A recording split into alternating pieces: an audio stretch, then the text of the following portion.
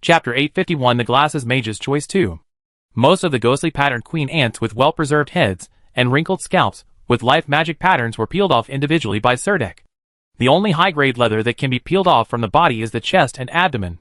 The main reason why Lance and his magician friends like these high-grade leathers is that this soft leather has good magic conductivity that cannot be matched by magic patterned cloth.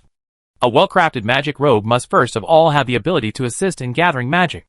In addition, it must have good magic conductivity and magic resistance, so that magic patterns can be embroidered or engraved on the magic robe according to the personality of the magician. Generally speaking, the magic pattern array on the magic robe is not a complete magic pattern array. It is more like a fixed pattern of auxiliary magic patterns. With this magic pattern, many magic skills of the same series can simplify spell casting. Relatively speaking, it means increasing the speed of spell casting and chanting, and increasing attributes such as magic power and magic resistance. Therefore, for magicians, customized magic robes are more popular than those beautifully embroidered universal magic robes with multiple attributes. The most common fabric in the magic market is magic cloth. If you want to buy rune cloth, you probably have to go to the auction house to find it. It is said that a spider silk magic cloth with better texture, lighter and tougher has appeared on the market recently. Pattern cloth. But this high-end cloth is not yet available in the magic market in Bina province. The queen ant leather looks like a wrinkled rag. But after getting the sample, Lance was able to take his friends to the Belan Plain as soon as possible, which is enough to prove how popular this high-grade leather is with magicians. Welcome. According to Lance, apart from being ugly, this kind of leather is really useless. Serdek walked into the residence of the young magicians. Lance and a few friends were spreading several pieces of high-grade leather on the table, carefully looking for every tiny flaw in the leather. When cutting leather, it is necessary to avoid these damaged or scratched points, or use some magical means to repair them. Several young magicians kept making noises of admiration. This kind of highly efficient 4th-level magic beast leather is rare even at auctions, and it is difficult for them to hunt it alone based on their personal strength. Now everyone has one in front of them, and of course everyone is happy. This level 4 monster leather is worth at least 50 magic crystals. You are giving each of us a lance in such a simple and rude way. This friend of yours is so generous, the male magician said to Lance. The sweet-looking female magician disagreed. We also worked hard for a month and earned 30,000 yuan in exchange for merit, the male magician with the eyes said straightforwardly. If I hadn't been a good friend of Lance, where do you think we would be? Earning 50 magic crystals a month? The sweet-looking female magician suddenly stopped talking. That's not necessarily true. Lance and I spent a month frantically drawing magic scrolls in the Helensa Magic Guild. The harvest in 1 month was enough to buy such a high-grade leather. It's just very rare, and not unique, the male magician retorted to the male magician with glasses. Lance's fingers left the surface of the high-grade leather, raised his head, interrupted the argument between the two, and said, By the way, what kind of magic pattern array are you planning to engrave upon after you return to Helensa? Galena also raised her head and straightened her hair around her ears before saying to Lance, We all have different focuses in learning magic, and the magic patterns we need are naturally different. What I think of may not be suitable for you. The sweet-looking female magician suddenly felt that she was at a disadvantage, and said to Lance in a gentle tone, Lance, this time I really want Commander Serdek. Actually, we should thank Serdek. Of course Lance agreed very much with this. As soon as he said this, he saw Serdek walking into the small courtyard. Lance went to the railing of the terrace and said to Serdek, Kuz said, We were just talking about you, and you suddenly showed up. Tell us, what do you want from us this time? He knew that Serdek had been very busy recently, and would never come to him unless something happened. Soldak was about to ask the magician Jelena about the specific matters of the awakening ceremony. He planned to take Zigna and Nika to Wilk City to participate in the magic awakening ceremony in a few days, so he ran directly to Lon Sri Lanka. After getting along with each other these days, Serdek has completely understood the subtle relationship between these 5 magicians. In fact, Galena and Lance have an ambiguous and unspoken relationship. However, the sweet-looking female magician also admires Lance. She and Galena were good best friends who talked about everything, and at the same time, they had a subtle competitive relationship, and their friendship did not reach the point where they could tolerate each other emotionally.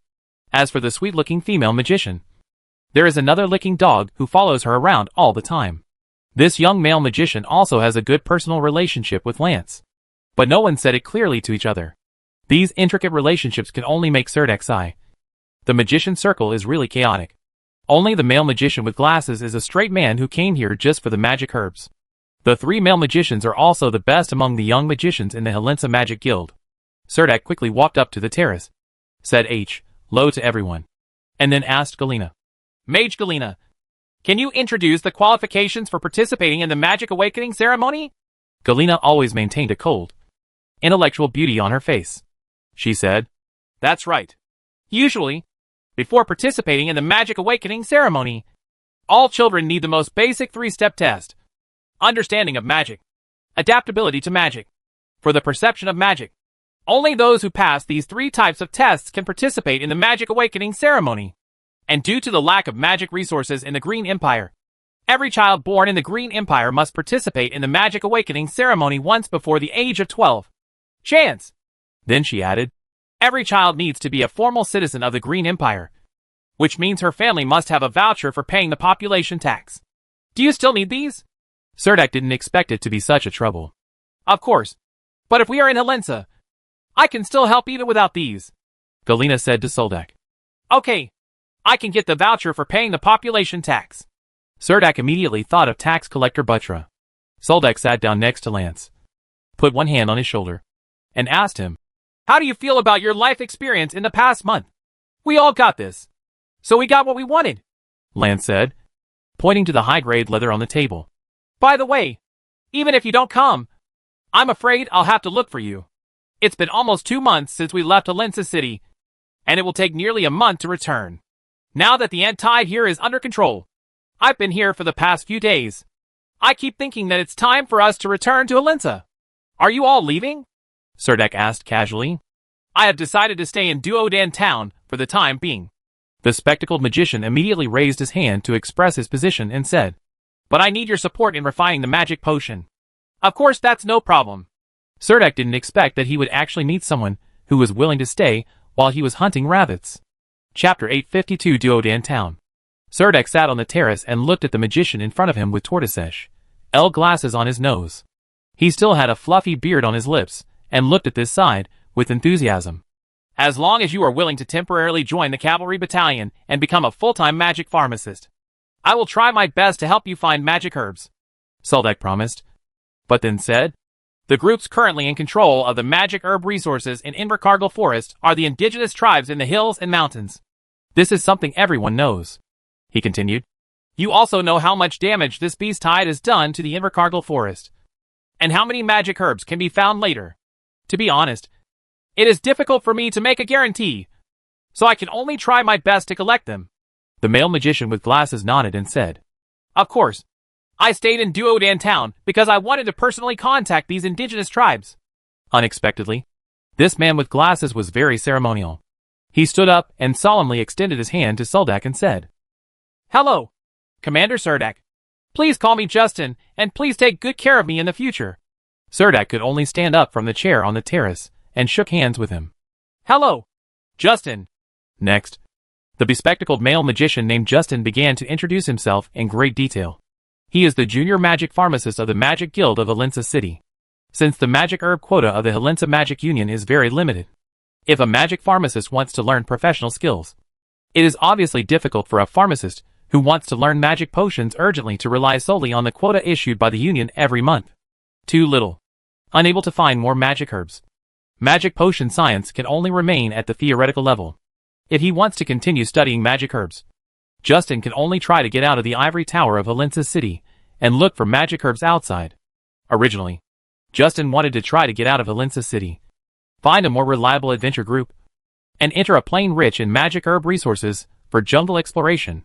Before he could make a choice, he saw his friend Lance running to him with some magic herbs and asking him to refine some healing potions.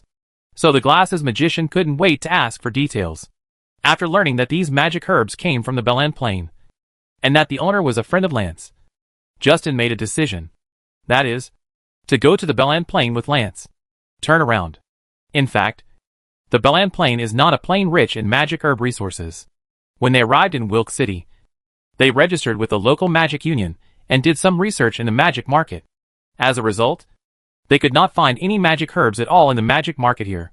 Friends in Wilk City heard that they were going to Doden Town, but they only knew that it was the northernmost border town in the White Forest Plain, close to Invercargill Forest. But the specific magic herbs there are unknown. It is impossible to say that there are no magic herbs in the World of Warcraft Forest. But the World of Warcraft Forest, there is definitely not rich in magic herbs. Justin came to Duodan Town with such an uneasy mood at that time. When I arrived in Doden Town, I discovered that, as my magician friend from Wilk City said, there was no magic herb to be found here. During the following period, some encounters changed Justin's view. It was not that there were no magic herbs in the Invercargill Forest, but that these resources were not in the hands of the imperial immigrants at all, but in the hands of the indigenous tribes. Everyone talked about the magic awakening ceremony again. For every magician, this ceremony is still fresh in their memory. It is a moment of rebirth in their lives. Galena was a young awakening ceremony examiner in Helensa City, and her cold personality was also a necessary condition for her to become an examiner.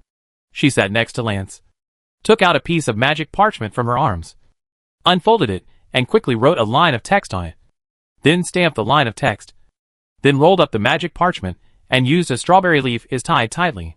She pushed the scroll in front of Surdak and said to him, "We also have classmates in the Magic Guild in Wilk City. If you want to go to Wilk City, you can go to the Magic Guild there with our letter of recommendation and find a magician named Combility. He came out of Helensa, so I think he should take some care of you." It turns out that magicians also talk about favors and relationships. Surdak quickly put the scroll into his arms and thanked Galena. "Thank you so much." Lance sneered, waved his hand and said, "I think it's better to forget it. If you write it, Galena, it might make things worse than if you don't write anything." The way Galena frowned seemed to have a very unique charm. "What do you mean?" Galena said angrily to Lance. Lance lay lazily on the wicker chair and said nonchalantly, "Don't you know what that guy Combility thinks about you? Of course, he will be unfaithful to you, but that doesn't mean he sees your feelings. A letter of recommendation will help Surdak, but maybe it will be a disservice." Galena raised her delicate eyebrows and asked Lance, "Are you hinting that I have suitors all over the Bena province?" Lance sat up lazily, put his arms around Suldak's broad shoulders and said, "I'm just worried about Suldak. But if I come forward as a recommender, that guy Combi won't make things difficult out of jealousy. You? Boring." Galena leaned back in her chair, looking at the white snow on the peak of the towering thorny mountains in the distance, and stopped talking, as a large number of caravans, mercenary groups and adventure groups poured into Doden Town. Many businesses in the town exploded like a blowout, especially when many people come to Duodan Town for the first time. Whether they are buying toasted wheat cakes in a bakery or eating sliced white bread in a restaurant, they have a surprising discovery. That is the price of scones and bread in Duodan Town. Almost ridiculously low. Many people try to buy flour at home and make some bread by themselves, but it is definitely not as cheap as the bread sold in bakeries. These outsiders will initially suspect that maybe the bakery can buy cheap wheat flour, or maybe the owner of the bakery has added some other cheap things to the wheat flour, or maybe the bakery here is doing malicious promotions. Beat other bakeries with price. In fact, there is only one bakery in Doden Town, and this bakery is deeply trusted by the residents of the town. Almost all civilians and poor people in the town come here to buy scones and bread. Occasionally, you can see some nobles boarding the magic caravan parked on the roadside with a bag of white bread in their hands. Therefore, before many adventure groups and mercenary groups enter the hills and mountains, they will buy some scones in the bakery to take with them. Occasionally, they will go to the blacksmith or leather shop to repair weapons or leather armor. They will also go to the magic market to learn more local leather and Warcraft material prices. There was originally a magic market in Duodan Town, but it had never been very prosperous, and few merchants went to the magic market to trade. But now a commercial tax is imposed on all trade in Doden Town, and every transaction requires a tax receipt before bulk goods can be shipped out of the town. Therefore, it is obviously inconvenient to conduct private transactions and then go to the tax official to file taxes. But if you conduct transactions in the magic market, there will be a dedicated tax officer waiting next to each transaction when it is completed. At this time, as long as you pay 3% of the transaction amount as tax, you can get a voucher for leaving the town. Of course, there are times when a tax officer is not needed in the magic market. As long as the goods can be consumed in the town, there is no need to pay taxes.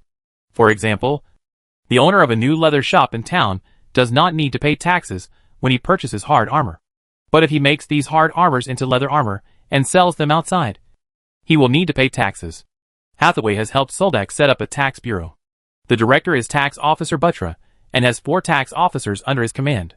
Now there are basically no large-scale workshops in the town, and the industrial base is 0. Therefore, the tax officer of Buttra only needs to have 2 of his men stare at the magic market all day long to collect a large amount of taxes. The only shops in the town are the blacksmith shop, leather shop, tailor shop, and grocery store, which are relatively healthy. Originally, these shops served local mercenary groups and adventure groups. Now that the number of adventure groups and mercenary groups is gradually increasing, the business of these shops has become busy. For the mercenary group and adventure group, Surdak promulgated a decree in the town prohibiting the killing of indigenous tribes in the hills and mountains, and listed several indigenous tribes that were already willing to establish contact with Duoda in town. Even the approximate locations of these indigenous tribes are clearly marked on the map, and harassment is prohibited. If there is another slave hunting or wanton massacre of local indigenous people, the town will immediately dispatch the garrison to investigate. Once it is discovered which adventure group dares to violate the town's laws, the punishment that will follow is, at the very least, the entire team will be expelled from Doden Town. In Duodan Town, there are many kinds of magic materials on ghost striped red ants. You can find everything from the leather on the belly of worker ants to the thick armor of ghost striped male ants. So merchants are willing to do business here even if they have to pay a tax. In the beginning, there were always businessmen who evaded taxes. After a series of penalties, this imagination has now been basically eliminated. Tax collector Buttra is in charge of the town's treasury. And now the gold coins accumulated in the treasury are growing at a rate visible to the naked eye every day. In the past, Tax Officer Buttra walked on the street and hurriedly approached businessmen when he saw them, licking his face and collecting taxes from them. When he met some good-tempered businessmen, he would give some tokens. But when he met a bad-tempered businessman, he would inevitably have a meal. Sarcasm. Because at that time everyone knew that Baron Josie Golding was the business talker in Doden Town. As the tax collector of Doden Town Hall, Buttra looked like a beggar in front of these businessmen. Nowadays, when Tax Officer Buttra comes home every day, he always receives invitations to dinner from many businessmen. Tax collector Buttra and Mrs. Luna stood by the river on the southern outskirts of the town, chatting casually while looking at the river flowing westward. A group of Aboriginal migrant workers, led by supervisors, were cleaning thatched huts built on pedestals by the river. The rotten wood and thatch were piled together and set on fire in a space by the river, completely burning them. The land along the riverside of the slums has been initially cleared, and square timbers coated with a layer of varnish have begun to come in. Only the tannery's leather workshop and the tailor's dyeing workshop still stood by the river. These 2 workshops, which were no better than thatched houses, stood out at the edge. According to Serdak's request, all buildings in this area must be removed. However, according to the Green Empire's decree, all private property is protected by the Empire, no matter how dilapidated the leather workshops and printing and dyeing workshops here are. If you want to completely remove them, you must have leather shop owners and tailor shop owners. Only with consent.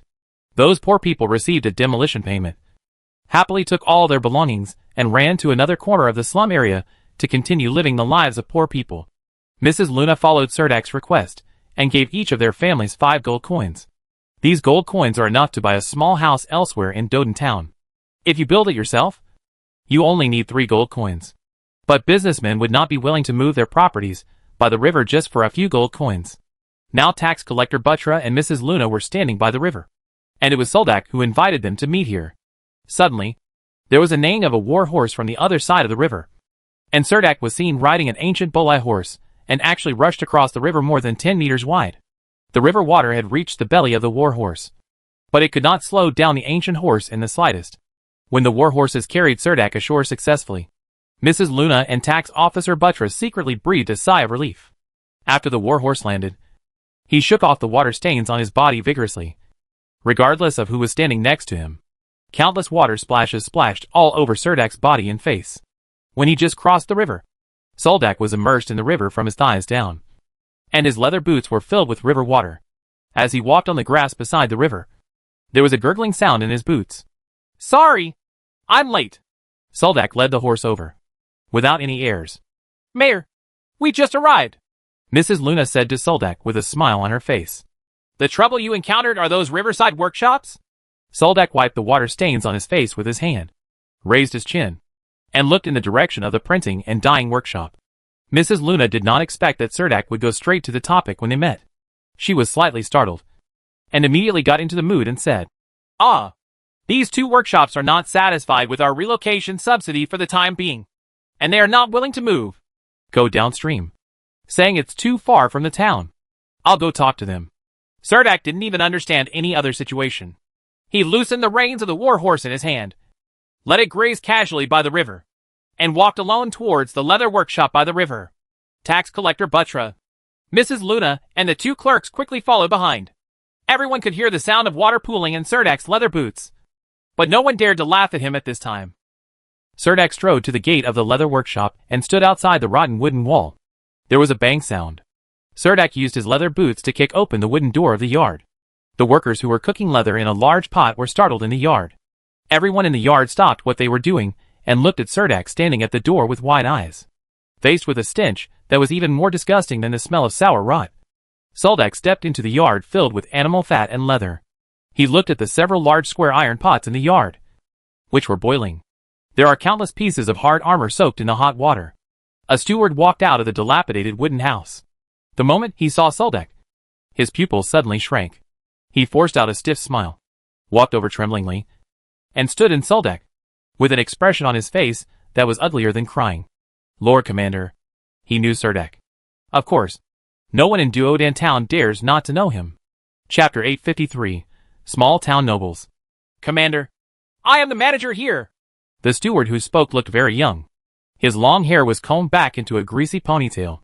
He was wearing a black leather apron and a soft measuring tape around his waist. Cerdak shook his head, continued to look inside the dilapidated wooden house, and said to him, "I'm not looking for you. Go find your boss. I'll wait for him here." The young steward was slightly startled and turned to look at the dilapidated wooden house. A young baron wearing noble clothes and a noble badge on his chest walked out. He said to Cerdak with a straight face, "Well, this is my property. Okay. Have you received Mrs. Luna's relocation notice?" Cerdak asked directly. The young steward said nervously, "I got it. But our leather workshop has been built here for several years." The young baron interrupted them disapprovingly and said, "We are used to living here, and we have built waterways and other facilities here, so we don't want to move. This is unlikely." Cerdak shook his head and said, "I need you to move to the lower reaches of the town. This kind of leather-cooked leather workshop pollutes the river water very seriously." The young nobleman chuckled, shook his head repeatedly and said, "But we are living well here. We bought this land from the town and later built a leather workshop.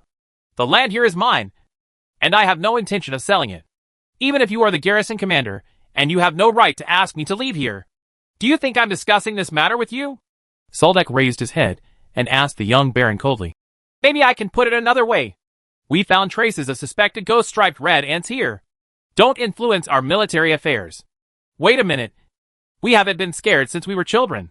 The young baron's attitude became a little tough, and he said to Cerdak in a loud voice, "Our family has lived in Doden town for so many years, and no one has been able to touch us." Industry. Cerdak was silent for a moment before asking him, "I heard that Madame Luna provided you with a large piece of free riverside land on the lower reaches of the Doden River." The young baron nodded and asked, "So what?" Cerdak nodded and said to the young baron, "Since you are in charge of the workshop here, I will now officially inform you that if you still want to use that land, you will have to pay a land use fee to the town. In view of your influence on the defense of the garrison, that land will not be given to you for free. I didn't ask you to give me that piece of land," the young baron said with a smile. "The land here belongs to me. I have no intention of leaving, nor do I intend to ask for the land you replaced. I know you have some background and can make Baron Golding pay taxes honestly, but I haven't violated any imperial laws here, even if I don't want to. What can you do to me?" Cerdak frowned and said, "I don't want to hear your nagging. I'm here to issue a relocation notice this time. You are affecting our construction of riverside wooden houses." The young baron asked without fear, "What if we don't want to move? I'm afraid you have nothing to say about this matter." After saying this, Cerdak turned and left the leather workshop. The broken door behind him quickly closed from the inside, as if he didn't want to wait for a moment.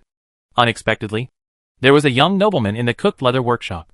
Cerdak's identity did not play any role this time. "Suspend all transactions in this leather workshop," Cerdak ordered the Butra tax collector. If the tax officer did not come to collect taxes, the cooked leather could not be traded with foreign countries. A large amount of leather was backlogged.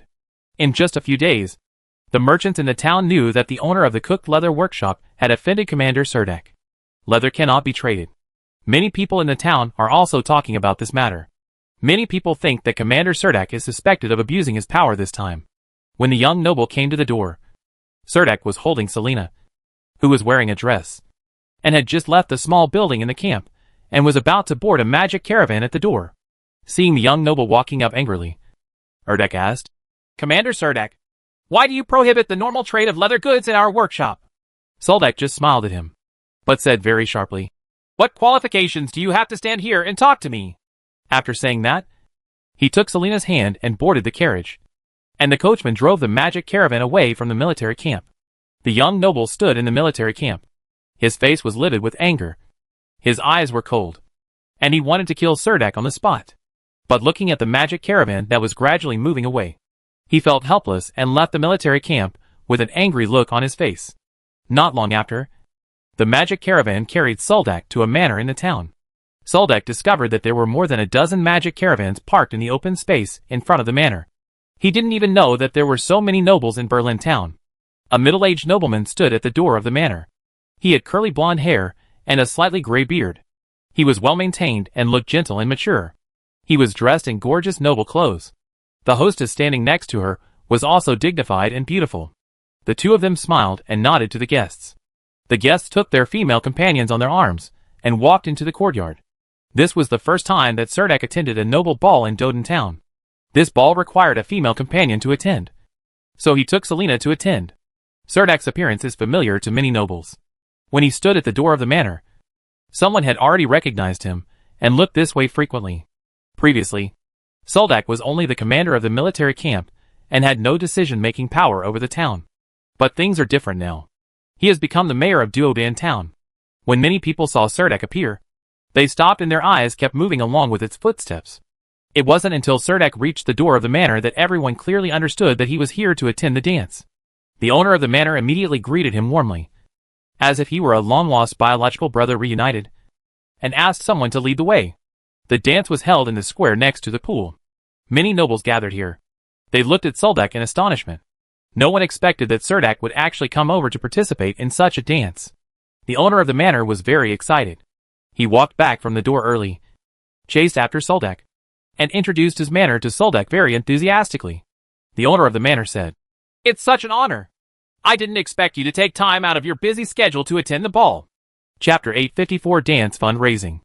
Serdek lowered his head calmly and glanced at the words on the gold-plated invitation. From the above information, we know that the owner of the manor is called Baron Martino, and he is a noble baron. Judging from his age, he should be middle-aged, but he is well-maintained and has a good temperament. He is wearing a decent aristocratic dress, so there is nothing wrong with him. "It is my honor to attend the dance held by you tonight." Serdek looked very polite. The nobles in the square had already gathered here. Baron Martino stood in front of Serdek and began to introduce the names of these nobles to Serdek familiarly. Serdek greeted him warmly, and Selina was always by his side. Everyone in Doden town knows that Miss Selina is the lover of Commander Serdek. When she usually goes out, she just wears a monotonous black dress. Now she puts on an evening dress and stands in Serdek, next to Erdek. The milk-white skin made people feel a little dazzling, and the delicate face became the focus of the attention of all the men in the room. The ladies at the ball had exquisite makeup, including many young and beautiful noble ladies, mature, sexy and charming ladies.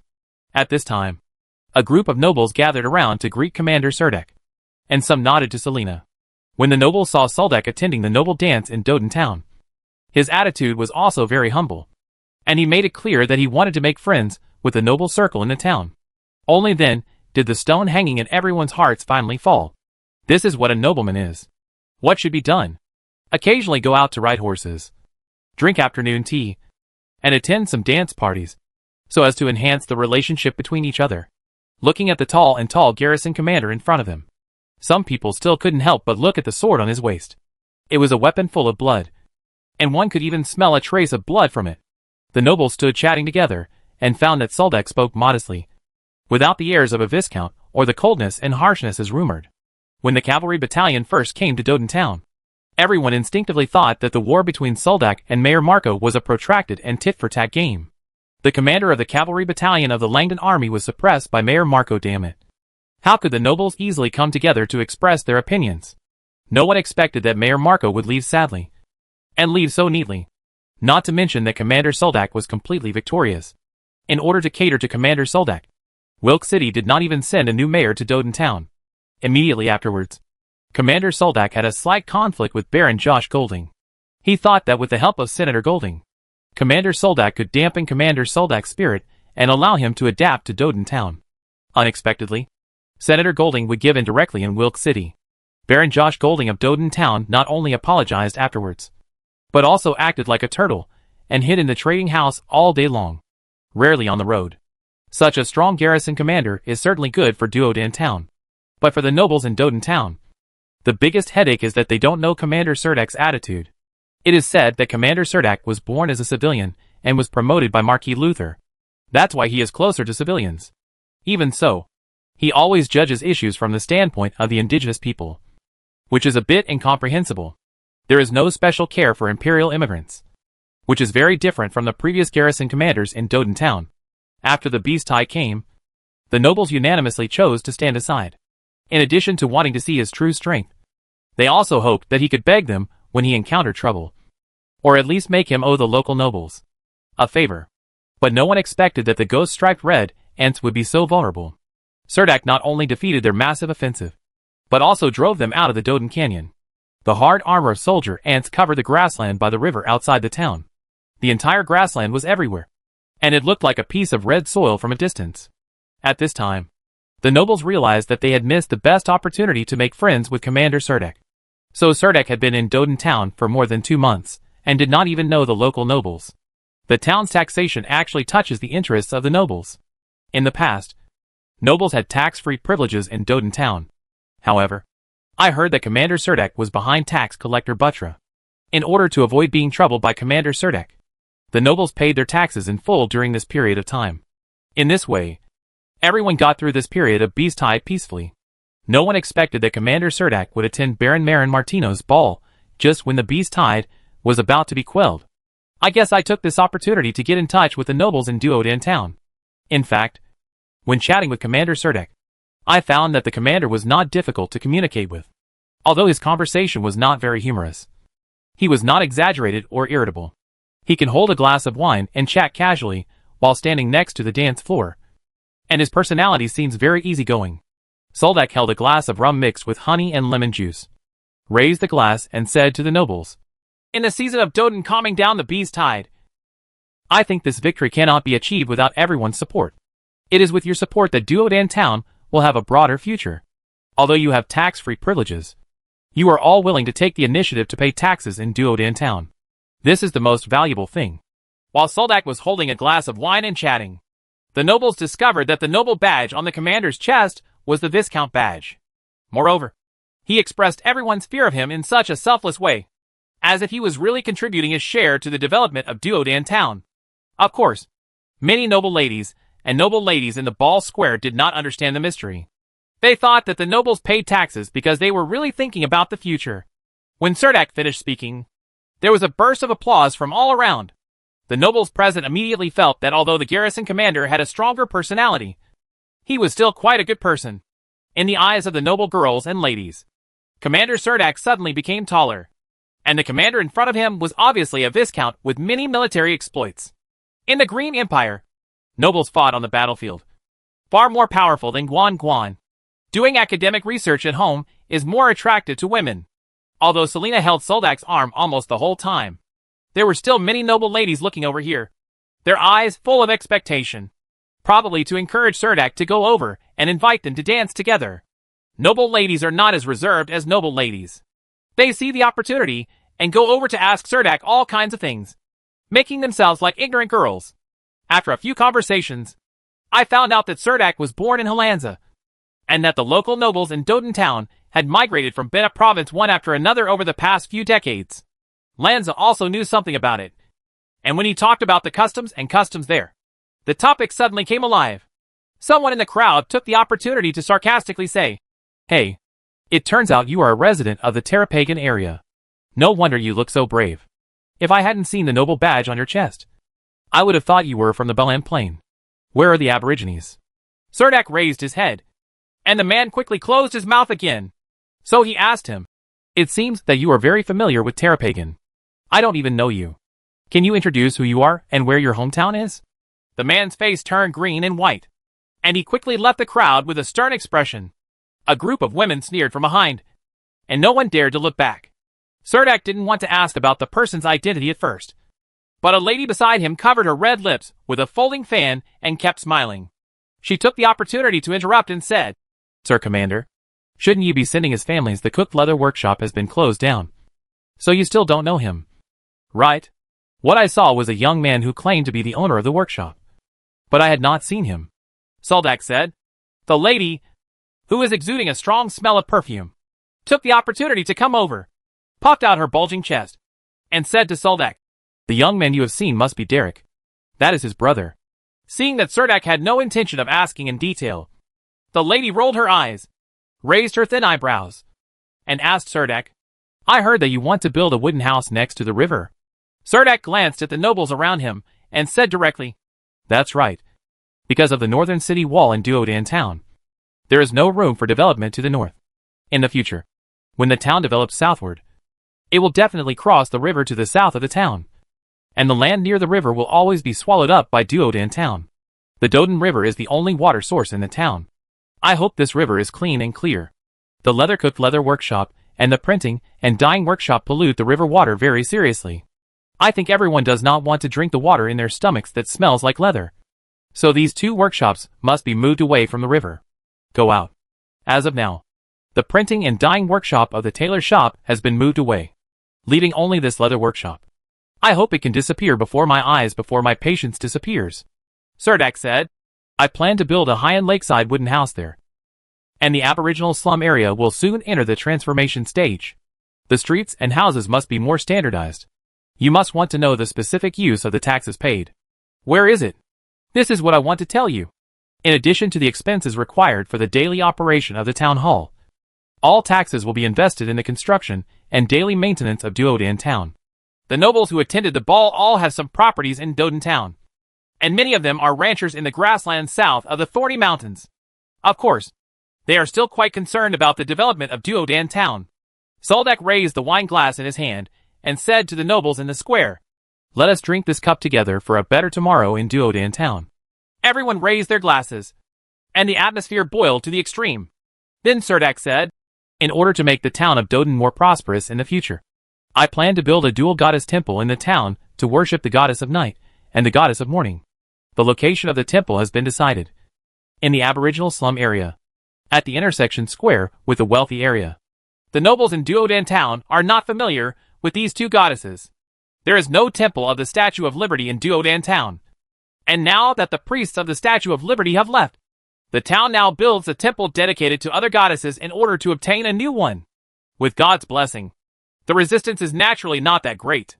When the nobles heard what Surdak said, they immediately thought that he was attending the ball, probably to raise funds. Even though some were curious, they still refrained from asking for specific details. However, the eyes of those noble ladies brightened up. Duodan town is a border town on the Belan Plain. It is located in a remote northern valley. The daily life in this town is extremely monotonous. If a temple can be built, it will probably be enough to pass the time. Less leisure time. A noble lady couldn't help but ask Surdak, "Do you want us to raise some funds to build the temple?" Surdak shook his head decisively and said, "Well, that's not the case. The funds for building the temple have been collected. The Aborigines here believe in the goddess of the night. Although their lives are relatively poor, they still spend some gold coins.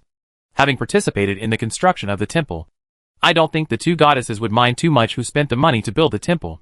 Hearing Surdak say this, the faces of the nobles present became a little strange, as if they had eaten a fly. They originally thought that Surdak could raise funds from them, but unexpectedly, Surdak actually said that the money for building the temple was enough. Baron Martino stood beside Soldak and took the opportunity to ask Soldak, "Lord Commander, can we take a look at the construction plan of the temple?" Surdak nodded readily and said, "Of course. I'll have someone bring the plan over right away. If it's a map of Duodan town, it shouldn't be so troublesome." I happen to have a sandbox of Duodan Canyon at home. And Duodan Town is also scaled down. Baron Martino stopped Soldak and said, we could add the Twin Goddess Temple to it. When the nobles heard what Baron Martino said, they all shouted, this is a very good idea. Cerdak did not refuse. He glanced at Selena, who had been acting as a vase next to him. In fact, Selena had placed a wooden temple model in front of Cerdak last night. It is said that this temple is very in line with the wishes of Goddess Selene. She has communicated this matter with the goddess. This temple has appeared in her dreams more than once. She often walks into this temple in her dreams and even has some opinions about it. I know how many steps there are. A group of people, led by Baron Martino, walked into the building on the side of the manor. When I walked inside, I discovered that there were several sand table models. Among them, the Wilk City and Beta City sand tables were placed in the most conspicuous positions. Everyone exclaimed in unison at the superb woodworking skills of the sand table makers. I didn't expect Baron Martino to be proficient in these. Martino walked in here, his whole face glowing with youthfulness. He led everyone to a long and narrow sand table, which was shaped into a thorny mountain range, including the hills and mountains in the north and part of the Invercargill forest. Duodan Town is only a small part of the sand table. But even so, the town is large enough to be the size of a dining table. And all the town buildings are located at the southern entrance of Duodan Canyon. Chapter 855 Dance Fundraising 2. Unexpectedly, this Baron Martino was actually a geographer and architect. He was good at making sand tables of various complex terrains. And he also did some research on many large buildings.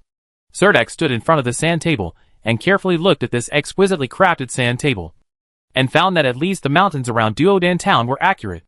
Moreover, the town of Doden on the sand table was also vividly created. Baron Martino asked Soldak with great interest, Sir Commander, where is the location you chose to build the temple? Cerdak quickly pointed out the location of the crossroads square from the sand table. It happens to be the intersection of the slums and the rich areas. It is considered the edge of the town. Baron Martino looked at the location and did not make any statement. Instead, he walked to a wall and slowly opened the curtains on the wall. Close to the wall was a row of oak shelves, and various wooden buildings were placed on these shelves.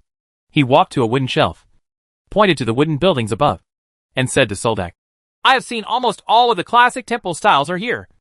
I wonder which one Commander Cerdak chose.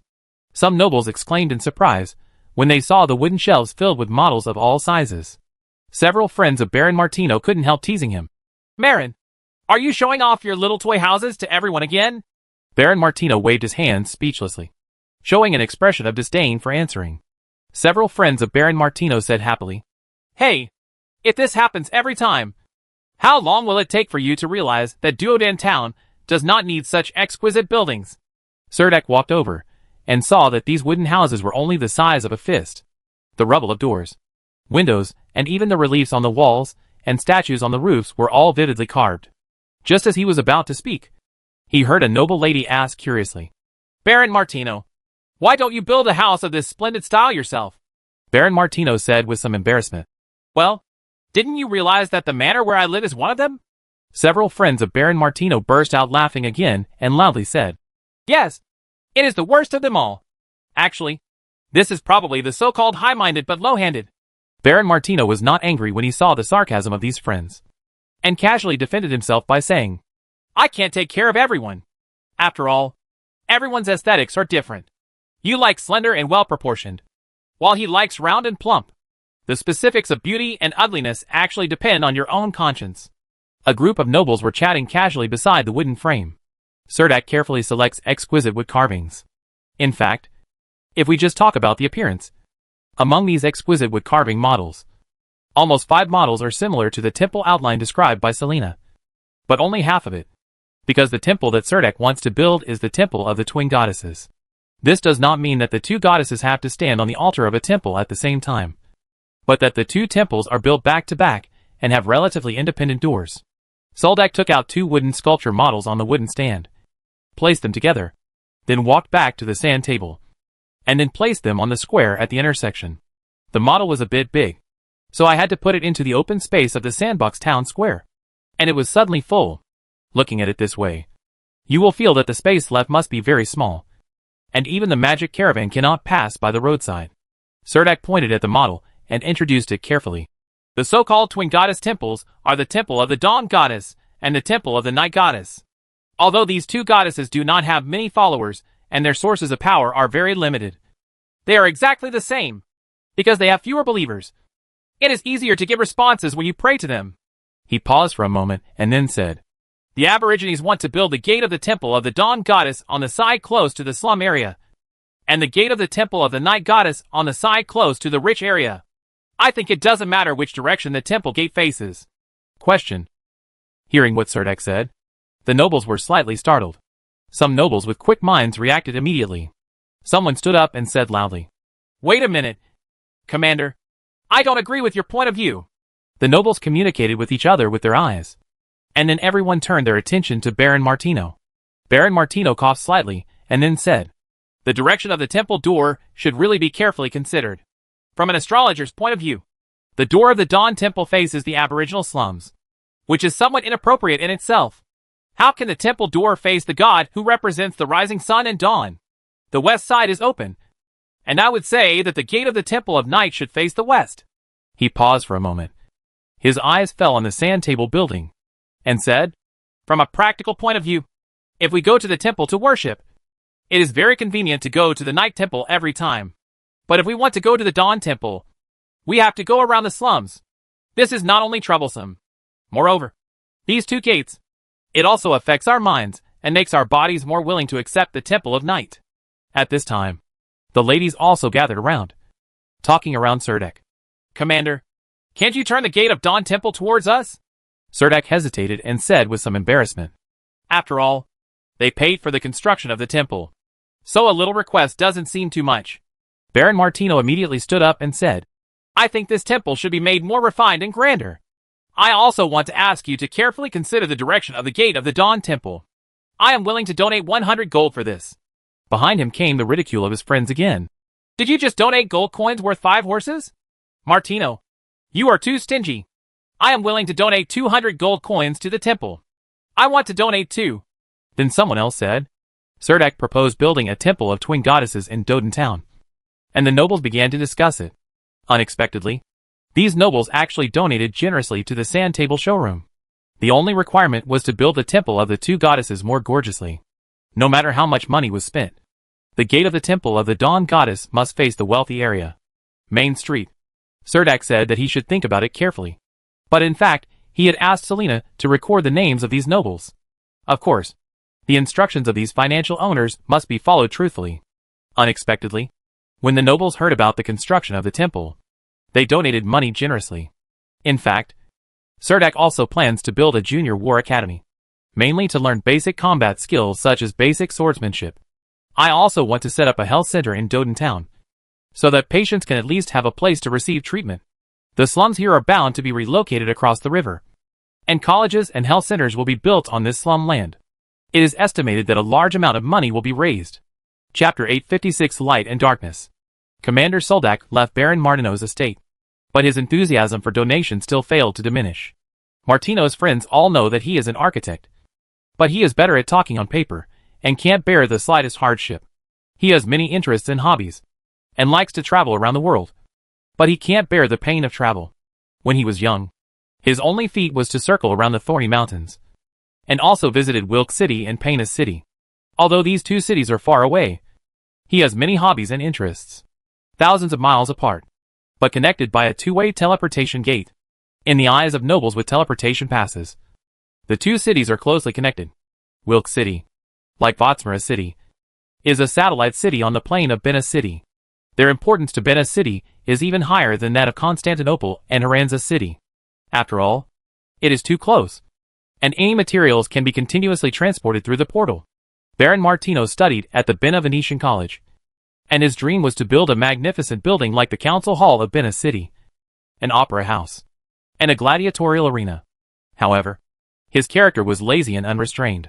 His father passed away not long after he graduated, so he could only rush back to Doden Town from Bena City, inherit the title and family property, and become a rancher in Doden Town. He has a wide range of interests and likes carving very much, but he feels that marble is too hard, so he tries wood carving. Over the years, many buildings with different styles have been carved out of wood. Duodan town is a border town on the Belan Plain. Apart from a few shops, there is almost nothing here. There are only a few decent-looking buildings in the town, namely the town hall, a 3-story hotel with a loft, and a trading house. When the town hall was first built, Baron Martino was very active and proposed the plan was good. But later he messed up the matter because of his laziness and casualness. The mayor at that time was so angry that he overturned the design of the town hall and redone it. So it became what it is today. The town hall was built according to the rules. Although it had no special features, there was nothing to blame. Baron Martino had long ago thought of building a temple to the Statue of Liberty in the town. He had been planning for a long time, and had even prepared the funds to build the temple.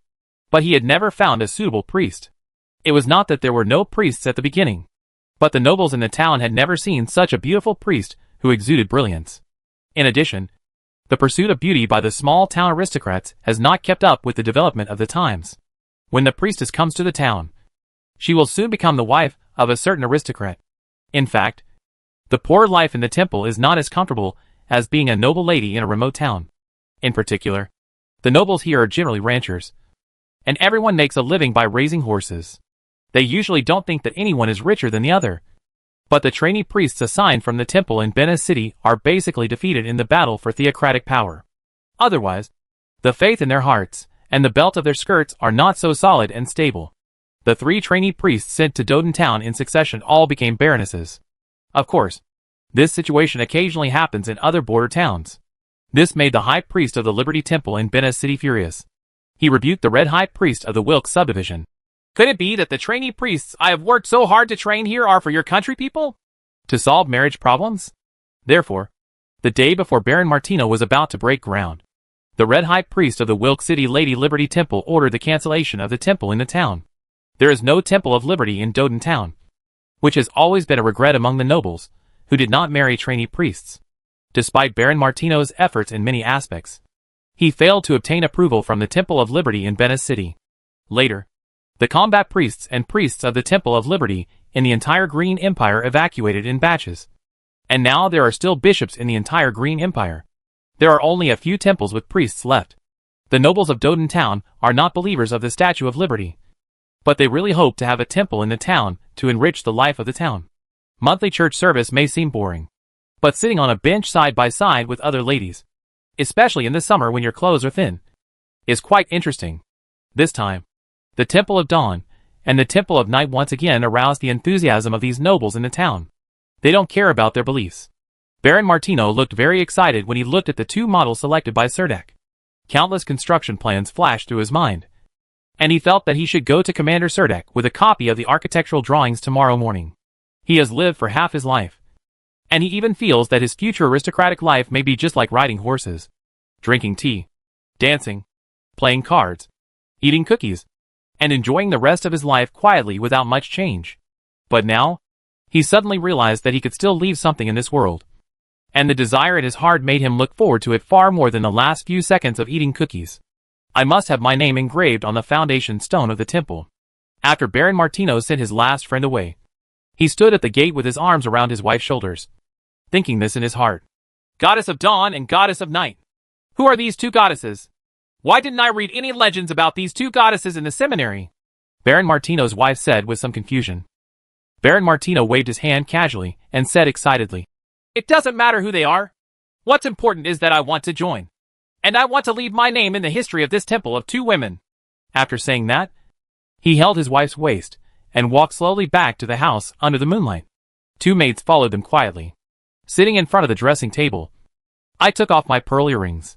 The low-cut evening dress reflects the swan neck, which has a pearl luster under the candlelight, and the collarbone on the shoulders outlines the delicate outline. After experiencing several goddess arrivals, Selena found that her body was slowly changing. Her skin was more shiny and elastic, and the flesh on the back of her arms appeared firmer, making her seem much younger.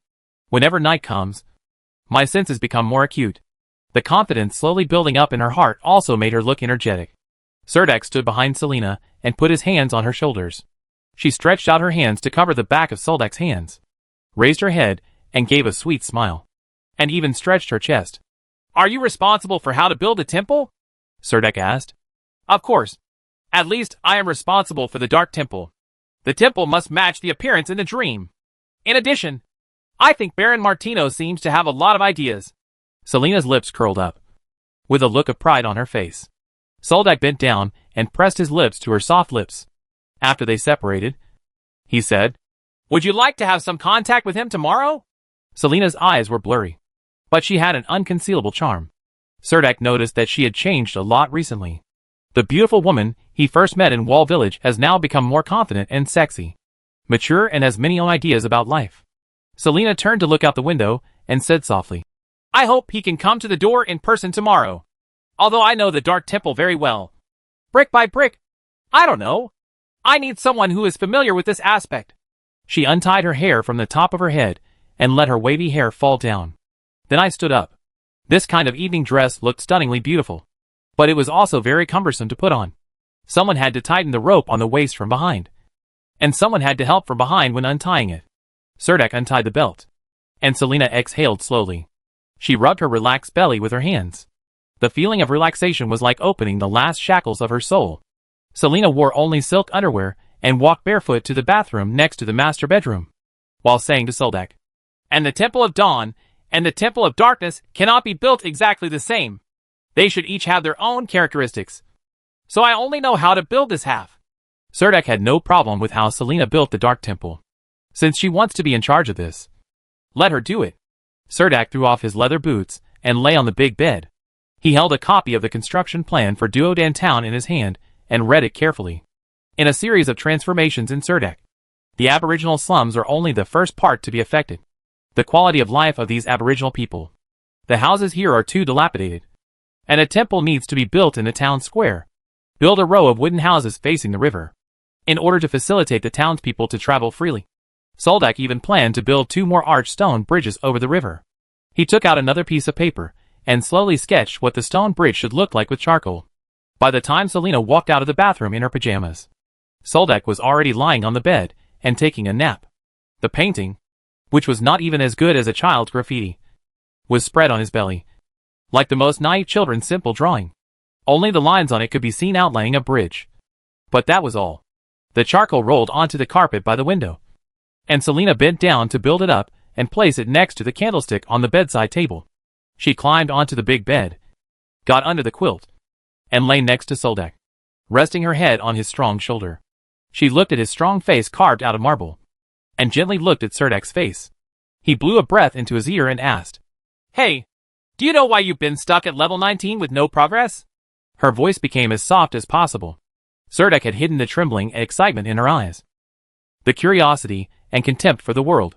Although he despised this god who seemed to have never seen the world, Cerdak still tried his best to keep his mood as calm as possible, at least not to be noticed by her. "You know?" Cerdak was shocked in his heart, but asked vaguely on the surface. He made himself look very sleepy, as if he had just woken up from a dream. He didn't want to play this kind of guessing game with that divine thought. Selena blinked, stared at Soldak and said, "Goddess Selene revealed something to me in her dream, but I don't know if what I said is right or not." "Then you might as well talk about it." Cerdak turned his head, his forehead almost touching hers. It was a face that no one would get tired of looking at. Selena arched into his arms, put her lips next to his ear, and whispered, "The goddess told me that although your power has reached its peak, and you have understood the Holy Seal, you have never made a choice." Cerdak asked in surprise, "What kind of choice?" Selena closed her eyes and spoke quickly. "You need to strengthen your beliefs. Only by giving up the other part can you achieve a breakthrough in strength." It seems that Selena is also very resistant to the presence of others watching in this bed, and is trying her best to drive away this trace of spiritual thoughts from her body. "That's it." Soldak seemed to have found some direction in his heart. Selena seemed drowsy. She barely opened her eyes, and said in a sleepy voice, "Actually, the goddess also said that if possible, you might as well choose darkness. In fact, the power of the dark star is also very powerful." After saying that, he closed his eyes and stopped talking. Cerdak forced a smile and said, "I prefer the power of the holy light. I am not prepared to choose this anymore." He saw Selena falling asleep and began to think seriously. When Selena is possessed by spiritual thoughts, she will always show less pandering and more contempt and indifference, as if this is her second personality. However, her body is becoming more and more accustomed to this dark power, and she seems to be able to completely blend into the darkness. And recently, the sacred aura in the body has relit all the nodes in the upper body. The dark star that seemed to be able to swallow everything was hidden under his belly, and all the vitality and power emanating from Serdek was sucked into the pitch-black hole. Selena reminded him that he could only choose one between light and darkness. I hope I made the right choice. Chapter 857 Smuggler. A crescent moon hangs over Doden Canyon. The snow-like moonlight fell on the entire canyon, illuminating the dilapidated and depressed canyon to every detail. The exit from the south gate of Duodan town is still busy with traffic. Trucks form a caravan, queuing up for customs clearance. The Doden town security team is responsible for this task. These trucks need to hold tax declarations before they can drive the carriages out of Doden town. For magistrates wearing light leather armor with Roman swords hanging on their waists, each holding a lantern in their hands, inspected the trucks one by one. With the establishment of a complete tax system in Duodan town, this is one of the tasks they are usually responsible for. Although there are a little more things to do, the security team members in the town have no complaints and have to work in shifts every day. The town south exit. As for the reason, it is nothing more than a little bit of gray income. They dare not accept bribes and let vehicles without tax bills pass. But some private transportation can occasionally bring them a little money for drinks. Some businessmen like to play around with the situation. They declare taxes on the four-wheel trucks filled with goods, and then return to the freight yard to load as much as possible. This part of the goods will not pay taxes. Businessmen have become familiar with this routine recently, and the security forces are not so strict. Moreover, many businessmen like to leave Doden town at night, and they also want to take advantage of the dim light at night to hide the guilty conscience on their faces. A motorcade parked quietly behind a grassy slope at night. Not far away is the rolling Doden River, and the rushing sound of the river can almost be heard clearly. The coachman curled up on the seat with a guilty conscience. It was not too cold at night, but each of these coachmen was wrapped in a blanket. Several attendants quietly jumped out of the carriage. One of the leaders waved, and several people took advantage of the darkness and quickly walked around the grassy slope to the south bank of the Duodan River. As long as you cross this river, you can enter the aboriginal slum area of Doden town. The strip of land on the north bank of the river has been leveled, leaving only a dilapidated leather workshop standing there alone. The leather shelves in the yard are almost full of cooked leathers, and these leathers are piled in stacks in the yard, like a tall haystack. The leader quietly ran to the river and looked cautiously to both sides. He was very familiar with this place. There was a companion 100 meters away on both sides of the river. They made a gesture to the leader that everything was normal, and the leader waved to the other side of the river. The door of the leather workshop was quickly pushed open, and several shop assistants carried out bundles of leather. They quickly ran to the river and threw a string tied with a stone to the other side of the river. The leader on the other side of the river took the rope in his hand and pulled hard. He felt that there was no problem. Immediately afterwards, someone from the other side carried out an inflated sheepskin raft from the leather workshop, and skillfully tied 2 ropes to both ends of the raft. After they put the bundles of leather on the raft and arranged them, the leader on the opposite side led people to pull the rope and pull the sheepskin raft down to the south bank. The Doden River is only more than 10 meters wide, and the sheepskin raft loaded with leather quickly reached the other side of the river. The leader quickly called his attendants, carried the leather to the back of the grass slope, and loaded it on the 4-wheel truck. The skin raft was pulled back by the other side, and the skins had to be transported again. Everything was done silently, and everyone's movements were very skillful. It was obvious that this was not the first time they had done this. It took more than 10 consecutive trips to fill 7 4-wheeled carriages with goods. But just as the leader was pulling the last leather goods on the raft, he suddenly heard a sharp whistle in the silent night, and the entire slum area suddenly became excited. The rumble of horse hooves could be heard in the distance, coming almost instantly from far to near. The leader who received the goods was so frightened that he almost staggered and fell into the river. Then he threw away the rope in his hand without hesitation, and fled quickly to the grassy slope with a few frightened attendants. As he ran, he said, "Their horses can't cross the river. We can escape as long as we run quickly." Hearing what the leader said, the attendants immediately sped up a bit, and a group of people almost ran back to the convoy. The coachmen raised their whips and let the 4-wheeled wagon drive slowly. They waited for the people to run to the carriage and jumped onto the wagon quickly using their running speed. However, the sound of horse hooves behind them did not stop. While the coachman was galloping into the distance, a group of cavalry rode their ancient bolai horses directly across the Doden River. The splashing water looked particularly crystal clear and pure under the snowy moonlight. The warhorse was not covered with thick hard armor, and the magic lines on one leg showed a dim light in the night. These warhorses had already increased their speed to the extreme. They crossed the Doden River, which was more than 10 meters wide. In a few steps, they rushed up the grassy slope and saw at a glance the four-wheeled trucks that were escaping crazily southward. The sound of war horses neighing could be heard far away in the night. And then, these cavalrymen in black armor were like black shadows in the dark night, rushing toward the truck. In an instant, he caught up with the convoy. All the cavalrymen were holding sharp swords. They did not dismount, but went around to the front of the convoy and raised their swords. The truck at the front didn't want to stop at all. Driven by the coachman, it wanted to rush past the cavalry. "Kill!" The cavalry shouted out almost at the same time.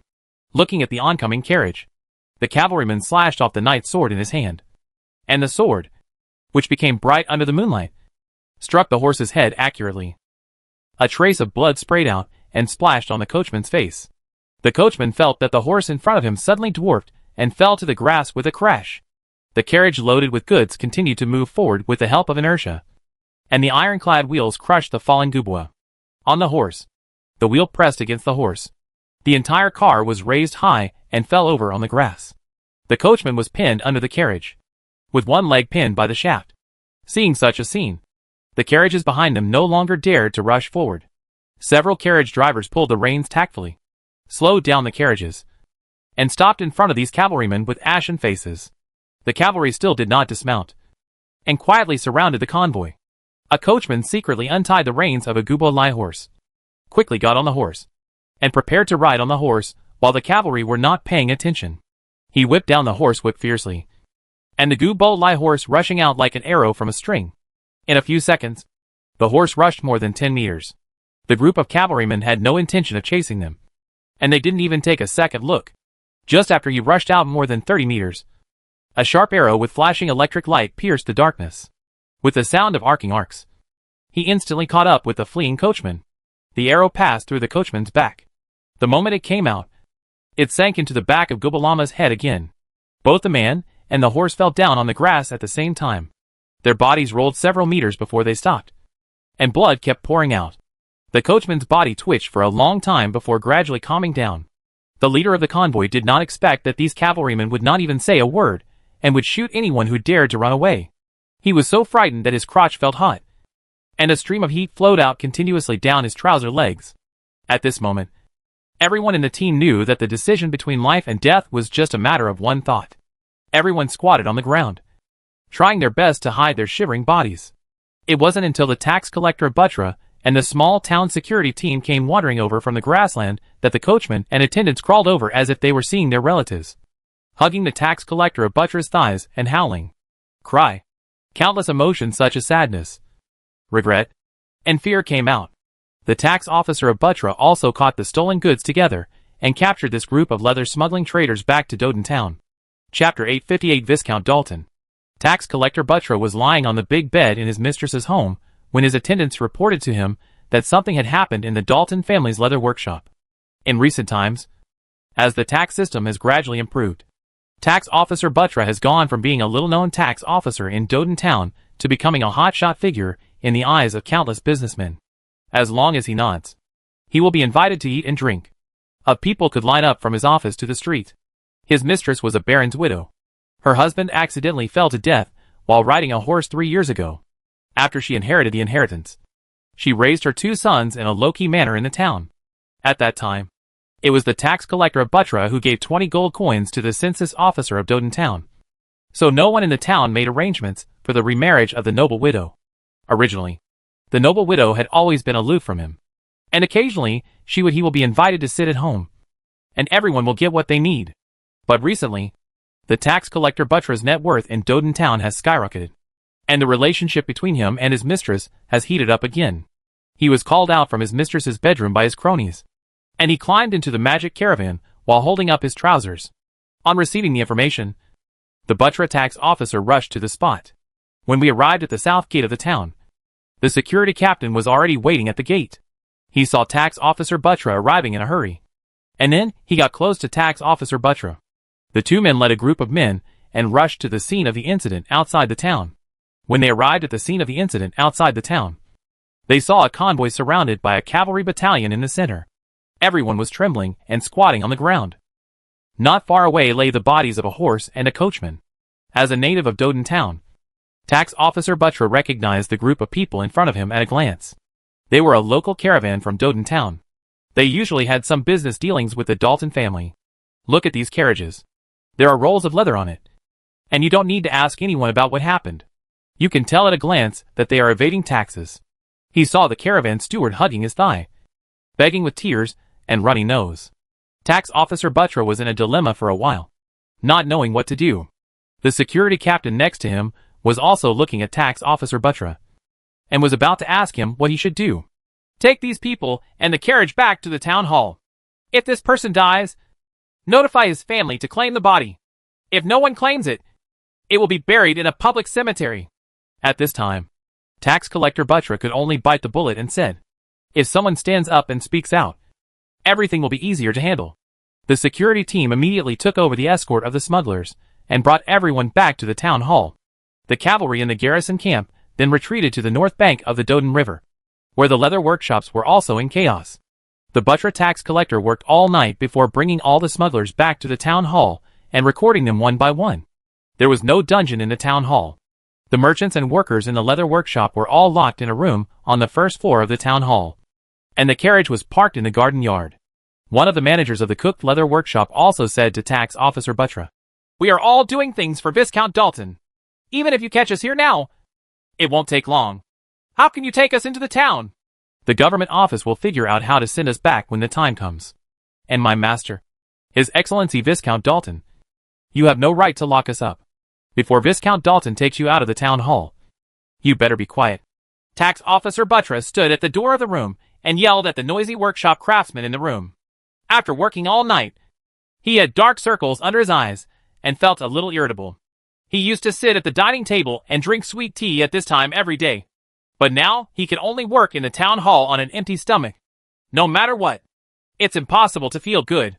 Walking out of the corridor, Tax Officer Buttra asked the security captain, "Have you sent someone to notify Viscount Dalton?"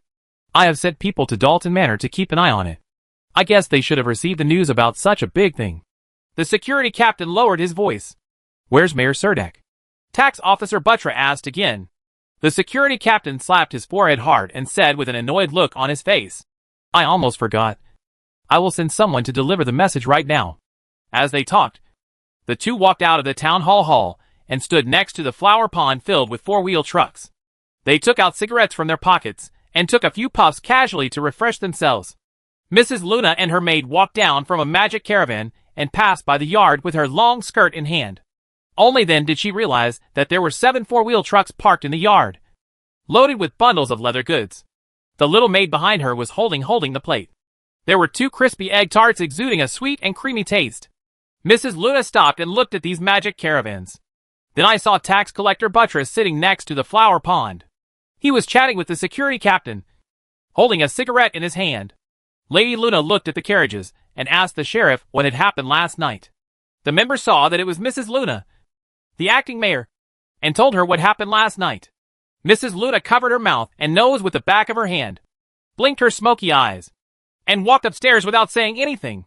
Derek Dalton is not only reckless, but also really stupid. She stopped when she reached the 2nd floor and told the maid next to her, "By the way, if Viscount Dalton comes to the town hall, remember to let him know. Let me know." "Okay, ma'am." The maid agreed quickly. Mrs. Luna walked into her office and did not start working immediately. Instead, she stood by the window and looked into the yard through the gap in the curtains.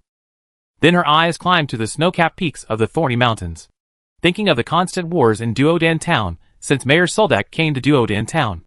At the same time, some cancers in the town were gradually eliminated. After the 4 members of the security team arrived at Dalton Manor last night, they did not break into the manor to arrest Baron Derek Dalton. Except for the guards of the Dalton family guarding the gate, civilians break into the noble houses without authorization. If they are accidentally injured by the manor guards, the nobles do not need to be responsible. The security forces were unable to enter Dalton Manor, but were stationed outside the front door and back. After waiting for a whole night, I discovered that Viscount Dalton had mysteriously left the manor in a magic caravan early in the morning. The members of the security team quickly returned to the Doden Town Hall to report the situation, only to find that Viscount Dalton's magic caravan had already entered the town hall courtyard. The well-dressed Viscount Dalton slowly stepped out of the magic caravan with a cane in his hand. Without even looking at the four-wheeled truck in the yard, he walked straight into the town hall with a cold face. Behind him were Derek Dalton, the young nobleman who had a dispute with Soldak in front of the leather workshop, and the workshop leader with a ponytail, who was not wearing work clothes today. Instead, he wore clean and straight breeches and a vest, which made him look very capable. Viscount Dalton went straight to Soldak's office, knocked on the door, and walked in after receiving a response. The two young men behind him were waiting at the door, and did not walk in with him. Viscount Dalton walked into the room, walked directly to the opposite side of Soldak's desk and sat down, holding a cane in one hand, staring at him with sharp and bright eyes like a hawk, and asked, "Are you Mayor Soldak?" Soldak stopped the quill in his hand, raised his head, and looked at Viscount Dalton, and replied, "Yes, that's me." Viscount Dalton said very directly, "I am Viscount Higgin Dalton. I heard that you are sending a security team to investigate Derek. The security team is investigating Baron Derek Dalton because they suspect that he is related to a smuggling case in the town." Soldak was not affected by his tone at all and answered in a neither humble nor condescending manner. Viscount Dalton raised his golden eyebrows, raised his proud chin and said, "I brought Derek here." Chapter 859 Strong. Soldak sat up straight, looked at Viscount Dalton with a calm expression and said, "If you come to me and just confess to me, then there is no need. The security team and the tax office will punish you accordingly." He pulled out an execution document from a pile of signed documents on the table and pushed it in front of Viscount Dalton. He pointed to the words on it and continued, "The cooked leather workshop will be closed down, and the land will be taken back to the town without compensation." Viscount Dalton's pupil shrank. He placed the parchment execution document in front of him, lowered his head, and read it carefully. Soldak added, "The caravan that evaded taxes will be sentenced to pay a fine, and the principal responsible will also spend 6 months in prison. If the fine is not paid, the prison time will be doubled." Viscount Dalton's face became a little ugly, and the arrogant expression on his face seemed a little distorted. He put his hands on the table, leaned forward, and asked Soldak in a hateful voice, "Are you targeting the Dalton family? I will go to the Wilk City House of Representatives to complain against you." Soldak leaned on the chair, raised an index finger and shook it from side to side, and said to Viscount Dalton, "I'm not targeting any one person, but all the privileged people who don't do things according to the regulations. I need to make it clear to them that I have the final say in Doden Town now." Soldak's gaze became extremely firm. He met Viscount Dalton's gaze and said without flinching, "If you are not used to living in Doden Town, please leave here, even if you go back to your ranch, or Wilk City, or any small town.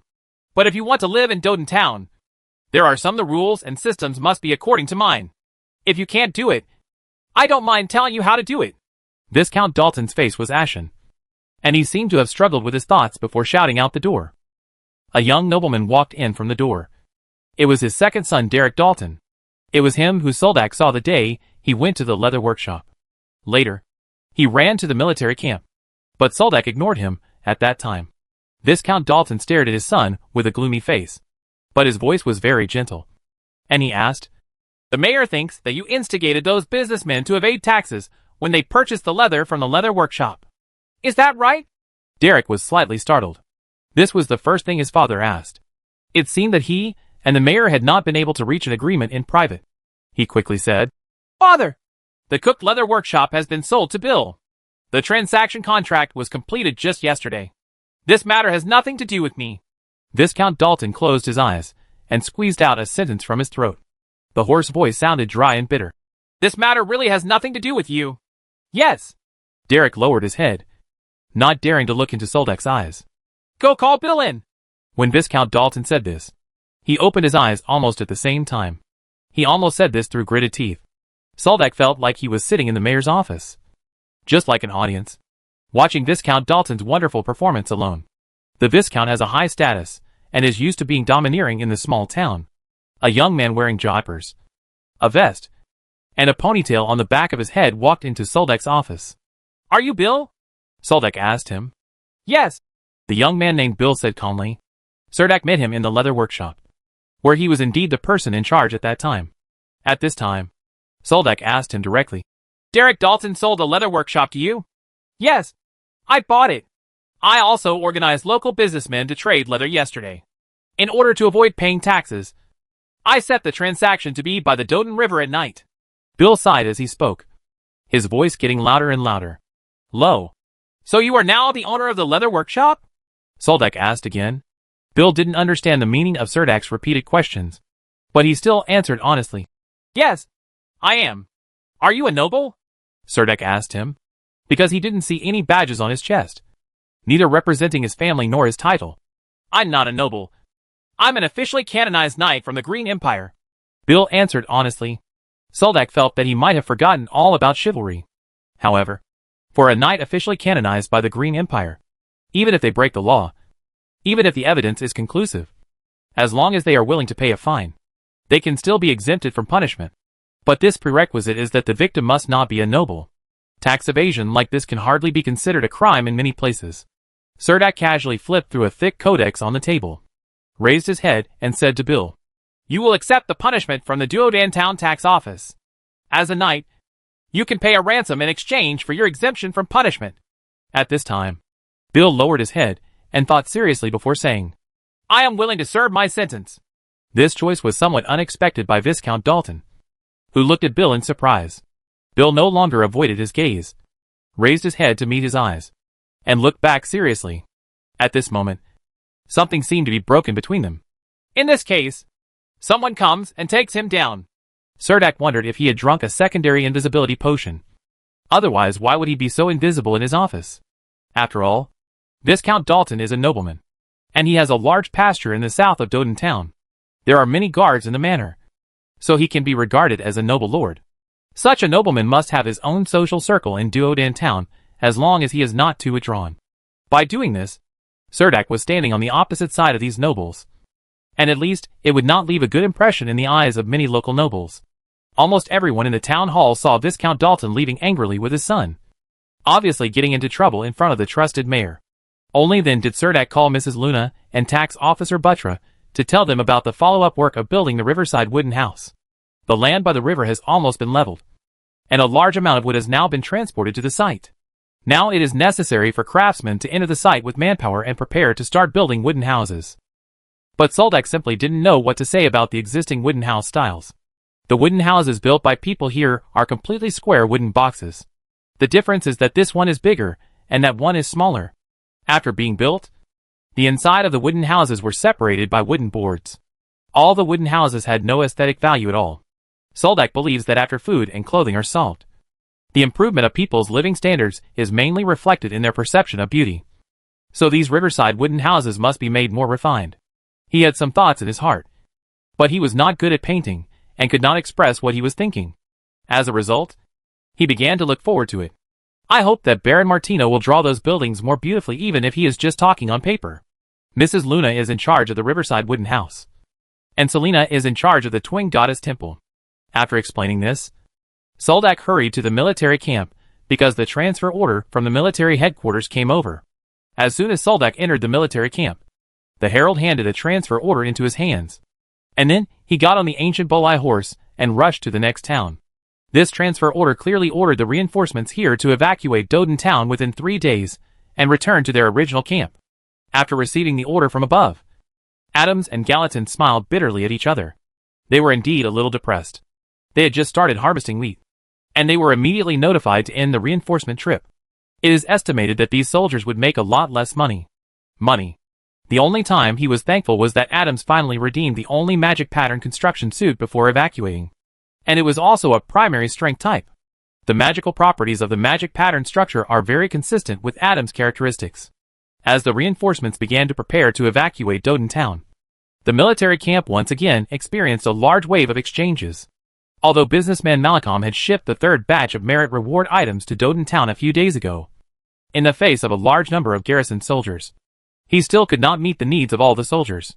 Many soldiers who reinforced Doden Town were unable to exchange for the magic weapons they had, let alone the magic pattern constructs alone. There were only a few pieces in total, and only first-level warriors could use them. Items such as magic scrolls and magic rune boards are not best-selling items for redemption. For these reinforcement soldiers who were about to leave Doden Town, Surdak repeatedly emphasized only one sentence. That is, before leaving, all merit points must be exchanged for rewards. Because these merit points cannot be circulated among various battalions. If you leave without redeeming them, it will be very difficult to redeem them later. It doesn't matter if you don't have single item magic patterns and magic weapons. Surdak took out boxes of magic crystals and gold coins this time. The Golden Green Empire gold coins are hard currency no matter where they go. Magic crystals are the main currency in the magic market. Exchanging these will preserve their value better than magic weapons. But the disadvantage is that these achievements cannot be converted into corresponding combat power in time. The night before 800 reinforcements left Doden town, Surdak took out nearly 40,000 gold coins to even out the achievements of these soldiers. When leaving Duodan town, almost every soldier had a heavy purse around his waist, and the smiles on his face were all filled with expectations for a better life tomorrow. In addition to the large amount of money exchanged by these reinforcements, the young warriors of the tribe, who had just joined the archer battalion, also received a living allowance this time. Although it was not much. Only 1 or 2 gold coins. For these young indigenous warriors, it was a considerable amount of wealth. After the indigenous soldiers got the gold coins, they began to buy some cheap daily necessities in Doden town. This made them feel the strong purchasing power of merit points. Almost everyone carried a bag of food back to the military camp. They were ready to directly store it in the military camp and carry it back when you have the chance to go home. Of course, Surdak has been in close contact with many indigenous tribes in the hills and mountains recently. Not only does he want to get young tribesmen to join the cavalry camp, but more importantly, the magic herb business. Magical herbs are now completely a seller's market in the Green Empire, and there is no need to worry about selling as much as they have. The young natives who exchanged the gold coins sent the supplies they bought to the tribe's temporary shelter. This made other tribal warriors, who did not participate in the garrison, a little excited. So Surdak once again recruited troops from the indigenous tribes and formed a brand new army. Hoplite Battalion and replenished the Archer Battalion to full strength. The total number of people in the garrison camp in Doden town quickly expanded to 2,000 in just 1 week after the reinforcements left. Chapter 860 Nico of Light. Since there are 18 Thunder Rhinos raised in the military camp, each Thunder Rhino can be equipped with 50 archers. Therefore, 1,000 archers are recruited in the military camp, 80% of which come from the hills and mountains of young local aborigines. The remaining 20% are the aborigines from Duodan town and the town's mercenaries. In this way, the Archer Battalion transformed and became the battalion with the largest number of people in Surdak's army. The captain of the Archer Battalion was the king of merit in the military camp. In just 2 months after arriving in Duodan town, he made many achievements in the military camp. The residents slashed 240,000 merit points. What puzzled the soldiers was that they had never seen Captain Samira redeem her merits. No matter how many merits she accumulated, she didn't even bother to take a look. Andrew and Samira have successively advanced to level 2 powerhouses. Their bodies have stronger carrying capacity, and both of them can have a second piece of magic pattern breeding clothing. Since they were already second level powerhouses, Surdak felt that they were not suitable to colonize the life magic pattern of the ghost pattern soldier ants. The second piece of magic pattern colonization clothing should be peeled off at least from the 3rd level monster. However, the life magic patterns of the ghost pattern male ants and ghost pattern queen ants are obviously not suitable for Andrew and Samira. So Surdak decided to wait. It is said that the carrying capacity of the 2nd level powerhouses allows them to wear intermediate magic pattern structures. However, in the Green Empire, even the primary magic pattern construction is in short supply, and the intermediate magic pattern construction is even rarer. I heard that only at large auctions you can have the opportunity to encounter the intermediate magic pattern construction, and the lowest price of the auction is enough to persuade you to leave. There are many 2nd level powerhouses. After the cavalry battalion cleaned up the ghost-striped red ants in the hills and mountains, they continued towards Invercargill Forest. The Archer Battalion can carry a large amount of supplies. So every time the cavalry battalion goes to the edge of the Invercargill Forest to eliminate ghost-marked red ants, it basically stays for 5 or 6 days before returning to Doden town. The young natives who came out of the native tribes, after possessing excellent armor and weapons, showed much stronger combat power than the veterans of the deserted land. And because they were young and energetic, they also had greater growth potential. Space. The indigenous tribal warriors are more familiar with the hills and mountains, and are more familiar with the Invercargill Forest, which makes the cavalry battalion and the Archer Battalion almost invincible on the edge of the Invercargill Forest. Ghost striped red ants invaded the hilly and mountainous areas and gnawed away large areas of turf and shrubs, leaving large areas of red soil exposed in the hilly and mountainous areas. When the cavalry battalion arrived at the edge of the Invercargill forest, they discovered that the entire forest was covered with dead trees all over the mountains and plains. After the ant tide passed, some dead trees sprouted again, and the forest vegetation revived. Some high-level monsters returned to the Invercargill forest. They originally occupied a territory in this forest. When the ant tide came, they left the Invercargill forest with their strong survival instincts and took refuge in the thorny mountains.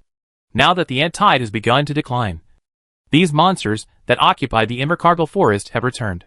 I am afraid that these high-level monsters are the biggest enemies that Serdek will face when he enters the Invercargill forest. The situation in Duodan town has stabilized. Hundreds of mercenary groups and adventure groups have passed through Duodan Canyon and entered the hills and mountains to hunt for the remaining ghost-marked red ants in the mountains. Almost every day, horse teams carried large amounts of Warcraft materials from the hills and mountains to Duodan town. It was the Warcraft materials transported by these horse teams that attracted many caravans from Wilk City to Doden town to do business, making the trade in Doden town unprecedentedly prosperous. Many businessmen believe that the prosperity of Duodan town is only temporary. There is no special output here, and there are no large mines. As the beast tide recedes, Duodan town will eventually return to its former peace. There are many caravans coming to Duodan town now. Each caravan coming to Duodan town will basically transport some supplies.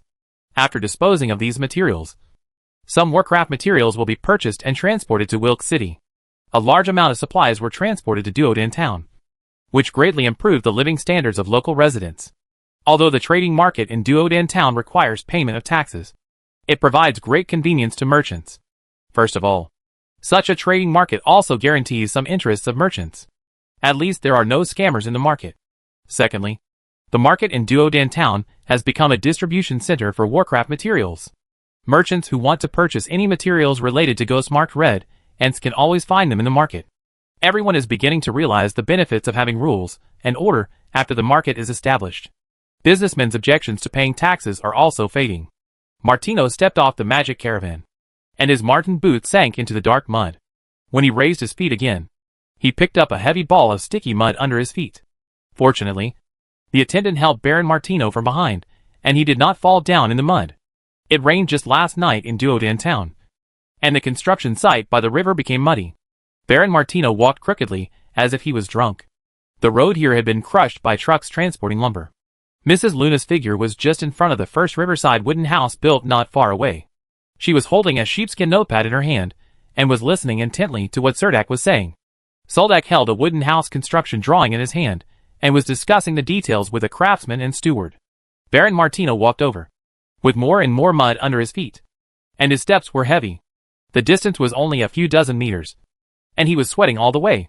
Soldak saw Baron Martino, and quickly called him over. Martino walked into this wooden house, and discovered that in just 3 days, the first wooden house had begun to take shape. However, according to Soldak's strict requirements, the riverside wooden house was not refined enough, and many details needed to be corrected immediately.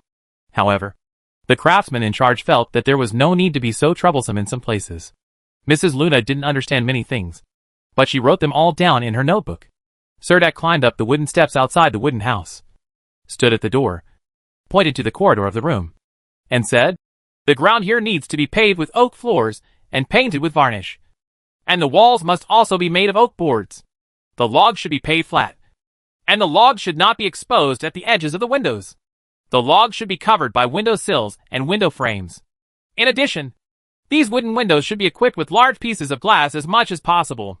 The craftsman's steward had a grimace on his face, but he didn't dare to argue. Serdek walked into the living room, stood next to the empty window frame that had not yet been installed, looked at the Doden River 10 meters away, and said to the craftsman, "The windows here need to be open wider. I want to see the Doden River when I open the window. The land outside the window will be the courtyard of this wooden house, and a flower pond will be built here." If it weren't for the fear of his power, the craftsman in charge would have wanted to give up the job and quit it altogether. Soldak didn't feel that he said too much. In his heart, he still maintained the inertial thinking that the customer is God. He continued pointing to the footings of the walls around the living room and the stairs on one side, and said, "In addition, the stairs here are too rough. There must be wooden fences erected here. And there must be skirting lines under all wooden walls. Do you know what a skirting line is? It's... Serdek explained everything in detail to a craftsman in charge for a long time. The head craftsman stood next to Serdek. He was almost scolded by Serdek at first. Now when he talked about the rectification plan, he realized how high Serdek's requirements were. I felt dizzy, but I didn't dare to say any objection. Everyone in the town doesn't know how strong Commander Serdek is. He drove away Mayor Marco, suppressed Baron Josh Golding's trading firm, and closed down Viscount Dalton's cooked leather shop by the river. Workshop.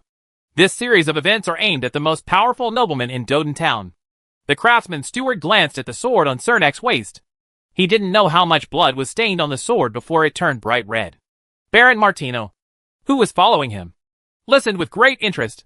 He concluded that Serdek must have come from a noble family and lived in an exquisite house since he was a child. So he had such high requirements for the construction of wooden houses. The model room of this riverside wooden house has been finalized. The appearance adopts the design of Baron Martino. It is very consistent with the architectural features of the Belan Plain, but it is fundamentally different from those simple-style wooden houses. When built, it gives people it feels very high-end. Overall, it's quite good. It shows the charm that this wooden house should have. But some places are not detailed enough. Serdek walked around the upstairs again, and walked down to talk to the craftsman. The steward ordered, "Let's build 20 wooden houses like this by the river first. There is a shortage of housing in the town now, so you have to act quickly." The craftsman steward finally heard the compliment and immediately said with a smile, "Mayor, we will do our best." Serdek reached out and patted him on the shoulder and said, "Do a good job. The next wooden house must be of the quality of the model house. There are still many projects in the future. If it is done this time, the subsequent projects will definitely be given priority. It is handed over to the construction team of Doden Town. But if the work is not done well, the project may be stopped at any time." Serdek decided to draw a big pie for the craftsman steward first. So he said to him, "In addition to the Twin Goddess Temple, I also plan to transform this aboriginal slum area." "This slum area?" The craftsman steward looked back at the dilapidated slum area dozens of meters away, and thought of Serdek's forcible move to the cooked leather workshop, and asked with some worry, "Are you planning to let these people live in this slum area? Will the indigenous people move away too?" Serdek was slightly startled and asked, "Why should we move away? They will continue to live here. But I will build them new townhouses for free. This will make the layout more reasonable. In the future, these saved areas can be used to build more townhouses." Baron Martino and Lady Luna stood side by side behind Serdek, listening to his plans for the future of Doden Town. They realized that Serdek was determined to change the face of Doden Town. For a moment, I actually looked forward to the future of the town. Nika did not go to the military camp to change dressings for the wounded soldiers. She hid in the corner of the attic room. The panic in her heart made her chest rise and fall, and even her breathing became weak. She wanted to take a sip of cold water to calm her hot heart, but it was of no use. Serdek and Selena were not at home, and Zigna also followed Selena to the military camp. She didn't know who to discuss this matter with. Then, she lowered her head and looked at the faint light coming from her lower abdomen, and had no choice but to hold a back cushion to block the faint light. This is somewhat different from the holy light described by Serdek.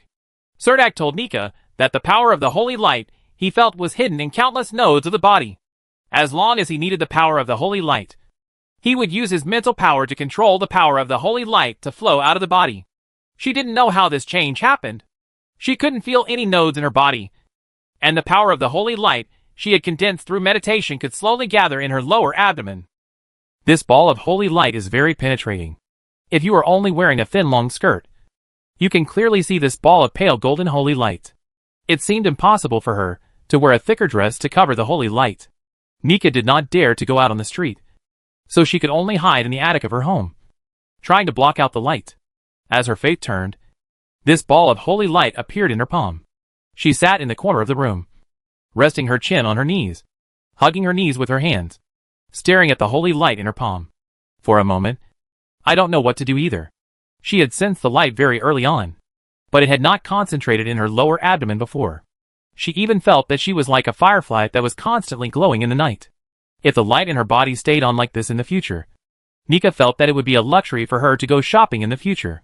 She kept chanting Serdek's name silently in her heart, hoping that he would come back soon. The holy light in the palm of his hand didn't look like a burning flame, but more like a scattered light. Nika sighed slightly. She knew that she was a little different from others, but she never thought that these would cause trouble in her life. At this moment, a familiar sound of horse hooves came from outside the yard. Nika's eyes immediately brightened, and she stood up abruptly, forgetting that this was an attic. Her head hit the sloping ridge of the roof, which made her dizzy and almost fell to the floor. There are stars in front of my eyes. Soldak's familiar footsteps came from downstairs. He walked into the yard and opened the door. Nika finally breathed a sigh of relief, hugged the cushion, endured the strong dizziness, and ran downstairs quickly to find Soldak. And as soon as Soldak entered the small building, he saw Nika rushing downstairs in a nightgown. Thought she was sick. I was just about to ask Nika what happened, when he saw her throwing the cushion on the floor and a pale golden light coming from her lower abdomen. Nika also looked at Soldak eagerly. At this time, Soldak was a little stunned and speechless. He pointed at Nika's shimmering belly with his finger, paused for a while, and then said with a look of astonishment, "Nika, you can't be a magician. Is she awake?" Chapter 861 Fairness. Nika was a little flustered at first, but when she saw Soldak, she calmed down. Soldak had only heard a few words from him about the magic pool when chatting with Lance before. After all, he was not a magician, and when the knight's methods had no effect on Nika, he had no idea at all. What should I do? Maybe Aphrodite knew that she was a knowledgeable succubus, Soldak thought. So, he quickly pulled Nicola into the living room and asked her to sit on the sofa and wait for a while. He walked into the bedroom alone and called Aphrodite, who was lying sleepy next to the lava pool. Aphrodite walked into the bedroom through the void door and asked Soldak what happened. Soldak didn't know how to explain it, so he brought her to Nika. Aphrodite walked out of the stairs and immediately saw the pure light emanating from Nika's belly. That soft light was like a hot flame in front of Aphrodite, making her unwilling to go any further. Aphrodite was standing at the top of the stairs, leaning into Soldak's ear angrily, putting a hand on his shoulder. Her soft body pressed tightly against Soldak, and said through gritted teeth, "Disgusting priest of light. Did you call me here because you wanted me to kill her?" Soldak didn't expect Aphrodite to say this. He was slightly startled and whispered, "Are there any differences between her and me? You are not so repulsive to me," Aphrodite said angrily. "How can it be the same? You saved me, but she didn't. She has no ill intentions towards you." Soldak patted Aphrodite's soft hand and whispered, "I called you here just to ask you to give me some ideas. She is completely out of control at the moment. This power. But now I'm afraid her magic pool may have awakened. I want her to maintain and control this state. Do you have any good ideas?" Aphrodite fiddled with her long dark hair, pointed to the two pointed devil horns hidden in the thick long hair on her head, and asked somewhat speechlessly, "Don't you think it's a bit inconsistent to let a succubus teach a priest of light to control the power of light? The source of our succubus power is in our wings, and we rely on the devil's horns to control magic. But you humans are different. You have to only by opening a magic container in your body can you learn to control magic. How could I do this? Do you think a succubus is omnipotent?" Soldak was questioned and was speechless. Aphrodite didn't even go to the living room. She turned around and walked upstairs slowly with her long skirt in hand. As she walked, she said, "Any magician can solve this problem. But I can't. Where are your magician friends? They have returned to Roland Continent," Soldak said helplessly as he stood at the top of the stairs. "I really can't help with this matter. Maybe Celia Cooper knows how to solve it." After the succubus finished speaking, the figure slowly walked upstairs. But with every step she took, her body became darker. When she was about to reach the stairway, her figure disappeared at the top of the stairs. "It seems that we are returning to Pudu Mountain." Soldak thought about whether to call Count Fawnak from the world of the undead, and he didn't know if this ghost would understand this. He reached out and took out the finger bone hanging around his neck, and rubbed it in his hand. For a moment, I thought that the undead would probably not want to see a priest of light like Nika. When Soldak walked back to the living room, Nika was sitting quietly on the leather sofa. She curled up slightly, and used a small cushion to block the light on her abdomen. She had calmed down, and this light did not cause her any discomfort. She just didn't know what to do just now. And although she still didn't know what to do now, at least Soldak was here now. So she wasn't that scared. She felt that every bit of strength from her limbs was continuously injected into the light ball in her lower abdomen. She quietly closed her eyes, and quietly felt this inexplicable warm power. It felt like standing alone in an open field on a bright afternoon. with a cloudless sky and bright sunlight shining down from above. Her body was like an empty, transparent bottle, with sunlight shining into the bottle, refracting faint rays of light inside. She discovered that she could actually keep the light. It's like that soft shimmer you feel in your lower abdomen. Unfortunately, she couldn't concentrate the light in her hand, as Serdek said. Nika felt that she might not have mastered the technical skills. Maybe with more practice, she could control the light ball in her lower abdomen.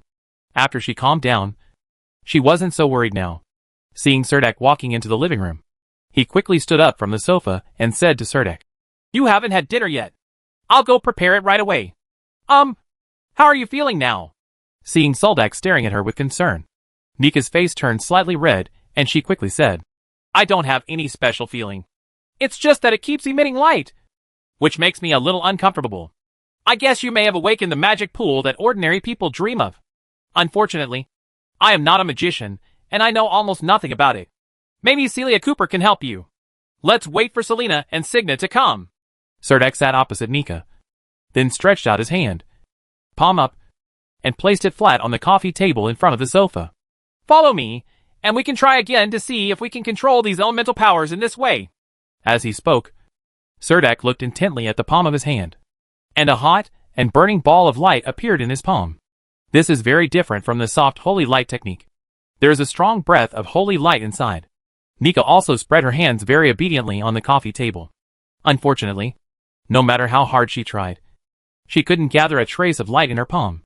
In Doden Town, the Aboriginal slum area and the wealthy imperial immigrant area are only separated by one street. This street is lined with shops on both sides and is blocked by the shops, so passers-by cannot see the living area behind the shops. The end of this street is at the edge of the town close to the river bank. It is considered a crossroads, but there are very few pedestrians and vehicles. Usually a group of Aboriginal children play in this square.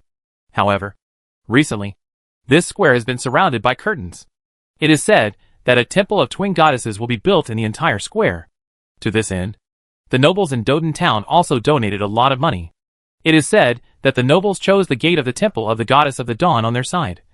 And on the side close to the Aboriginal slum area is the gate of the temple of the goddess of the night. Currently, Selena comes to the square every morning after the prices of vegetables and meat in the free market to check the progress of the project. She will also come to the square in the afternoon before dark. And every time she comes here, she only pays attention to the temple of the night. Project progress. The temple was built with square granite foundation stones, and only the shed roof of the building had a triangular wooden roof. Selena has very strict requirements for this temple of the night goddess. She even has to carefully check each layer of stone blocks, as well as the internal layout of the building. Basically, she can clearly express it, and it feels like she has lived there before. Similar temple. The construction team had to ask Selena to confirm it every morning and night before starting construction. Otherwise, if something was not done right, Selena would not hesitate to ask for it to be demolished and reworked. In view of Selena's demanding construction requirements, the construction team also used the same standards when building the temple of the Dawn Goddess at the same time. Baron Martino is in charge of supervising the construction of the Temple of the Dawn. He is a lazy and casual person. He rarely asks the construction team to do this or that, as long as he can roughly understand the construction drawings and build them generally according to the construction drawings. But the construction team didn't know that the two temples were completely independent. They had dug out the foundation of the temple and dug a deep basement in the square. Since Selena checked the progress of the project every day, the construction team didn't dare to be lazy. Seeing that it was about to get dark, Selena walked out of the square construction site, picked up Signa, who was waiting under the eaves of the street shop outside, and walked home along a quiet alley in the town. Signa held the magic note and jumped up and down behind Selena, the braid on her head swaying. Nowadays, she is no longer so afraid of strangers, but she likes to hold the magic notebook wherever she goes. Signa deftly pushed open the door and ran to the swing in the yard to sit for a while. "Signa, aren't you coming in?" Selena stood at the door and said to Signa in the yard. "Okay, I'll be here soon." Signa jumped off the swing obediently, then quickly followed her mother and followed Selena into the small building. Passing through the corridor, I saw Serdek and Nika sitting on the sofa in the living room. Serdek had the power of the holy light burning in his hands, while explaining to Nika seriously.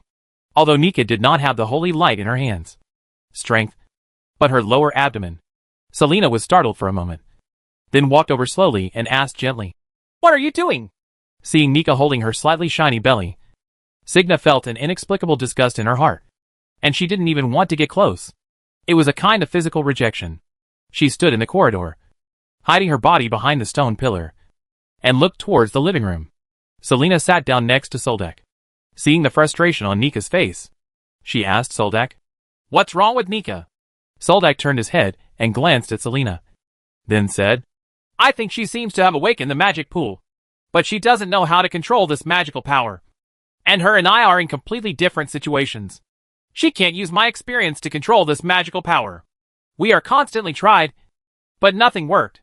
This is not the power of holy light, but more like pure light," he added.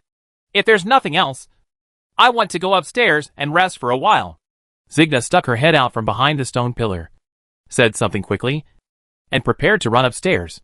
Serdek quickly shouted to Signa, "Signa, I want to have a few words with magician Celia Cooper. Can you lend me that magic notebook?" Signa stopped, then walked up to Serdek, handed the magic note to Serdek, and then said with a smile, "Of course. It was originally yours," with reluctance written all over her little face.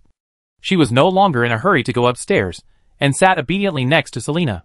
Serdek opened the last page of the magic notebook. Celia Cooper in the magic notebook looked at Soldek helplessly. She stood in the fence of the book pages, looking at Nika with a particularly complicated expression. "Light and darkness are always opposites. But now you show me that two people with completely different life paths can live together very harmoniously. And they burst out with infinite enthusiasm for life every night. Okay, if it was just these words, I can bear it. After all, I don't have the right to choose. But you can't let a black magician actively and willingly help a future white magician or priest of light. It's not fair. It is also an insult to the black magician. A pure insult. You are trampling on my last bit of dignity." Celia Cooper's impassioned speech in the book left Soldek speechless. He scratched his head and said with a smile, "It's not that serious, Celia Cooper. I just hope that she can control the magic in her body like ordinary magicians do, so that she looks normal, just like those magicians. And then the rest, it's up to her to find her own way." Hearing Soldek say this, Celia Cooper sighed lightly, and then said, "She awakened the magic pool without participating in the magic awakening ceremony. This is extremely rare in the Green Empire. However, in history, it was not impossible to awaken the magic pool without herself. In fact, before the great sage created the magic awakening ceremony, humans, almost all magicians born, rely on self-awakening, which depends on excellent talent and luck." She turned to look at Nika, as if she was speaking to Soldek or Nika. "I taught her meditation. In fact, meditation is trying to contact the magical power in the body and control these magical powers. It does not mean that you follow your command. You also have to guide and integrate, and use your mental power to slowly and carefully perceive. The magic pool has a barrier since its birth. The magician continues to advance, which is also the process of the magic pool growing. Try to contain the magic in your body." Signa stared at Nika for a long time, and then tentatively asked Serdek, "Nika has awakened the magic pool. It seems that there is no need to go to Wilkes City to participate in the magic awakening ceremony. So don't we need to go to Wilkes?" Signa was still very resistant to going to Wilkes City. After all, what she will master in the future is dark magic. This is the same as undead magic and voodoo magic in the Green Empire. It is not a mainstream magic. If she is convicted and becomes a heretic, it will be troublesome. Moreover, Celia Cooper is a member of the Black Magic Monastery and a wanted member of the Green Empire Magic Union. How could she have a good impression of the Magic Union? Chapter 862, Nika's Wish. "Then we won't go to Wilkes City," Soldek said gently to Signa while sitting on the sofa. He could hear that Signa was somewhat resistant to the trip to Wilkes. Unexpectedly, Signa, who stood shivering in the cold north wind, with a runny nose and an hungry stomach, picking sea buckthorn fruits in the cold winter, now has some ideas of her own. Hearing what Serdek said, Signa breathed out softly.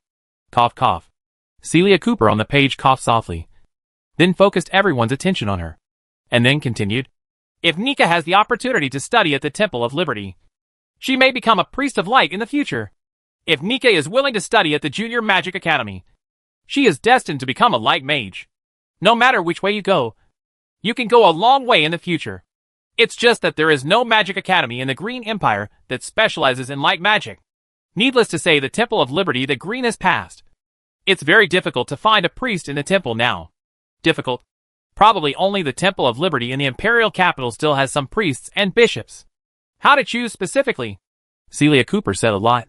In fact, due to the scarcity of light magicians in the Green Empire, there is a high probability that light magic apprentices will not be able to learn professional magic skills at the Green Empire Magic Academy. But it is not absolute. Maybe there is such a hidden talent in that old magic academy.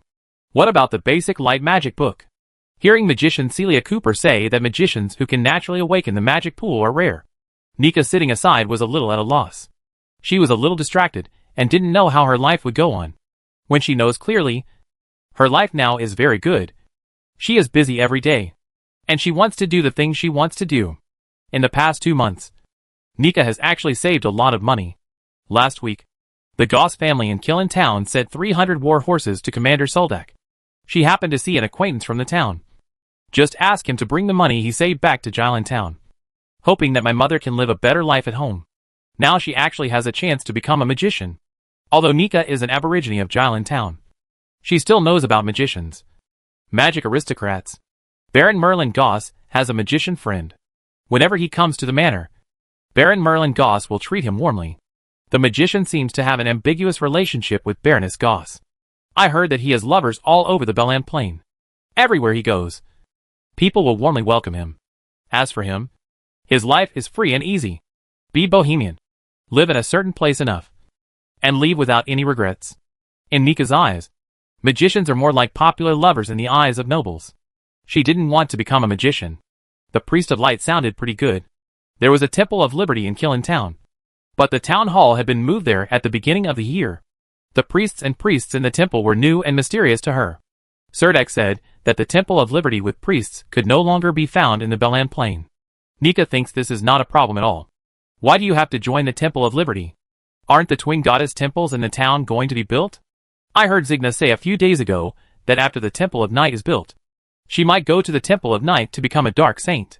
So she felt that since she had the potential to become a priest of light, then becoming a holy maiden of the dawn in the Temple of Dawn would be enough. Soldak listened very carefully to what Celia Cooper said, not quite sure what Nika was thinking. Serdek turned to Nika and asked, "Nika, what do you think?" Nika looked at Soldak in astonishment and was speechless. She actually didn't have much idea. She just wanted to live a peaceful life in Duodan Town, and even be the Virgin of the Dawn in the temple every day. Serdek leaned forward and patted her weak shoulder, and said gently, "Now that you have awakened the magic pool, you are already a magic apprentice. As long as you go to the Magic Union to be certified and registered, you can receive a salary every month without having to do anything.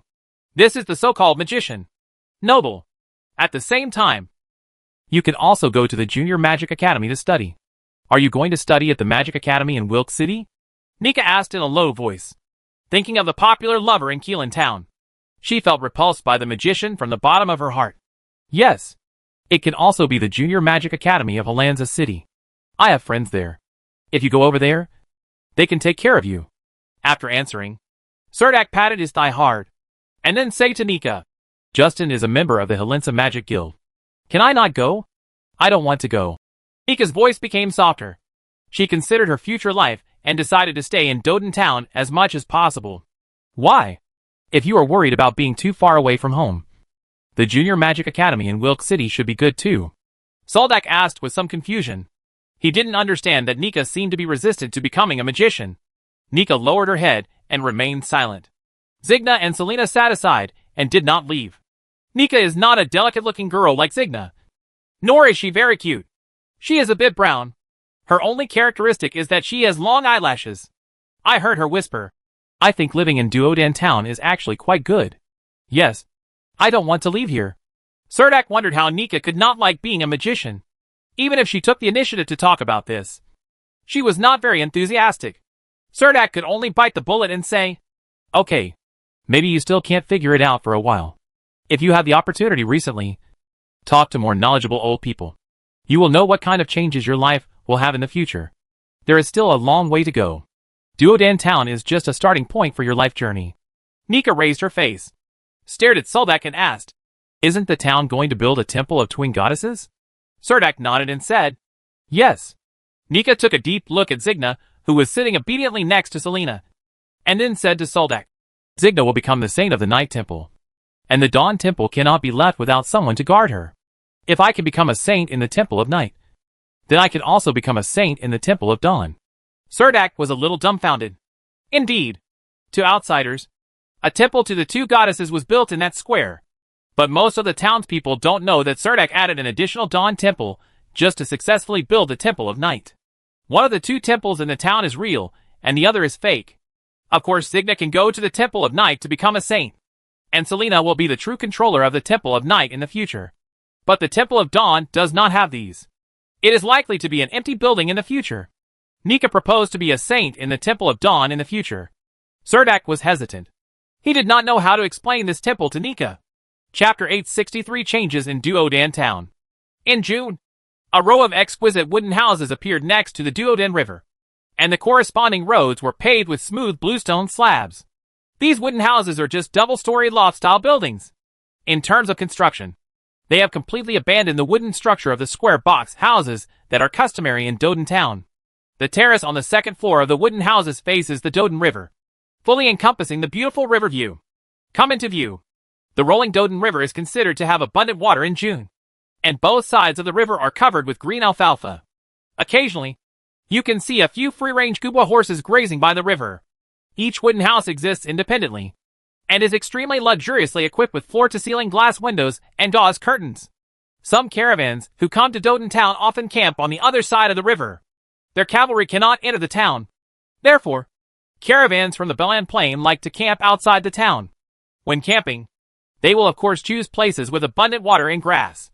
That way it's easier to feed the horses. There is a good campsite on the other side of the river. The businessmen saw a row of wooden houses built on the north bank of the Dodan River. At first, no one paid attention to these wooden buildings. After the wooden houses began to take shape, people suddenly discovered that these buildings turned out to be so beautiful. They are said to be exquisite manners of nobles. But the area of these wooden houses is not too large. But the houses are uniquely built. Let's call it the kind of small attic that ordinary people have. These wooden houses are much more elegant than those small attics. Those outside businessmen do various businesses in Duodan Town, most of which purchase Warcraft materials and leather goods. But this is only the mainstream industry, and there are many other businesses derived from it. Recently, Duodan Town has gathered a large number of mercenary groups and adventure groups, and a large amount of Warcraft materials have gathered in Duodan Town. The merchants have gathered here because of this. Everyone made some money in Duodan Town, and felt that these businesses could continue. The caravans camped outside the town, and the merchants still lived in the town. They basically stayed in small hotels. And some merchants would it is more cost-effective to rent a house in a small town, even if you can only live for half a month. Now seeing a row of beautiful small single-story buildings built next to the river, some businessmen think these wooden houses are worth investing in and want to buy them. Even if you leave later, you can still sell it again. This will at least save you the cost of renting a house. So just a few days after the wooden houses were completed, some businessmen approached Mrs. Luna and asked her if these wooden houses were going to be sold. Of course, it has to be sold. These wooden houses are considered to be the first batch of commercial buildings planned by the Duodan Town Hall. Each wooden house is sold for 15 magic crystals. This was decided by Serdak at the town hall meeting. Originally, he wanted to set the price higher, but Mrs. Luna, tax collector Butra and others said that 15 magic crystals it was already considered a high price. And this figure was finally finalized. Now when the merchants find Mrs. Luna will directly give the price.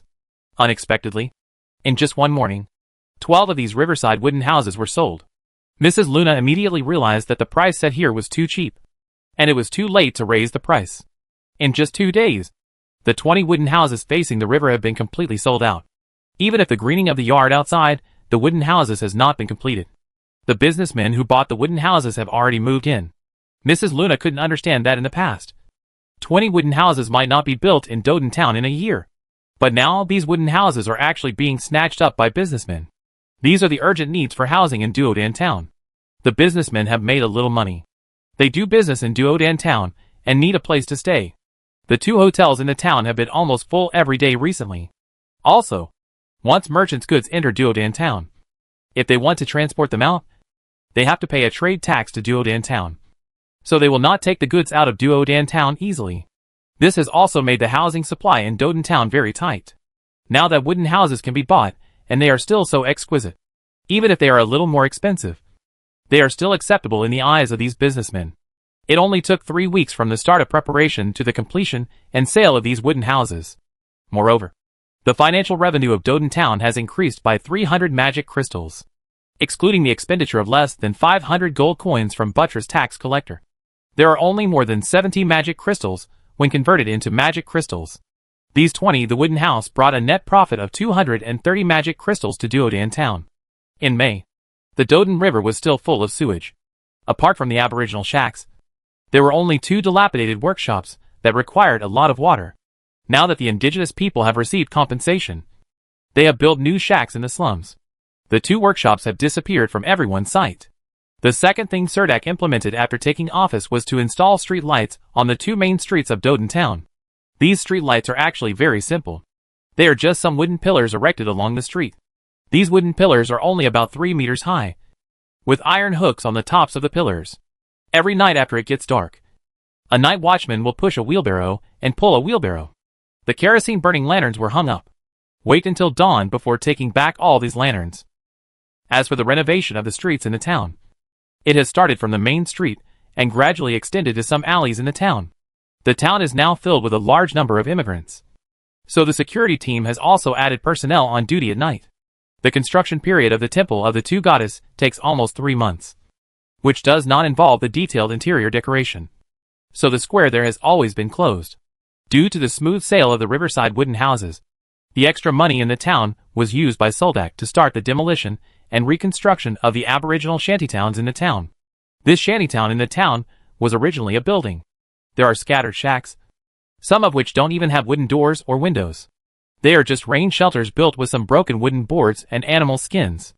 Soldak now asked Mrs. Luna to rebuild some rows of wooden lofts on the original site according to the street plan of Dodan Town, so that the architectural pattern of the slums can be planned more rationally. The saved land will also be built into townhouses, which will be rented and sold. Soldak asked Mrs. Luna to set up the Duodan Town Property Management Bureau in the town. These properties were all under the name of this Property Management Bureau. At the same time, all the idle land around Duodan Town was also included in the Property Management Bureau. When Selena spread the teachings of the Dark Goddess in Dodan Town, she preached to these aboriginal people that when night comes, believers who believe in the goddess Selene will receive the blessings of the goddess, which can not only drive away nightmares in the night, but also enable them to get enough sleep. People are in good health, and Goddess Selene can also guide believers to a better life and so on. For these aborigines in Duodan Town, their lives have indeed been greatly improved. During the Beast Wave, the aborigines established a labor group under Aung San's organization. Because of Soldak's relationship, they easily obtained projects commissioned by the garrison camp, such as post-war maintenance of the North City Wall, garrison expansion of the camp, clearing of the battlefield outside the North City Wall, etc. Now Aung San has led the aborigines to rebuild their own shantytowns, allowing the aborigines to build the wooden terraced houses themselves. Not only will they be provided with new houses for free, but those who are willing to work will also be paid wages. As a result, Aung San's labor group quickly grew to more than 500 people.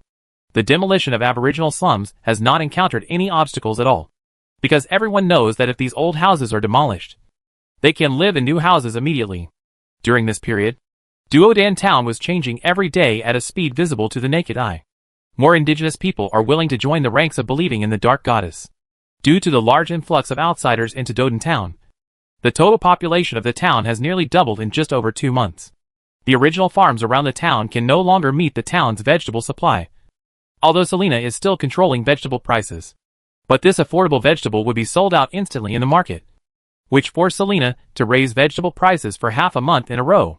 Selena bought some vegetable seeds from the merchants and obtained a permit from the Duodan Town Hall, allowing the aborigines to open some fields in the Duodan Canyon outside the North City Wall and plant some cabbage, vegetables like kale, onions, and tomatoes. The villagers of Wall Village are naturally good at growing vegetables. Some of the veterans in the cavalry battalion came from Wall Village. Selena came to them and asked them to guide these aborigines to plant in the canyon outside the northern city wall.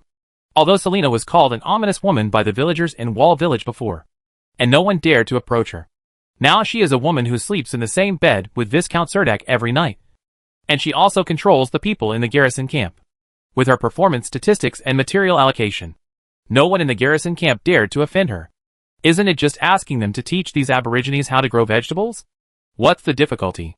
At this time, Soldek had also led the Thunder Rhinoceros Corps into Invercargill Forest, looking for mineral veins according to Marquis Luther's map.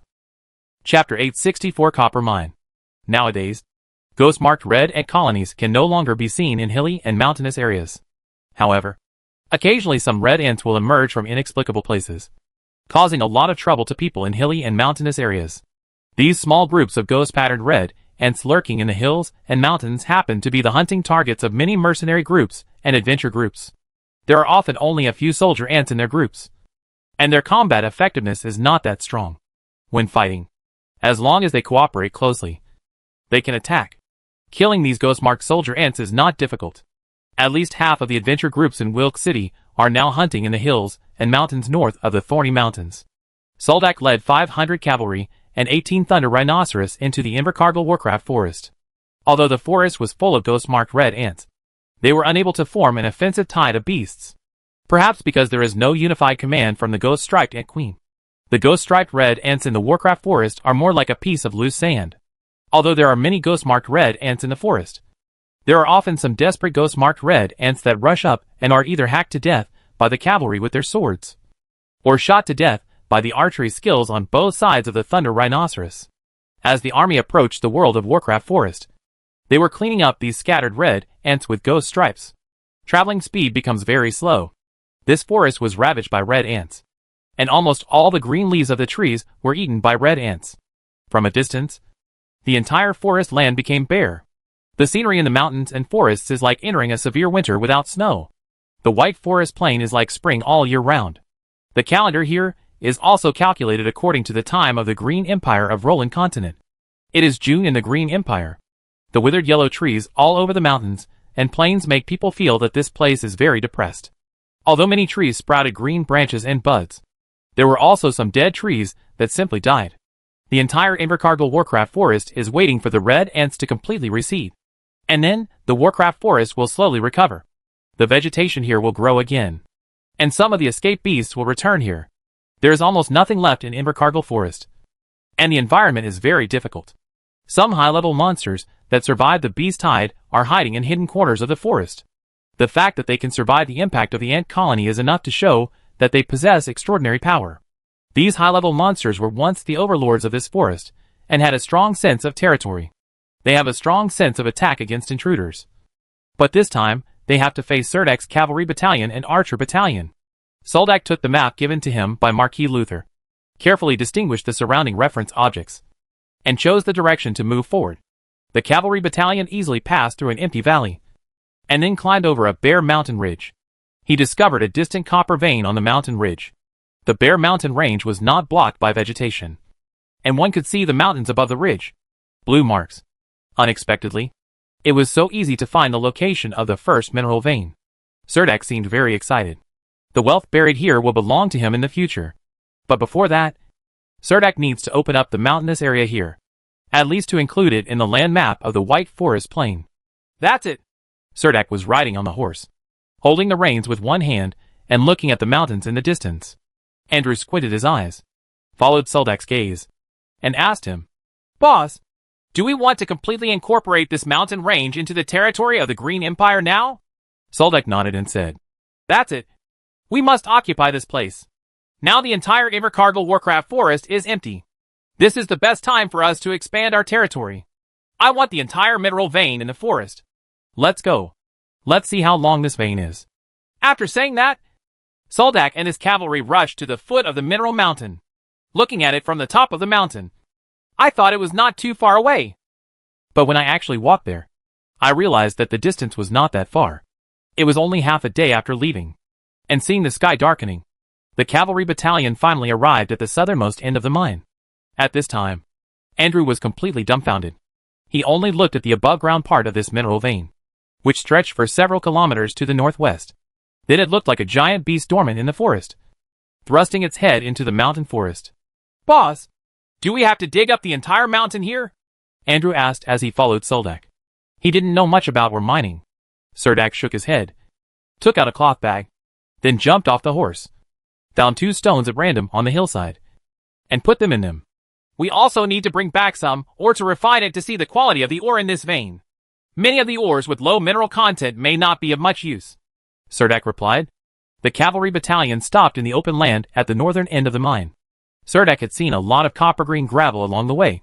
It could be seen that there was indeed a large amount of copper-containing ore here, and there was a lot of it just exposed on the surface. The cavalry were not idle after arriving at their destination. They began to cut trees on the hillside, preparing to build some wooden houses and set up camp near this mineral vein. Suldek rode around here on horseback and found that this was the only place suitable for building a wooden house nearby. Invercargill Monster Forest is rich in wood resources, and wooden houses can be built very quickly. Samira led the Thunder Rhino to move forward. She was responsible for the surrounding security, in order to avoid high-level monsters lurking in the surrounding mountains. She personally led the archer group to check if there was any situation around the camp. The bed crossbow on the Thunder Rhino has very good suppressive power against the monsters in the Invercargill Forest. There are not many Warcraft in this world of Warcraft Forest now. Suldek wants to open up here. Of course, there is no problem. It is not troublesome to open up the territory in the early stage. But he is worried about how to continue to maintain the territory after the return of Warcraft. You must know that this is the hinterland of the Warcraft Forest. A ghost-striped soldier ant suddenly sprang out from the weeds and bit directly at the leg of Suldek's horse. The soldier standing aside reacted quickly, grabbing the spears in their hands and blocking the ghost-patterned soldier ant. Andrew rushed forward and chopped off the head of the ghost-patterned soldier ant. Andrew looked at the mountains at his feet and asked Suldek, "Boss, if copper mines are really dug out from here in the future, how will we transport the ores out? We will use these Thunder Rhinoceros for the time being. There should be no problem transporting ore with such big guys," Suldek said to Andrew. "If possible, maybe an alchemy workshop will be built here in the future. The copper mine from here will be directly smelted into copper ingots and then transported to Doden Town," Suldek said, standing next to Andrew. Chapter 865 Mineral Lode. In the vast grassland surrounding Wilk City in the White Forest Plain, winter is quite short. The vegetation here is all white, and it feels like spring all year round. Thorn Mountains. It is precisely these high mountains rising into the sky that block the cold wind blowing from the north that allow the Belan Plain to have such vast pastures. Once across the thorny mountains, the temperature drops significantly. There are large areas of hills and mountains in the east area on the north side of the thorny mountains. And when you reach the west of Nanta Town, you will see a large wetland. The peaks of the spiny mountains are covered with white snow, which melts every midsummer. The snow-capped mountains and water form a vast expanse to the west of Nanta Town. Of wetlands, there are a large number of boreal trees growing in the Invercargill Monster Forest, and even tall firs are very common in the forest. I heard that the hill dwarves in the dwarf country don't like to live in the furnace city built near the crater. They like to dig tree holes in hundreds of years of fir trees to build integrated tree houses. According to the 443 Distribution Decree, the Green Empire Nobles Territorial Development Decree, if Suldek wants to open up territory in the Invercargill Warcraft Forest, he must divide the open territory into a portion of the land according to the ratio of 443. It was handed over to the Green Empire. Part of the land was handed over to the Bena province, and the remaining 40% of the land belonged to itself. The nobles opened up the land in the unoccupied areas of the plain in order to fully develop this land. For example, we need to clean up the local indigenous tribes around this area, hunt the monsters in this forest, send private troops to maintain the security of this territory, and even open up a road to the nearest town and develop in the center of the unoccupied area. Set out a campsite. This campsite is not as simple as it sounds. A more accurate description of the campsite is that it is more like a supply station. This newly developed occupied area is very close to unexplored areas, so it is the favorite place for many adventure groups and mercenary groups to gather. They enter the unexplored areas to hunt, and then take their harvests to the campsite, rest, replenish properly, and sometimes sell some things that are inconvenient to carry and don't want to be thrown away.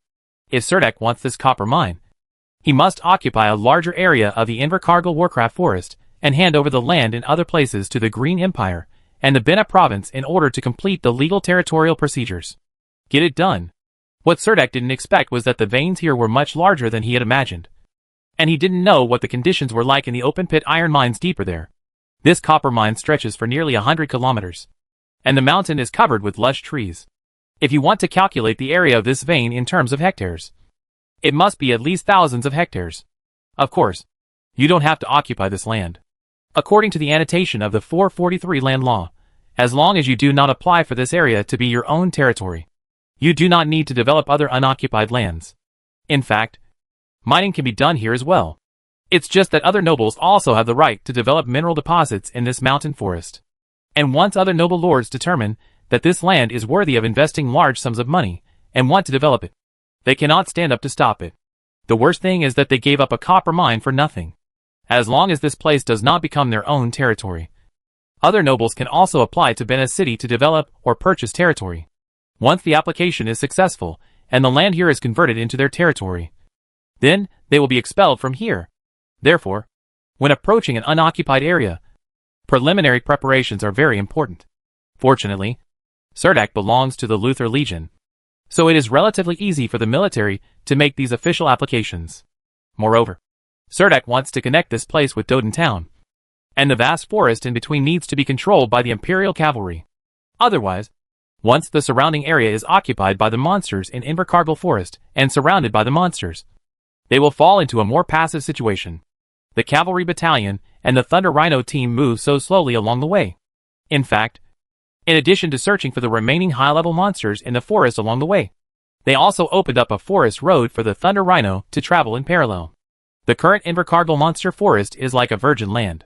Most of the vegetation has been eaten clean by ghost-striped red ants, and the monsters have also been driven out of the forest.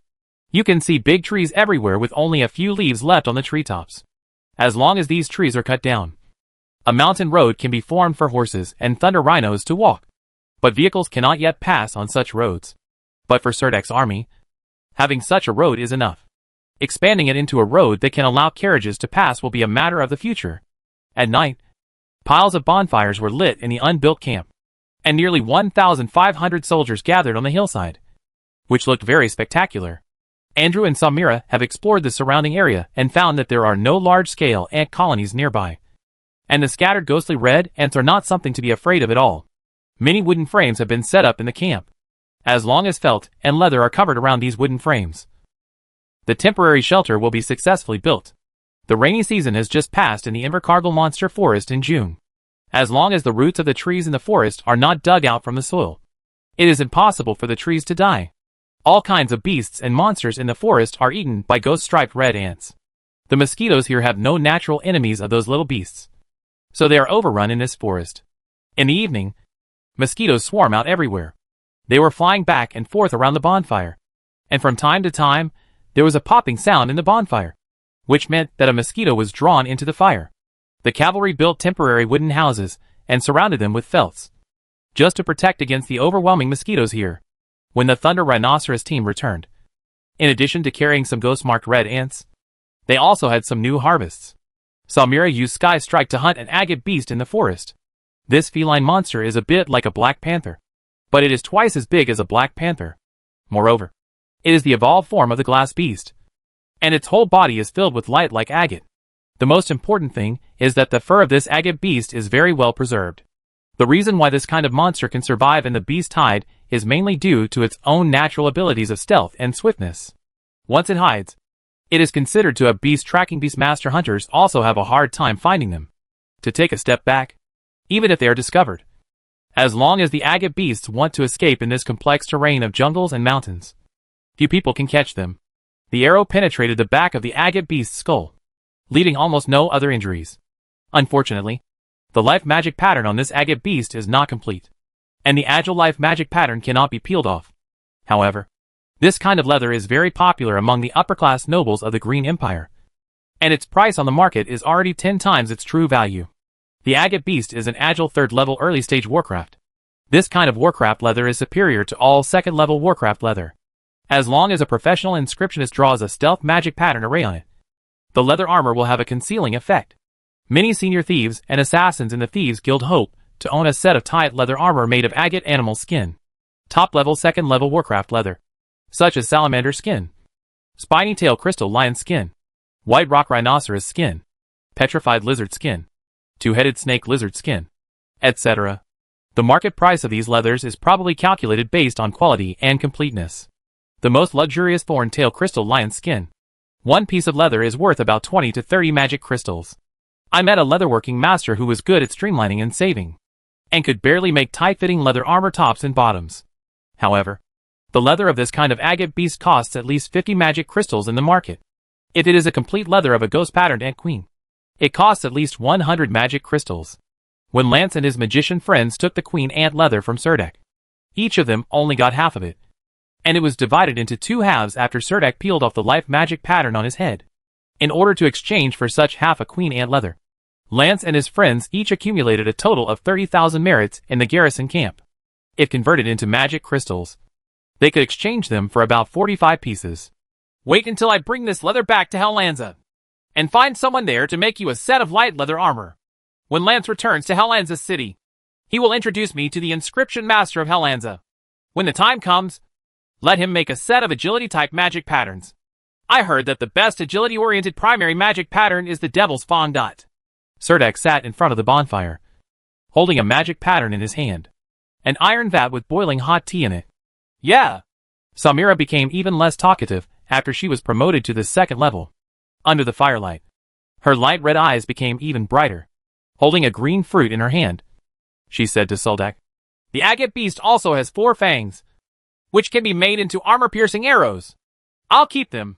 Serdek nodded.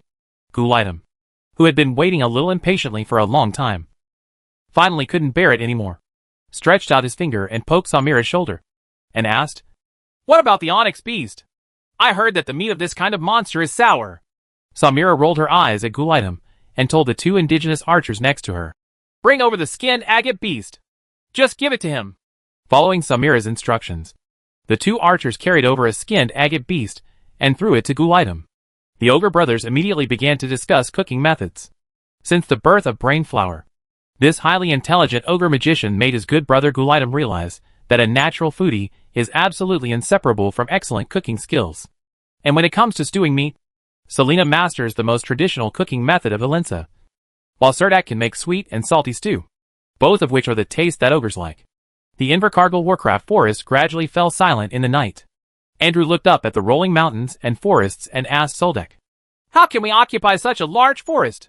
Serdek put down the hot teapot in his hand and said, "First, we need to clean up the potential dangers in the forest, including monsters and red ants.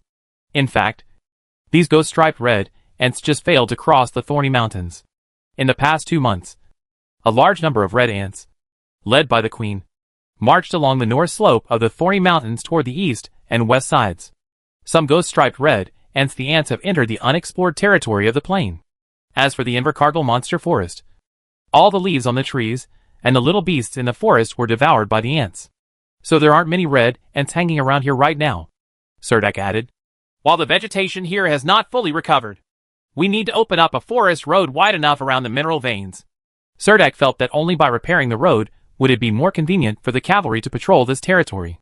"In addition, we also need to visit the indigenous tribes living in this area. Although they are currently living in the area, if we can coexist peacefully with them, it will be of great benefit to us in managing this forest." Andrew held a stick with half a scone on the other end and held it out to the fire. The searing heat browns the scones instantly. "Whether you drive away or hunt those monsters in the forest, even if you drive them away or kill them, there will still be new high-level monsters appearing," Andrew said. Serdek waved his hand and said, "Don't worry about this. I have prepared a good thing that can very effectively scare these monsters, but it probably needs to be dried out a little more."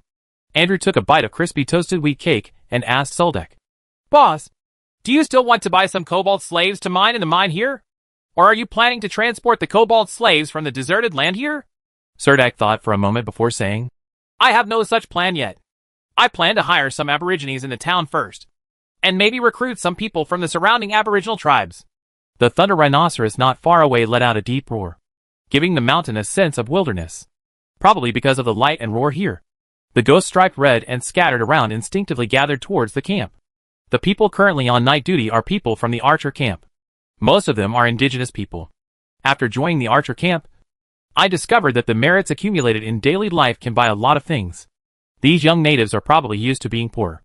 They are probably the most hardworking people in the camp. And all young natives have endless energy to waste. Just like night watch. It seems to be a popular job in the archer camp. When they were in the tribe, they used hardwood bows. And the arrows on the hardwood arrow shafts were also of inferior quality. Of course, it would not be easy to shoot through the hard armor of the ghostly patterned soldier ants. But now these indigenous archers have replaced them with powerful alloy bows, which are very lethal to ordinary ghost-marked soldier ants. Outside the camp, the sound of arrows piercing the air could be heard from time to time. This kind of tender meat from ghost-patterned soldier ants is almost the staple food of these indigenous people. Red meat is an ingredient of World of Warcraft. Eating it regularly has the effect of strengthening the body. And every young native has a strong stomach like an ogre. After eating and drinking these days, the body is getting stronger day by day, as if it has experienced second development.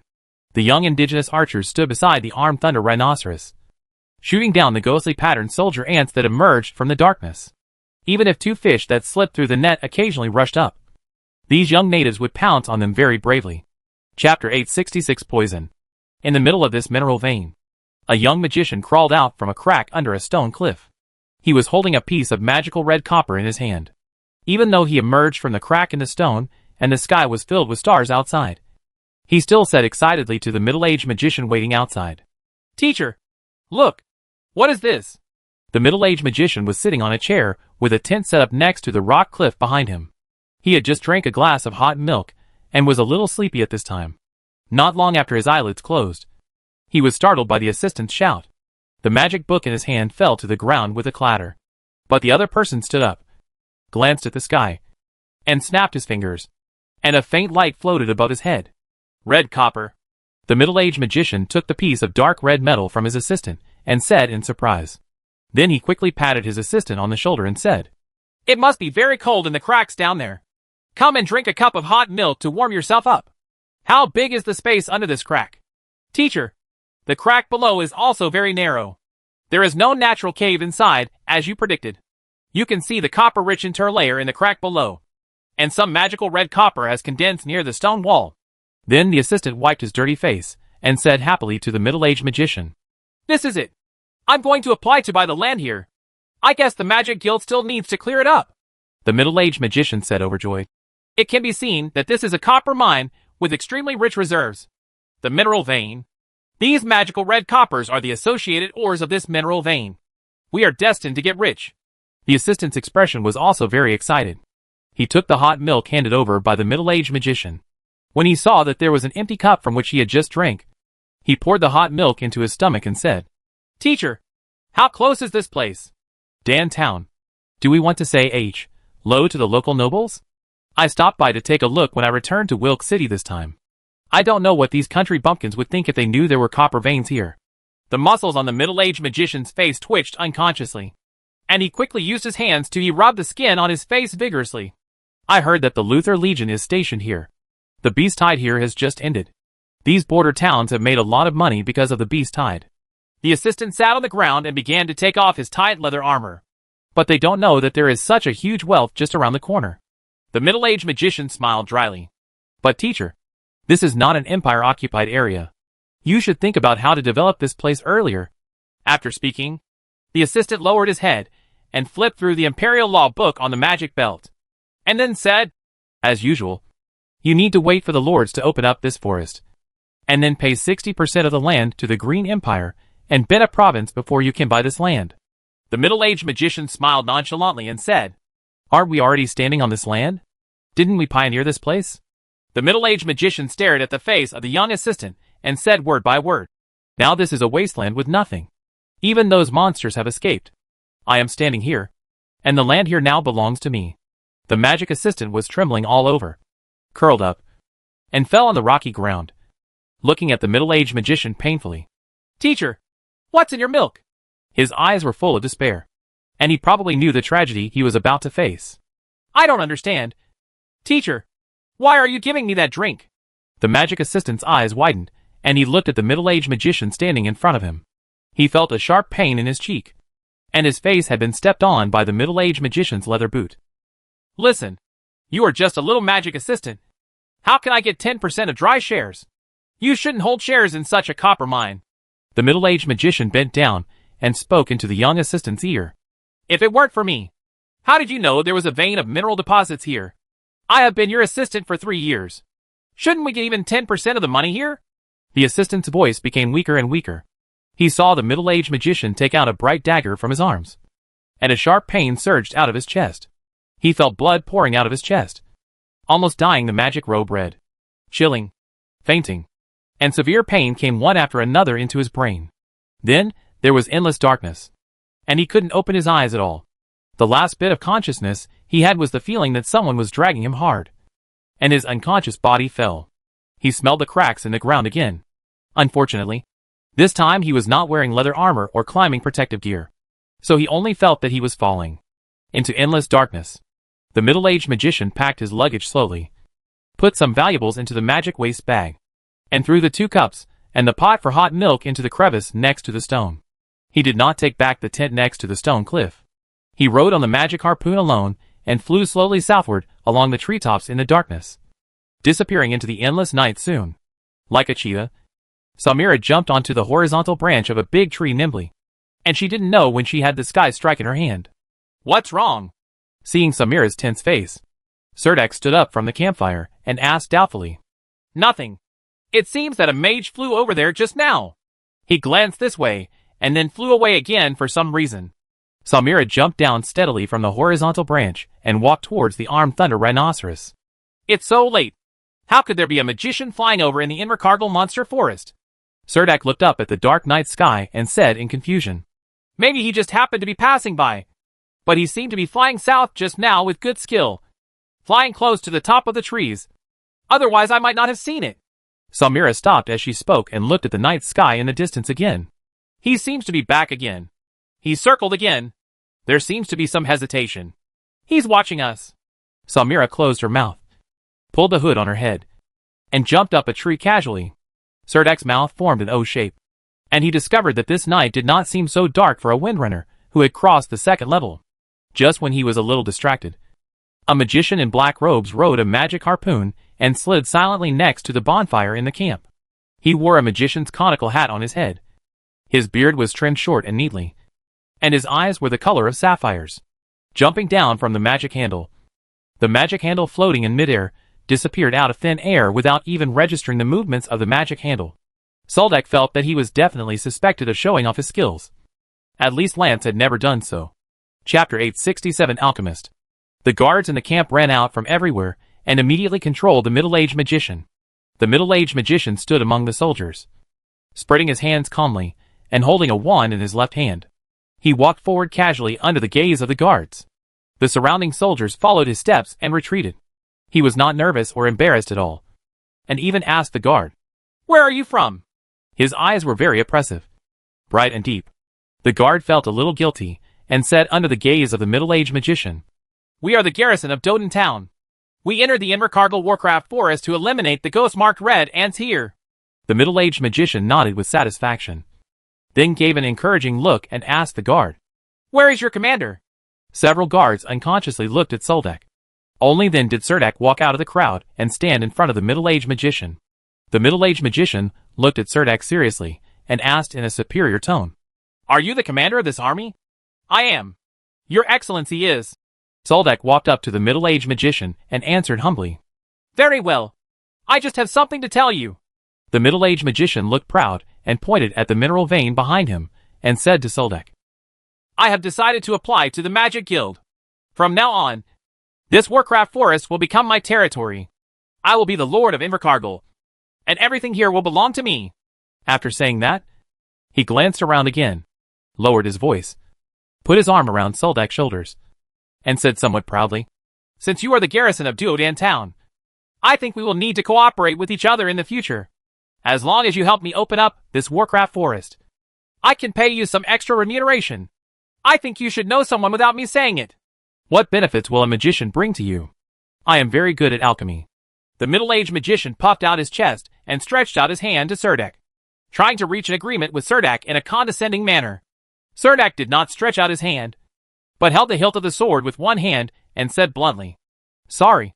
This is already an unknown area being opened up by the Lutheran Legion's Independent Cavalry Battalion." Without even asking the middle-aged magician's name, he took out the Green Empire Code and continued, According to the 443 land distribution law of the Green Empire, the noble lords can randomly select a piece of territory from the unknown area of land developed by the Green Empire. As for the area of the territory, it should be 40% of the total area. The remaining land will be turned over to the Green Empire in Bay Nahan province. My armies set foot in these woodlands and carved their way through this unexplored territory. The middle-aged magician was a little surprised.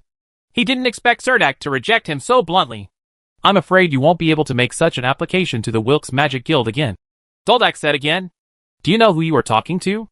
I am the great magician of the Bena province, and a member of the board of directors of the Bena Alchemy Guild. I came to the Invercargill Warcraft Forest in the Belan Plain. I have traveled all over this place. I think I am qualified enough to apply for this territory. The middle-aged magician raised his face, and said to Cerdak with a serious face. The middle-aged magician did not expect that the garrison commander in front of him actually had the same idea as him, and had already led the army into Invercargill Forest. He regretted flying down so hastily. He didn't expect it to be a group of competitors, and they didn't have enough respect for the magician. He felt a little guilty, but didn't want that look to show, so he could only puff up his chest and reveal the pure gold mage badge on his chest, deliberately letting Cerdak see clearly the magician's wand and magic book pattern badge. Soldak had seen something similar on Lance's chest, but it was made of silver, and the golden veins could only be seen on the relief pattern.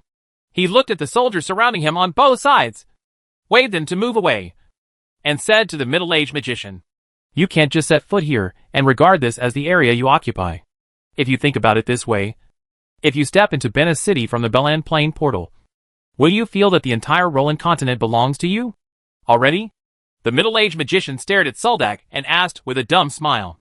You also want to take a fancy to this territory, which only shows that you are also very discerning, which is good.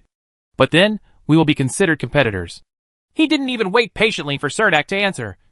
So he said casually, Okay, then we really have nothing to talk about. When nobles occupy territory, they can only rely on their own abilities. But I didn't say that you are currently occupying the Invercargill Forest in the White Forest Plain. There is nothing you can do but stand outside and watch and then applaud for love. At the end, the middle-aged magician forced a smile on his face and said slyly, I hope to see you again in Wilkes City. After saying that, he pulled out the magic harpoon handle from the magic belt and deliberately stopped making any contact with Cerdak's eyes. He stepped on the magic handle with both legs, pulled up the wooden handle, and swooped into the night sky with very quick movements. At this time, Samira nimbly jumped from the tree to a huge boulder in the open area, aimed at the remaining figure of the old magician in the dark night sky, and fully drew the sky strike bow. The fine steel arrow was flashing with arcs of electricity, and a trace of lightning flashed on it. The silk wind element flew out from Samira's fingertips, like strands of silk thread wrapped around the arrow shaft. In the night wind, the arrow made a crackling sound of lightning. Just as the arrow was about to leave the string, Cerdak rushed over and held down Samira's shoulders. Don't!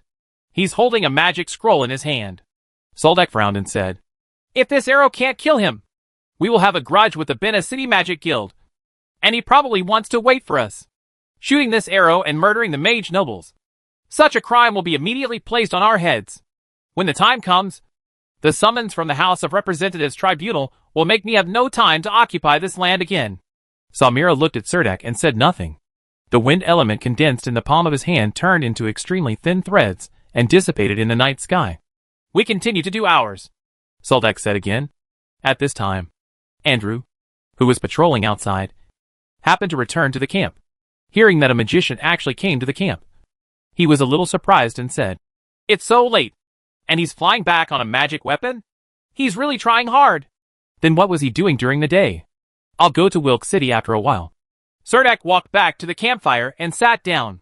The firelight in the camp and the low cry of the thunder rhino continued to attract the ghost-striped red ants in the surrounding woods. The young natives held alloy bows and stood in a shooting position beside the thunder rhino, constantly harvesting their prey. Nowadays, the soldiers have become experienced in dealing with ghost-marked soldier ants. The next morning, the corpses of ghost-striped soldier ants piled up in front of the camp had become like a hill. The cavalry battalion, led by Andrew, continued to advance along the mine veins toward the northeast of Invercargill Forest. Soldak's main mission when he entered the Invercargill Forest this time was to find this mineral vein, explore how big the area was, and clear away the ghostly red ants and forest monsters along the way. It's just the exposed part of this vein that really surprised Serdek. It's really too big. After the morning sun rose, a dazzling light appeared close to the surface. Through this ray of sunlight, one can clearly see the dark insect valley towering into the clouds in the north of the forest. Several rocks flew across the blue sky, and there were several clear chirps that penetrated the clouds. Chapter 868 Gift. There are still many local indigenous tribes living in the Invercargill Warcraft Forest. When the beast tide comes, these indigenous tribes have taken refuge in their respective shelters on the mountainside of Thorns. Therefore, there are basically no local indigenous tribes in this mountain range. But that doesn't mean anything. The indigenous tribes in the Invercargill Warcraft Forest still control the forest. The most important thing for Suldak to open up the lush Invercargill Warcraft Forest in front of him is to reach an agreement with the local indigenous tribes. The first method is to continue the Green Empire's method of developing territory in the Belland Plain. Serdek can directly mobilize his cavalry and archers to drive out the indigenous tribes in the Invercargill Warcraft Forest and let them live in the harsh environment further north. The second method is to make these indigenous tribes become subjects of the Green Empire, just like the indigenous people in the small town. But there is one thing involved here. That is, they cannot completely swallow up their homes and their land, and they must leave a living area for them. Only in this way can the indigenous tribes be willing to surrender to the Green Empire. Of course, these indigenous tribes today are the same indigenous tribes that have resisted the full-scale invasion of the Green Empire before. Decades ago, they were defeated by the Green Empire in a war on the Belland Plain. Their tribe has experienced several migrations one after another, and now they have no choice but to hide in the inaccessible Invercargill Warcraft Forest, which is called the End of the North by the indigenous tribes of the White Forest Plain. I thought I could avoid the Imperial cavalry by hiding in the Warcraft Forest. Unexpectedly, the expansion of the Green Empire has not stopped, and it has now entered the Warcraft Forest. According to Serdak's understanding of the indigenous tribes during this period, these indigenous tribes probably did not want to move further north. It is estimated that there is no way to migrate. Further north is the Dark Worm Valley. The large wetland outside the Worm Valley is full of poisonous miasma. Except for the ghost-striped red ants, no monsters can freely pass through that area. Serdek felt that there was nothing wrong with the second option. The reason why the indigenous tribes rejected the Green Empire people was because the Empire people did not leave a good impression in their eyes. Of course, this was only one of them. Another point is that when the Imperial army launched a dimensional war with the indigenous tribes, after the victory of the war, the Imperial people did not leave some land for these indigenous tribes to survive. Instead, they transformed the surrendered indigenous tribes into a group of proletarians. That is, Aboriginal people in slums in various towns. After they had nothing, they were far less comfortable living among the indigenous tribes. It is for this reason that many tribes would rather hide in the Invercargill Forest where monsters roam, rather than fall under the territory of the Green Empire and become imperial subjects. So the cavalry battalion spent 2 days wandering around this area rich in mineral veins. After understanding the general scope of Serdek's first private territory in the Warcraft Forest, they immediately prepared go and make contact with these indigenous tribes. It would be best if the indigenous tribes could leave on their own initiative. If they don't want to leave, Serdek will try to convince them. It's best not to do anything if they can, because most of the archers recruited by Serdek are indigenous people and young indigenous warriors. Once a war begins with the indigenous tribes, these people will quickly run away overnight even if they do not turn against the enemy and deal a fatal blow to the Serdek cavalry battalion. The collective consciousness of these indigenous people is very strong, and no young indigenous people will point their weapons at their fellow tribesmen. In addition, Serdek discovered that although these indigenous tribes were hostile to the Green Empire people, they were extremely tolerant of the indigenous people living in the towns. Probably they feel that their compatriots have been in dire straits under the Green Empire's rule after losing their homes. Of course, Serdek was unwilling to go to war with the indigenous tribes in the Invercargill Forest, as this would only cause a lot of unnecessary trouble for himself. There are nearly 1,000 archers in the archer camp, more than 80% of whom are basically Aborigines and young tribesmen. They are very familiar with the Invercargill Forest. No one knows better than them how many indigenous tribes live nearby, although they have not yet moved back to the Warcraft Forest. These young natives are also very familiar with the hiding places of these tribes in the Thorny Mountains. Serdek planned to let these young indigenous people take him to visit the chiefs of these indigenous tribes respectively. If they were willing to accept the rule of the Grim Empire, Serdek would have avoided a war. No one can say for sure, but you should try it anyway. It was out of this mentality that Cerdak brought some gifts into the refuge of the indigenous tribes in the Thorny Mountains. The gifts he carried were weapons and food. And these were the things that impressed the indigenous people the most.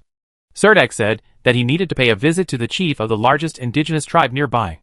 Only the chief of the tribe, with the greatest say, could decide this warcraft forest. However, when Cerdak was brought to the refuge of this indigenous tribe by the young indigenous people, Cerdak discovered that this indigenous tribe was actually the tribe he had first come into contact with before. And he had recently recruited from this tribe. He killed 200 to 300 archers. Cerdak has recently not only hired many young indigenous people one after another, but has also actively prepared various supplies and conducted several trade transactions with this indigenous tribe. This time, Cerdak parked his army near Stonehenge in the hills and mountains. He took Andrew and Sammy halfway up the mountain and saw a friendly indigenous tribal chief waiting at the entrance of the refuge. Cerdak strode away from the entourage behind him and gave a warm hug to the chief of the indigenous tribe waiting at the door. The indigenous chief was very strong and could speak some simple Green Empire language recently. He hugged Cerdak and said excitedly to Cerdak, "Old friend, we haven't seen each other for many days. This time you brought us another gift." "What kind of good stuff?" Cerdak spread his hands, patted the shoulder of the indigenous chief, and said with a smile, "For you, countless fine steel arrows and endless food are the best things." After saying that, Cerdak did not leave these gifts for last, but directly waved his hand, brought all these gifts up from the back, and placed them in front of the chief of the indigenous tribe. The indigenous chief cheered happily and loudly. "Oh, old friend, you are so polite. Every time you come here, you have to give me some gifts." With that said, Cerdak and his party were warmly invited into his residence. Everyone was sitting next to the bonfire in the cave. At this time, a dark hot water bottle was hung on the fire in the stove, and an indigenous woman had already prepared some cups. Cerdak sat opposite the indigenous chief and began to talk about the Beast Tide in Invercargill Forest. Chapter 869 Viscounty of Invercargill. Several indigenous women brought some food and fruit and poured fruit wine into the cups. The indigenous women in the north of the Belland Plain have a brownish red complexion, with beautiful facial features and figure, especially the dress in the tribe. The tailoring of the clothes is rarely sewn, and the body is covered with colorful gemstone and bead chains. The only thing that is not very beautiful. The reason is that because I walk barefoot all day long. Not only do my feet look big, but they are also very rough. These indigenous women had a faint fragrance of flowers.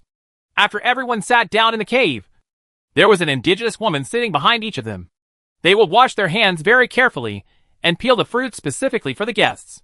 Since Cerdak sent some daily necessities from Doden Town to the tribe, cups, pots, cloths, nails, paints, and knives have become indispensable things for the indigenous tribes, and their quality of life has also improved a lot. Although he still lives in the cave, there are already some fabric curtains in the cave, and there is also a round cushion where Cerdak sits. "What are your plans after the Beast Tide is over?" Cerdak asked. He was not used to the kind of service from the indigenous girl behind him, so he grabbed a handful of nuts and gave them to her, gesturing for her to peel them slowly. The indigenous chief and several warriors in the tribe looked at each other. They still remembered that when Cerdak came to the tribe with several strong men under his command, he once said to him, "The Green Empire will expand to the north in the White Forest Plain. I hope the young people here in the tribe can go out and see the outside world." In fact, this group of young people in the tribe went out and wandered around the Invercargill Warcraft Forest area without leaving here. But life in the tribe has undergone earth-shaking changes. In the past, supplies that were in short supply, including sophisticated weapons, were continuously transported to the tribe through Duodan Town. This time of Beast Tide, the tribes in the hilly and mountainous areas were almost reduced to ruins. But the tribe leader is now confident that he can rebuild his homeland. "We want to return to the hills and mountains to rebuild our homes," the indigenous chief said to Cerdak. The other tribe warrior sitting next to the tribe leader also nodded to express that this was the idea of almost everyone in the tribe. Cerdak also nodded in approval, and then said, "The Imperial Cavalry will continue to march north into the Invercargill Warcraft Forest. If you want to stay here in the hills and mountains, you will not be intruded by the Warcraft in the future. In addition, the promise I made at the beginning is still valid. I will continue to expand the border of the Empire's territory to the north. At that time, I can encircle a large area of land on the hilly and mountainous side to ensure the life of the tribe. Of course, young people from the tribe can also make a living here in Duodan Town in the future. whether they join the garrison or work in the town. Young people will have more choices in the future. After hearing what Serdek said, the nervous look on the indigenous chief's face finally relaxed. We still want to rebuild our homes here in the hills and mountains, the indigenous chief said in blunt imperial language. Serdek nodded again and said, It is best to sign a formal magic contract for this kind of thing, to avoid both parties breaking the contract for various reasons in the future. But now I need to have the say over the hills and mountains and Invercargill Forest. It will take convincing all the tribes in Invercargill Forest. Only by joining the Green Empire can we continue to live in the hills and mountains and the Invercargill Forest. I promise not only to divide large tracts of land, but also to provide complete autonomy to all tribes. The Empire will not interfere in the internal affairs of the tribes. Of course, if you don't want to continue living in the hilly and mountainous areas, you can also move to Duodan Town. However, the land I can allocate to you can only be north of the Thorny Mountains, including the area where the hills and mountains meet the Invercargill Warcraft Forest. If you are worried that if you move to Duodan Town, you will not be able to live in the future, there is no need to worry about this at all. Please believe me, when you come to Duodan Town and take a walk, you will know how easy it is to make a living in the town. You don't need to worry too much about the invasion of imperial culture. I guarantee that tribal culture will not be diluted within your territory. If any tribe here wants to go wherever they don't want to join the Empire, my cavalry battalion will provide necessary relocation funding, not only in terms of materials, but also the use of troops to provide security services. Serdek said so many words in one breath, and the indigenous chiefs and tribal warriors gathered together and discussed for a long time before they finally understood Serdek's consciousness. To put it bluntly, these tribes must join the Green Empire in order to continue to live in the hills and mountains and the Invercargill Forest area. The Empire will not interfere with the lives of the indigenous tribes. Tribes that are not willing to join the Green Empire must leave the hills and mountains and the Invercargill Forest. Wherever they go, the cavalry battalion will escort them along the way. The tribal warrior Antaf frowned, with very deep wrinkles on his forehead, and asked Serdek, Isn't it enough for us to give up the prairie south of the Thorny Mountains? Is it necessary to continue to expand northward? Can't we leave some living space for us? Of course, Serdek would not say that he wanted to get the 2 mines and the large area of Ironwood Forest in the Invercargill Warcraft Forest. So he had to give this area his own territory. I'm sorry. The Green Empire's local population base is too large. We can only maintain the prosperity of the Empire by expanding outward step by step, Serdek said. Now his cavalry battalion is enough to defeat any tribe in the Invercargill Warcraft Forest. Just using force to deal with these indigenous tribes is the most troublesome way.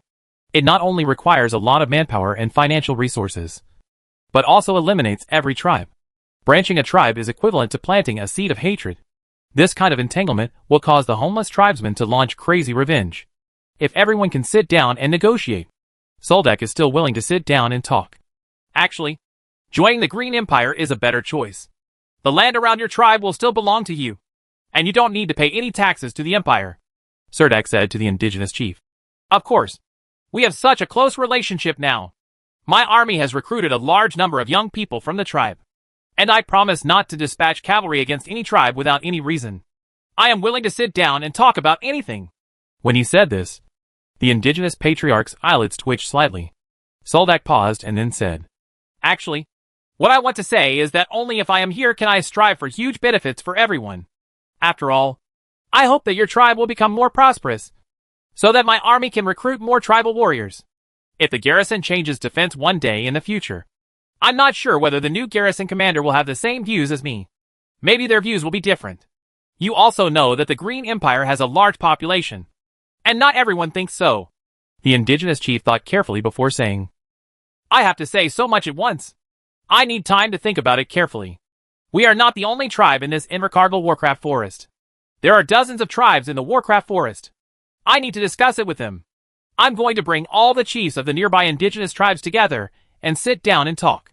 If possible, allocate a piece of land for us in the hills and mountains. I would rather lead the people to live a nomadic life. When we lived in the grassland, we lived this nomadic life. After the indigenous chief finished speaking, he took a sip of water to moisten his throat.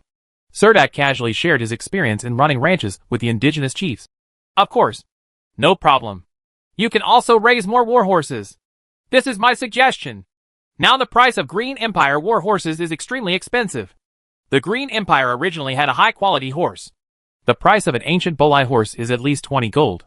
If cattle and goats are raised for large meat, an adult bull can only be sold for less than 2 gold. And a yellow sheep can only be sold for 15 silver coins. After hearing Soldak's introduction, the indigenous patriarch also said with a longing face, I really hope to live like that one day, where I can drive cattle and horses around the mountains every day. After talking to the indigenous tribe leader, Surdak hurriedly left the indigenous tribe before the sun set.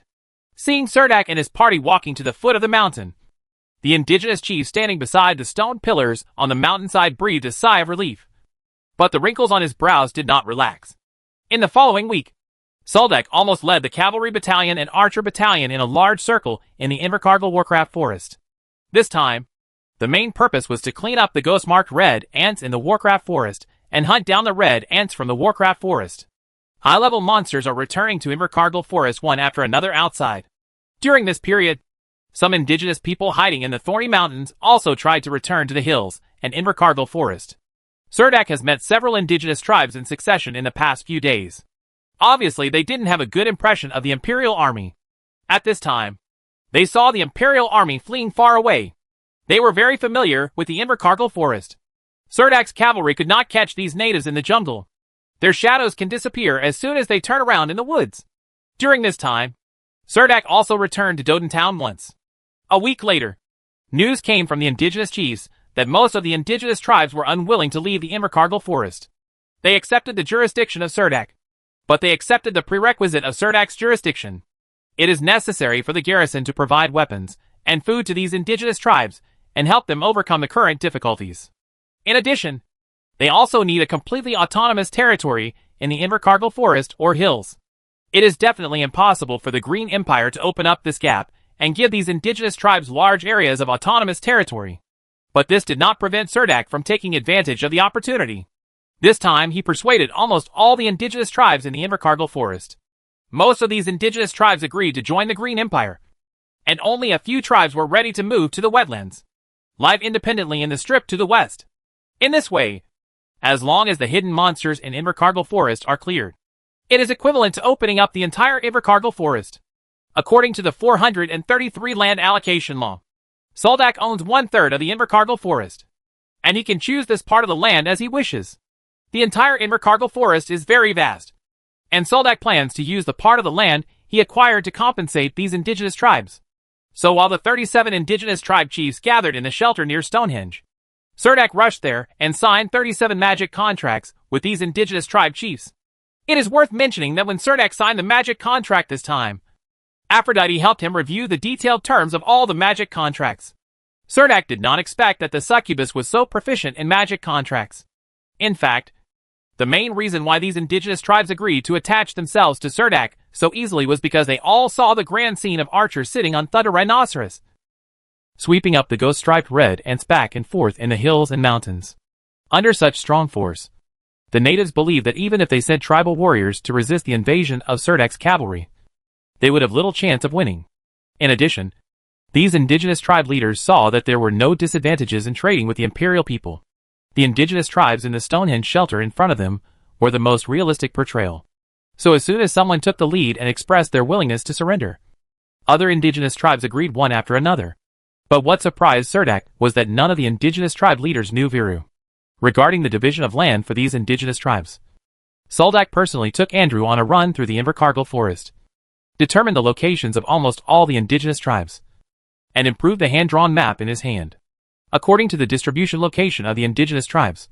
Surdak also included 2 mineral veins and ironwood forest farm areas, seeing that the territory he occupied was only 1/10 of the entire Invercargill forest. When dividing into other territories, Surdak just connected his territory into as large a piece as possible. When all this was confirmed, it was early July, and the rainy season was about to begin in the deserted land of Helensa city. The beast tide in the northern part of the Belan plain was completely calmed down. Only then was Soldak allowed by the military to leave Doden town and immediately rush to Wilk city. This time Selena and Zigna both stayed in Doden town, and Soldak just took Nika and Samira to Wilk city. Gulidam stayed in Duodan town, and Duodan town needed a strong person to take charge. Andrew is leading the cavalry battalion, preparing to help the 4 indigenous tribes who do not want to join the Green Empire to move their homes to the edge of the wetlands west of the hilly mountains. When the team passed through the town of Killen, Soldak also personally visited Baron Merlin Goss. Baron Goss and Baroness Goss hosted a banquet to entertain Soldak. Nika also took this opportunity to go home and visit her mother. Soldak hurriedly and slowly arrived at Wilk City in mid-July. On the day he arrived in Wilk City, Soldak submitted a complete map of the Invercargill Warcraft forest and hills and mountains to the military headquarters, as well as a description of the expansion of the territory and an agreement with 37 indigenous people. The tribe signed the convention to join the Green Empire and also formally submitted its application for the Viscounty to the House of Representatives in Wilkes. Chapter 870 Territory Battle. The last time Soldak passed through Wilk City was exactly 2.5 months ago. His only impression of Wilk City was how big the city was, and his impression of the military headquarters in Wilk City was also very limited. He just remembered that the military headquarters was located in front of a square. When he came last time, the entire Luther army was the soldiers stood in this empty square, waiting for the great swordsman Chester to dispatch garrison tasks. This time he walked into Wilk City again with Samira and Nika, and his mood was completely different from last time. Holding the application form for the Viscounty in my hand, I felt as if I was holding a key to the door to wealth. When I found the red dragon treasure, I was very excited, but it was a surprise, and there was no joy at all in reaping the fruits. When Cerdak entered the city, he did not ask for the location of the military headquarters. He also called for a magic caravan and tied 3 horses behind the magic caravan. The magic caravan quickly pulled Soldak and others to the entrance of the military gate. At this time, the guard at the military gate came over quickly and sent several of Cerdak's horses into the stables behind the military headquarters. The military headquarters in Wilk City was a single 3-story ring building. The yard was filled with practice wooden figures, and there were even a few young officers slashing their knight swords in front of the wooden figures. Cerdak walked directly into the main door, and the guards at the door saluted Cerdak. Military ranks and titles are important here. As the commander of the local garrison, Cerdak did not need to salute the guards, but at the same time, he's still a noble viscount. This means that he has a bright future, so he naturally behaves better.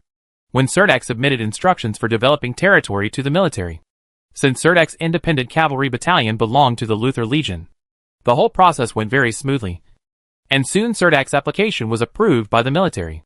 Approved? Holding the parchment that can be stamped with a red seal in your hand, you bring it close to the tip of your nose and feel the smell of the mimeograph on it. Feeling extremely happy, he did not rush to the territorial administration of the House of Representatives to make territorial notes, but went straight to the door of the office of the great swordsman Chester. The great swordsman was standing on the edge of a wall, discussing something with several officers behind him. Hearing the movement at the door, the great swordsman Chester immediately turned to look at the door, and found that Soldak was actually standing at the door, and quickly greeted him to come in with a smile. "Why did you come to Wilk City at this time? What happened in Doden Town?" Great swordsman Chester asked Soldak.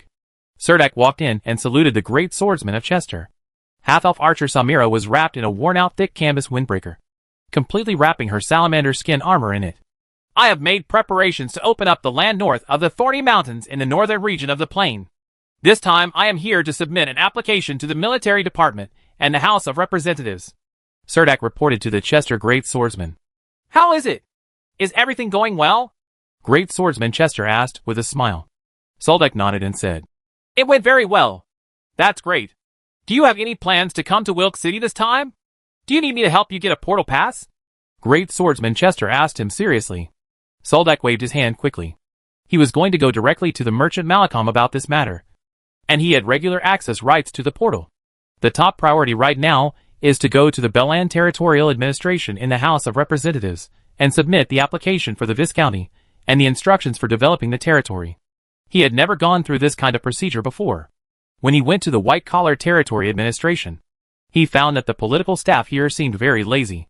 After Cerdak submitted his application and explanation, he had to return to Doden Town to wait. During this period, we still have to wait for the Land Bureau surveyors to conduct on-site surveys and reviews. Usually these surveyors will also enter the Invercargill Warcraft Forest with the Legion. However, this time Cerdak was at the Territory Administration and waited from noon until everyone in the Territory Administration was about to get off work.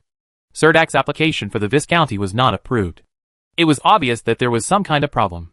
The public employee repeatedly ran upstairs and downstairs in the Territorial Administration for a long time. But in the end, the matter could not be resolved. Soldek finally couldn't wait any longer. And when the civil servant ran back, he knew what the problem was. There were two territorial applications that overlapped. One of the territorial applications was from Serdek, and the other was from the Magic Union.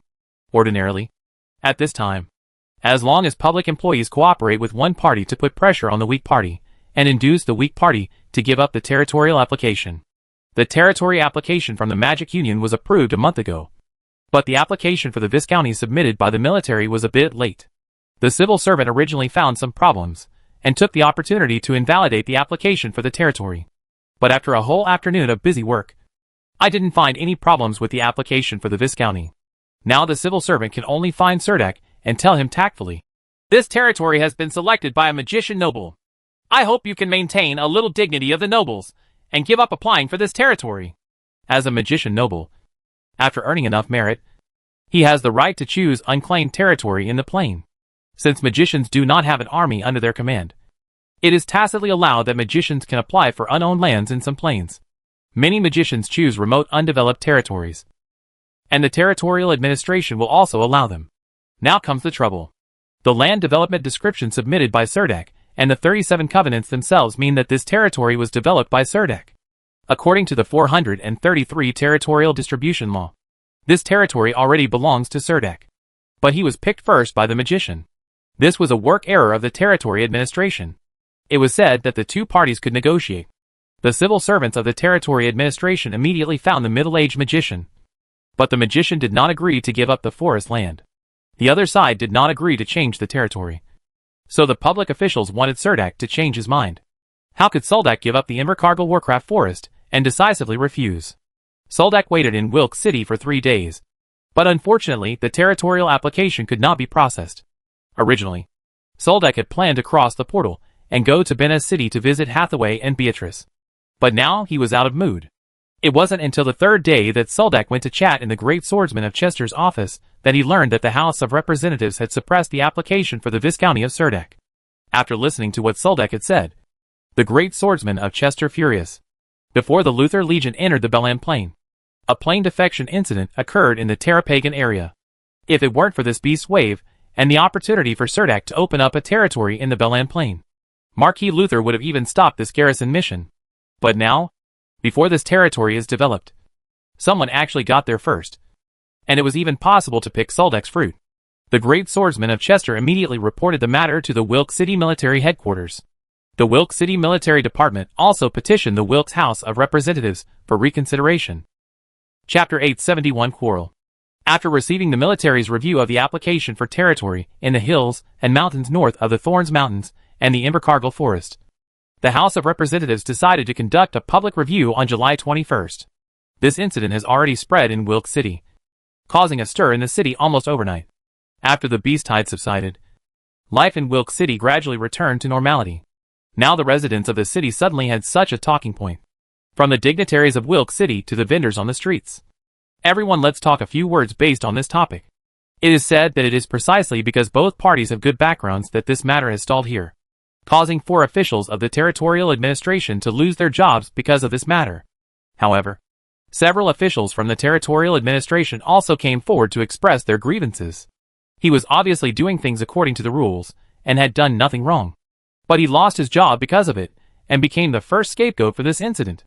In addition, unemployment is small, but face is big. We are all aristocrats in Wilkes City. How can we hang out in aristocratic circles in the future? On the one hand, there are noble lords with military backgrounds. It is said that the Luther Legion entered the Belan Plain to garrison before the beast tide this time, with the intention of gaining military merit and promotion, and also developing a territory. And this matter also received the support of Marquis Luther. Otherwise the Luther army would have dared to maintain peace in Tarapa. It is said that the mayor of Doden Town was kicked back to Wilkes City when he was suspected of blocking the road. Now that the magician has claimed the territory first, no one else can just swallow this. On the other side is a magician noble with a background in the Magic Guild and the Alchemy Guild. This Christopher magician is said to be the executive director of the Wilkes Alchemy Guild, and is also well known in the Magic Guild. He has always lived in seclusion, and few people see him in Wilkes City. But many people have bought the magic metal he refined. Magician Christopher has very unique insights into smelting copper, and transforming elements. His students are all over the wizarding community in Wilk City. And now almost all the magicians in the city are supporting Christopher Wizard. Both parties are famous and noble. And neither one is willing to give up this territory. Now that the matter has reached the House of Representatives, both parties are preparing for reconsideration. Businessman Malcolm is a little confused. Isn't Christopher the magician and alchemist? Wouldn't the great alchemist behind Sirdak step forward to settle the dispute under such circumstances? The morning sunlight shone in from the east side glass window. Soldak was lying on the empty big bed, a little missing Natasha, who was far away in Wall Village. Although this hotel has a maid to warm the bed, Soldak is not going to mess around. The apartment he rented was a 2-bedroom suite. Nika and Samira lived next door. And there was a living room with a terrace outside. Prices in Wilk City are not high. A room like this in a hotel only costs 8 silver coins per day. And it also comes with breakfast for 4 people. If you want to eat lunch and dinner in the hotel, you will need to add 2 more coins. Silver coin. It's not too far from the military headquarters, and can be reached in about 5 minutes walk. Serdak's head was a little groggy, and he remembered that he followed the great swordsman Chester to a ball last night. The great swordsman Chester took him to meet many nobles at the ball, so he drank a little too much. My head still hurts a little now. At this time, there was a knock on the door by Nika. Soldak quickly sat up from the bed and shouted to the door. "Come in! Sir! It's meal time!" Nika stood at the door and said to Soldak in the room. She did not enter Serdak's room. Serdak never needed her help. Even if it was such a tedious task as wearing leather armor, he could do it by himself and do it well. Soldak agreed. Coming soon.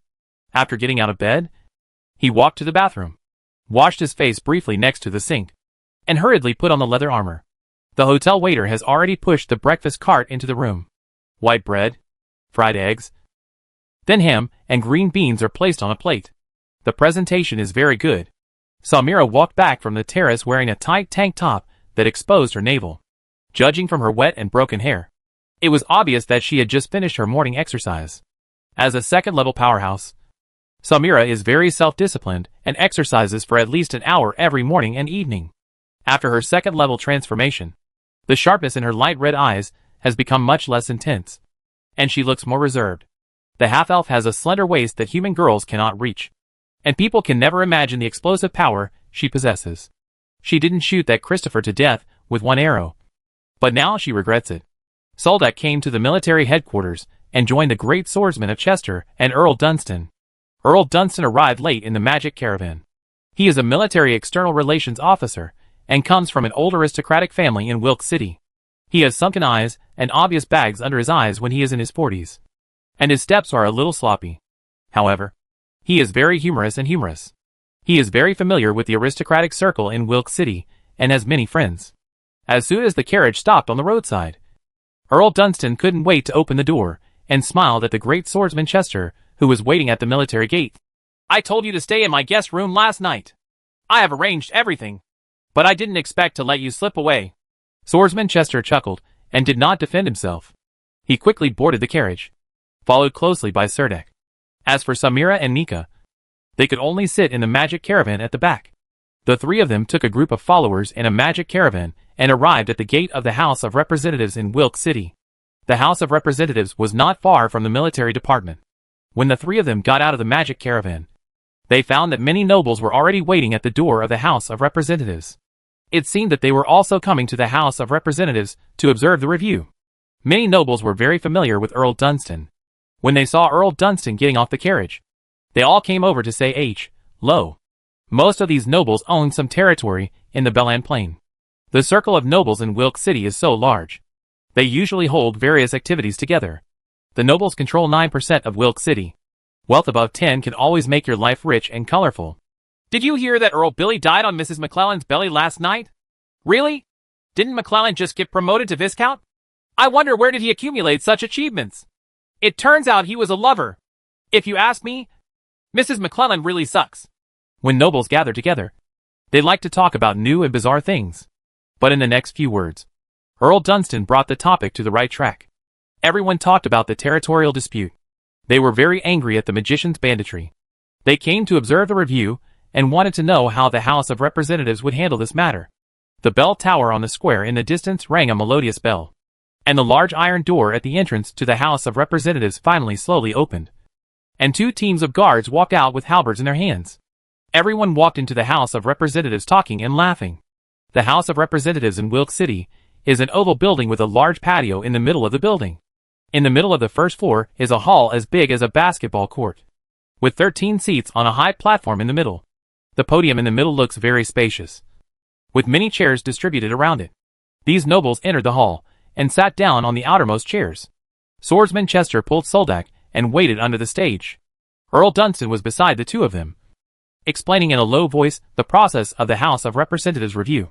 Not long after, I saw 3 magicians hurriedly walking in from outside. But these magicians were all strangers, and Soldak did not see the magician Christopher. The magicians wore black robes and hid their faces in their hoods. The 3 of them walked to the other side of the stage in a zigzag formation.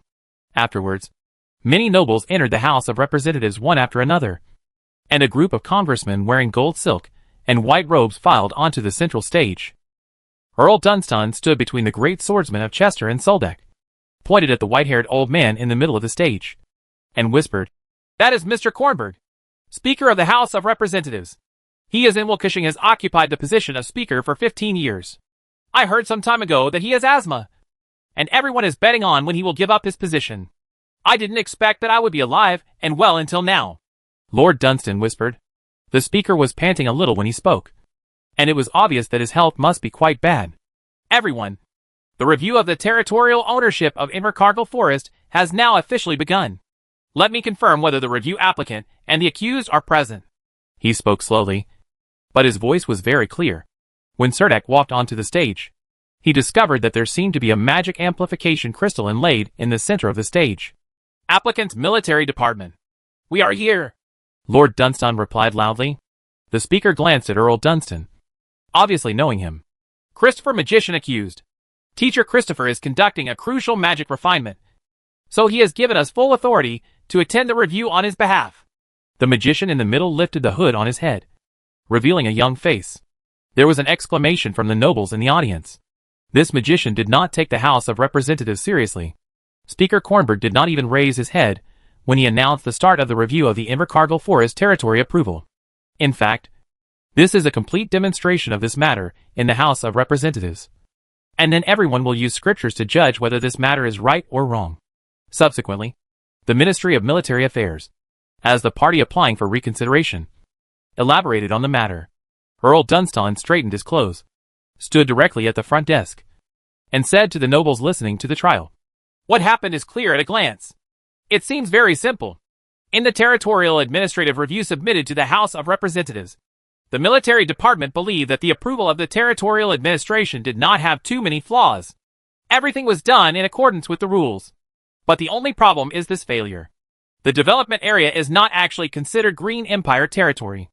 Having said this, Earl Dunstan paused slightly. There was sparse applause from the audience, but calm soon returned. "So, Christopher Magician is applying for a land that is not imperial territory," he continued. Then Earl Dunstan walked up to the members of the territorial administration, nodded to them and said, "Christopher Magician made a mistake in this matter from the starting point. The magician nobles are just pure nobles and cannot be regarded as noble lords. They have no ability to explore unknown areas. They deliberately downplayed this part of the information and misled the Bureau of Land Management. Get approval." Walking back to the stage, Earl Dunstan said to the 13 congressmen on the stage, "The military's attitude towards the territory of Invercargill Forest is very firm. Since the area north of the Thorny Mountains was opened up by the cavalry battalion led by the local garrison, there is no reason for the Magic Union to occupy this territory before the 433 land allocation.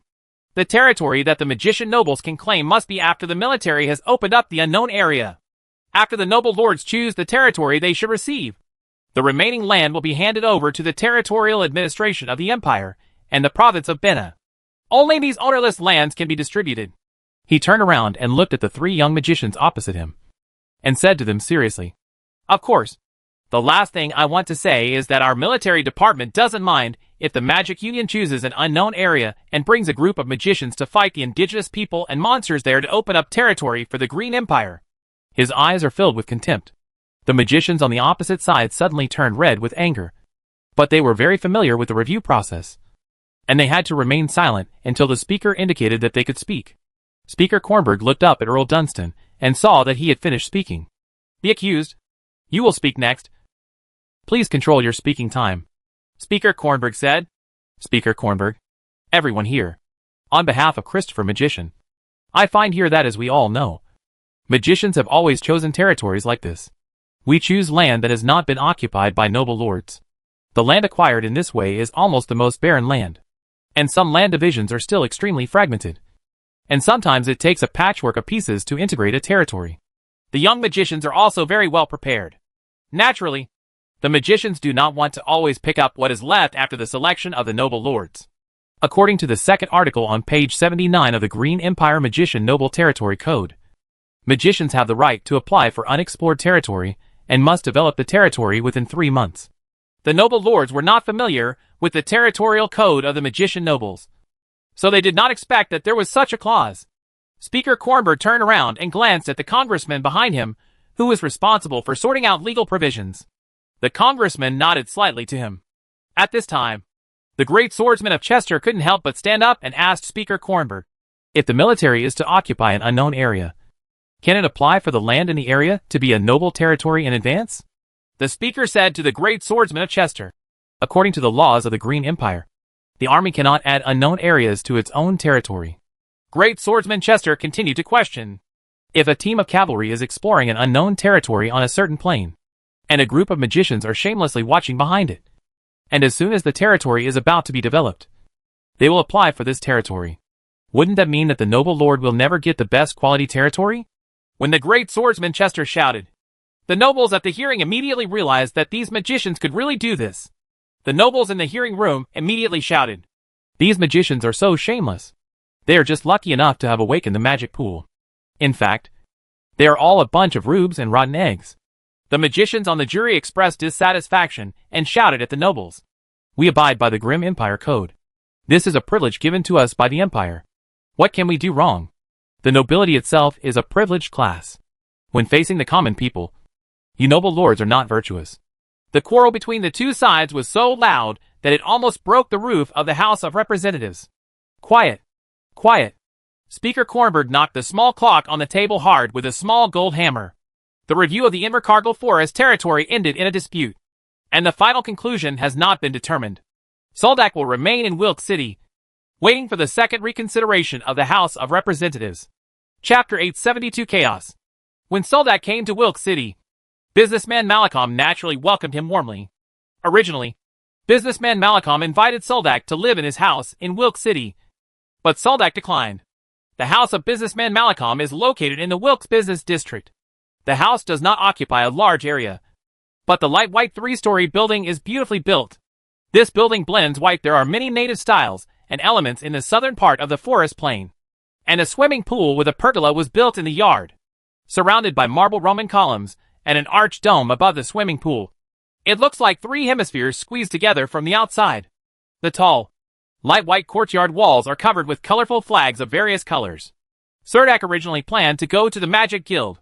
Nika had awakened the magic pool, but had not yet officially registered as a magician. But now that Surdak and Christopher were in trouble, if he went to the Magic Guild at this time, he would probably be accused. Driven out. Originally, Surdak was planning to ask someone to take Nika to the Magic Guild to register casually. But unexpectedly, Nika was reluctant to become a magician. Soldak felt that it didn't matter if it happened a few days earlier or later. Since Nika didn't want to go now, he should prepare to talk about it in a few days. So he accepted the invitation of the businessman Malcolm and came to his house as a guest. After all, the two were close partners in the Belan Plain. Most of the supplies for the Doden town garrison were provided by the Thunder Rhino Merchant Group. Shipping to Bina is omitted. The businessman Malcolm stood at the door of the house with several beautiful wives, walked up with open arms, and said warmly to Surdak, Viscount Surdak, welcome to my home. Several maids even brought beautiful garlands and hung them around the necks of Surdak and others. Soldak, Samira, and Nika walked into the house and saw the sparkling swimming pool in the yard and the exquisite white building opposite, with arched elements everywhere. There are also some dark wooden sculptures standing in the yard, showing a strong indigenous style of southern Belan. Malcolm, this house is really beautiful. Soldak climbed onto the outside terrace of the house, stood next to the gushing waterfall, and said to Malcolm, Businessman Malcolm said to Soldak with a hint of pride. This house was built when my great-grandfather was still alive. It has been passed to my hands for nearly 100 years. After speaking, he touched his hand on a black wooden pillar and introduced to Soldak. These are all brought back from the southern tribes of the White Forest Plain. I just think these wooden utensils look very exquisite, although they are completely invisible. Got it. But I really like the vivid colors of the wood. How long have you been doing business in the southern part of the Belan Plain? Surdak looked at the colorful patterns on the black wood and felt that the statue could come alive at any time. I have been running the Thunder Rhino business group there, but I have only returned to Wilkes City from Chatham in the past 6 months, Malcolm said. Several of his wives were also very diligent in preparing various drinks and exquisite food, and placed them one by one under the awning on the terrace. I heard that the natives in the southern part of the White Forest Plain are very good at magical herbalism. Soldak sat down and asked Malcolm. Yes. Malcolm nodded and added. Actually, they are a bit different. Although they are from the Anisbo tribe, they specialize in serving a sacred tree in the shrine in the tribe. Malcolm was very proud when talking about this past. Back then, I was running a business in a place called Chatham Basin in the southern area of Belan Plain. He even asked the butler to bring out a map of the southern area of the White Collar Plain. Some time ago, an adventure group found a piece of thorium the size of a fist there. So a large number of immigrants flooded into Chatham. I followed the caravan to transport various living supplies to Chatham. He pointed at a red line and said, There are large jungles everywhere over there, and many of the indigenous people living there are good at herbal medicine.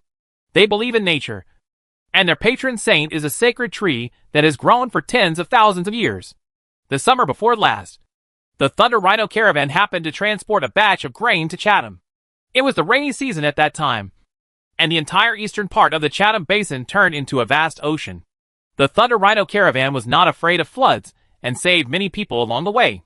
Few local aborigines. At that time, a high priest of the Anisbo indigenous tribe, in order to express his gratitude to me, gave me the 14 maids they sent to the temple to serve the sacred tree. It is said that because the sacred tree did not protect them from the flood, these maids were given to me, who helped them avoid the flood. Those maids already had some basic knowledge of herbal medicine in the tribe, and later learned some more. I also do some magic herbal medicine business in the southern part of Belan Plain. They can identify various elementary magic herbs, and they also know each other, some common medicinal materials. So that's it. After listening to Malcolm's story, Surdak suddenly realized, and then asked him, By the way, Malcolm, do you know the local slave traders? Malcolm nodded without thinking and said, Yes. What kind of slave do you want to buy? Surdak quickly asked. Are there any dwarves in the slave market? Then he added, I found a large copper mine in Invercargill Forest, but I didn't know anything about mining. So I thought of the dwarf slaves. For them, building a copper mine should not be a problem. What is the problem? Businessman Malcolm was sitting on the sofa opposite Surdak. A maid was rubbing his shoulders, and a maid was squeezing his legs. That's it. No problem. I can help you. Pay attention first, Businessman Malcolm said. The Belan Plain pasture is vast, and there are pastures all over the place. But there are very few mines here. So in the slave market here, dwarf slaves are actually not common. After having lunch at Malcolm's house, Surdak refused the program arranged by Malcolm in the evening and left with Samira and Nika. I don't know who completely spread the word about what happened in the House of Representatives in just 3 or 2 days. When the noble lords of Wilkes City heard the news, they immediately exploded. They began to express their extreme dissatisfaction with the Empire's code. I have never encountered this kind of conflict before. And if I don't know these things clearly, it doesn't matter. But now all the nobles in Wilkes City know about it. So the noble lords stood up and protested to the Speaker of the House of Representatives. Why should our legion expand undeveloped areas? And you magicians have to give priority to the territory? If you have to choose, you can only choose the rest. In just a few days, the conflict between the magician nobles and the Empire's established nobles was once again exposed. The noble lords blocked the door of the House of Representatives, demanding that the code of the province of Benna be rewritten and supplementary provisions be made. At the same time, the magicians in Wilkes City also spoke out, condemning the noble lords of Wilkes City and protesting against the military. Seeing that this farce was getting worse and worse, Soldak planned to give up. But when I think about the 37 signed covenants with the tribe in my hand, I can't give up so easily. On the 3rd day after the House of Representatives reconsidered, Swordsman Chester publicly announced in Wilkes City that all towns in the northern defense zone of the Belan Plain that were stationed by the Luther Legion would refuse entry to magicians. This news was like a depth bomb that exploded in the deep waters of Wilkes City. And several big fish suddenly surfaced. The entire city of Wilkes was in a state of panic, while the noble lords were applauding. The president of the Magic Guild personally went to the military headquarters to discuss the matter with the great swordsman Chester Carrot. Chapter 873 Lobbyist. When Soldak came to the military headquarters, he found that many citizens had gathered in the square outside. Several young magicians were standing on a high platform in the center of the square, taking turns to give speeches. Some citizens gathered around and whispered. And there were also many supporters of the magicians. Whenever these young magicians finished their speeches, they would give warm applause. They gave a speech in the square opposite the military headquarters, making it clear that they were targeting the military headquarters in Wilkes City. However, the Green Empire has been promoting freedom of speech, but this sentence generally refers to only the nobles of the empire. So what these magician nobles say in the square, the military really has no right to interfere, and can only let these magicians were noisy in the square. Soldak walked into the military headquarters and met some young officers. Some of them would always take the initiative to say hello to him. Nowadays, he is quite famous in the Wilkes military headquarters. He dared to confront the Magic Union head-on. If it were any other officer, he might have been forced to succumb long ago. As the priests and priests of the Temple of Liberty gradually left the empire, the status of magicians increased. The magic pattern structures, enchanted weapons, magic potions, and daily necessities related to them were, for a noble lord, none of which are indispensable. The leather boots made a dull sound on the floor of the corridor. The corridor of the military headquarters building was a bit long. Swordsman Chester's office is just deep in the corridor. Walking to the door of the great swordsman Chester's office, Serdek pushed aside the people outside. The adjutant of the great swordsman Chester was sitting at the desk outside. When he saw Serdek walking in, he immediately put his index finger on with her lips. She motioned him not to speak, and then pointed to the office inside. Serdek closed his mouth, nodded, and then sat down on a row of chairs opposite the desk outside. Some of the voices speaking inside could be heard, but what was being said could not be heard clearly. The exchange between the two parties ended quickly, and then footsteps sounded, and a middle-aged nobleman walked out of the office. The adjutant of the great swordsman Chester immediately stood up. Serdek also stood up, followed by the great swordsman Chester, who nodded slightly to Serdek, and was about to send the middle-aged nobleman out the door. The middle-aged nobleman saw Serdek. He stopped, narrowed his eyes, and said restrainedly, "You are Soldak, right?" Seeing the count's noble medal on his chest, Soldak saluted quickly and replied briefly, "Yes." The middle-aged nobleman did not comment, and only said, "You are indeed young and promising. But what the heck? If you have time, you should still participate in more activities for young people in Wilkes City, and have more contact and communication with the young people here." Serdek did not expect that this middle-aged man would directly act like an elder and warn him. After the nobleman left, the great swordsman Chester put away the smile on his face, and pulled Soldak into the office. Swordsman Chester opened the curtains to let in the sunlight outside, and motioned for Soldak to sit wherever he wanted, and then said, "In the past few days, the president of the Wilkes City Magic Guild and the Wilkes Chamber of Commerce have come to me one after another. They say they are trying to persuade us, but it is better to say that they want us to take a step back. But I have been here for the past 2 days. I'm thinking, we have worked so hard to secure the territory. Why should we give in? If we take 1 or 2 steps back now, we may take 5 or 10 steps back in the future. And don't expect the magicians to appreciate our kindness. I estimate that this kind of thing will not only come to me, but maybe people will come to you one after another. They may be powerful people in Wilkes City, or they may be some other people. We will be imprisoned by the circle we live in. So we need to overcome obstacles all the way and keep moving forward." He seemed a little worried. Soldak didn't ask further questions, just nodded and said, "I know." The adjutant brought in 2 cups of tea and placed them on the desk. Swordsman Chester turned to look out the window. His office window faced the square outside. More and more citizens gathered there, and the voices became louder. Swordsman Chester continued, "Speaking of which, Christopher Magician is still somewhat famous in Wilkes City. His name as director of the Alchemy Union is like his halo. He has the ability to influence the situation in Wilkes City. In the alchemy market, many merchants and nobles are his customers.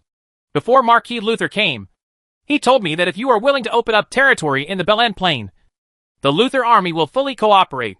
However, I did not expect these magic unions to go so far this time. This matter I have already written to Marquis Luther about the matter, and I will follow his advice. Swordsman Chester is the absolute confidant of Marquis Luther. Soldak thought this way. He then said, I have now signed a peace treaty with all the indigenous tribes in the Invercargill Warcraft Forest. They are all willing to accept the rule of the Green Empire. The 4 tribes that do not want to join the Empire have migrated to the west of the Thorny Mountains, near the wetland. The territory I get may first meet the needs of the indigenous tribes, and I will set aside large tracts of pasture in the hills and mountains to compensate them. So I will not give up this territory under any circumstances. Soldak added, I would rather have this land languished in the House of Representatives than put it in the hands of anyone else. Great Swordsman Chester explained, You are really fast in striking. Surdak returned to the hotel from the military headquarters. In the past few days, he has been traveling between the military headquarters and the hotel. Nika occasionally went out to visit Wilk City. She was full of curiosity about the city. After breakfast every day, she would leave the hotel with a small bag filled with water and white bread, and then walk for a whole day. He won't come back from outside until the evening. She didn't walk very far at first. The city was so big that it would take almost half a day to walk back and forth on this shopping street. Now Nika has learned to take the 15 coin a time public carriage and travels to other neighborhoods. Samira usually practices archery in the backyard of the hotel. Recently, she discovered that there is an archery hall on the back street of the military headquarters and spent 3 days in a row there. Surdak walked to the front desk of the lobby on the first floor of the hotel, intending to order a dinner, and asked the hotel waiter to help him bring it to his room. Lord Viscount Surdak, there is a gentleman over there who has been waiting for you. After the hotel waiter finished speaking, he pointed to the seating area in the hotel lobby. Surdak walked over and saw a middle-aged nobleman with a thin face on the sofa in the seating area of the hotel lobby. The nobleman's face looked somewhat familiar. Who are you? Soldak asked. David Golding. He deliberately puffed up his chest to expose the noble badge on his chest, and then said to Soldak with great certainty, You must have heard my name. Soldak thought for a moment, then asked tentatively, Are you a distant relative of Baron Josie Golding? If you want to say that, then I won't deny it. Maybe you can say it the other way around. Senator Golding crossed his legs and sat motionless on the sofa, staring at Soldak with his head raised. His face looks a bit old-fashioned and mean, and his slender eyes like to look at people together with his nostrils. The trading house in Duodan Town is just one of my many properties. Now let Xiao she help me take care of it. His tone changed slightly, and he said, I think since the nobles enjoy tax-free privileges, it is the right thing to open a trading house to be tax-free. As it should be. Surdak was not moved at all and said casually, Sorry, I am currently the mayor of Doden Town, so these must be done according to my regulations. I heard that you are from Helensa, Terrapagan area in Bena province? Congressman Golding continued to ask. Yes, my hometown is in the deserted area of Helensa City, Surdak replied. Maybe there are no nobles doing business in your hometown. It's just a trading house. It doesn't matter to me whether it collects taxes or not. I came to see you this time, but I was entrusted by others. Councillor Golding he clapped his hands, stood up and said, in a condescending manner. He continued to say to Surdak, A friend asked me to tell you face to face that it would be better to give up the land north of the Thorny Mountains. As he spoke, he walked out of the rest area and walked into the hotel lobby, then turned back and said, Also, tell me what I think. I will vote against you at the next House of Representatives review. There are exactly 7 members who have the same idea as me, which is just over half of the members of the House of Representatives. Councillor Golding looked a little proud, dusted himself off with a white handkerchief, and then said with a smile, Instead of losing in the voting process, it is better to take the initiative to give up the land and leave a good impression on others. Soldak just smiled and waved casually towards Senator Golding. Chapter 874 A Bad Situation. The letter of summons from Archon Florian was placed on Soldak's desk, but he did not feel even the slightest bit honored. Unexpectedly, the group of magicians in the Magic Guild actually found the governor of Wilk City, the Marquis Florian, through their connections. Last month, the Marquis Florian was still in Wilk City. A banquet was held in honor of Hathaway and Beatrice. Hathaway arrived in Doden Town and mentioned Uncle Florian to Soldak. It was said that he had a good relationship with Marquis Luther. Surdak had no idea he would become a lobbyist for Christopher Magic. However, Soldak really had no way to refuse the invitation from Consul Wilkes. Unexpectedly, the wave of the Magic Guild would come so violently. Cerdak thought for a while, and wrote in his reply, "My lord, Marquis Florian, I am very honored to receive your invitation. I will visit you at the City Hall tomorrow morning. Viscount Soldak, commander of the Independent Cavalry Battalion of the Lutheran Legion." The attendant who delivered the letter immediately returned to Wilkes City Hall with the letter. Soldak rode through the market early the next morning and arrived at the entrance of Wilkes City Hall. He led the horse to the door guard and showed the summons letter from Marquis Florian to the door guard. The guard held the summons letter and led Soldak into the City Hall. When passing the first gate, there was also a groom who came to lead the horse. Wilkes City Hall is much more imposing than Helensa City Hall. The entire building is filled with semi-open internal and external cloisters, with various exquisite patterns on these cloisters. Soldak walked for a full quarter of an hour before being led by guards to the office of Archon Florian on the 3rd floor. Knock on the door. After receiving the response, Cerdak carefully opened the door and walked into the room. The office of Archon Florian is very grand. It can be said that almost every part of the decoration in the room is decorated with gold patterns.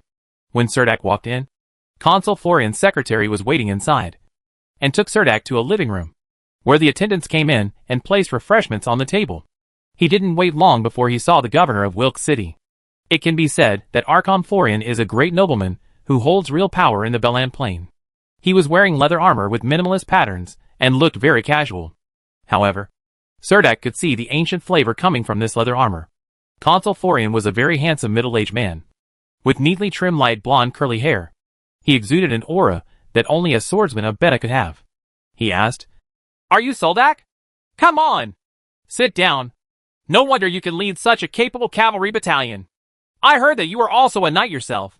In the province of Bena, the most famous one is the swordsman of Bena, so the cavalry is not as valued as in other provinces. "Yes, Lord Archon," Cerdak replied quickly. "You can call me Uncle Florian.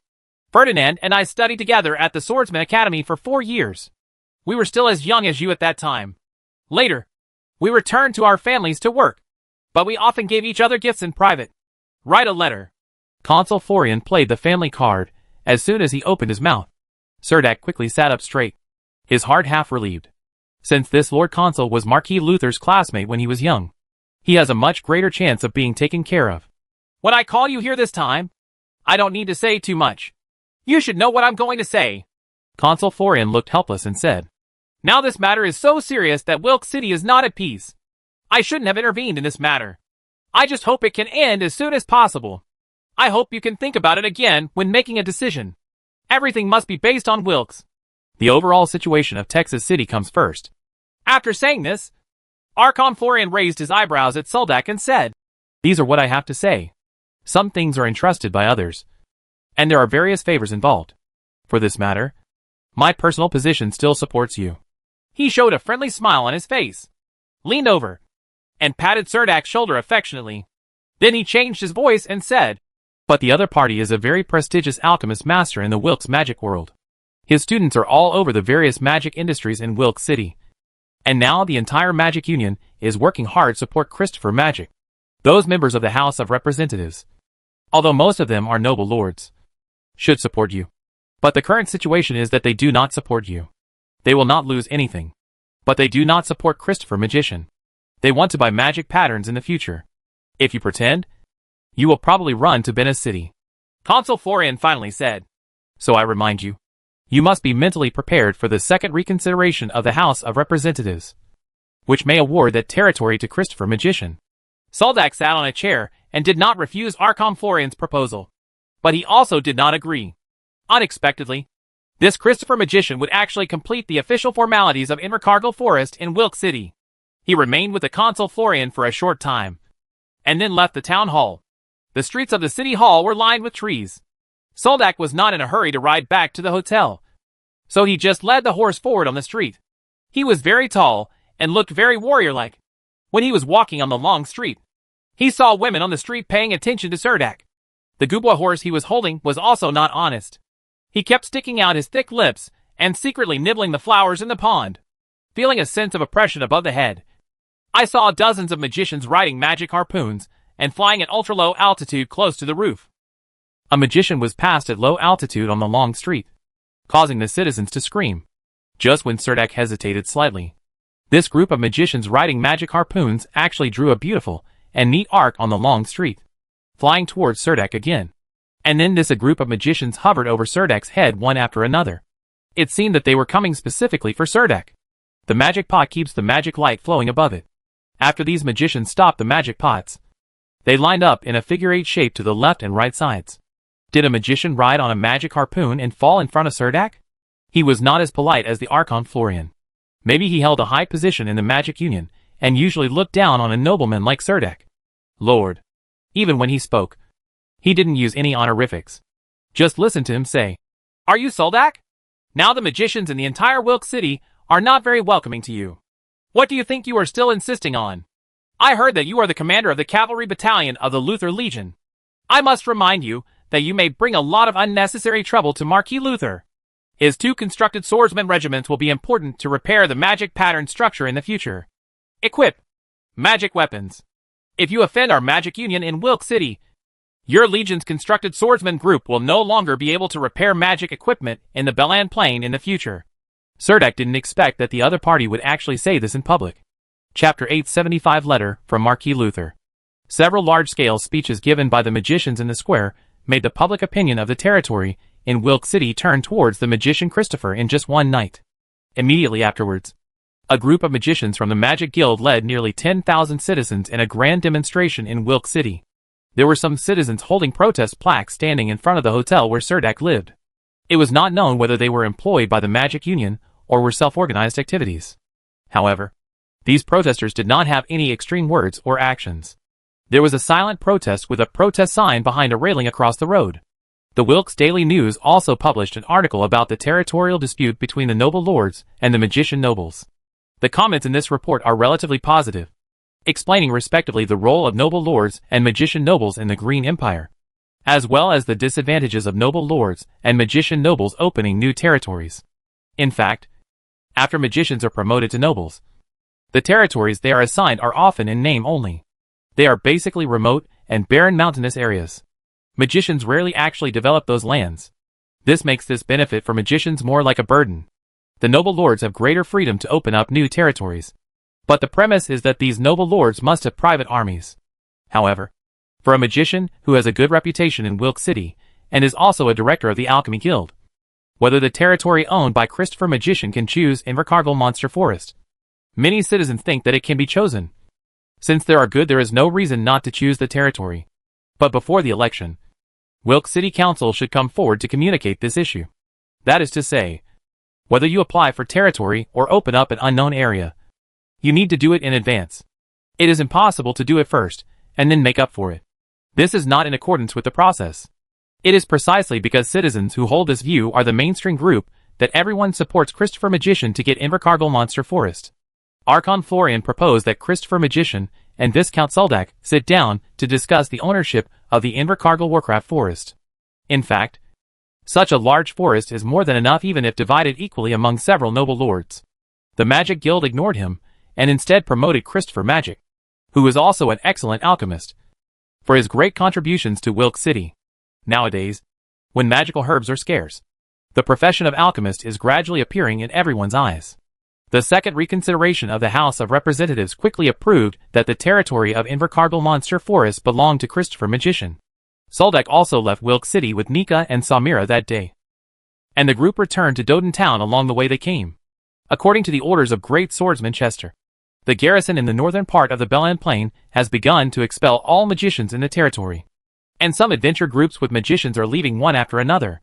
On the road leading to Wilk City, you will always see some adventure groups riding on horse-drawn carriages, heading towards Wilk City. Serdek rode the Gubwa war horse in front, while Nika and Samira were sitting in a magic caravan. Nika was not good at riding, and did not have enough physical strength to ride on a horse for 7 days in a row. Samira simply didn't want to wear a hood and gauze to bask in the scorching sun. He was in a bad mood. He didn't expect that he had worked hard to open up the Invercargill Forest, and now he said that this land belonged to a magician. Then the magic contract signed with the indigenous tribes in Invercargill Forest became a pile of waste paper. The most embarrassing thing is that he drove 4 indigenous tribes out of Invercargill Forest.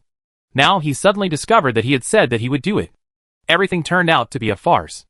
Although great swordsman Chester said that this matter was not over yet, Soldak felt that this matter was probably irreversible. I didn't expect that this would be the case. After leaving Wilk City and stepping into the vast grassland, his gloomy mood gradually improved. Soldak rubbed his numb face with both hands.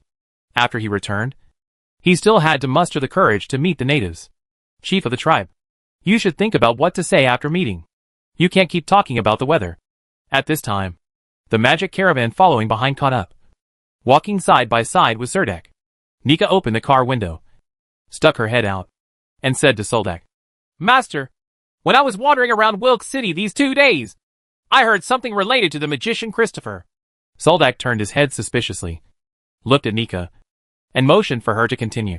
There is a student next to magician Christopher. His name is Joel Singh.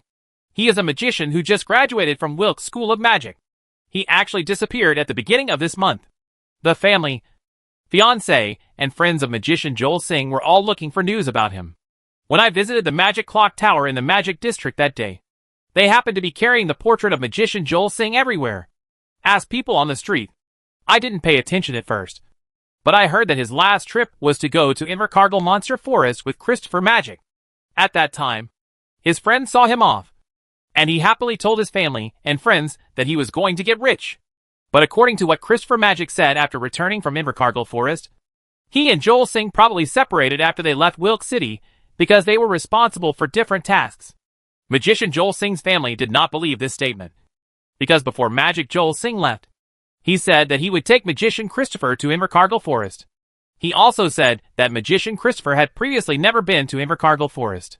Soldak held the horse's reins with one hand, slapped his forehead vigorously, and said, If this matter involves the magician Christopher, it cannot be solved with a small fine. After all, the other party is also a magician. Noble. Nika stuck his head out of the window and said excitedly, If they go to Invercargill Forest, they may not necessarily go through Doden Town, but they will definitely pass through Keelan Town. And unfortunately, there is only one town in Keelan Town. We can go to Jylin Town to check out a hotel. She pointed to the road ahead and said to Soldak, Master, let's go to Jylin Town. Every time Nika calls Master, Serdek always feels like someone is tickling the soles of his feet. It's hard to describe the feeling. The next day, after Soldak arrived in Keelan Town, Nika immediately ran to the only hotel in the town. It happened that the front desk waitress of that hotel was Nika's little sister. Nika got into the service area at the front desk, and the two chatted there for a long time. Not only did they find out the information about Christopher Magic and the magician living in the hotel, we also found out that the magician Joel Singh found 2 street girls in the town at night and allegedly destroyed 2 sheets in the hotel. Christopher Magician is lying.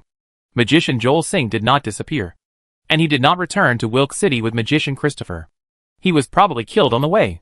Christopher Magic is hiding the truth, and there is a high probability that he is the murderer of Joel Singh. Soldak then remembered that on the night he met Christopher Magician in the southern part of the Invercargill Forest Lode. He was clearly alone. Although this seems obvious, but it is not easy to investigate. The main reason is that no one except Christopher Magician knows the whereabouts of Joel Singh. But there is no way to interrogate him. What to do specifically made Serdek fall into deep thought. I thought that I might be able to return to Doden Town and take Selena back to Wilk City. The dark goddess Selene is in charge of everything in the darkness. Dreamland is one of them. Maybe I can go to the dream of Christopher Magician to understand the situation. But then Serdek thought that it might be impossible for him to get up close to Christopher Magician now. Depart from Keelan Town Hotel. When he closed the door, he heard the sweet tinkling sound of the wind chimes at the door. Soldak subconsciously touched his neck.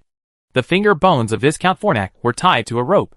He took the phalanges in his hand, turned around and returned to the hotel with Nika and Samira.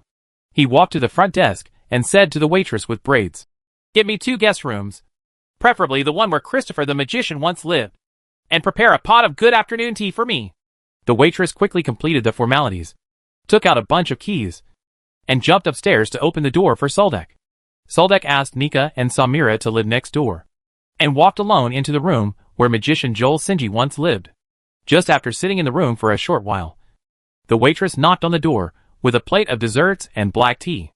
Soldak walked to the door, took the tea tray, and gave the waitress a silver coin tip. The reason why he tipped so much was simply because he had no change in his pocket. After the waitress kept hinting that she could do more service, Soldek closed the door and locked it. He placed the tea tray on the coffee table in the living room, then walked to the window and pulled up the thick curtains. The room immediately became a little dark. And then he took out the finger bone, put it in his mouth and blew lightly. But there was no sound. The surrounding air suddenly turned cold, and Serdek found some bloody marks on the wall. A little blood seeped out from the wall, and then a kind of bloody thorns emerged from the wall, like countless trees growing crazily. Vine. These dark red tree vines form an arch on the wall. A big skeletal hand pushed open the broken wooden door and appeared silently in front of Soldek. When the door behind him closed quietly, Serdek looked through the wooden door and saw the vast land inside made of countless bones. The dark wind roared, and countless skeletons crawled out from the land of bones, forming an army of skeletons and walking slowly into the distance. Good afternoon, Soldek. You have been promoted to Viscount, which is really a bit beyond my expectation. Count Fornak took off the hat on his head, floated to the front of the sofa, and sat down casually. He stretched his head forward, sniffed the steaming black tea in front of him, and smiled at Soldek and said, "It's been a long time since I've had black tea, and this taste really makes me miss it." The day after Soldek left Wilkes City, Miss Hathaway rushed to the Wilkes City military headquarters with a personal letter from Marquis Luther. 10 days ago, Great Swordsman Chester wrote a letter to Marquis Luther in the Terrapagan area about the dispute in the Belan Plain. Unexpectedly, Marquis Luther sent a reply so quickly. Luther not only replied to the Great Swordsman of Chester, but also wrote a letter to the Consul of Florian in Wilkes City. At the same time, Hathaway and Beatrice passed through the portal in Venice City and delivered these two autographed letters from Marquis Luther to the Great Swordsman Chester in the military department. Marquis Luther said in his letter, "I find it incredible that the Wilkes Territory Authority was able to allocate the Invercargill monster forest to Christopher Magic during the beast infestation. The noble lords are willing to station troops in the border towns of the plain. It is definitely not just doing good deeds, but accompanied by a series of related benefits, which makes the noble lords willing to come to the plain to garrison. Obviously, the citizens of Wilkes City have forgotten who allowed them to live a happy life at this moment. For such plain residents, the Luther Legion announced that it will completely evacuate the Belan Plain at the end of this month. I order, the Great Swordsman of Chester immediately summons the Legion Herald and issues a troop recall order to the Lutheran Legion in the northern occupied area. The Lutheran Legion prepares to evacuate all members of the Belan Plain before the end of this month." This letter was brought personally by Hathaway Luther. Marquis Luther publicly stated in Wilkes City that the Luther army supported Soldek, which greatly cheered up the Wilkes military headquarters. But the troubles that followed made them extremely distressed. Although the Lutheran army blocked the beast tide north of the Belan Plain, the Lutheran army is about to leave the Belan Plain. Which legion will succeed Luther's legion in the future is really a big problem. Even the local noble lords of the Belan Plain are unwilling to take over the garrison task of the northern area, because everyone knows that the undeveloped land north of the Thorns Mountains is about to change, become the territory of Christopher Magician. So the noble lord shouted in the House of Representatives, since the magician is going to open up the territory of the Invercargill Warcraft Forest, it is up to the magician to station there himself. Consul Florian personally went to the military headquarters to see the Great Swordsman Chester, trying to persuade the Great Swordsman Chester to suspend the Luther Legion's decision to withdraw from the Belan Plain. In order to avoid Consul Florian, the Great Swordsman of Chester had already taken Marquis Luther's order and personally went to various towns in the northern region to issue evacuation orders. At this time, everyone remembered that the Luther army was the private army of Marquis Luther. As the leader of the war faction in Bena province, Marquis Luther was definitely not a good-tempered person. Chapter 876 Psychic. Count Phonak sat elegantly on the hotel sofa. His face was only a white skull, with light blue soul fire burning in the black holes in his eye sockets. He was covered in black silk that only ghosts deserved. A bony arm lifted the teacup on the table, with only his skeleton left. He has been unable to eat for a long time, but he still misses the beautiful feeling. He brought the teacup to his mouth and tried to smell the aroma wafting from the teacup. Unfortunately, his sense of taste and smell had completely disappeared, and he could not smell the aroma of tea at all. The soul fire beating in his eyes had a kind of aristocratic melancholy. He sat back on the sofa and looked around carefully. Soldek smiled and explained to Count Phonak. "This is the town of Killen in the Belan Plain. Count Phonak, I encountered a little trouble this time, so I invited you to come and see if there is any way." "Help." Count Phonak looked around cautiously. There was a ruby-encrusted ring on the phalanx of his middle finger, which indeed looked very gorgeous. Serdek lowered his head in some dejection, and said to Count Fawnek in embarrassment, "I have encountered a trouble recently. A magician is currently competing with me for the ownership of a territory. Now I am at a disadvantage. If the situation is not reversed, this territory will probably not fall into my hands." The will-o'-the-wisp in Count Fornek's eyes flashed brightly, and this topic probably aroused his interest. "Then what can I do for you?" Count Fornek turned to Soldak and asked. Soldak touched his nose and continued. "When we were in Wilk City, we accidentally discovered some personal affairs of that opponent, which probably involved him possibly killing a young magician. But I guess that the young magician now has probably been killed by Christopher, and he died without any evidence. So I invite you here because I want to ask you whether people will go to the world of the dead after death, and whether it is possible to find his soul floating outside." Count Fornek opened his mouth wide, but there was no pleasant laughter, and the scene was a bit embarrassing. Count Fornek put down his wine glass, stared at Soldak and said, "First of all, after a person dies, not everyone will fall into the world of the undead. Otherwise the king of the undead world would not launch a whole race war without any trouble. It is said that the souls of a very small number of sages will be admired by countless descendants. Such noble souls will ascend to the kingdom of God. If there are enough believers, they may also become gods in the kingdom of God. More people will enter the kingdom of God as believers after death, and they will become warriors who protect the kingdom of God. There are also some people who will enter various HLS and realms after death and become a part of them, or simply have their souls sucked by the weird creatures there. The remaining people still have to resist having their souls plundered by demons. Only those souls that are still obsessed with death after death will enter the world of the dead. Of course, we can't rule out that some souls have become lonely ghosts, or simply been purified by the holy light." Serdek opened his mouth wide. He didn't expect that death is just a new life for the undead. That is, if the mental power is not strong enough before death, it is very likely that all memories will be lost, and it is very likely that they will really be gone. Seeing Soldak sitting there deep in thought, Count Fornek immediately comforted him. "But don't worry. As long as he enters the world of the dead, I will have a way to find him." Afterwards, Count Fornek sat up straight and asked Soldak very formally, "Do you know his name?" "Joel Singh." Soldak answered, "He is a magician?" "Yes." Serdek replied, "Is there anything he used?" Soldak shook his head, pointed here again, and said, "No, but he once stayed in this room for one night." Count Fornek tapped his forehead with his bony arm and simply said, "Okay, I'll give it a try. I only understand the soul collecting technique, but I'm not very proficient in it." After saying that, he spread a piece of magic sheepskin on the wooden table in the room almost non-stop. Then he dipped his long dry nails into a bone-based black oil and drew an extremely profound and complicated magic pattern on the piece of magic parchment. As every trace of his soul flowed into this magic pattern, the magic patterns all lit up. Streams of soul fire gathered from all directions, and Count Fornek would occasionally take a deep breath next to these soul fires and swallow these soul-like things into his stomach. Count Fornek only took a small sip each time, and then continued to stare at the magic pattern array. Only when a broken soul flew out of the darkness and circled back and forth next to Count Fornek's spirit-gathering circle did Count Fornek stop. He stretched out his bone-like arm, gently grabbed the soul, and brought him in front of him. The face of the soul has become a little blurred, and many parts of the body are badly damaged. "Tell me your name."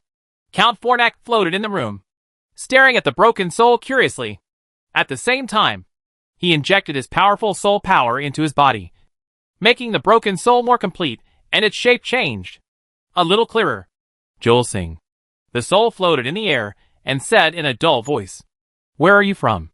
Count Fornek continued to ask. "Invercargill Forest." The spirit continued to answer. "Where did you die? Can you tell me exactly where?" Count Fornek came closer this time and asked. The soul paused for a long time, and finally said, "In the crevices of a stone in the middle section of a copper mine in Invercargill Forest. There is a rich copper vein. The entire crevice is full of natural red copper precipitated. I died there." Count Fornek couldn't help but ask, "Okay, do you remember who killed you?" At this moment, the soul suddenly became violent and shouted hysterically, "Of course, I know him even if he turns to ashes. He is my teacher Christopher." Count Fornek quickly tried to comfort him and asked him, "What evidence can you have?" The soul said casually, "Finding my bones is proof." I still have one of his daggers stuck in my body. Count Phonak finally let go of the big hand that imprisoned the soul and said to him, "Okay, you can leave. Maybe we will help you fulfill your long-cherished wish." Seeing the broken soul slowly dissipating in the air, Count Phonak and Soldak took a deep breath almost at the same time. It turns out that this is the truth. Chapter 877 Return to Invercargill. The door covered with bloody thorns between the hotel walls was reopened. Under the howling wind, countless skeletal arms stretched out from behind the door. Count Phonak stepped into the door first. He seemed to have a faint halo around him. After walking into the door, the skeletal arms quickly retracted. Count Phonak stood at the bloody gate, glancing back with some nostalgia with ghostly fire in his eyes, and then waved to Soldak and said to him, "Thank you for remembering to treat me to an afternoon drink. Tea." After saying that, he returned to the cold world. Then the bloody thorns on the hotel walls quickly withered, and even the faint blood spots on the walls disappeared little by little, until finally, the wall returned to its original appearance. The last trace of gloominess in the room disappeared.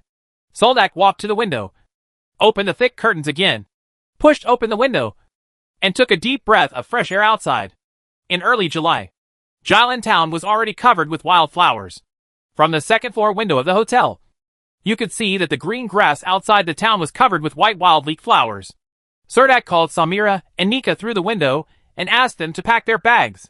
After Soldak learned the whereabouts of Joel Sinji, he did not plan to stop in Jylland Town. He could still travel a little longer while it was still early. When Samira and Nika came out of the room, their hair was still wet. They must have taken a shower just now. "Have you got any clues so soon?" Sammy asked Soldak in front of the magic caravan. Cerdak turned over and mounted the ancient Bolai horse. He held the reins of the war horse with one hand and twisted his body and said, "Well, Joel Singh died in the crevices of the veins in the Invercargill Warcraft Forest. Where do we have to look for it?" "Find and try to dig out his body." Although Samira was a little confused, she was not the kind of person who was particularly curious. Seeing that Soldak did not continue, she did not ask any more questions. Nika, who was following Samira, held up her skirt and boarded the magic caravan briskly. Sitting in the carriage, she looked at the beautiful scenery outside the window with some nostalgia, and was about to leave the place she was most familiar with. Nika at this moment, but my state of mind was completely different from the previous 2 times. When she first followed Soldak out of Kirin Town, she was still an indigenous girl who had just escaped from her crime. At that time, the girl's heart was filled with anxiety about her future life and deep dissatisfaction with Kirin Town. She left with the army. The second time, I went back to Keelan Town to visit my mother. When I left, I just kept thinking about what Wilk City was like. Now, Nika just hopes to return to Doden Town as soon as possible. She feels that her life is there, as if there is something deep in her heart that keeps calling her. Every time a person lies in bed, there will always be that kind of whispering in his ears, and the voice is very soft. She sat in the carriage, pressed her face against the cold window glass, raised her pointed chin, closed her eyes, and faced the breeze on the grassland. It only took Soldak 5 days to ride back from Wilk City to Doden Town. Nowadays, Duodan Town has become the most prosperous town on the northern border. From a distance, you can see a row of exquisite wooden houses on the north bank of the river. Behind these wooden houses were originally Aboriginal shantytowns, but they have been collectively demolished and built along the street. The small townhouses are being built in an orderly manner from east to west. The lazy Aborigines in the town, who only basked in the sun every day, were now organized and joined Aung San's construction team.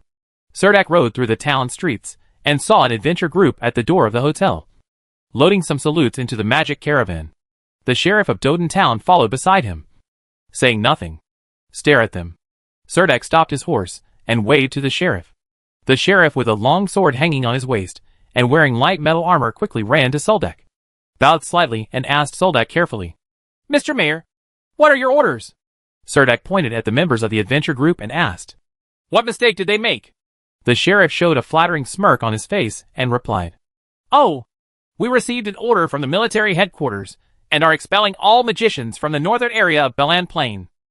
Soldak knew that this was an order issued by the great swordsman of Chester, but he did not expect that Doden Town's execution ability was so strong that it had already started to be carried out.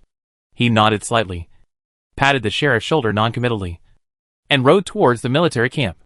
When I passed the town hall, I didn't even go in to take a look. Different from the chaos in the town, the military camp seemed very orderly. Soldiers were practicing repeatedly at the cavalry training ground and the archery range. During the period of Serdak's departure, the Ogre brothers stayed at the military camp, and Andrew led the cavalry battalion into the Invercargill forest, right next to the copper mining area, to clean up the monsters that kept returning to the forest. Serdak got some dragon dung from the red dragon Iser, dried it, and ground it into powder. During this time, Andrew sprinkled dragon dung under some big trees along the outermost edge of the vein. For the monsters in Invercargill forest, these dry dragon droppings are boundary markers. There are few monsters who are not afraid of dragons. "Soldak, you're back!" Gulidum stood in the military camp and shouted at the top of his lungs. "How was this trip to Wilk City? It doesn't seem to be going well. Look at Nika." Another cannibal magician, Nailware, blinked his eyes and shouted in a loud voice. "Didn't we agree to apply for magic status for Nika? When we come back this time, our little Nika is not a magic apprentice. It seems that the situation is not what we imagined." Nika was stepping down from the magic caravan at this time. Samira had already gotten off the bus early and couldn't wait to return to the archer camp. As the captain of the archer camp, Samira had to deal with a lot of things every day. Gulidum, the magician who appeared in the mining camp that night, actually occupied the entire Invercargill forest in advance. Serdak walked up to the ogre and said to the ogre, said the brother, "You actually guessed it right," Gulidum said to his good brother Nalhua, and then turned around and asked, "Soldak, what are we going to do? Are we really going to give that territory to others?" Serdak walked into the small building and said, "Of course not. This time I plan to go to Invercargill forest to find evidence of Christopher Magician's crime." Gulidum stared with eyes as big as bells and shouted to Soldak, "Let Samira stay in Doden town this time. And let me go with you." The Luther Legion expelled the magicians from the garrison area, and even Justin in the garrison camp looked confused. He himself didn't know why, but he was given a time limit to leave the northern area of the Belan Plain. So he waited for Soldak to return from Wilkes so that he could give him an explanation. He originally wanted to take advantage of the convenience of obtaining magic herbs in the military camp to learn magic potion. But now his plan has been ruined. Hearing that Soldak had returned from Wilkes City, Justin came over to find Serdak. Serdak is gathering a battalion of Thunder Rhino archers in the garrison camp. This time he is heading to Invercargill forest. He plans to bring 10 Thunder Rhinos with him. Only after Soldak revealed his conflict with the Magic Union did the Luther Legion expel the magicians from the northern area. Justin pressed his forehead with one hand and cried bitterly. "It's really troublesome." Soldak said, "Why don't you come with us to Invercargill forest?" Justin didn't want to leave Duodan town like this, so he immediately agreed. "That's fine." So the magical apothecary followed the garrison to Invercargill forest. After Soldak led a team of Thunder Rhinos into the Invercargill forest, he rushed directly to the temporary camp of the copper mine vein. It happened that Andrew led the cavalry battalion to drive away a crystal lion here. The southern mining area here, several camps have been set up, and a group of natives are cutting down trees and clearing the site for a mine. In fact, when Soldak went to Wilkes this time, he originally planned to order a batch of mining equipment from the businessman Malacom, such as rails, mine cars, and special tools such as iron picks. But unfortunately, he did not apply for this territory. Arrive! All plans are temporarily put on hold. Andrew has already started clearing the mine land according to the original plan. Recently, a level 2 Warcraft crystal lion came to this forest area and has been lingering around here. It even bit 2 local natives a few days ago. Andrew led the cavalry battalion in the mountains here. The horses could not speed up in the complex terrain, and several hunting operations failed. In front of the camp, Andrew saw Soldak and heard Soldak talk about the things that happened in Wilkes City. Andrew was a little at a loss what to say. Then Soldak talked about Joel Singh again, and Andrew said, "We have walked through the middle area several times in the past few days, and we really haven't found any cracks. So without further ado, we are now just go find it." Chapter 878 Little Skeleton Joel Singh. The outline of the Invercargill copper vein is like a not-too-high mountain ridge, which spans the Invercargill forest belt diagonally from southwest to northeast and stretches for dozens of kilometers. Looking for a crack on a ridge that is dozens of kilometers long is actually not as easy as imagined, even though it was known that the crack was in the middle of the mineral vein. Serdak led the cavalry battalion to search for 2 whole days and could not find it. Found a canyon fissure. In the evening, the afterglow of the setting sun dims the light in the forest. It doesn't get dark as early as in Doden town in the canyon. The sky lights up with red clouds like a sea wave. coupled with the crisp buds of most of the trees in the forest. The scenery of Invercargill Forest becomes very beautiful. The temporary camp of the cavalry battalion was set up at the foot of the mountain. There were only 3 people here: Soldak, Andrew and Gulitem. Serdek sat on a big rock on the hillside, holding a piece of scone and a bowl of hot soup, and ate his dinner in silence. It has been 2 days since we arrived in the copper mining area. In the past 2 days, the veterans of the cavalry battalion have almost trampled all over this mountain ridge. Unfortunately, they have not found the stone crevices described by Joel Sinji. Andrew and the ogre Gulitem gathered together on a parchment map and sat next to the campfire to look at the map carefully. Head, could it be in other mining areas? We have searched all over this mountain ridge, but we can't see any rock cracks at all. Andrew held a bowl of mushroom soup in his hand. The scone took a big bite and then said vaguely. Soldak said with great certainty, "It shouldn't be wrong. He appeared in our mining area that night, which means it is this copper mining area." Andrew looked up at the mountain ridge full of dead trees in front of him, frowned and muttered, "Then what should we do? We shouldn't cut down all the trees on the mountain ridge just to find cracks in the rocks." Soldak shook his head, looked down at his collar, then hurriedly ate the last bite of scone, jumped down from the big rock, and said, "No need. I will ask Count Fornack to come over for help." After saying that, he took out the phalanx and put it to his lips and blew a silent whistle. It didn't take long for countless bloody thorns to grow on the big rock where Serdek had been sitting for a long time. These bloody thorns were like countless tentacles of the tree, quickly weaving a bloody door out of thin air. This time Count Fornack walked out of the bloody thorn gate in military uniform, looking very energetic. The coercion of a strong man in him made Serdek's whole body tremble. But this time Count Fornack walked out of the bloody door and saw the ogre for the first time. So he looked at it cautiously. He glanced at Andrew for a second time, and then at the butcher's axe behind him. And then his eyes fell on Soldak. Soldak seemed a little ashamed, but he pushed the cup in front of him to Count Fornack, and said with some embarrassment, "I'm sorry to invite you here again so soon. This is the mineral vein that Joel Singh described, but we have been searching here for more than 2 days. I'm worried that if we continue to search, Joel Singh's body will be lost. It will rot completely, and no evidence will be available by then." Count Fornack walked up to Soldak, patted his shoulder gently, and said, "You should call me out when you get here." This time, he did not continue to draw the psychic circle. Instead, he walked directly in front of the bloody thorns, opened the bloody door suddenly, stretched out a hand and pulled a skeleton inside. The skeleton kept waving its arms and legs, trying to break free from Count Fornack's hand. Count Fornack threw him on the rocky ground. He couldn't even maintain his balance and fell down on the rock. There was even a piece of broken bone in by Huahua's pelvis. A rusty iron knife hung on the skeleton soldier's waist. He stood up staggeringly. It looked like there was almost no worn-out armor on his body. He should be the oldest among the skeleton soldiers. A statusless cannon fodder unit. Although the soul fire seemed a little weak, his expression was full of fear for Count Fornack. Count Fornack asked him, "Joel Singh, do you still remember this place?" When the little skeleton heard the name, he was slightly startled, then tremblingly looked at the surrounding scenery.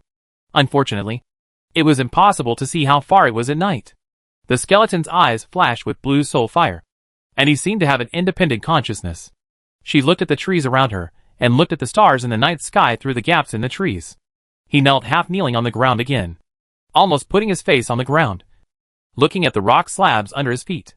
Not long after, the skeleton stood up and nodded to Fornack. His jaws opened and closed, but he couldn't make a single sound. Only then did Fornack explain to Soldak, "I just injected his soul into this skeleton. The body can move freely for the time being, but nothing else can be done. In the world of the dead, you don't need to drink or eat, but you need to absorb the power of the soul to maintain the consumption of your own soul fire. Although he is still very weak for the time being, he has a lot of room for development in the future. After all, he was a magician during his lifetime and has the basic skills of magic. He can easily be promoted to a skeleton mage in the future."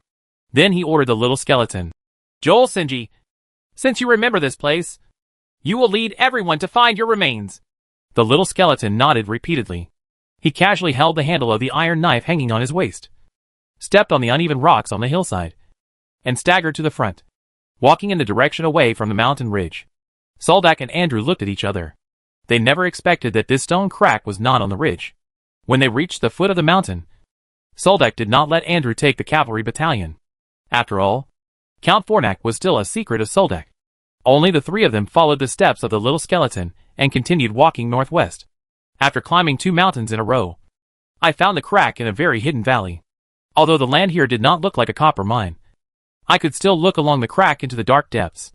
Andrew quickly took out a magic scroll of fire gathering, unfolded it casually, and quickly threw it into the crevice after the fire was revealed. By the firelight on the fire-gathering scroll, Soldak quickly saw the patina on the cracked rock wall, which was 2 completely different colors from the moss on the rock wall. No wonder Soldak failed to find the rock crack. It turns out that the copper veins here are not only found on the mountain ridge, but also include the 2 valleys on the left side of the mountain ridge. There are copper-containing ores underground, calculated in this way. This copper mining area is much larger than Soldak estimated. It is likely that the mining area will be 5 times larger than the one previously estimated by Soldak, which is more than enough. This time Andrew almost didn't ask Soldak. Just when the little skeleton stopped next to a gap, Andrew immediately jumped down the stone gap with his bare hands, and quickly climbed into it with the help of a little firelight in the stone gap. Among the cracks in the stone, when Soldak appeared again, there was a package full of corpse odor behind him. He crawled out from the cracks in the rocks with difficulty, and threw the corpse package in the blanket on the ground with a look of disgust. The little skeleton stood aside, staring blankly at the corpse package, as if it had just realized something at this moment. It held its bare head with both hands, raised its head, and opened its mouth wide, as if it was roaring silently at the night sky. At this time, Andrew endured the suffocating corpse smell and slowly opened the blanket, revealing an almost completely decomposed corpse. The rotten flesh was so rotten that it almost fell off the skeleton. However, the magic robe on this corpse was still very clean, except for a broken hole in the chest, with a simple colored dagger stuck diagonally on it. Chapter 879 Return to Wilkes. A flash of fish belly white lit up the sky. The little skeleton sat on a boulder and watched his body being put into a large magic sealing box by Soldak and others. The body had rotted into disgrace and emitted a stench. The sunlight stung the bones in his body so hard that he quickly jumped off the boulder and hid in the shadows. Count Fornac then turned his head and said to the little skeleton, "Joel, sing. Let's go back." The little skeleton gently stroked the magic sealing box with his burnt yellow bone hands, and the soul fire kept jumping and flickering. "That is no longer you. You can regard it as your previous body. Your current life appears as another form of existence. In this form, your body can be infinitely reshaped, as long as your soul, even if the fire is not quenched. You may have eternal life." Count Fornac gently put his hand on the little skeleton's shoulder and spoke to him softly. The little skeleton looked up at the tall Earl of Fornac. He lowered his head and looked at the land under his feet. Following the footsteps of Earl of Fornac, they walked towards the bloody thorn gate on the rock. After the door opened, countless ghost hands rushed out. It was crowded, but the first ray of sunshine in the morning caused black smoke to rise, and those skeletal hands retracted into the bloody door. A black mist appeared around Count Fornac, blocking the rays of sunlight from him. He slowly walked into the bloody door with the little skeleton Joel sing. Subsequently, the door to the world of the dead is closed again. The magic sealing box is actually a small magic forbidden barrier. The original reason why magicians created it was to prevent the magic power of magic items from flowing away. Later, they discovered that putting some fresh fruits and fresh meat into the magic sealing box can also keep it for a long time. Fresh food stored in the demon sealing box will not rot, and even rotten food will remain in its original state. But the prerequisite is that these storage items must be dead objects. Living creatures cannot exist in such a magic forbidden space. Soldak returned to Doden Town with a magic box containing the corpse of magician Joel Sinji. It took nearly a day to ride on horseback from Invercargill Forest to Doden Town. Soldak led his army from Invercargill Forest in the morning. At dusk, the colorful flags flying on the northern city wall could already be seen. 2 familiar figures appeared on the distant city wall, wearing exquisite light leather armor. They were Hathaway and Beatrice. They looked at Soldak's cavalry camp and stood on the top of the tall archery tower. Soldak rode his horse through the doorway under the northern city wall, and Hathaway and Beatrice also ran down the stairs from the city wall. Soldak jumped off Gubalai's horse, took off his helmet and hung it on the saddle, and walked forward directly. He held the slender waists of the 2 girls with both hands, but did not dare to hug them hard. There were sharp needles at the joints of the full-covered black iron armor. Seeing Hathaway and Beatrice waiting in Doden Town, Soldak asked in surprise, "Why are you here?" Hathaway wore a set of light leather armor and riding boots with high heels, which made her figure more slim, and almost allowed her to look directly at Soldek. She blinked her green, gem-like eyes and smiled. With a sweet smile, he said to Soldek, "After my father received Uncle Chester's letter, he immediately asked us to come over. He also said that if the governor of the Belan Plain did not cooperate with us to save the situation, the Luther army would withdraw from the Belan Plain. So we came here, waiting to return to Bena City with you." Serdek did not expect that Marquis Luther would be so decisive. But the Luther Legion had just resisted a beast tide in the Belan Plain, and now there were still some results that had not yet been digested. Such a hasty evacuation would inevitably cause the loss of other members of the Luther Legion. The general was dissatisfied. "Marquis Luther really said that?" Soldek asked. Hathaway nodded. She was working in the office of the Foreign Affairs Bureau these days, probably because she hadn't been exposed to the sun for a long time. Her skin was dazzlingly white, with a tall figure and a beautiful swan neck. Even nodding makes people feel indescribably elegant. "Of course. My father said that after the Luther army withdraws from the Belan Plain, they can also participate in the counterinsurgency in the Ganbu Plain, or they can go to the Maka Plain to develop territory. No matter where they go, it will be better than stationing in the Belan Plain," Hathaway said with a smile. There was a kind of aristocratic pride in her smile. Although Serdek didn't like it, this should be regarded as an honor brought to her by the family. "Maybe I will have a chance to obtain the territory of Invercargill Forest this time," Soldek said to the two of them, while holding Hathaway and Beatrice. "Really?" Hathaway asked suspiciously. Soldek pulled them out of the way, allowing the cavalry behind them to pass through the passage of the northern city wall one after another, and return to the garrison camp.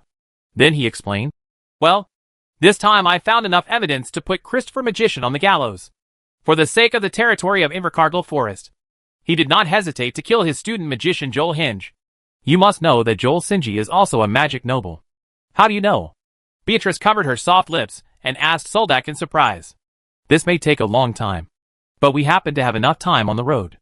As he spoke, he waved to the magic caravan behind him.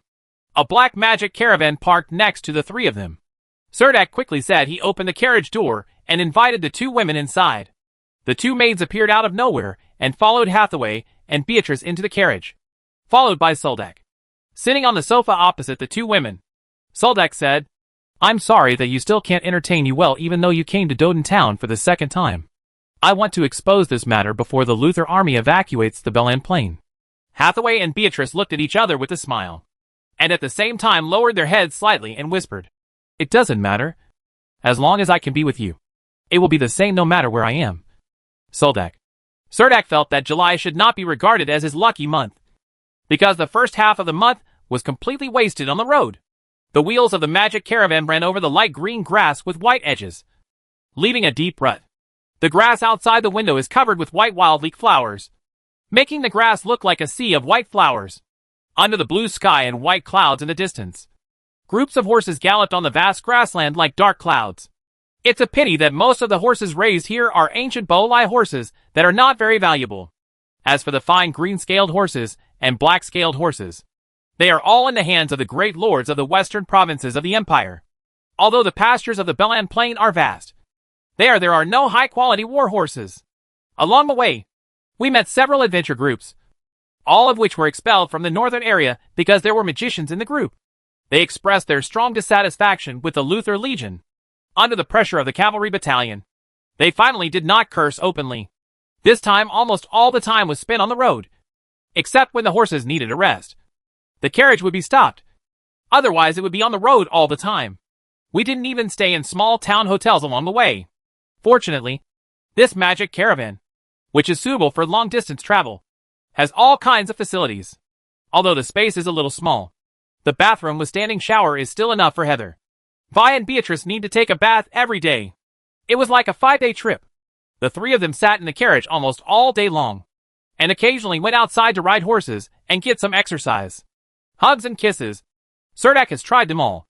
However, aristocratic families strictly prohibited tasting forbidden fruits before marriage, which made Serdek feel that such a life was both a kind of enjoyment and a kind of torture.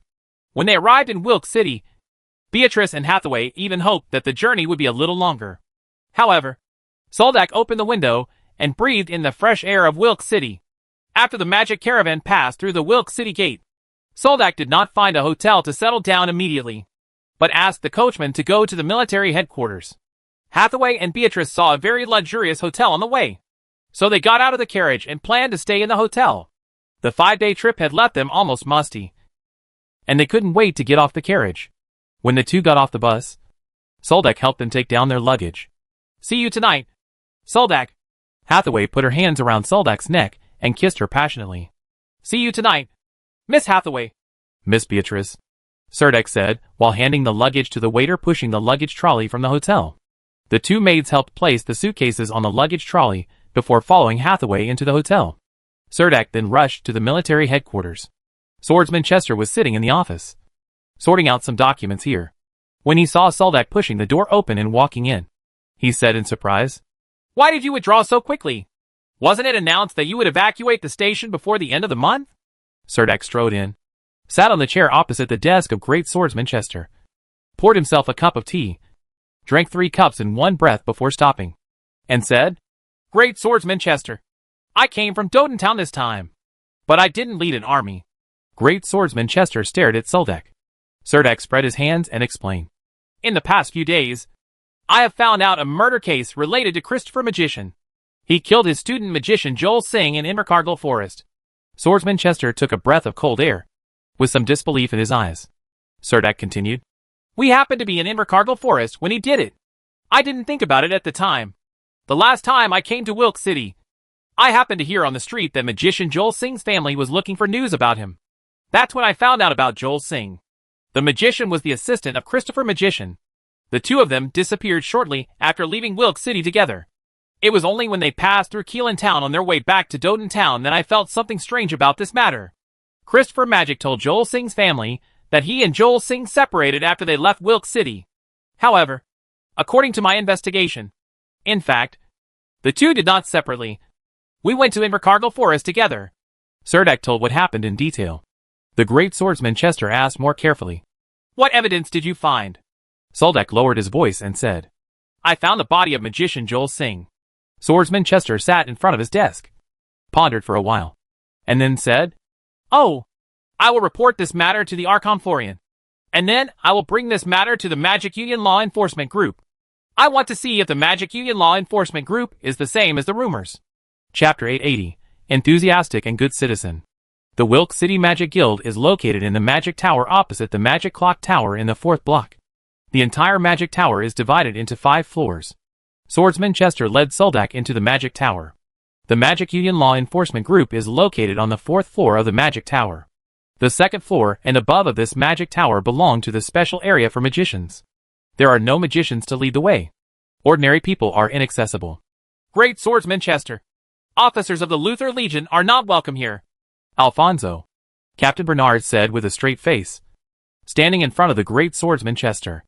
Archmage Alfonso has a gray beard, wears a dark green Kalemian magic robe, and holds a crutch-like wand in his hand, with a crystal-clear ruby inlaid on the top of the wand.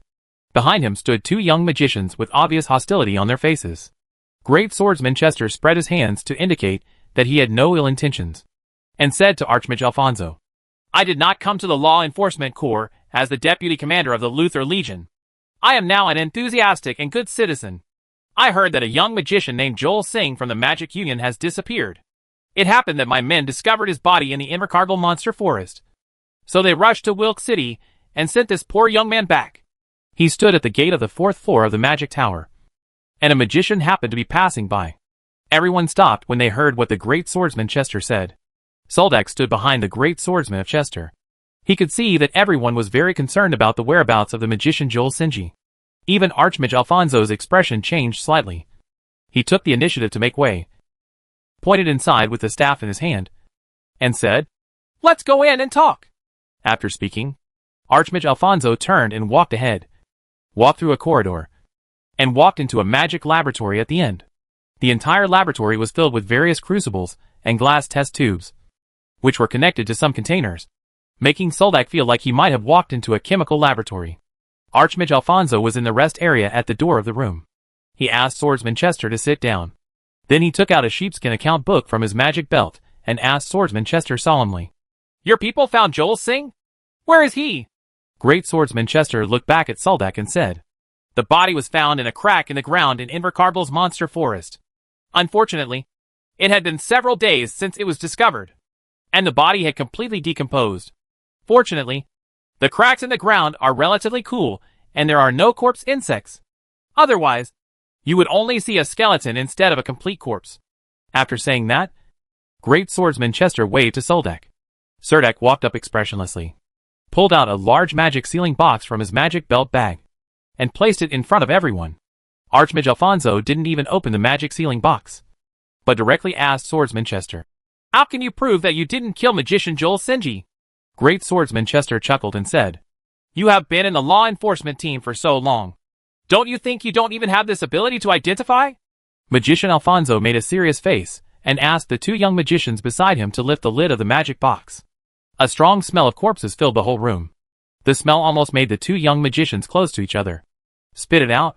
They cleverly covered their mouths and noses with white handkerchiefs. Archmage Alfonso looked coldly at the huddled rotting corpse in the demon sealing box, and ordered his assistant, "Go to the families of Christopher Magic and Joel Singh Magic." Swordsman Chester did not come forward. He had already experienced this strong corpse odor when he was in the military headquarters, and now he was almost 5 or 6 meters away. He said to Archmage Alfonso, "I advise you to inform Magician Joel Singh's family first. Look at this dagger. If you don't recognize it, maybe someone who is familiar with Magician Christopher will recognize it." Archmage Alfonso heard another layer of consciousness from the words of the Great Swordsman Chester, and asked quickly, "You mean?"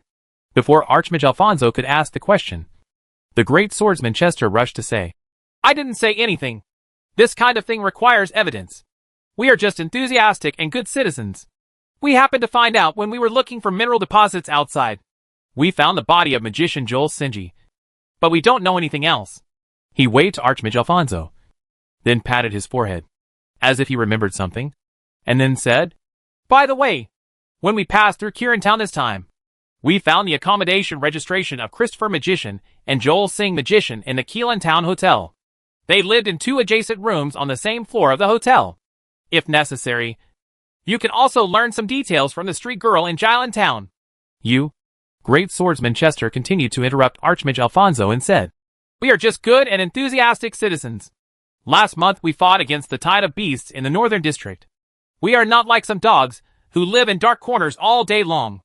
Not only can't you see the light, but your heart has become dark." Archmage Alfonso snorted with a wry smile and said to Great Swordsman Chester, "Great Swordsman Chester, your words are really as sharp as your sword. Really? If any of my words accidentally hurt you, please don't take it seriously. Then I'll take my leave." The Great Swordsman Chester raised his eyebrows and retorted unceremoniously. After saying that, he turned around and walked outside. Before leaving, he stopped again, turned around and said to Master Alfonso, "By the way, I will also submit this matter in writing to the House of Representatives Wilkes. I heard that there is a kind of warlock in the magic world who is good at dealing with the undead. Maybe you can get the complete truth from them." Alfonso snorted and said dissatisfied, "You don't have to worry about these things." The Great Swordsman Chester raised his hand to his chest, made a knightly salute, and said, "Then farewell." A meeting was taking place in the hall of the House of Representatives. This gathering was called and planned by the Magic Guild and the Alchemy Guild at the same time. This time, the Magic Guild invited some noble lords from Wilkes City to participate. Almost all of these lords are nobles who have close ties with the Magic Guild. This time, the entire Wilkes Magic Guild is ready to participate in the development of Invercargill Forest. Although the magicians do not have an army, they all have a lot of money, and they also have magic scrolls and magic pattern structures, magic weapons, and magic potions. No matter which one of these, the noble lords are in urgent need of, especially the magic pattern structures and magic potions.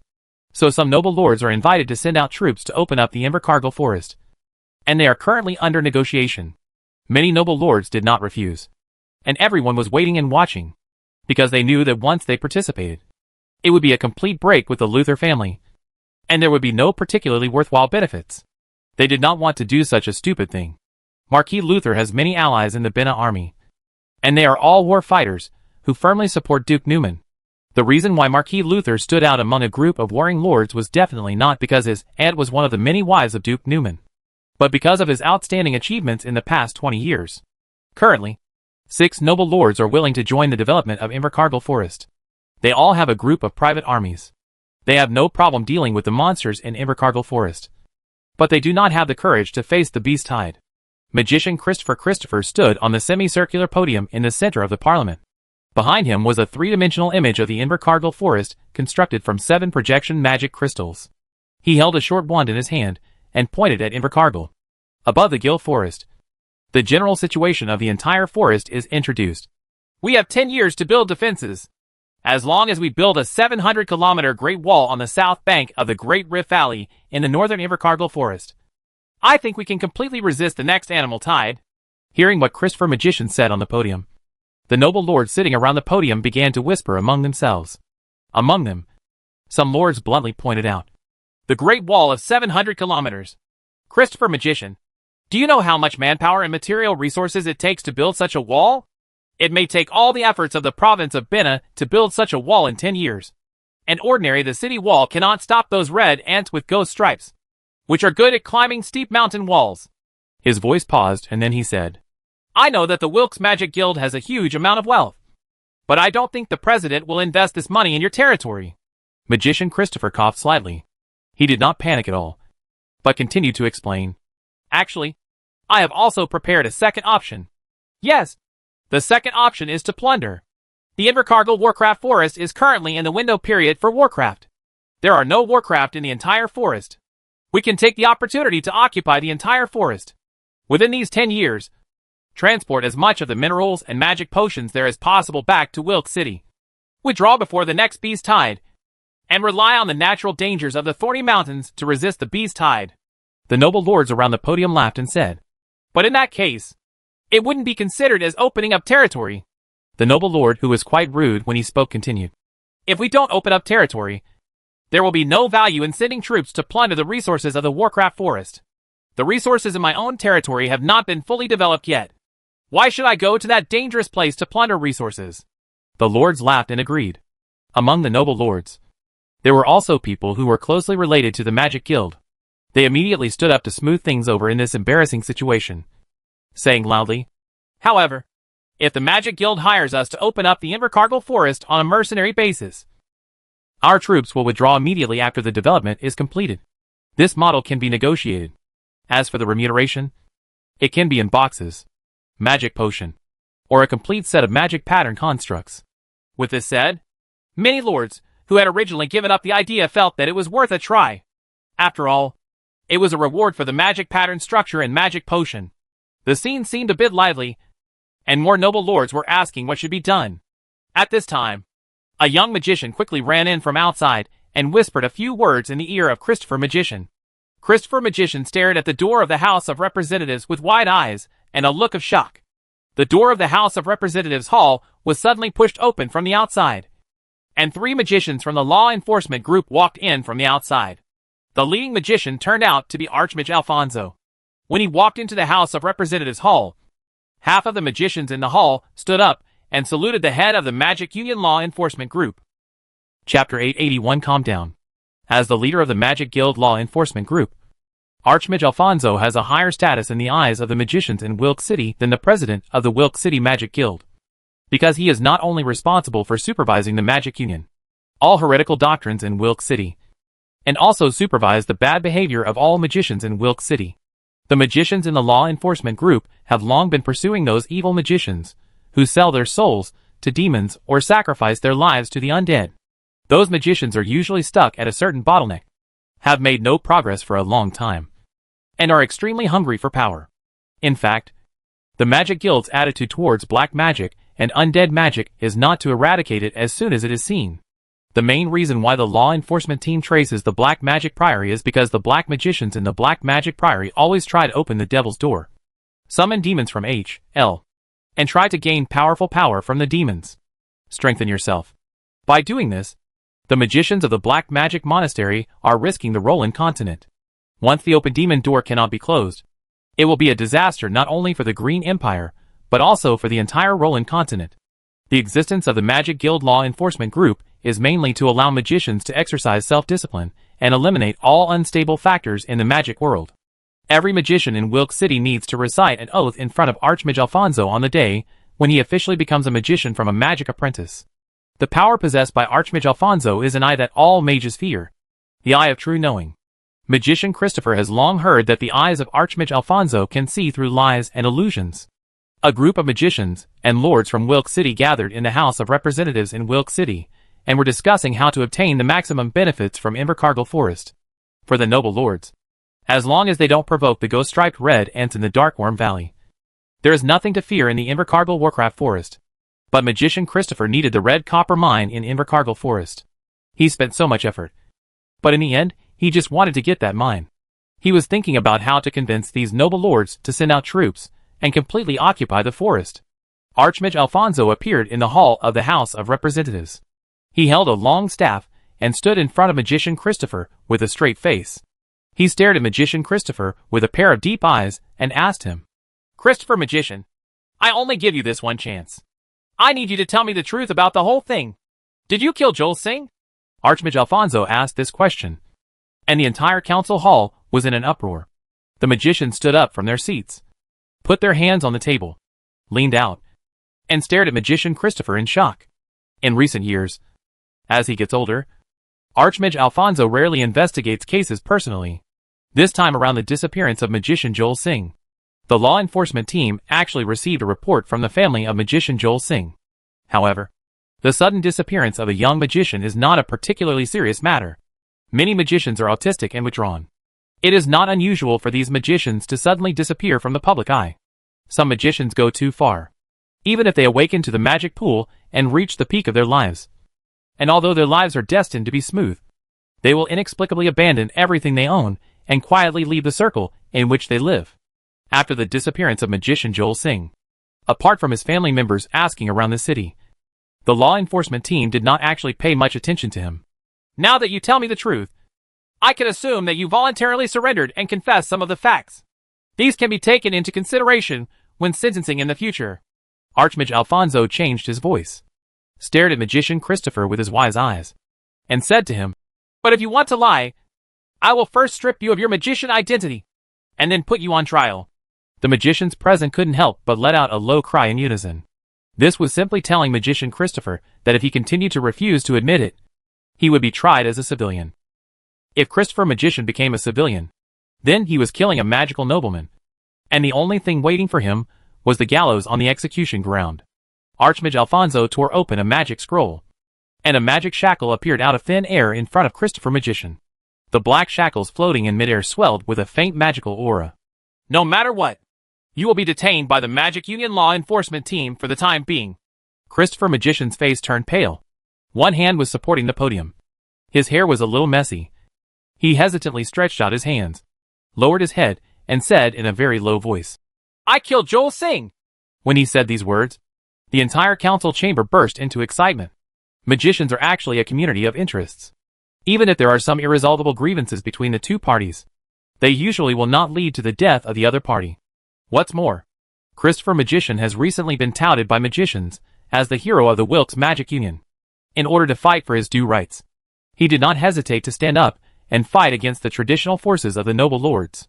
Even many noble lords want to cooperate with him to jointly develop Invercargill Forest. Recently stole the show in Wilkes City. He even became the Diamond Man in the eyes of Lady Wilkes. If Christopher Magic hadn't confessed on the spot, no one would have believed that he actually murdered a young magician. Many magicians immediately thought that maybe someone was deliberately framed. But Archmage Alfonso was standing here again. Afterwards, everyone watched helplessly as Christopher Magician put his hands into the shackles floating in the air, like an ostrich with its head stuck in the sand, and was taken out of the House of Representatives by two young magicians from the law enforcement group. Hall. In the past few days, the entire Wilkes City public has been paying attention to the murder of Christopher Magic. However, the interrogation process was extremely simple. Christopher Magician took the initiative to explain his motive for killing Magician Joel Singh. It all stemmed from the fact that Magician Joel Singh came to Wilkes City from the Northern District. The indigenous people heard about the existence of copper mines in the Invercargill Warcraft Forest. After Joel Singh learned about this, he immediately found his alchemy mentor Christopher and wanted to invite him to explore the Invercargill Forest together. Magician Christopher readily agreed to his invitation as a student, and the two of them also chose to enter Invercargill Forest during the gap after the Beast Tide. But things changed when magician Christopher saw a vein fault in this copper mine. And natural magic red copper actually precipitated. Such a huge fortune made Christopher Magician's blood boil.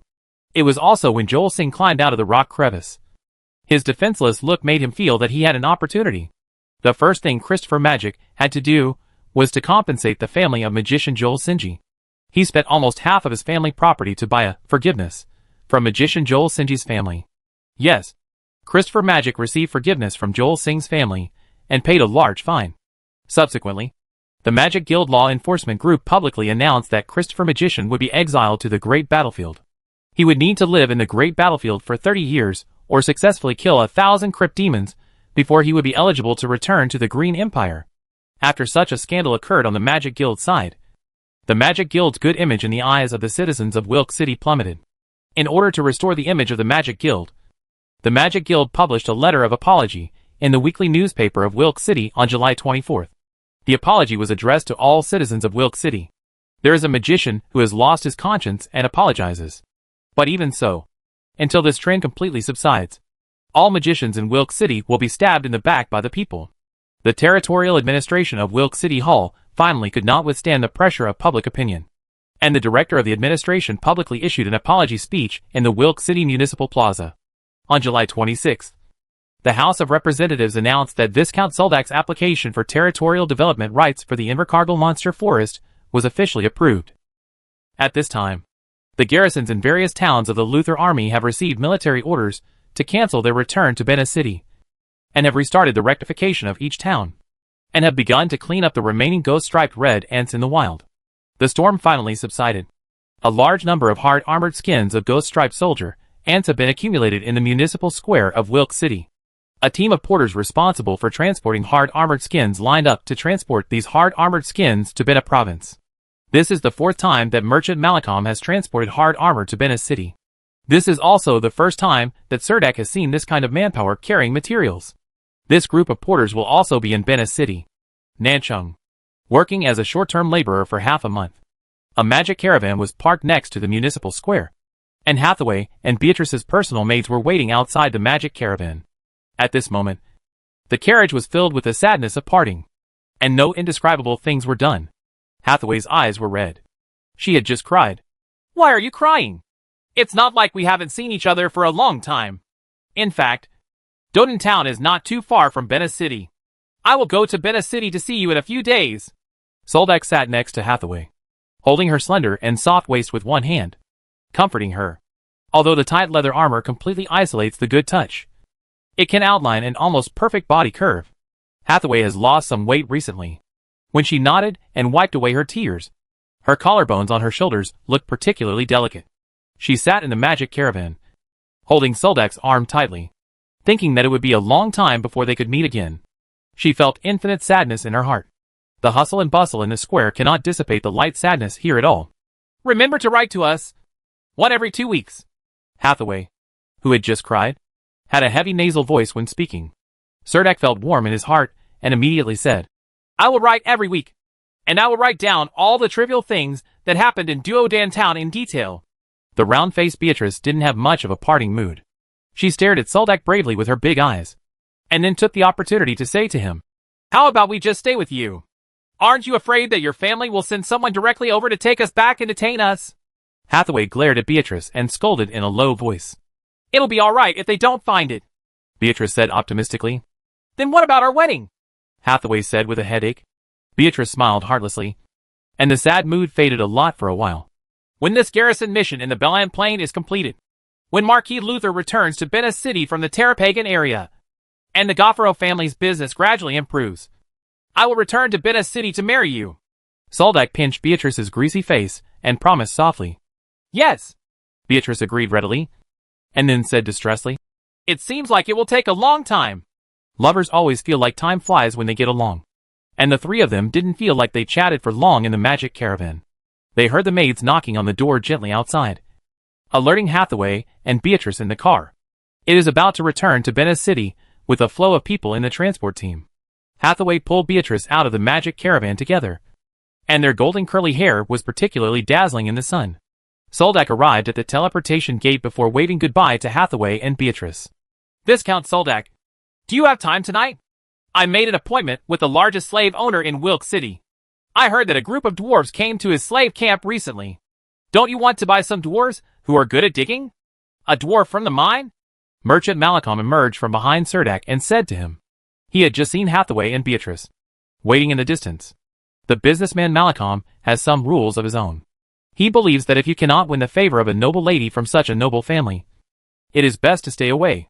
At the beginning of the month, Surdak mentioned something to the businessman Malcolm that he wanted to buy a mining slave. Unexpectedly, he still remembered it. Okay, Surdak agreed. I originally planned to leave Wilk City in the afternoon and return to Doden Town. But now he had to change his schedule and stay one more night in Wilk City. Businessman Malcolm has to wait for the supplies from the municipal square to be transported before he can escape. Surdak took the opportunity to stroll around the nearby shopping street and bought some small gifts for Selena, who was far away in Doden Town, and Natasha, Rita, old Sheila, and little Peter at home. The area near the municipal square is the most prosperous area in Wilk City, and the products in the shops here are also items with a touch of light luxury. Although Surdak caught a lot of magic crystals in this beast wave, his own consumption concept has not changed, and he really doesn't have much interest in these jewelry that can only be purchased with a few magic crystals. Son. Finally, I bought a silver tea set and several bolts of magic pattern fabric from a trading house. Chapter 882 Private Photo Session. Zazax is the largest slave trader in Wilk City. His wealth can easily buy the most expensive property in the aristocratic area. However, he can only live in the rich area. His status as a civilian prevents him from purchasing the aristocratic area. Any property in. He has many adventure groups under him. These adventure groups conduct jungle expeditions, including hunting monsters and collecting herbs, while also capturing slaves. Of course, the indigenous slaves they capture are secretly transported to Wilk City and traded to slave owners. Zazax. Only he has the ability to transport these indigenous slaves to other dimensions. Zazax's slave camp was built between the ghetto and the poor free market, near the gladiatorial arena in the business district. The slave owner Zazax was also a frequent visitor to the arena. He often brought war slaves purchased from various places to participate in various gladiatorial competitions held in the arena. Mayor Marco is the slave owner's guest. However, the former mayor of Doden Town has not been very happy recently. After he was summoned by the military in Wilkesley, he was fined a large sum of money before he could get out, which cost him all his savings. He could have had enough food and clothing for the rest of his life. But now, he could only find something to do with the slave owner Zazax. The Lutheran army arrived in the northern part of the White Forest Plain, and a beast wave broke out in the Thorn Mountains, causing a large number of slave hunting groups to leave the northern part of the Whitewood Plain. Nowadays, the slave business is much smaller than before. Half a month ago, Zazax was still thinking of using his connections to push Marco back to the position of mayor. But unfortunately, the House of Representatives has never been able to pass it. Surdak needs a group of kobolds who are good at mining. But kobold slaves are not always available. Merchant Malcolm was well informed in Wilkes. He heard from his friends that a group of dwarf slaves came to the slave owner Zazax. So he tried to ask Zazax to meet him. Malcolm owns the largest thunder rhinoceros business group in the Belan Plain, and he is also very famous in Wilk City. So the slave owner Zazax quickly agreed to this invitation. The businessman Malcolm led Surdak to have a sumptuous dinner at a high-end restaurant. It is said that the main course of the dinner was pan-fried wild beef steak. I heard that this wild cow was transported from the wild swamp. A bull weighs 5 tons, but only the upper part of the back, and I can be sent to restaurants for cooking. Surdak only felt that the meat was a bit old, and it was not unpalatable when paired with a delicious sauce. The power contained in it was very obvious. As he kept chewing, he could clearly feel the power flowing into his limbs and bones. On the streets of wealthy areas at night, gorgeous magic caravans often pass by, and the passengers sitting in the carriages are also men with glowing faces and women with beautiful flowers. Here, rich people can be seen everywhere. The magic caravans traveling on the streets are very gorgeous. But compared with the magic caravans of noble families, these caravans lack the family emblem. Therefore, no matter how beautifully decorated they are not actually as big as those magic caravans waiting for passengers on the roadside. The difference. When it got completely dark, businessman Malcolm and Surdak took a car to a house in a wealthy area. The entrance of the house looked dim and deserted. When the magic caravan drove into the courtyard, Surdak discovered that the yard was actually full of magic caravans. Caravans with family emblems, and caravans without family emblems were all parked in an empty field, surrounded by thick dense forests. It's blocked, and you can't see into the yard at all. Unexpectedly, there is a cave here. Behind the fountain pool in the vestibule, a square cloister-style building was built. The square cloister is divided into 2 floors. The nobles walked into the building and climbed up the gorgeous stairs to the 2nd floor. It was filled with a variety of exquisite desserts, juices and wines.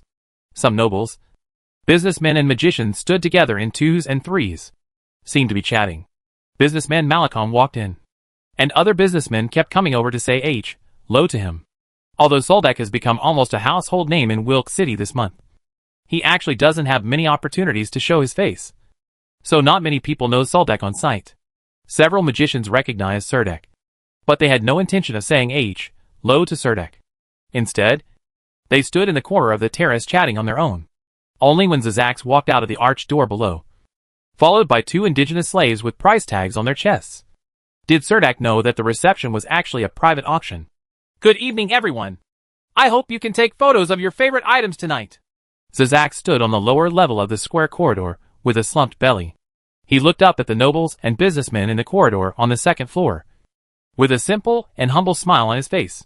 At this time, businessman Malcolm explained to Soldak in a low voice that this kind of private photography meeting was very private and required more than 2 senior members as recommenders to be eligible to join this group. Of course, senior members here cannot recommend new people endlessly. In fact, each senior member only has 1 recommendation opportunity every quarter. This indigenous man came to the Maka Plain and belongs to the Nanai tribe. He is about 25 years old, almost 7 feet tall, and weighs about 180 pounds. There are no obvious hidden injuries on his body, only on the knee of his right leg, an old injury that does not affect walking. Although he is physically strong, he does not understand the basic techniques and tactics of the Green Empire. Zazax opened the male slave's mouth, grabbed the pigtails on his head, and spun him around on the booth below. As we all know, we are currently in the plain, and there is still a big gap in warriors. He stretched out his chubby hand, patted the slave's face and said, This is a young slave with outstanding physique. If there is with some patience and training, you can still become a war slave. Zazax was a little hoarse when he spoke, but it was not unpleasant to listen to, especially when he spoke. He always easily brought the surrounding audience into a special rhythm. Everyone focused their attention on him. The starting price is 15 gold coins, and the top price is 30 gold coins. Zazax continued. Why is there a cap on the price of the auction? Serdek secretly asked the businessman Malcolm next to him. This is to prevent malicious bidding. As long as the bidder really wants to buy, as long as he shouts the cap price, others will have no right to participate in the bidding. Businessman Malcolm explained to Soldak in a low voice. While he was talking, the nobles around him had already raised the bidding price to 22 gold. Unexpectedly, the fight for the first slave brought out was so fierce. It seemed that the Nanai tribe had a good reputation as natives. Although Andrew was not here, Soldak still took out a number plate from the side, stretched it forward and shouted, 30 gold. Directly give the cap price, and buy back this Nanai slave. Well, this nobleman bought today's lot number 1, and the transaction price was 30 gold coins. Zazax shouted at the top of his lungs. Chapter 883 Grey Dwarf. The nobles crowded beside the 2nd floor fence all looked at Soldak at this time, feeling a little curious about the young man who directly called out the cap price. Zazax pointed at another Nanai slave behind him and said, This Nanai native is also from the Maka Plain. He knows a little bit of Imperial language and is in good health. He is 7 feet 2 inches tall and weighs 195 pounds. Also doesn't understand basic combat skills. The starting price is 16 gold coins, and the maximum price is 32 gold coins. A maid immediately went up to the 2nd floor and found Serdek from the crowd. Serdek was holding the railing with both hands and looking down. When she heard Zazax reported the price, she raised her sign and shouted, 3 I bought 12 gold coins. Then he took out 62 gold coins from the money bag, put them into the tray in the hand of the young maid, and put a silver coin into the hand of the maid. The maid skillfully stacked the 62 gold coins into 10 gold pillars, put the other 2 gold coins aside, curtsied to Serdek, and then left with a wooden plate in her hand. He snatched 2 slaves at the cap price in a row, which made the other nobles at the private auction raise eyebrows.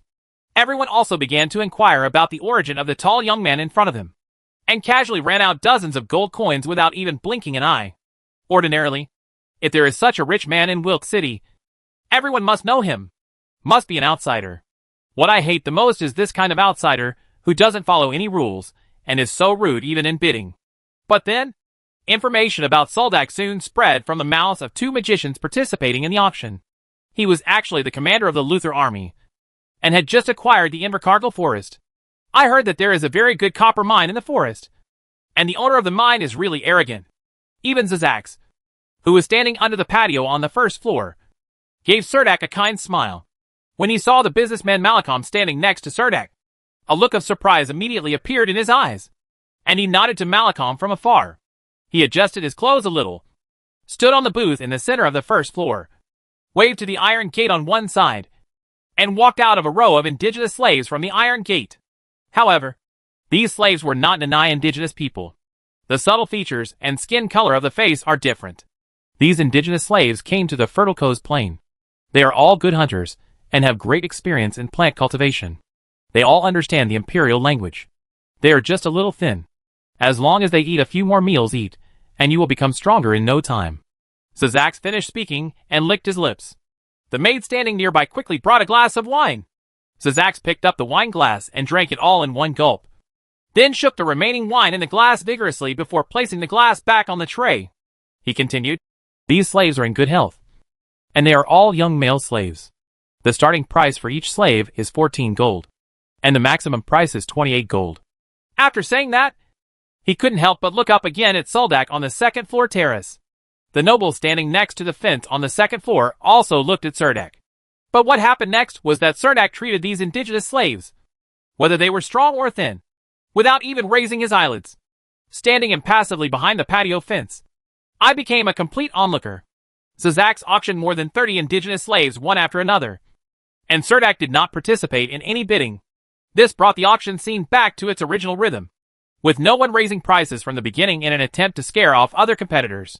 These male slaves often cost 20 or 30 gold coins. If you want them to create corresponding value, if they are just doing work, you will have to squeeze them for at least 5 years to recoup the cost. Businessman Malcolm stood behind Cerdak. He was very familiar with the nature of these indigenous slaves. From time to time, he would make some comments about these slaves and introduce several indigenous tribes that he was optimistic about to Cerdak.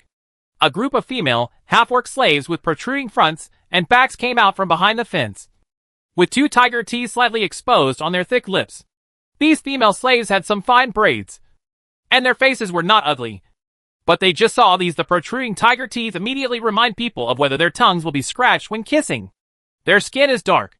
They look stronger than the indigenous men, and their pupils have the wildness of beasts. Cerdak just glanced at it curiously and lost interest in looking again.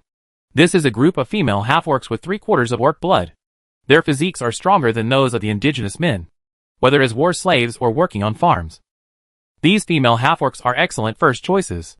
The slave owner Zazax patted his belly with his hand and said loudly, after finishing speaking, in order to prove that these female orcs were in good health, he reached out and pulled down half of the linen sheets surrounding the female orcs, revealing their dark shoulders and very clear muscle outlines on their arms.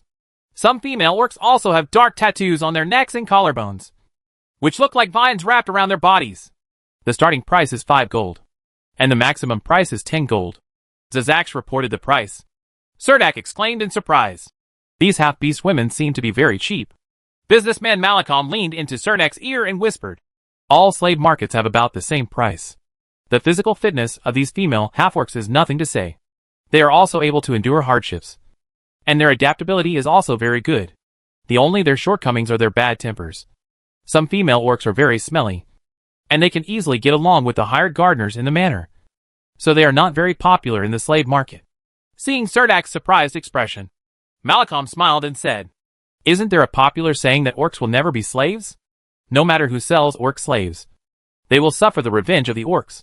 So, in the slave market, there are only half-orc slaves, not orc slaves. What everyone talks about is the purity of blood essence. In fact, there are many opinions on this. Once you accidentally buy an orc slave, you might have an orc landwalker come to your door that night. Killing an entire family in one kill is actually not uncommon in the Empire. So if you want to buy an orc slave, You have to brighten your eyes. Maybe some orc walkers will come to visit then. Hearing what Malcolm said, Surdak couldn't help but sigh. Don't you think these slave traders are afraid of the orcs' revenge? Businessman Malcolm smiled. Of course they are also afraid. That's why they hired so many subordinates. As long as there are more guards. These single-handed landwalkers have nothing to do with these slave owners. Having said that, those who die at the hands of orc landwalkers every year, there were also many slave traders. The two stood next to the fence, chatting and laughing about orcs, as if they didn't care about the auction at all. When the slave owner Zazax replaced the unsold female, half-orc slave, a group of short and very strong dwarfs staggered out of the iron fence. Surdak stopped talking, looking at this group of dwarfs with big beards and bald heads. There was a look of interest on their faces. Are these dwarves? Surdak looked at these dwarves wearing tattered clothes, with gray faces, red bloodshot eyes, and ruthless expressions, and whispered. The businessman Malcolm secretly took Soldak's arm and shook his head slightly at him. Surdak was startled for a moment, then approached Malcolm and asked, "What's wrong?" "They are not dwarf craftsmen. If you look at their skin color, look at their eyes, and just look at their violent and ferocious looks, you will know that these are a group of grey dwarves. In the dwarf country, they are a group of lawless robbers, alcoholics, thugs, and liars are not only difficult to discipline, but also very world-weary, and will give you endless troubles to deal with every day." Malcolm whispered to Soldak in a very low voice. Durgar. Surdak had read descriptions of ferocious grey dwarves in some ranger biographies. Some people arranged grey dwarves with piranha flowers and vampire trees. Unexpectedly, he would see these grey dwarves with his own eyes at this private auction. Dwarf. Putting down the prepared sign again, Surdak looked around again. As expected, the nobles upstairs fell silent. They were all not ignorant fools, and no one was bidding for these grey dwarves. The slave owner Zazax didn't explain much, and quickly brought in some lizard men with light-colored scale marks on their bodies. Then he took a vice and asked a lizard slave to open his mouth and pull out the slender tongue inside, showing the nobles the pure blood of these lizards. However, the starting price of these male lizard slaves is 30 gold, and the maximum price is as high as 50 gold, which can be said to be a bit ridiculously expensive.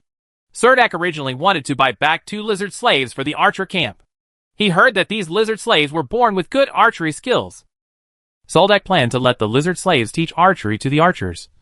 But he just thought about it for a moment. All 7 lizard slaves were actually bought by a noble lord from Wilk City at the maximum price. When the maid carrying the wooden tray came up, the noble lord directly poured the magic crystals in the money bag into the tray.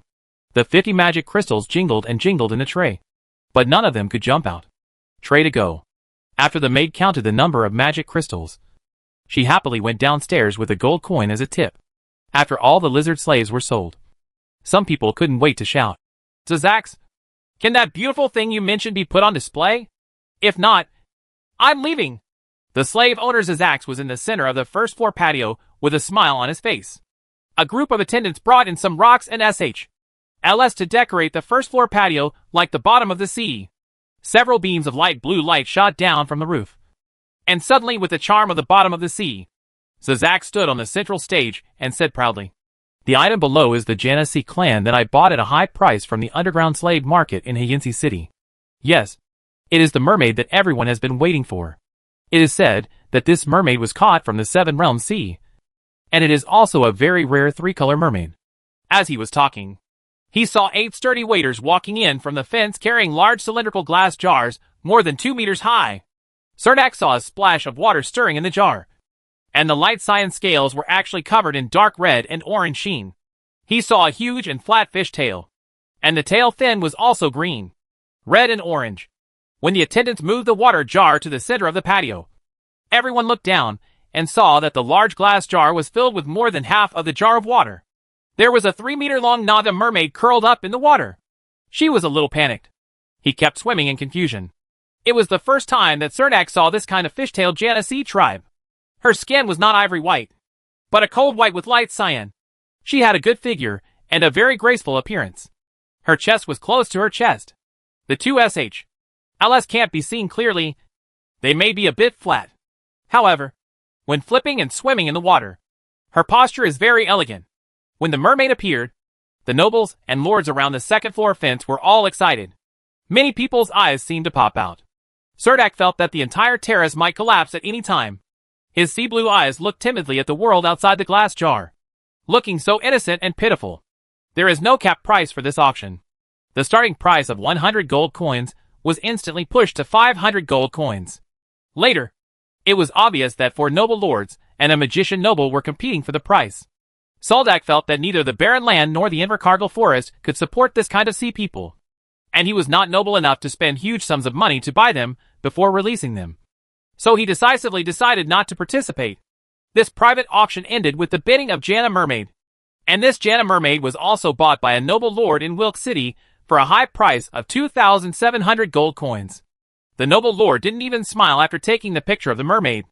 Apparently the price was too high. I couldn't swallow this breath, so I spent this huge sum of money in a hurry. Friends around him couldn't help but joke and said, "Viscount Gibbon, you are really generous. With so much money to buy a manor, you can marry a noble lady in Wilk City. What do you know? Next time Gibbon goes to the beach on the Vashki Plain, he won't have to buy a boat ticket." There was a burst of playful laughter from all around. The noble lord's face was ashen, and he stared at the angry-faced young man across the fence. Both of them were very angry, as if a fight was about to break out. But their friend seemed to be used to it, and didn't even bother to persuade him. This kind of private photo shoot usually takes place once every 2 months in Wilk City. The private photo shoot is followed by a cocktail party. The slave owner Zazax held a wine glass and walked among the crowd, greeting everyone everywhere. When he came to the businessman Malcolm, he put one hand on Malcolm's shoulder and asked him with a smile, "Malcolm, didn't you say you wanted to buy a few dwarf slaves? Why didn't I see you bidding?" "Ah." Malcolm smiled slightly and explained to Zazax. Viscount Surdak planned to open a mine, so he bought a few dwarf slaves. His army lacked cannon fodder, so he bought those with a hot temper. What good can Grey Dwarf do? Zazax laughed and said, "Actually, Grey Dwarves are also good at mining, but you have to chain their hands and feet so that they can become more honest." Judging from his expression, he was not ashamed of it at all. Chapter 884 Mermaid in the Inland River. Soldak held the wine glass, raised it towards the slave owner Zazax, and then said casually, "Actually, there are still some kobold slaves in my family's territory. I am transporting slaves from Helensa to the Belan Plain. The journey is quite far, and there will be constant troubles along the way. If you have a kobold slave, I think kobold slaves are actually pretty good." The laws of the Green Empire do not prohibit the sale of slaves, but they prohibit the use of various means to persecute poor and homeless people and turn them into slaves. And they also prohibit the capture of indigenous tribes and mountain people in remote mountainous areas. In fact, according to the laws of the Green Empire, slaves can only be captured by enemies on the battlefield, and the other party can redeem them with money or materials. Subhuman races such as kobolds, gnolls, fishmen, and Arakoa do not fall into this category. These subhuman races cannot be considered human beings, and therefore cannot be considered slave trade. This kind of trade is legal. It's just that many noble lords are so repulsive to these low IQ subraces that slave traders are simply unwilling to traffic in these cheap goods, once they are smashed into their hands and cannot be sold. The daily consumption of grains alone is enough to make these slave traders cry. "One game," Zazax said tactfully. "Kobold slaves can only be found when a new dimension is opened up." Seeing that Surdak was not moved at all, he added, "You want slaves who are good at mining. In fact, goblins are also very good." Businessman Malcolm interjected again. "Forget it. Do the goblins still have the brains to mine? If you have a real dwarf, you can send someone to inform Malcolm," Soldak said to the slave owner Zazax. As he spoke, he noticed a familiar figure quickly walking out of the corridor on the left. That figure looked very much like Marco. Zazax said to Soldak very cheerfully, "Don't worry. If you have a dwarf slave, the news will be sent to you before the auction." Surdak nodded slightly, and then he paused for a moment before saying to Zazax, "In addition, I would like to give you a kind warning. If possible, try not to sell the Nanai natives and do this kind of thing. In fact, it is not cost-effective at all. In the Maka Plain, as long as you spend 30 silver coins per month, you can hire very good Nanai young people. However, when buying and selling Nanai native slaves, it is easy to be attacked by Nanai. Clan warriors hold grudges. Who in our profession is not hated by others? If you think about it this way, I don't have 10,000 enemies, but probably thousands. If I have to be timid in everything I do, I might as well just take this money and slip away to a completely unfamiliar dimension to start your life again," Zazak said with a self-deprecating smile. Serdek could only say this to the slave owner Zazaks. The reception was not over, but many nobles were already leaving. Serdek did not buy a suitable dwarf slave and did not want to stay here. He asked the waiter to take the 2 Nanai natives he bought to the front yard. He took these 2 somewhat hostile Nanai natives and walked out of this seemingly quiet manor with Malcolm. It was almost midnight, and magic caravans occasionally passed by quickly on the street. Malcolm sent Serdek back to the hotel before leaving in the magic caravan. These 2 Nanai indigenous slaves seemed to be in good spirits and were still somewhat wary of the unfamiliar environment. However, the clothes they were wearing were a bit miserable, looking more like a piece of cloth, and there was air leakage all around. Serdek asked for a room in the hotel for the 2 Nanai tribesmen, and asked the hotel waiter to find 2 sets of clean clothes for the 2 Nanai tribesmen, so that they could take a good bath and change. After putting on clean clothes, they were treated to 2 roast chickens and a pancake. It was so late, and it was not easy to find so much food in the hotel, except for the shiny slave collar around their necks.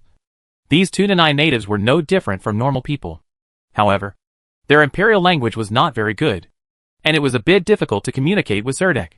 In the early morning, Serdek got up early, and after having breakfast in the hotel, he took 2 Nanai natives and set off for Doden town. Serdek came to Wilkes this time, riding in a magic caravan with Hathaway and Beatrice. He came to Wilkes this time without any entourage. Gulitem saw both Mira and Andrew stayed in Doden town. When he returned to Duodan town this time, he didn't want to sit in a magic caravan, so he bought 3 more ancient Bolai horses at the horse market. The 3 Soldaks set off from the horse market on horseback and rushed to the north gate of Wilkes City. They followed the inner river in the city and detoured towards the north gate. At this time in the morning, there was very little traffic on this road. There are basically no pedestrians. This inland river is a complete circle within the city of Wilkes. There is a small dock every not far away from the city. The river is not deep, and only some small canoes and flat rafts with shallow drafts can travel on the inland river. There are arched stone bridges everywhere in the city. The span is not very wide, and the slope of the bridge deck is not very steep. Serdek has walked this road once, but when passing here in the early morning, the tender branches and leaves of the weeping willows by the river hang down into the river. From time to time, small fish spit out a small bubble in the river and disappear with a splash. Riding a horse slowly along such a pleasant riverside, if it weren't for the fact that there were 2 dull-witted Nanai natives behind him, it made him feel a bit unsightly. In fact, the journey was quite pleasant. When passing through the 3 forks of the inland river, Serdek rode his horse and climbed onto the arched stone bridge when he saw a water line drawing across the quiet river. This water line moved very fast, and in the blink of an eye he could be arrived under the stone arched bridge where Serdek was. When he got closer, Serdek saw clearly that the cyan fish tail had dark red and orange colors on it.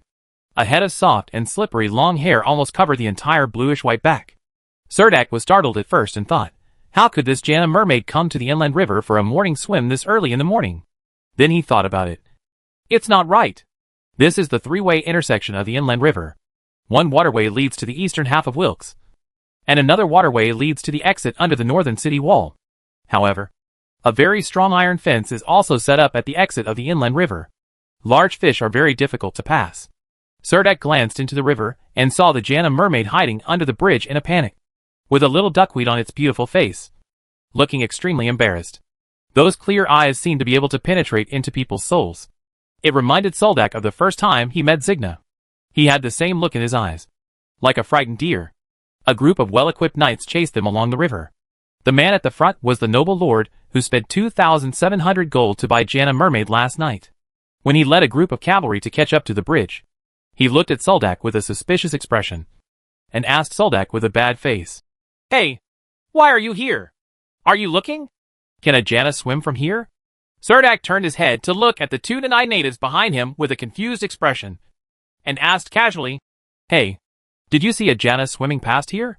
Because Serdek spoke too fast, the 2 Nanai natives could not understand him at all. They would shake their heads in confusion when asked questions they did not understand. Then Serdek also turned his head and shook his head seriously. The noble lord shouted angrily, "Send people out to guard the exits of various waterways. She can't escape from this inland river. Let's go to the East District to find her." After saying that, he led a large group of cavalry to chase down the river. The cavalry behind also carefully looked under the bridge and found no clues. Surdak did not stop on the bridge. He rode his horse and led 2 to 9 natives towards the north gate. Chapter 885 Tribute to Freedom. Surdak ignored the Jana mermaid under the bridge and planned to leave Wilk City directly. He did not want to get involved in this kind of slave escape incident. If someone caught him, the noble who helped the slave escape would not be punished. But paying a fine equivalent to the slave would be enough for him to drink. Nor did he wish to provide any information to that arrogant noble lord. After experiencing the incident in the Invercargill Monster Forest, he felt that the noble lords of Wilk City were not trustworthy. In their eyes, personal interests always came first.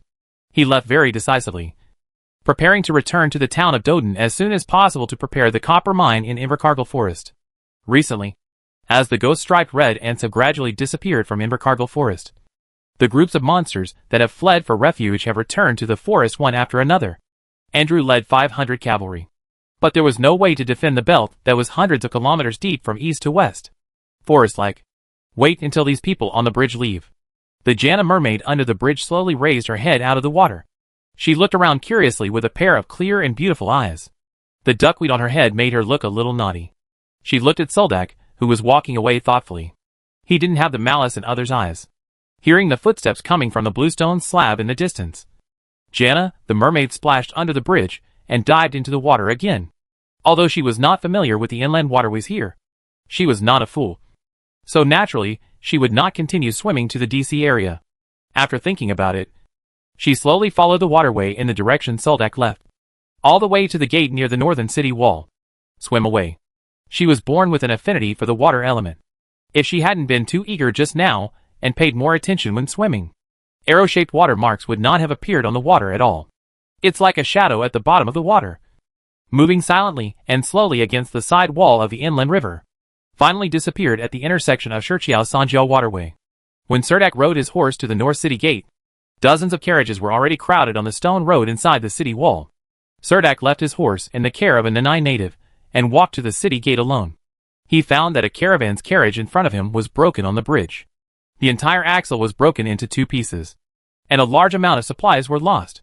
The suspension bridge is almost blocked, and employees of the carriage and horse dealer are making emergency repairs at the scene.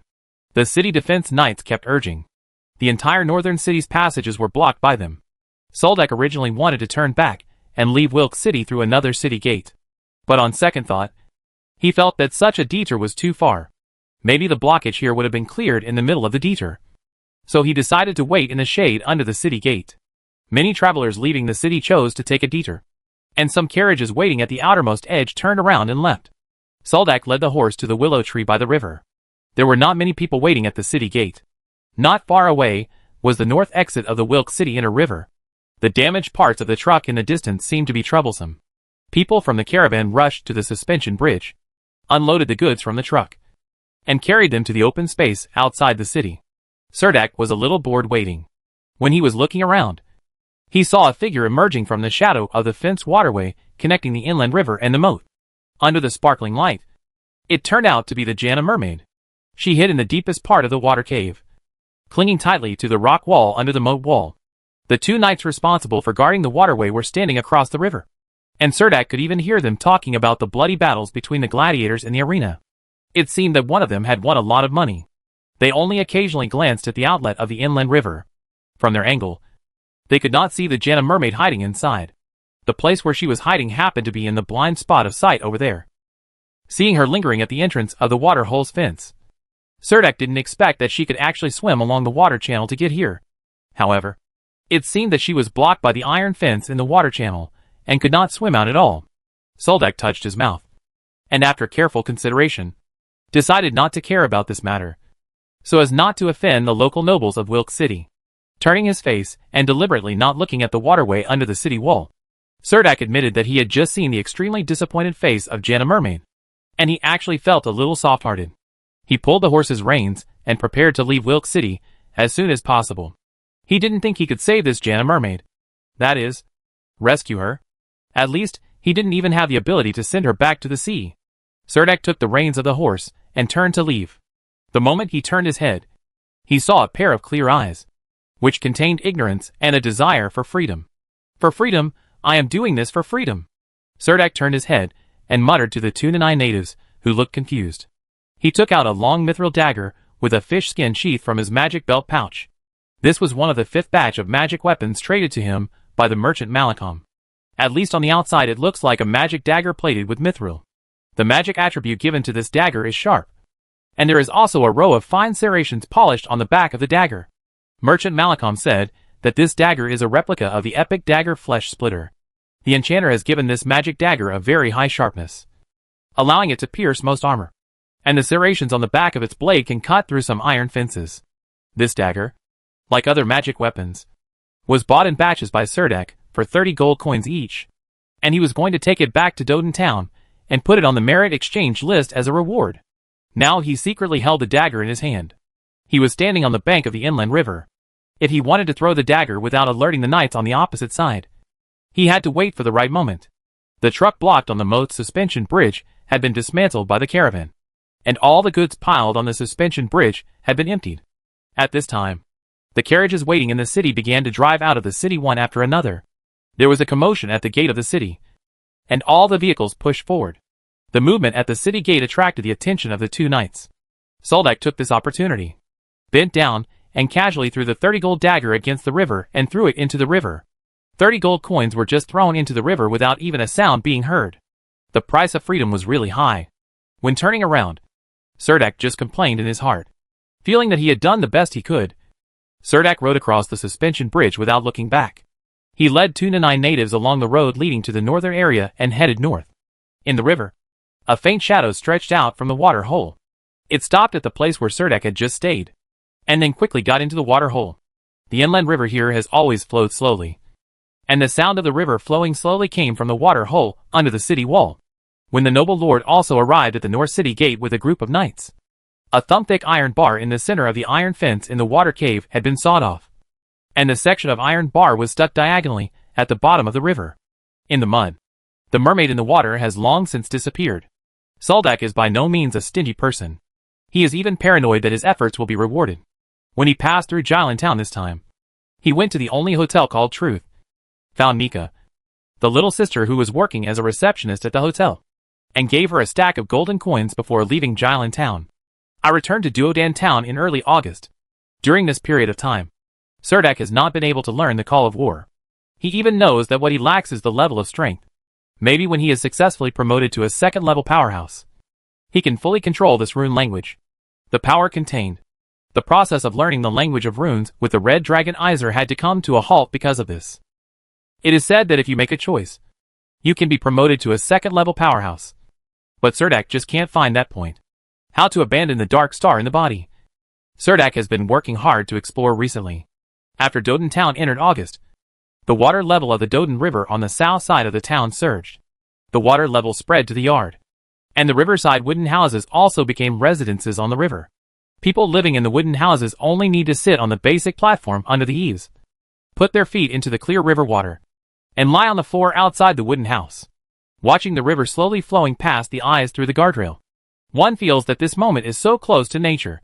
Selena also moved her family to a wooden house by the river. The tailor shop owner's small attic was abandoned. Now many businessmen came to Doden Town to do business. Houses in the town were very easy to rent. The tailor shop owner was very happy. The deposit was returned to Selena. Soldak was delayed in Wilk City for almost 2 months. During this time, the row houses in the slums of the town had begun to take shape. The foundations and 1-meter-high walls of these row houses were built with stones from the quarry. Above that, there were square logs with gaps cut out on both sides. A wooden house made of oak would directly spliced together, with a gabled roof covered with wooden boards. In order to save costs, the Aboriginal people did not apply rainproof gum on the roof. Instead, the hard carapace of the ghost-patterned worker ants was softened, put into a wooden mold like a roof tile, shaped, dried in the sun, and finally made into a cheap and solid roof. What? This kind of red roof tiles are uniform in style and very strong. They appear like red fish scales when placed on the roof. From a distance, they become a scenic spot in Duodan Town. The streets in the Aboriginal slums were repaved with stone slabs, and the new streets were cleared of dirt and weeds. On the original site of the shacks that were demolished first, new townhouses have been repaired, and some Aborigines have moved into their new homes one after another. In fact, this kind of townhouses almost occupy the courtyards of many Aboriginal people, and they effectively use the original space to build small townhouses. Aung San, who is responsible for supervising the construction of these small townhouses, is standing next to Soldek. Aung San has lost a lot of weight recently, but he looks more energetic. He is no longer wearing Aboriginal clothing, but leather armor on his upper body, loose leggings on his lower body and hips, and long leather boots on his feet. Somewhat nondescript. I don't know how long it's been since I shaved. The beard on my chin looks like a hedgehog covered with spikes. The two of them stood on the long street facing the river and walked from west to east while chatting. The small townhouse in front of them slowly changed from the foundation to the small building. The closer you get to the east, the more complete these small buildings become. Aung San followed, looked at Soldek's back, and said to him, "In another 2 months, the main bodies and roofs of all the townhouses in this area will be completed." His labor force of more than 500 people has now expanded to more than 800 people. They are settled on daily wages every day. As long as they are not lazy in their work, they can earn a shining silver coin every day. When Aung San came here and saw that Serdek didn't criticize anything, he breathed a sigh of relief and said again, "At that time, the indigenous people in the town will probably only be able to fill half of the houses, and the remaining half can be sold to the merchants and adventure groups in the town. In the past half month or so, many people have asked me about the price of these terraces. The construction speed here is indeed very fast." Soldek nodded and said, "At this time, it was just after work in the evening. Some Aborigines walked out of the construction site carrying tools while talking and laughing. From a distance, they saw the boss Aung San standing in the middle of the road with a big shot. They were so frightened that they all chose bypass." Aung San said with some pride, "Duodan town is rich in wood resources. You can buy shape wood with money. Building a house with this model is like putting together building blocks. As long as the land is sorted out, the foundation can be built the next day. As long as the building is completed. Stonewall. The next thing to do is very simple. The main parts of these row houses are lined with linen thread, so the stone walls appear straight." Soldek nodded and asked, "Have you encountered any difficulties so far?" Aung San immediately said, "The only thing missing is doors and windows. All the skilled carpenters here in Doden Town have been hired by the lumber mill. Without enough carpenters, we can't make those doors and windows. How about you go to the lumber mill? Just tell me and ask the carpenter over there to give me a few." After saying that, he took the opportunity to open a courtyard door and walked into the courtyard of the small townhouse. Each small townhouse has an independent courtyard, but the area is very small. It can only plant 2 fruit trees and build a doghouse. Aung San pointed to the empty window frames and door frames of the small building and said to Soldek, "You see, the terrace buildings here are just waiting to install doors and windows." Soldek thought of the carpenter's workshop in Wall Village. He estimated that the carpenters in the village were not too busy at the moment and could transport some window frames and doors from Wall Village. Then he said, "Leave it to me to solve the problem of wooden doors and windows. Give me the dimensions of the doors and windows. It is best to give me a finished wooden window and wooden door. My only request is that the doors and windows of all wooden houses must be as large as possible." Probably consistent. Aung San did not expect that Serdek would directly come forward to resolve the matter, and immediately said happily, "Okay. Will I send you to the main camp or the riverside cabin tomorrow morning?" Soldek thought for a moment and realized that he would probably stay at the riverside cabin at night, and then said, "Then send him to the riverside cabin." Chapter 886, The Back Garden of the Temple.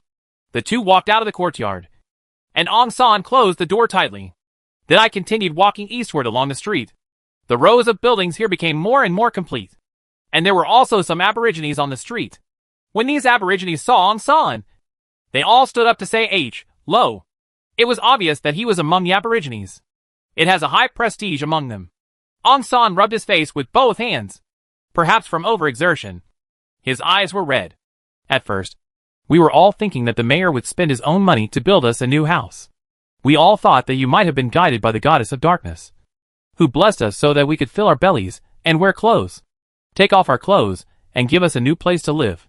When Aung San was speaking, the index and middle fingers of his right hand were still respectfully placed on his forehead. He smiled and then said, "Now that these rows of buildings have been built, I realize that although the town has been providing advance funding, once this place is fully completed, the town will be able to generate more income. If these rows of buildings are not built, It will be really hard to figure out what's going on here. Ong San pointed to the Aborigines in front and introduced. The townhouses here have been built. And the first people who were willing to move have already moved back in. A group of Aboriginals were holding half a piece of baked wheat cake and a plate in their hands. The vegetables were stewed like shit. They broke off the cake and ate it with the stew. Almost everyone was the same. It's this kind of food. As we walked forward, there were actually people grilling fish.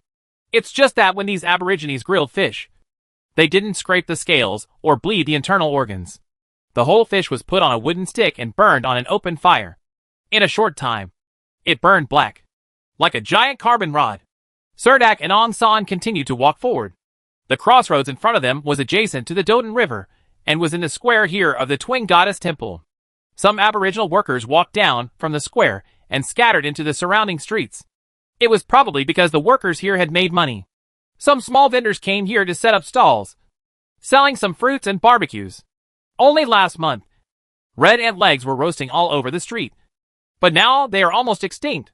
The temple in the square has been completely wrapped by a layer of black net. From the outside, it seems that the main body of the Twin Goddess Temple has been built. Soldak and Ong San were about to go inside to take a look when they saw Selena and Baron Martino walking out of the temple side by side. The two were arguing as they walked. Nika was holding a bundle of parchment drawings.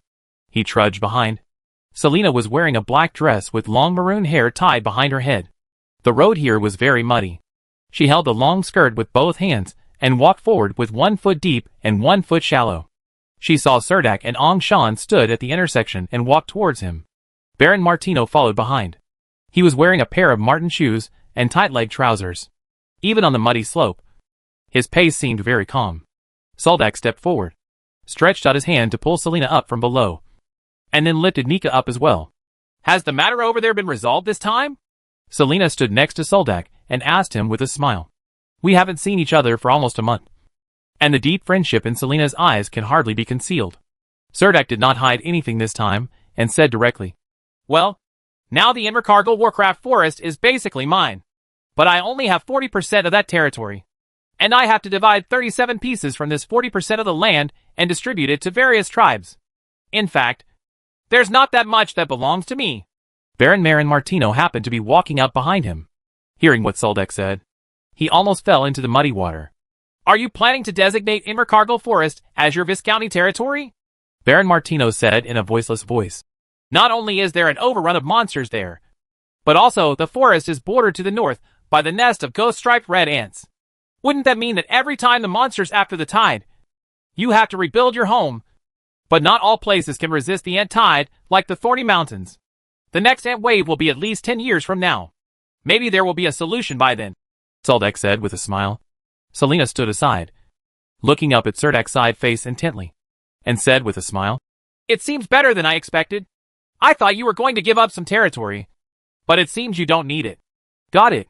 The territories belonging to the Empire and the province of Bena still have to be taken out, and they will eventually be distributed to the magician nobles. But it is up to me to decide which piece of land will be given up. Surdak smiled a little. Cunning. How is the construction of the Temple of the Twin Goddess going? Soldak asked Baron Martino. Oh, the Temple of the Goddess of the Night has completed the capping a week ago. But Miss Selena feels that the style of the capping is somewhat different from the drawings. We are preparing to renovate it. Martino took the opportunity to express his inner distress. Is it much different? Surdak asked curiously. It's 2 feet shorter than originally expected, Martino said with some embarrassment. Can we keep it as it is? Soldak asked Selena again. The short part is the bell tower. The steps where the big bronze bell hangs are too close to the big bronze bell. It's easy for tall bell ringers to hit their heads. Selena said this while looking helpless. Actually, as long as you don't get too close, you won't hit your head, Baron Martino immediately retorted. It can be seen that this is what they were arguing about just now. Surdak also knew that Selena had some almost strict requirements for this dark temple. This was the first temple she built, although it occupied an area of less than an acre and there were not many rooms for her. But it is of extraordinary significance. Then change it. If the labor is enough and the construction cost exceeds the cost, I will make up for any difference. Surdak said. Let's go. Take us to the temple construction site. After entering the Temple of the Twin Goddess, Serdek discovered that the main part of the temple was supported by countless wooden frames, making it very difficult to get inside. He didn't have much interest in the structure inside the temple, so he walked around the outside, and then he saw that the courtyard of the temple of the twin goddess not only expanded the entire square, but the courtyard behind it was designed to be a huge garden. Not only does it extend to the Duoden River, but the grassland beside the Duoden River has been dug up. It seems that the intention is to bring in the river water and build a pool with running water in the back garden. When Soldak came here, he saw Zigna holding a magic note alone and sitting on the unfinished steps. When she saw Serdek, she closed her note and ran over with a bound. The Temple of Dawn and the Temple of Night will share this back garden in the future. I plan to dig a semicircular pool with a diameter of 50 meters here. The bottom of the pool will be paved with soft river sand. Curved steps will be built with marble around the pool, going all the way up. By extension, if possible, I would also like to erect a magic sculpture that can spray water in the center of the pool. Baron Martino chattered beside Soldak, explaining the garden he designed here. Serdek stood by the Doden River, looking at the rolling river water, and said to Baron Martino, "This park needs to be designed to be more grand. Let's build a beautiful arched stone bridge here to connect it." The land on the other side of the river has been expanded, and some bushes are planted to facilitate gardening and pruning. As for the style, it should be designed in the style of a maze, but high-point watchtowers must be built at the four corners to prevent anyone from getting lost in it. After speaking, Soldak gently touched Zigna's head and said, "Our Zigna needs such a playground." Chapter 887 Boundary Monument. Duodan Town is located between the canyons in the middle of the Spidey Mountains. The glaciers on the top of the Spidey Mountains melt, and clear rivers continue to flow down. The source of the Duodan River is to the west of Nanta Town. It passes through Duodan Town and flows eastward into the Three Rivers. After the canyon it joins the Torrens River. The weather in early August is not very hot. The Doden River is quiet and magnificent at night, and the sound of the river flowing is like the most beautiful music in nature. A faint mist evaporates from the river, forming a wall of fog that completely separates the north and south banks. Serdek sat on the platform of the riverside wooden house extending into the river, crossing his legs and silently feeling the sacred aura in his body. All the nodes in his upper body were lit up by the sacred aura. It felt like countless stars dotted in the night sky, and each node extends outwards with countless thin lines and is connected to other nodes, like a star map. A steady stream of sacred breath was bred from these nodes, nourishing his body, and his lower body is a different scene. When the perception extends, he will enter an endless void, where there is nothing. In the void, this huge dark star is born, and this dark star has endless. The suction power seems to be able to swallow everything that breaks into this space. Feeling that his perception and mental power were being stripped away by the dark star, Serdek decisively cut off the exploration. How to get rid of this dark star? Soldak has been thinking about this problem recently. Celia Cooper has never seen this situation and can't give any suggestions. Nika and Zigna were also sitting on the wooden platform. Zigna sat on the edge of the wooden platform and stretched a pair of white lotus-like feet into the river. Nika was sitting opposite Serdek, taking the opportunity to ask Serdek for advice on how to guide and use the power of the holy light. Recently, in addition to leading the medical team to take care of injured soldiers in the military camp, she spent almost all the rest of her time studying the power in the body. The power she possesses is completely different from that of Serdek. Serdek's power of holy light naturally has healing and restorative effects, but the power of light contained in the magic pool in Nika's body has no healing effect. It can emit the purest beam of light from the light elements in the body, just like a lighthouse beacon in the dark night. Knowing that the light she emitted had no healing power made Nika depressed for many days. Soldak came back from Wilk City and brought her to the platform to try various things. She had already been able to condense the light. This time, under the guidance of Serdek, he turned the flame in his hand into a beam of light. This beam of light could actually penetrate the fog on the Doden River and insert diagonally into the night sky. The river surged, and Selena flipped in the water like a silver carp. Emerging from the river, the clear river water flowed down the top of her head, and her long silky hair stuck tightly to her body. She supported Soldak's thighs with both arms, tilted her chin slightly, and said to everyone, "The river is still very warm. Aren't you ready to come down and swim for a while?" Soldak stretched out his hands, held Selena's wet face, lowered his head, and kissed her on the forehead, and said, "The water temperature of this river will drop in a while. Be careful of catching a cold and come up quickly." Selena pushed her hands on the wooden platform, leaning up like a sea otter, and kept stirring the water with her hands, and swam away again. Serdek didn't expect her to be so good in water. Watching her swimming in the river, he couldn't help but think of the Jana mermaid he met in the river in Wilkes City. She must have escaped from Wilkes. When Selena swam back again, she stretched out her arms to Soldek. Soldek pulled her up and put a towel on her body. After not seeing each other for nearly a month, Soldek felt that a fire was almost ignited in his heart. Selena took the opportunity to sit between Nika and Signa, and stretched out her hands to twist her wet long hair. "I didn't know you were so good at water," Soldek said. Selena's plump body was wrapped in a towel, and the lantern hanging on the wooden pole emitted soft warm light. The water droplets on her fair face and chest looked particularly crystal clear. "As long as I have the blessing of the goddess at night, I will not only be good at water," Selena said ambiguously. "Selena, can you cast a dark magic on Nika that won't hurt her? I want to verify my guess," Soldek said.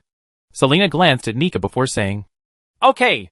Now she can cast elementary dark magic very skillfully, such as pain. She developed some followers of the dark goddess in Doden Town, and the most direct benefit was that she mastered more dark magic. She closed her eyes, silently recited the jerky curse in her mouth, and stretched out her green-white index finger to draw on the wooden board a black magic pattern. The moment the magic pattern was successfully drawn, traces of dark power continued to gather on Selena's head, and an eyeball the size of a football appeared out of thin air. Hypnosis. The moment his eyeballs opened their eyelids, a black line was shot towards Nika. Nika almost didn't react at all. His body was frozen at the previous second. His eyes slowly closed. His body lost the strength to support him, and he fell to the platform, falling into a deep sleep. Selena's fingers didn't stop and drew another magic pattern on the wooden board of the platform. Nightmare. A dark and void smoke rushed towards Nika's body like a running beast. But a beam of light actually fell from the unconscious Nika, and the little beast made of black smoke dissipated immediately under the light of the beam. Selena raised her head in surprise and glanced at Nika. At this time, Nika also woke up from her dream and looked around in panic. This time it was tried, and the light in Nika's body actually had natural restraint against dark magic. Serdek slapped his forehead in embarrassment. Although he had known that light and darkness restrained each other for a long time, he never thought that he would be so targeted. But now Nika still lives with Selena and Signa. "This beam has the effect of dispersing and purifying, and it can restrain dark magic to some extent," Selena made a comment, glanced at Soldek lightly, and said nothing more. Nika, who was lying on the wooden platform, had already woken up. She opened her eyes in a daze and looked around cautiously. "Did you just have a nightmare?" Serdek lowered his head and asked her. Nika nodded with some palpitations and whispered, "I dreamed that I was floating in the cold river, unable to move or breathe. Then I prayed silently in my heart, and a beam of light fell from above my head. And then I woke up." Hearing prayer, Soldek moved slightly and asked her, "What happened recently that is different from before?" Nika thought for a while and said seriously, "I always have the same dream every night recently. There is a beautiful sister who comes to me every night. She says she is the goddess of the morning and asks me to be her apostle." Only then did Soldek realize that this matter seemed to be getting bigger. He looked at Selena beside him and asked with a wry smile, "Selena, do you think it was because of the temple we built that attracted this goddess?" Selena frowned slightly and said, "I can try to communicate with the goddess Selene to see what kind of god she is." Soldek nodded and asked Nika again, "Nika, what are your plans?" "Master, I want to promise her that I want to become a saint in the Temple of Dawn like Signa. Is that okay?" Nika asked Soldek with wide eyes and expectant look on her face. What else could Serdek say? The water in the Doden River had not yet cooled down at night, so Soldek dipped his hand into the river water and wiped his face. There is only one quarry on the outskirts of Doden town. Recently, terrace buildings have been built in the town, and the main streets in the town have been renovated. A large number of slates and strip foundation stones have been purchased here, allowing the quarry owner to make a lot of money. Made a fortune. This time Serdek came to the quarry in person, mainly to customize boundary markers for the Invercargill Warcraft Forest. This is what a noble lord must do after opening up the territory. Only the boundary monument indicates that this is the territory of the Green Empire. After everything was settled, the quarry owner personally sent Soldek out of the gate. Then he stood at the gate of the quarry for a long time, until Soldek's horseback riding figure disappeared on the mountain road. Then he turned around and returned to the quarry. Soldak obtained the rights to develop the Invercargill Warcraft Forest. In fact, from the day the ant colony dissipated, there was nothing left to explore in this Warcraft Forest. The returning group of monsters in the forest could not stop Andrew and his cavalry battalion.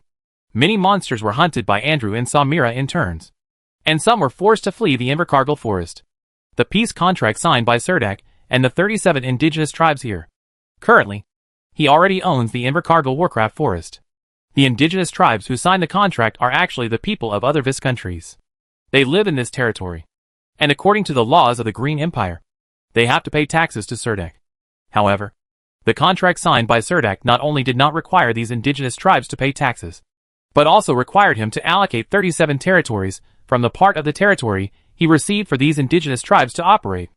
According to the content of the contract, these indigenous tribes are completely autonomous. They only send the young people from the tribe to serve in the private army of Lord Cerdak every year. Cerdak also made a written commitment. Each tribal young man only needs to serve for 4 years to obtain imperial citizenship. And gaining merit in the army will be a very considerable fortune. This time, in addition to building a copper mine in the Invercargill Warcraft Forest, Cerdak also wanted to bury many boundary markers at the borders of the Invercargill Warcraft Forest. This strip of forest called Invercargill stretches for more than 600 kilometers, starting from the Three Rivers Rift Valley in the east to Inir Swamp in the west. Although it is slightly narrower from north to south, it is still more than 300 kilometers long. To include this area, Cerdak needs to bury a boundary monument every 500 meters on the boundary line. Based on this calculation, at least more than 2,600 boundary markers are needed to line the forest border of nearly 1,300 kilometers.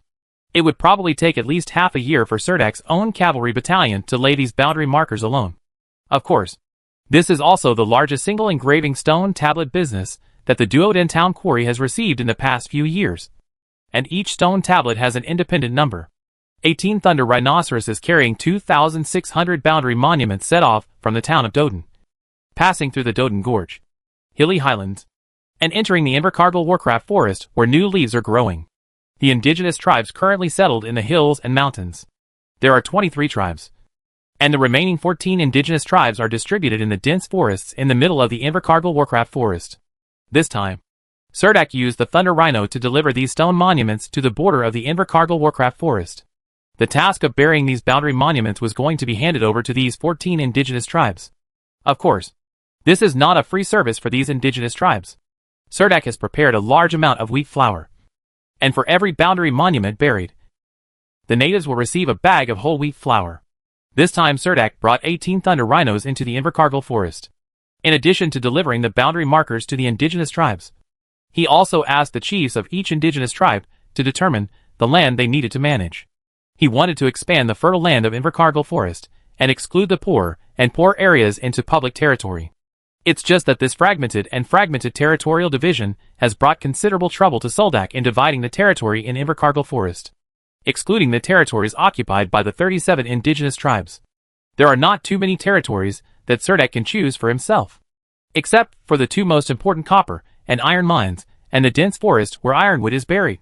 The remaining territories are the territory was basically designed to connect the lands occupied by these 37 indigenous tribes and splice them into one large piece as much as possible. Soldak was busy in Invercargill Forest for more than a month just on demarcating territory and setting up boundary markers. The hills and mountains almost completely extend into the territory, while the Invercargill Forest is fragmented, and the territory distributed on the map is a bit like the patterns on the black and white cows. He was sleeping rough in the forest, and his whole body lost weight twice. His skin color also turned into a wheat color, but he looked more energetic. During this period, he also took time to live in the copper mine for a few days. The copper mine had not officially started mining yet. It had only built a large work shed in the south of the mining area, and only a few tribesmen dug some experimentally, or was piled scatteredly in the open space in front of the work shed. Cerdak plans to return to Bena province to hire a manager who is proficient in mining to help him manage the mining area here. As for the iron ore veins, Soldak only enclosed the land, and had to wait until the copper mining area was in normal operation before the iron ore area could be further developed. As for the precious ironwood buried on the edge of the dark warm valley, Cerdak happened to pass there when transporting the boundary monument this time. Cerdak reluctantly selected a broken section of the ironwood tree crown, sawed it open, and transported it back to Doden town with 18 thunder rhinoceros. Chapter 888 Weighing and Measurement. There was only a section of the tree crown that was almost rotten, and most of the scattered ironwood branches were buried in the soil. Now these old ironwoods covered with green moss were dug out by the cavalry. Each one was as heavy as gold and stone. After sorting, they were bundled into whole bundles and put on the shelves of thunder rhinoceros. At times like this in the past, it would have been difficult for such a large thunder rhino to travel through such a dense forest. But it's different now. The ghost-striped red ants have cleaned the forest, and the leaves of almost all the trees have been eaten away. After the ant infestation, some trees sprouted branches again, while others died completely. The forest is full of dead trees like this, and it is precisely because of these dead trees that these thunder rhinos can walk through the gaps between the woods. The bulky thunder rhino is covered with thick armor, and it is not afraid of these dead branches scratching its skin. Every time the thunder rhino leading the way takes a step forward, there will be countless dead branches. 18 thunder rhinos walking in a row through the forest. There is a wide road in the forest. The only drawback of this forest road is that it cannot be used by horse-drawn carriages, because this area is close to the edge of the dark warm valley. Ghost-striped soldier ants are extremely active in this area, and even the indigenous tribes rarely move in this area. Even so, Surdak was still worried that those abandoned ironwoods covered with a thick layer of moss in the wilderness would be discovered by other adventure groups. In addition to enclosing the area with boundary markers, he also wrote warning slogans around it. It's nothing more than private territory. Enter with caution. This place is dangerous. Ghost-marked red ants are often infested. I hope it can be of some use to those lawless adventure groups. After all, the price per pound of a few collapsed ironwood trees deep in this forest area is almost the same as magic copper. In fact, Surdak also knew that he didn't need to worry too much. Not only was this place located in a remote mountain gorge, but it was also located on the southern slope of a dense forest. It was usually difficult for horses and vehicles to enter here. Even if such a large ironwood was discovered, it would be difficult for people to find it. It is difficult to transport it out. Unless it is shredded here, then it is possible to transport it out. Before Surdak transported the ironwood to Doden Town, all the ironwood was wrapped in linen. After arriving in Doden Town, he moved it into the warehouse as soon as possible without leaking any information to the outside world. Even the warehouse, the custodian only knew that these supplies were brought back specially using thunder rhinoceros, and they were very heavy. That's all. Surdak planned to move the ironwood directly to Pudu Mountain, and then sell it from Wall Village to Helensa City. Ironwood is a common top material for making hardwood bows, and its price in the magic market has always been high. No less. The price per pound is almost the same as magic copper. After the beast tide, the soldiers in the garrison camp were a little worried that Surdak would lose the income from the ghost-striped red ants. Commander Surdak was building pavilions and temples in Doden Town. Once the capital chain was broken, the military camp merit exchange list will not be maintained. The fifth exchange of magic weapons on the merit list was once again crowded with people. In fact, the value of this batch of ironwood that arrived in Duoden Town is much higher than the hard armor of soldier ants. There was no way to write to Hathaway and Beatrice in Invercargill Forest, when he led the cavalry and the Thunder Rhino Archer Battalion back to Doden Town from Invercargill Forest. There was already something on his study table. Received 3 letters from Benna City. Look for the earliest one sent among the 3 letters, and read them one after another. The faint sweetness in the longing is like a glass of sweet fruit wine with ice. Soldak quickly wrote a reply and asked his bodyguard to take it to the carriage house in the town and send it back to Benna City. This time he brought back from the Invercargill Forest the most detailed hand-drawn map of the territory Soldak applied to the Wilkes Territorial Administration. In mid-August, a surveyor and 2 clerks arrived in Doden from the Wilkes Territory Administration and had been staying in a hotel in Doden for 3 weeks. While Soldak was away from Doden Town, the 3 of them wandered around the town doing nothing all day long. Their job is specifically responsible for borderland surveying, so they have naturally visited many small towns. No small town has a slum as good as Doden Town. The Aborigines in this town actually live in small townhouses, and even the homeless people in this town eat roasted wheat every day. Cake. However, there are not many homeless people in the town. Once the town security team discovers homeless people and beggars, they will be sent to the town shelter, unless they are really physically disabled and have sound hands and feet. To join the labor corps, they had to work in exchange for food and shelter. The town was crowded with various adventure groups and mercenary groups. After they entered the hills and mountains along the Duoden Canyon, they first hunted the ghost-striped red ants in the mountains. Now the ghost striped red ants are almost extinct. Many adventurers, the group has gone deep into the Invercargill Warcraft forest to hunt those returning Warcraft. This group of people seems to have become accustomed to living in Doden Town. Mainly there are many business groups here who purchase almost all types of Warcraft materials. All the materials brought back by adventure groups and mercenary groups from outside can be sold in Doden Town. The corresponding supporting blacksmith shops, leather shops, hotels, and grocery stores are relatively complete. These shops were originally opened one after another in recent months due to the increasing number of adventure groups.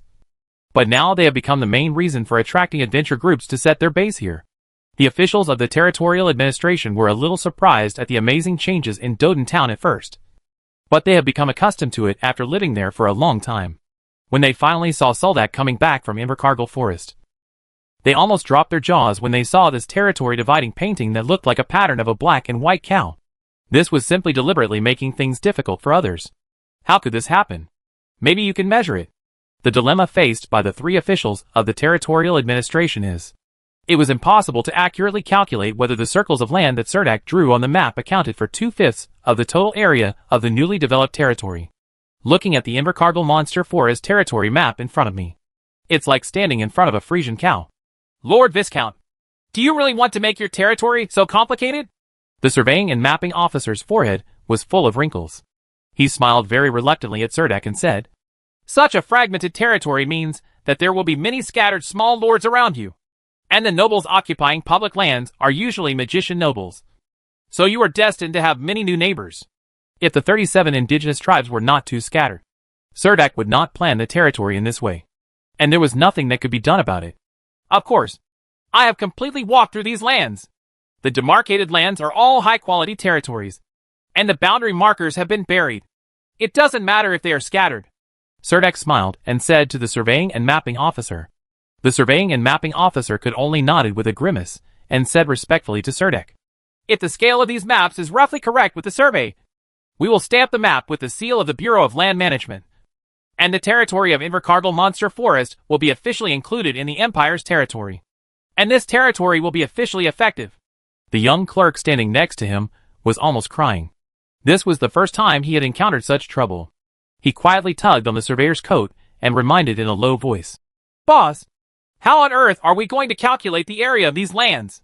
The surveying and mapping officer guided in a low voice, You just need to help me calculate the total area. In fact, this is not a difficult task. Our predecessors have already come up with many ways for this. Go outside and bring me in that fish skin. The surveying officer ordered.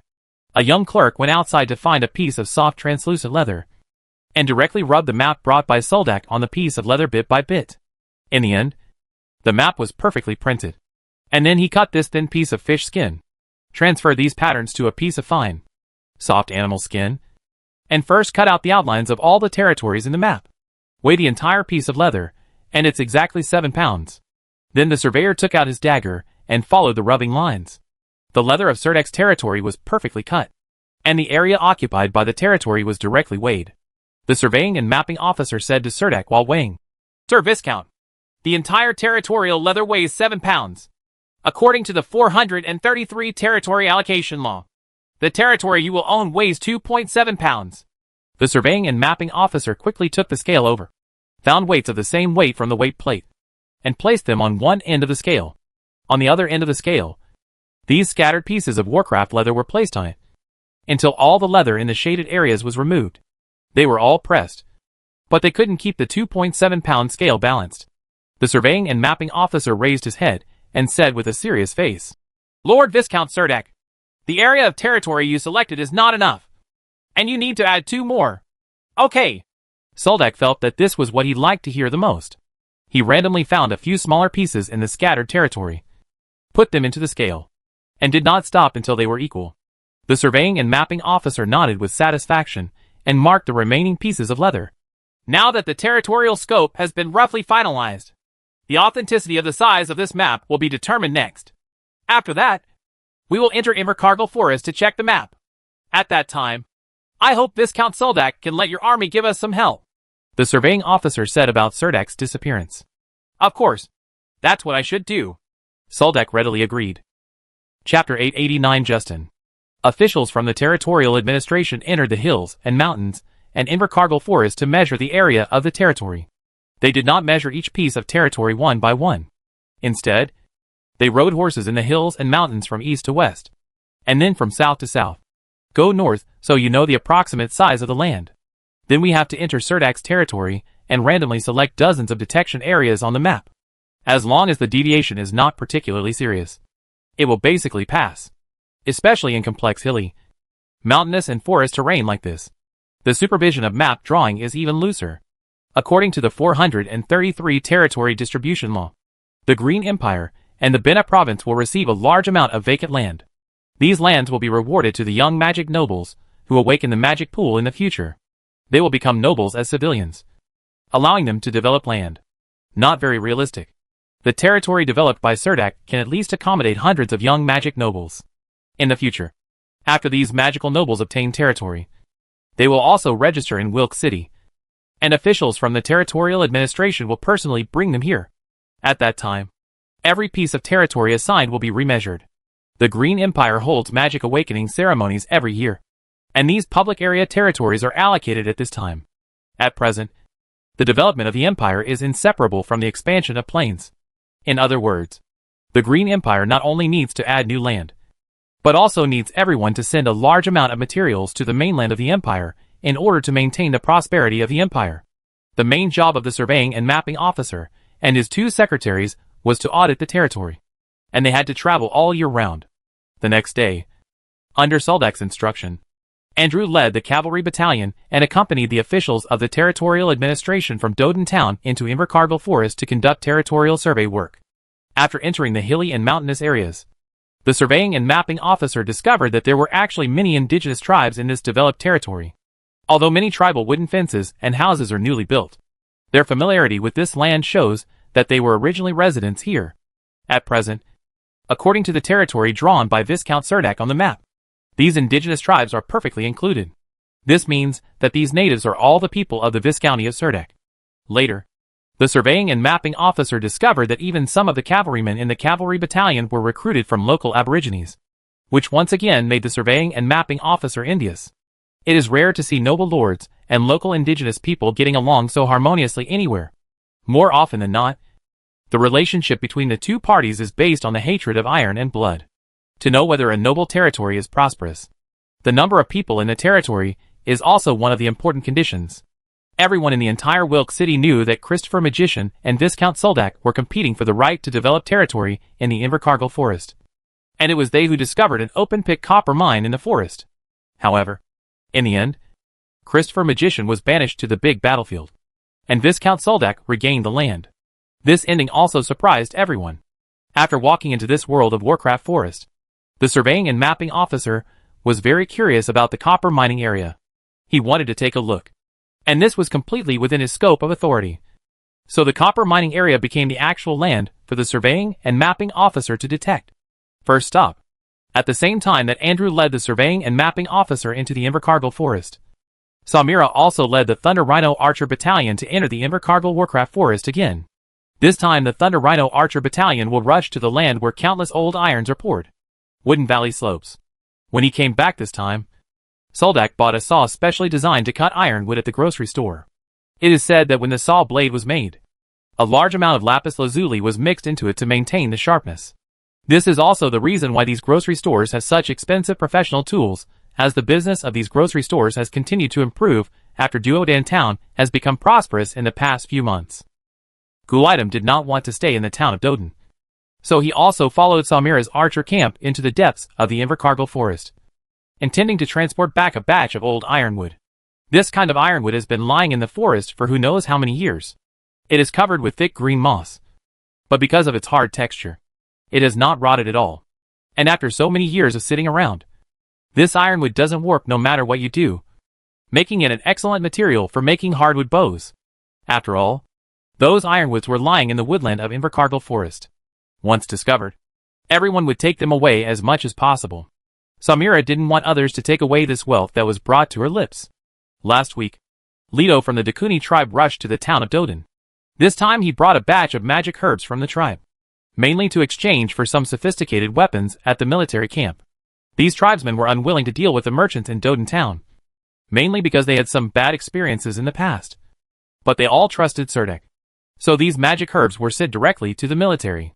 The Dakuni tribe is one of 14 tribes that chose to settle in Invercargill Forest. They were used to living in Invercargill Forest, and did not want to move to the hills and build a new home. The Invercargill Forest is rich in products. For the Dakuni tribe, the biggest danger is the vicious demonic beasts coming from the forest. The warriors in the tribe must have sophisticated weapons in order to defeat those second-level monsters. This time they want to purchase some sophisticated weapons again, and distribute them to the tribesmen. The only things that can be traded are these magic herbs. Although the ghost-striped red ants have eaten away everything in the forest, some magic herbs that grow in hidden places still remain. The Dakuni tribe was familiar with the hiding places of these magical herbs. So after the tribe moved back to Invercargill Forest, they began to search for these mature magical herbs. When Soldak came back from Invercargill Forest, Selena immediately took out the magic herbs from the warehouse here. Serdek planned to send these magical herbs to Justin and let him refine a batch of secondary healing potions. This was also agreed with him before.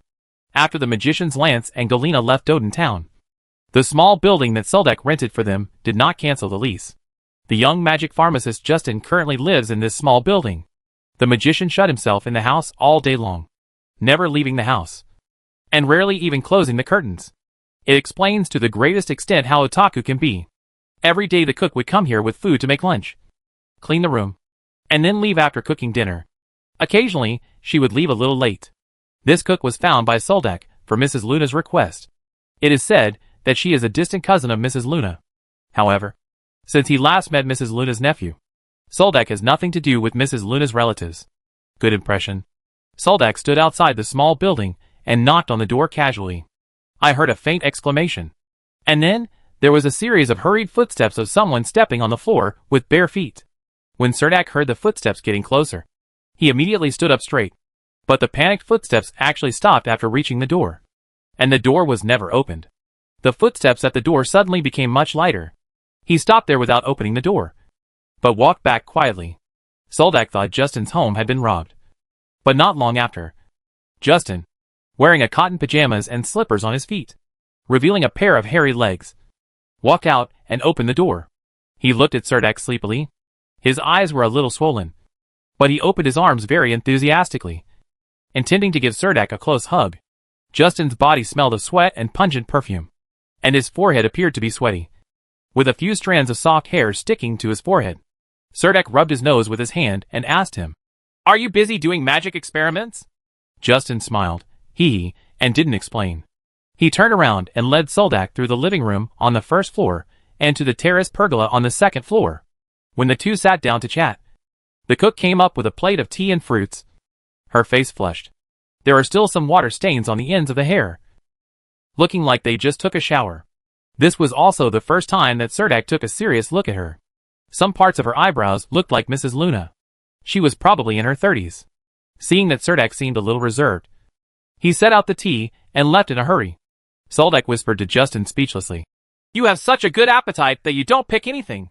He is a young nobleman from the Helensa Magic Guild. He is probably in his early 20s, and has just graduated from the Magic Academy a few years ago. As a magic noble, Justin can be said to be free to choose from the ladies of the noble families in Helensa City. Justin smiled and didn't explain. He just used his fingers to push back the messy hair on his head. He lay sideways on the wicker chair and asked Soldak, "Why are you here? I heard about you a few days ago. What are you doing over there in Invercargill Forest?" "Of course I'm here to give you the magic herb." Seeing that Justin didn't want to talk more, Soldak immediately started talking about business. He placed a magic sealing box on the table, then unlocked the box and opened the metal sealing box, which contained some fresh magic herbs. Seeing the medicinal herb exuding magic, Justin swallowed and his eyes glowed golden. "This time I hope you can refine as many secondary life potions as possible. This thing can save the lives of soldiers in a critical moment. My other fancy potions with properties." "I know. That's no problem. I'll prepare as many secondary healing potions as possible," Justin cheered. Quickly relocked the lid of the box, touched his hand on his belt, and the magic sealing box disappeared from the table in an instant. With the magic herb, Justin seemed to be a different person. He looked energetic. He took out a magic book from his magic pocket and couldn't wait to flip through it. Soldak looked up at Justin, who was a little excited, and said, "Justin, I'm going to Helensa City soon. Is there anything you need me to bring back? Justin thought about it seriously and then said, Then wait for me. When I have refined this batch of magic herbs, you can help me take my share of the potion back to Helensa. "Oh," Suldek agreed, and then added, "Then you have to hurry up. You'll have it before dark." Justin jumped up from the wicker chair and ran downstairs quickly, talking while running. Chapter 890 Wall New Village. Serdek didn't want the information about the ironwood to leak out, so he planned to transport the ironwood back to the city of Helensa. Before he set off this time, Selena specially took out some dried meat made from ghost-striped red ants from the supply warehouse, which was 5 large bags. "Take these back. I've been out for so long. If I go back to Wall Village, I have to bring something back." Selena lowered her head and said. She was wearing a long skirt with a waist and a white blouse with lace on the upper body tucked into the hem. In the skirt, it was a bit stuffy in the warehouse, and her forehead, bridge of nose, and chin all had a sheen of oil. "Have you ever missed home in such a long time?" Serdek suddenly felt that he ran back to Wall Village, but left Selena and Zigna here, and he actually felt a little bit guilty in his heart. Selena raised her head and looked at Suldek in confusion. After reading the trace of friendship hidden in his eyes, her eyes became bright. She tucked a strand of hair behind her ears and pursed her lips as she smiled. "A tulip blooms quietly. To me, I am where you are." She spoke in a very soft voice. She felt a little blushing after she finished speaking, so she changed the subject and said, "This kind of dried meat is not valuable here, but it is still a very good gift in Wall Village. Even after the Warcraft meat is dried, there is still power left in it. These dried meats are of great benefit to people." Serdek walked into another warehouse storing ironwood in the garrison camp.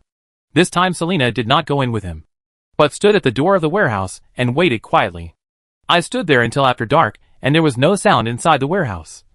And then I left from the door of the warehouse, watching Serdek take out bundles of ironwood from his magic belt bag and pile them into the lava mine. After all the magic pockets are emptied, they have to continue to step into the void gate, return to the warehouse in Doden Town, and return more than 20 times in a row before moving the ironwood to the lava mine." Aphrodite sat on the warm rock nearby, glanced at him with her beautiful black-purple eyes, covered her forehead with one hand, and couldn't help but mock. "No matter what, you have become a Viscount. In your hand the plain territory I control is an entire forest of monsters. How can I carry this all by myself?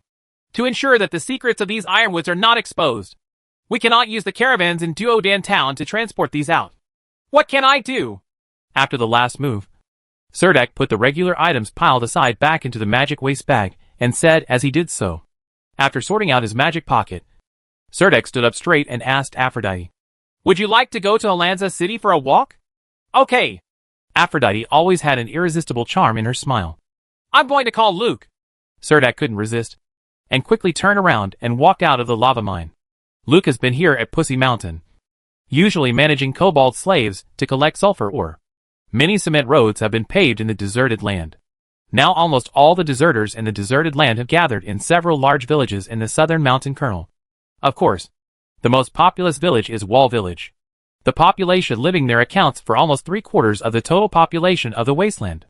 Originally, Serdek built cement roads in the deserted land so that the cavalry he formed could quickly go to other villages to support them. But now, north of the Rift Valley in the desolate land, except for Pussy Mountain, almost all has become a wasteland. So there is no need for such an intricate road network. Serdek called Luke over, and at the same time brought 10 trucks from the foot of the mountain. A group of kobolds came up, and under Luke's command, began to lift the ironwood from the lava mine onto the trucks. 10 four-wheel trucks could only carry less than 1/3 of the ironwood in the lava mine. Serdek was standing aside with Luke at this time, watching the kobold slaves working. "How's it going in the village?" Serdek asked Luke. Luke was extremely happy to see Serdek, sitting next to Serdek. He still couldn't hide his excitement and said, "The rainy season is here, and everyone is very busy working in the fields. By the way, the 3rd-level reservoir is already full." Serdek was a little dumbfounded. Is it full so early?" He thought about it in his mind, and then frowned and said to Luke, "The 4th level is the overflow pool. It is prepared for heavy rains when the water is full. The 5th level is built. It is prepared for everyone to swim and play. The rainy season is not even half over yet, so we cannot fill up the water so early. When we go back, remember to ask Uncle Bright to open the gate wider. Didn't you say it needs to be filled with water?" Luke couldn't understand. The water problem has been plaguing Wall Village over the years. Finally, the water problem has been solved. Luke is reluctant to let it go to waste. I'm worried about heavy rain again, Soldek said patiently. Luke said nonchalantly. Then fill the 4th level reservoir with water. What's there to be embarrassed about? Seeing the kobold carrying the heavy cloth bag, Luke asked curiously. Dak, what are those? Ironwood. A very precious wood. After Soldek finished speaking, he pulled Luke up and pulled a corner of the cloth away, revealing the dark ironwood inside. Is this ironwood? The kind that makes bows and arrows? Luke's eyes widened, looking at the ironwood with thick arms, and asked in a low voice. That's the kind, Soldek quickly admitted. Luke was a little dizzy. He reached out to unbutton the collar, and couldn't help but grab an arm-thick piece of ironwood and pull it out. The ironwood was so heavy in Luke's hand that he couldn't hold it. Luke said excitedly. Dak, where did you get so much ironwood? I long thought that my hardwood bow was going to be scrapped. And now I can just make a new one. Soldek hugged Luke and promised generously. Watch which one and take it directly. Luke held the arm-thick ironwood in his hand and never intended to let go. The two of them returned to the side. Serdek put his arm around Luke's shoulders and asked him. Luke, have you ever thought about venturing outside? Luke thought that Soldek was not going to let him be the chief engineer of Pudu Mountain Sulphur Mine. So he was startled.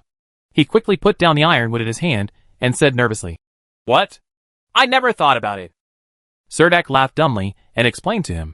Come to the Belan Plain and help me. You are also needed there very much now. Luke relaxed after hearing Soldek's explanation, and then agreed without any hesitation. Okay. Dak, where is Bai Lin? Serdek led him out of the lava mine and said. Just wait for my arrangements. Someone will come to the airport terminal of Benna City to pick you up. You just need to take the magic airship to Benna City. The kobold slaves have neatly loaded the ironwood onto the wagon. 10 four-wheel trucks slowly drove onto the cement road covered with a layer of volcanic ash at the foot of the mountain. If you walk along this cement road, you can reach the village of Wall. A day later, Serdek returned to Wall Village. If he hadn't come back with Luke this time, he would have almost failed to recognize that this was Wall Village. The tidal flat dugout next to the artificial canal outside the village was full of onions, tomatoes and cabbage. At a glance, the whole area was full of greenery. It's green. The cement road on the river bank is very wide, and some caravans are parked on the cement road. When approaching the village, Serdek discovered that the original small market at the entrance of the village had been surrounded by rows of townhouses, and there were stalls set up here and there in the open spaces between these townhouses. The whole market seemed very lively, and the goods sold were all kinds of. Some adventure groups even placed the scimitars of some sand pirates on the street stalls. Why did it get so lively here? Soldek asked Luke. Luke shook his head in confusion and said to Soldek. It has been like this for the past 2 months. I don't know where they came from. Many adventure groups come from Paglos Mountain. They hunt monsters and collect magic potions in Paglos Mountain, and then come here for supplies. It takes at least 2 days less than going back to Helensa City. Time. Uncle Bright walked out of the market and introduced to Soldek. Now these row houses in the village are almost out of habitation, and they will be expanded outside next month. The old village chief grabbed a villager and told him, Go and tell old Sheila that Dak is back. There was some congestion on the market side, and 10 four-wheel trucks were blocked outside. Soldek walked to the village with Uncle Bright and Luke. Along the way, he saw that the newly built row houses were full of people. These people had migrated from the northern part of the deserted land, and some were from the women who were captured by the sand pirates also settled in Wall Village. Some villagers who knew Serdek came over and greeted Serdek warmly. When the outsiders saw the noble badge on Soldek's chest, they looked here with great curiosity. This time, in addition to transporting such a large amount of iron wood, Serdek also brought back a window and a wooden door to the old village chief. When he walked into the village, he did not rush home and walked directly in with the old village chief. The carpenter's workshop in the village. Chapter 891 Hard Knot. When the carpenter's workshop in Wall Village was first established, it was just to be able to build some four-wheeled carriages. At that time, the carriage wheels and spindles were all bought by Soldek from the city of Helensa. Later, the carpenter's workshop could do more things. During the construction of the reservoir, a large number of box boards were provided for the reservoir project. 2 water wheels connected to the mills were built at the 4th level gate of the reservoir. The village no longer needs to go to the windmill next to the canyon to grind rice. When townhouses were built in the village, The carpenter's workshop was responsible for the doors, windows, and roof frames of all the buildings in the village. Especially this year, the Wall Village Carpentry Workshop has attracted many carpenters from other villages. And there are already more than 30 carpenters in the workshop. The small townhouse built in the slums of Doden Town in the Belan Plain. Since the carpenters in the town have been hired away by the lumberyard owners, the townhouse is now halfway through construction. The project is stuck in the installation of doors and windows and cannot be moved forward. Sequential turn. When Soldak returned to Wall Village this time, the first thing he thought of was to come to the carpenter's workshop. He discussed with the village chief Bright and wanted to use these few days to rush out a batch of wooden windows and doors. Surdak and the old village chief walked into the carpenter's workshop. The yard of the workshop has been equipped with a roof to protect it from rain. The yard is filled with various types of firewood. Many of the pieces of wood have labels attached to one end and are piled together haphazardly. The desolate land is adjacent to Oak Ridge, so the most abundant wood in the carpenter's workshop is oak. And there are also small amounts of hard oak, red pine, and yellow pine. The old village chief usually doesn't care much about this carpentry workshop. He gives the carpenter workshop an order every once in a while to ensure that the carpenters here have something to do every day. Wall Village has been expanding outside, so the carpenter's workshop usually does a good business. The person in charge of this carpentry workshop is Uncle Culp from the village. He has good carpentry skills. When the old village chief Bright found him, he was instructing two young men to cut a section of red pine into pieces of wood with a saw. Uncle Culp wiped his hands on his apron, gave Soldak a heavy hug, and asked Soldak with a smile, Dak, why are you back? Didn't you mean that you took the cavalry battalion to garrison Belan? Have you met? The Belan Plain is not far away. I heard that even the woods there are white. I just took the time to come back and take a look this time. Soldak replied casually. A group of people walked into the working area of the carpenter's workshop. When the young people in the village saw Soldak coming in from the outside, they all took the initiative to put down what they were doing and ran over to say hello. The workshop is filled with various wooden boards, making the space very small. Everyone sat down in the rest area of the workshop. There were two girls who were responsible for reception and odd jobs in the carpenter's workshop. Under Uncle Culp's instruction, they brought a plate of fruit. Surdak sat on a chair, surrounded by many people. He simply said, The forest over there is actually no different from the forest here. It's just not like the Oak Ridge here where the mountains and fields are full of oak trees. There are mostly red pine and fir trees over there. And there are also a lot of hard oaks. The white forest position, there are patches of white-stemmed reeds growing beside the river. And there are also some pastures with white edges on their leaves. The large grassland there looks like a scene after frost in late autumn. The young people looked yearning and said, So that's it. Ha. It's really good. Everyone asked Surdak a lot of questions. The old village chief Bright coughed and said, Culp, Duck came here this time to ask you to help make some doors and windows. After saying that, he pointed to the wooden door and window he had just brought in. Culp immediately leaned over to take a closer look, and said with a relaxed expression, It should be no problem to do these. Then he looked at it carefully and offered, If the winter there is colder, I suggest that the windows can be changed to a double-layer composite structure. The handles and hinges on this wooden door are also outdated. We have long ago replaced them with this kind of stronger and more durable hinges. After saying that, he waved to the young man next to him. The young man understood and walked out quickly. Culp continued, These doors and windows are all made of red pine. We prefer oak here.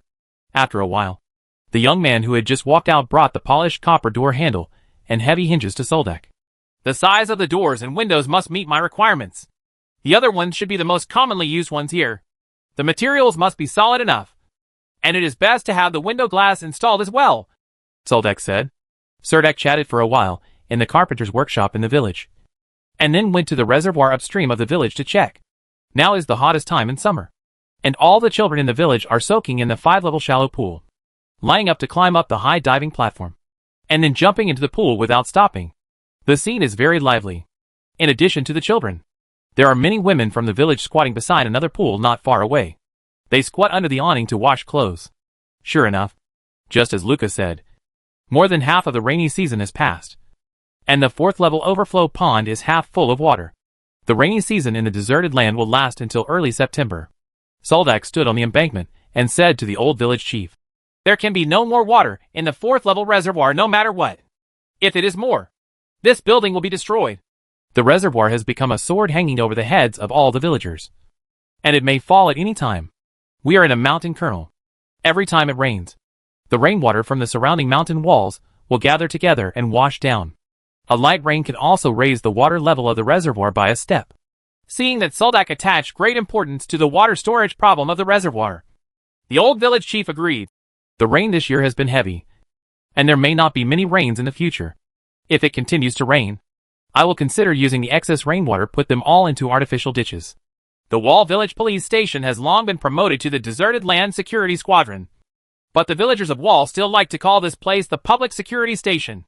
Just like Surdak has become a nobleman long ago, many people in the village still affectionately call him Dak.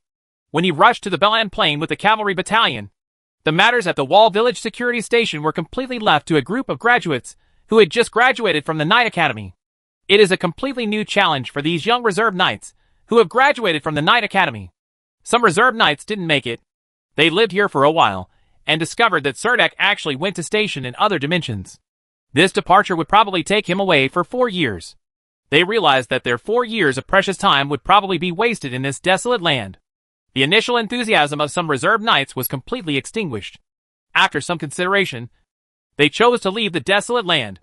Of course, there are still some reserve knights who choose to stay, and there are now 42 guard battalion knights left in the security station. From a distance, I saw a group of knights conducting riding training at the gate of the police station. They rode horses and held knight spears in their hands to charge at the wooden man next to the mountain wall in turn. Charge is the skill that cavalry needs to master most proficiently. The young knights from the public security station placed the wooden figure close to the mountain wall. When launching a charge, they had to take into account the problem of the horse suddenly stopping in front of the wooden figure. If you stop too early, the spear may not be able to pierce the wooden figure, and even if it does, it will be weak. Stopping late is even more dangerous, as you and your horse may crash into the mountain wall. However, these young knights seem to be very familiar with this kind of practice. Almost every step taken by the war horse has been accurately calculated. After being accurately stabbed, they can still escape gracefully. Surdak and his party came to the door of the security station. The captain of the security battalion of the security station quickly summoned all the knights in the security station to accept Surdak's review. These regular knights, who graduated from the Knight Academy, stood neatly in the yard of the police station with their horses. How is life here? Are you still used to it? Soldak asked gently, standing in front of these reserve knights. Young knights, you look at me and I look at you. Their expressions are a little reserved, and they don't know how to answer this question for a while. You patrol this deserted land every day. Have you seen those sand bandits? Surdak asked again. Captain Daniela immediately stood up from the team and said with a serious expression, Report to the squadron leader. On the 3rd day of this month, at the exit of the north bank on the west side of the Great Rift Valley, we encountered a sand force that sneaked into the deserted land. The bandits, when they saw us, they did not choose to fight us, but quickly rode away. Surdak walked over, patted Danila on the shoulder, and said to him, Next time you see these sand bandits, as long as they do not threaten the safety of the villages in the deserted land, you can let them leave. Then he added, Remember that your mission is only to patrol and maintain security in the deserted land. Soldak looked at the shrubbery walls of the police station being trimmed neatly, the yard being cleaned very clean, and 2 rows of dormitories built in the open space behind the police station. These should be the handiwork of the old village chief Bright. Looking at the bright and clean windows of the police station, Soldak lowered his head and thought for a moment before saying, I will only stay here for a few days when I come back this time. If anyone wants to leave the deserted land security squadron, you can tell me at any time. Of course, if you are embarrassed, you can also come to me in private. Of course, it's best during the day. I'm not in the mood to talk about your future at night. You are all outstanding graduates of the Knights Academy of Helensa City. I believe that during the 6 months you have spent in the deserted land, you should also consider your future life. Soldak smiled faintly, and then said in a different tone, Of course, your achievements during your tenure in the Deserted Land Security Squadron are worthy of recognition. You patrol the deserted land every day and maintain the security of several villages. You do these things very well. If you choose to stay here, these things will be your daily life from now on. All the reserve knights were silent. No one took the initiative to stand up and ask to leave in public. Surdak's impression of these college students suddenly became much better. At this time, Cavalier's Captain Daniela stood up again and reported to Soldek. Captain Serdek, we feel that life here is also very good. In fact, we probably do this every day in Helensa City. But here, the things we do every day will be purer. I hope to continue stay here. That's what most of us think at the same time. Well, since everyone thinks so, let's stay. Serdek rubbed his hands, said nothing else, and left the security center with the old village chief Bright, Luke, and Aphrodite. There was something at the row house that needed to be handled by the old village chief. So Luke followed Mayor Bright to the row house construction site in front of the village. Aphrodite followed Serdek home. Old Sheila was sitting on a wicker chair in the yard basking in the sun. The sun shone on her skinny cheeks, making her a little drowsy. It had been raining these past few days, and all the joints in her body were aching. The pain would only be relieved if she was exposed to the sun. She has aged very quickly recently. During the hard days in the past, she had to go to the wheat field at home to pull weeds and plant some beans on the field ridges during this season. At that time, her whole body ached. But she was not as weak as she is now. She knew she was getting old, but she didn't expect that she would age so quickly. I thought I would watch little Peter grow up. Time flies so slowly. Old Sheila's eyes have always been filled with some unresolved worries recently. Little Peter squatted under a tree at the door, holding a wooden sword in his hand and slashing at the wooden figure by the wall. This was the homework assigned by teacher Andrew to be completed every day before leaving, including slashing, blocking, and leveling. Stabs and sweeps are done 5,000 times a day. According to Andrew, there is no shortcut on the road to being a warrior. Only through continuous practice can one become stronger. In such a hot weather, other children in the village went to swim in the reservoir, and the children's play could be heard through the walls. But little Peter couldn't go out to play, and had to grit his teeth to endure the pain in his arm. He wanted to become a knight as powerful as his father Serdek. Rita came out of the house with a basin of water and placed it next to old Sheila. She soaked old Sheila's towel in the basin, then wring it out and wiped it on her face. Old Sheila is old, and many of her body functions are a bit out of balance. She will not sweat even on hot days. It just so happens that she likes to bask in the sun, and she is also prone to heat stroke in the sun. While wiping, Rita said to old Sheila, "On such a hot day, you should let little Peter go out to play. Aren't all the children in the village playing by the pool? Look at the palms of his hands. This is a 7-year-old child. His hand? Didn't you say that when he is old enough, he will be sent to the Knight Academy to study?" Hearing that his Aunt Rita was arguing with his grandmother about this matter again, little Peter hurriedly said without looking back, "Auntie, I'm not tired. I want to be a powerful knight like my father." This is the sentence that old Sheila loves to hear most. When Rita heard what little Peter said, she could only sigh slightly and sat down at the feet of old Sheila. Old Sheila raised her heavy eyelids and glanced at her daughter, who was getting plumper and rounder. Her body was definitely not fat. She was the kind of girl who was full of voluptuousness. "Rita, I heard that a very good young man is pursuing you recently," old Sheila asked directly. "No way," Rita blushed slightly. Seeing Rita's coy look, old Sheila felt a little more relaxed. Rita's marriage was one of her few concerns. "It's time for me to prepare a dowry for you. I heard that Danila is a knight," old Sheila said again. "He is just a reserve knight," Rita said with some disapproval.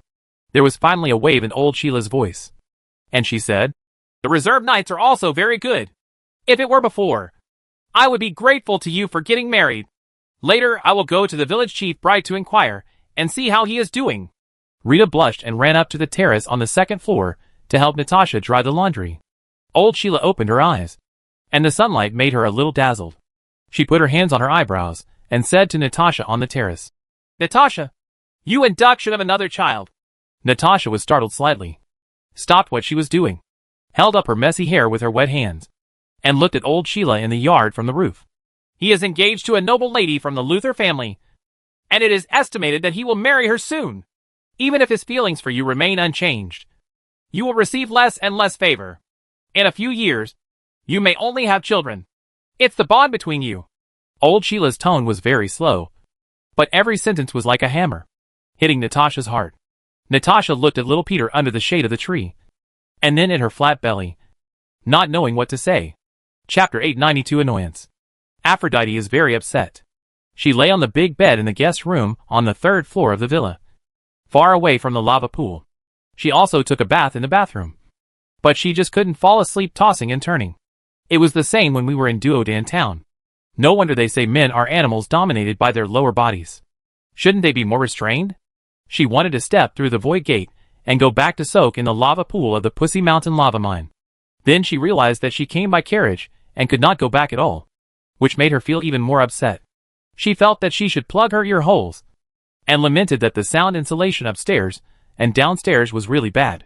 She got up from the bed, walked to the window wearing only thin pajamas, opened the curtains, and looked at Wall Village under the night.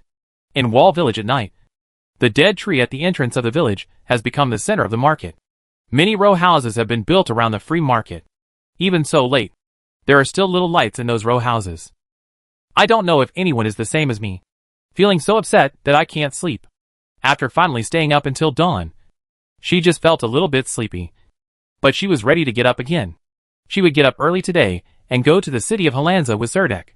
In the early morning, 10 four-wheel trucks loaded with ironwood drove along the forest road. And from time to time a few birdsong could be heard from the oak forests on both sides. The acorns on the trees are already turning green. In another month, these acorns will be ripe. The gold and silver acorns of Helensa city are famous in the Bena province. They are supposed to be food for squirrels in the winter. But in the eyes of the Bena nobles, they are fine charcoal that can emit a resinous aroma. Serdek and Aphrodite rode at the head of the procession. The succubus didn't sleep well last night. When she woke up in the morning, she still had dark circles under her eyes, as if she had put on smoky makeup. And she kept yawning along the way. This road was renovated in the spring. The entire road was paved with a layer of hard cement on the original basis. Many steep slopes were leveled. This mountain road is much easier to walk than before.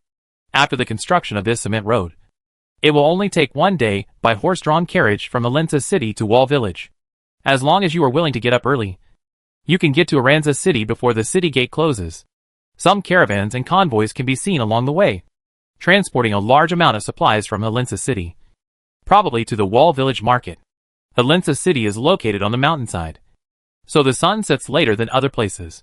Just when the city gate was about to close, a group of four-wheeled trucks drove from a distance. When these vehicles rushed onto the suspension bridge, the iron fence at the city gate was about to slowly come down. Serdek rode at the forefront. The gate guards of Helensa city knew Serdek, and 10 four-wheeled carriages entered Helensa city without being inspected. Serdek brought the carriage to the Garden Hotel, and the carriages were parked in the backyard of the hotel. The proprietress of the Garden Hotel and the boss Cohen showed the greatest enthusiasm when they saw Serdek. They hadn't seen Serdek for a while. Last time, they heard that he was going to be stationed in the Belan Plain. They thought we won't be able to see each other for several years. But I didn't expect that Serdek would have a holiday. The hotel proprietress has lost some weight and is full of energy, but her sunken cheeks make her look a little older. When he saw Serdek, he wanted to get close to her. But when he saw Aphrodite wearing a mithril mask, he shivered for no reason, and Serdek walked over. Boss Cohen led the coachman to lead the horses to the stables. All the trucks were parked side by side against the wall. The coachman lived in a large shop next to the carriages. Serdek left Aphrodite in the hotel and rode to the Magic Guild of Helensa city alone, standing by the window of the hotel room with an attic on the roof. Watching Serdek riding his horse slowly forward, Aphrodite felt that he was willing to take her to the city of Helensa 9 times out of 10, for can help him look after 10 loads of ironwood in the backyard downstairs. The sun has already set, and the city of Helensa is a bit desolate in the dusk. The night sky in summer is slowly dotted with stars. Arriving at the Magic Guild in Helensa city, Serdek first met Lance. After the two met, they had a big hug. Then Serdek saw Galena following Lance. She was in the Magic Guild, wearing an earthy yellow magic robe and holding a book in her arms. A thick magic book. He smiled sweetly at Serdek, stretched out his hand to him, and said with a smile, "How come Commander Serdek has time to come to Helensa Magic Guild?" Serdek shook hands with him politely, and then said, "I discovered a copper mine in the Invercargill Warcraft Forest. This time, I came to the Magic Guild to visit Scholar Ferdinand. Let me ask you," Lance said. "By the way, how is Justin doing with you?" Galena stood beside Lance and asked curiously. "Not bad. The cook he hired is not only responsible for 3 meals a day, but also cleans the room. Recently, he is busy preparing the secondary life potion," Serdek said, and then added, "By the way, this time he also asked me to bring something back." Did you really find the magic herb? Lance asked excitedly. Of course. Soldak lowered his voice and said, It's not like you haven't seen the beast tide before. I thought that after the beast wave, these magic herbs were also eaten up by the swarm of red ants. Lance said with a smile. So, that guy Justin is really lucky. I heard that good luck always favors those who are prepared. Galena next to her said to Lance. Seeing that Lance and Galena's eyes would always focus on a certain point, and they felt a bit like a married couple, Cerdak felt that standing here was very redundant. Lance is a leader among the young mages of the Helensa Magic Guild, and the proud disciple of President Gerald. So he is very capable in the Magic Guild. He soon met Scholar Ferdinand. Scholar Ferdinand heard that Cerdak had returned and immediately stopped the preparations for one of his experiments. Pulling Soldak, he sat down in the rest area of the laboratory and said to him very excitedly, Listen, Dak, my academic project on life transplantation has made great progress recently and is close to success. Another big step forward.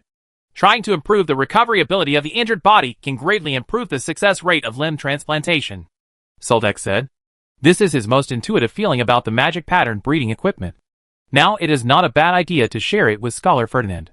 Scholar Ferdinand also agreed with this view, and the two chatted for a while in the rest area. But now the Temple of Liberty has long been abandoned. Without the help of the priests and priests in the temple, there will be little progress in the life transplantation. Tell me about it. You came to me. Do you want to know something? Or do you want me to do something for you? Scholar Ferdinand asked Cerdak. Chapter 893 Lord of Helensa City. Cerdak placed 3 pieces of copper ore on a stone base in front of Scholar Ferdinand. These copper ores were all dark brown, with some scattered red copper particles in them. The larger ones were close to sesame seeds. So big. Smaller ones are like some fine coarse river sand, so that the whole piece of copper ore is speckled with bright spots. It looks like a lump of oily soil, but it feels hard and heavy to the touch. Copper mine, where did you find these copper ores? Scholar Ferdinand just took a casual look and came to a conclusion and asked. It's in the northern part of the Belan Plain, in a forest further north of the border town where I'm stationed. It's an open-pit mine vein. Cerdak touched his nose and answered truthfully. Scholar Ferdinand smiled and said, Uh-huh. You are really lucky. The quality of these ores is very high. This is a pure copper ore. You only need to be beneficiated, purified and refined to obtain copper ingots of good quality. Scholar Ferdinand, this is why I came to visit you. I want to refine these copper ores into copper ingots. Cerdak glanced at the bottles and jars in the laboratory, and then looked at them again, a glance at Ferdinand Scholar. Scholar Ferdinand sat on the long sofa in the rest area, raised his head, and waved to a magic assistant who was cleaning a glass jar not far away, and then said casually, This is not difficult. Victor, it's up to you. The magician's assistant quickly put down the glass jar in his hand, stood in front of Scholar Ferdinand, and nodded seriously. Scholar Ferdinand thought for a moment, and then added, Design a sturdy and durable copper ore screening, purification and refining furnace for Cerdak. The magic assistant named Victor said. Okay, teacher, Scholar Ferdinand said to Soldak. But if you want to get this furnace, you have to wait at least 3 months. Such a large furnace needs to be customized by the iron foundry, after everything is assembled and debugged, and then transported to the Belan Plain. At least 1 many months. The preparations for the copper mine in Soldak had just begun, so it didn't matter if they waited for a while. So they nodded and said, I can wait. Scholar Ferdinand nodded and added, If you only want copper sand, you don't need the furnace part. In addition, the ore screening is also done by workers. All you need to do is build a pool near the mine. As long as the mineral powder is poured into the pool and soaked with this active agent, the copper sand will soon settle down. Soldak listened carefully to Scholar Ferdinand's explanation. He did not understand many terms. What he remembered most was the bottle of light blue catalyst in Scholar Ferdinand's hand. Seeing Soldak staring at the glass container in his hand, Scholar Ferdinand explained, Don't worry. The cost of this active agent is not expensive and can decompose some rocks. Whether it is in Helensa or Bena City, many mining companies sell it. Only then did Soldak react and asked, In other words, before there was a purification and refining furnace, I could actually get copper sand if I bought some of this active agent? That's right, Scholar Ferdinand said. But if you plan to operate this copper mine for a long time, I suggest that it is more cost-effective for you to build a furnace. Victor is currently engaged in research in this area. I asked him to help you first a period of time. That would be great, Serdek said excitedly as he looked at the shy magician standing next to Scholar Ferdinand. Scholar Ferdinand told the young magician, Victor, come and show Serdek the copper or refining process. The young magic assistant agreed. Okay, Teacher. In front of Scholar Ferdinand, Victor seemed like a hard-working handyman. He picked up a piece of ore from the table and took it aside to crush and grind it. The laboratory was quite complete with all kinds of magic equipment. Not long after, he came back with a glass of brown powder. He placed the glass in front of Serdek and poured some light blue solution into it. Countless bubbles emerged from the black powder inside. And the powder quickly it was dissolved and turned into more than half a cup of dirty, viscous liquid. This needs to sit for about 6 hours. And then the solution in the cup can be poured out. There will be some sticky paste at the bottom of the cup. This needs to be diluted into a liquid with a diluent, and then filtered through a filter. Adding this solution to the obtained liquid can replace the water in the solution and obtain copper sand. Magic assistant Victor explained to Serdek. Serdek could understand what Victor said, but it might not be possible for him to do it himself. Scholar Ferdinand seemed accustomed to this and asked casually, Dak, how long are you planning to stay in Helensa City this time? Serdek thought about tomorrow's itinerary and said, About 2 days. If everything goes well, I will return to Wall Village the day after tomorrow. Are you interested in doing a transplant for me? Scholar Ferdinand asked politely. Serdek asked strangely, Scholar Ferdinand, aren't there water magicians among the assistants around you? Scholar Ferdinand smiled awkwardly, lowered his voice, and said to Serdek, Compared to those hydrotherapy techniques, I think the holy light technique is more reliable.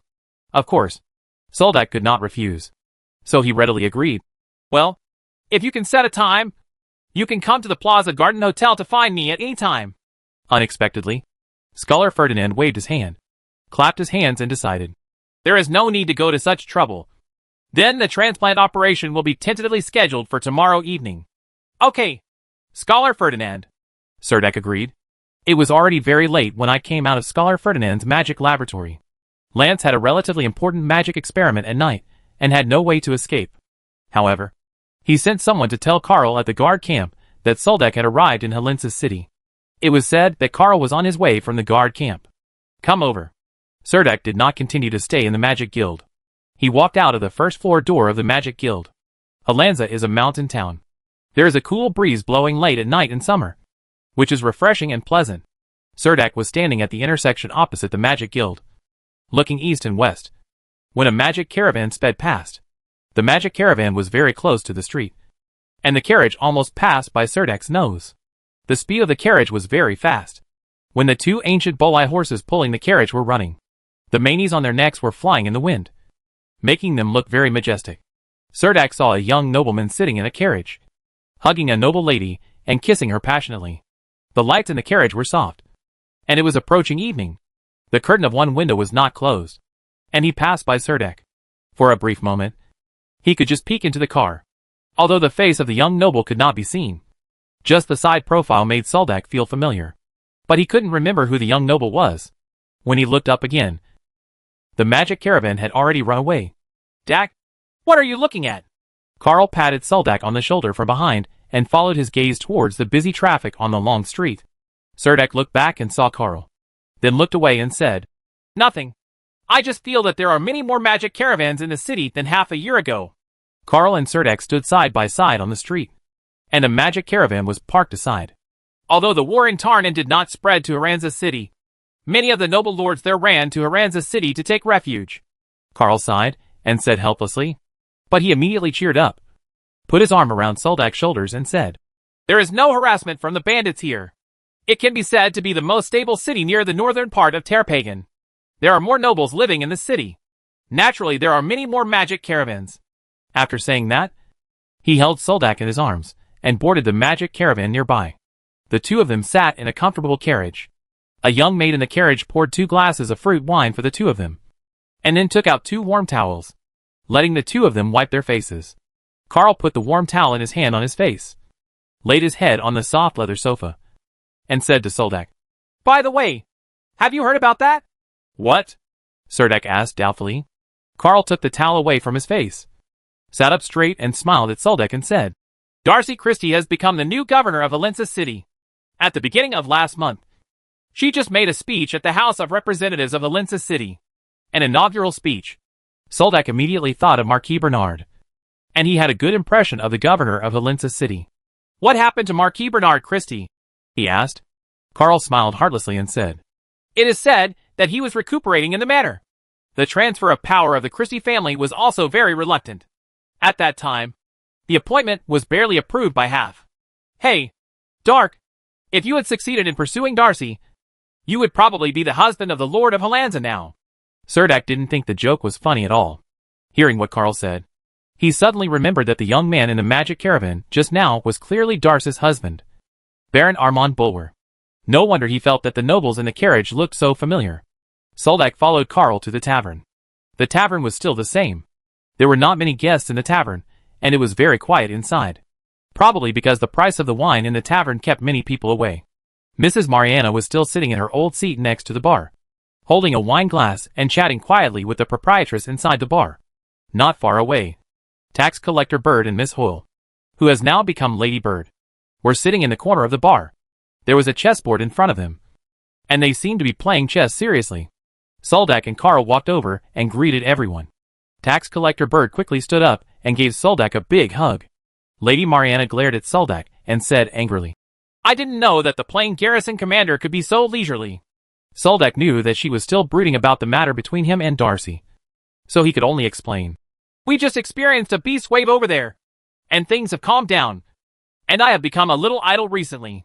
Carl seemed to be very yearning for the plain life, and asked with great interest, Was the monster leather you brought back from the Belan Plain hunted by the beast tide?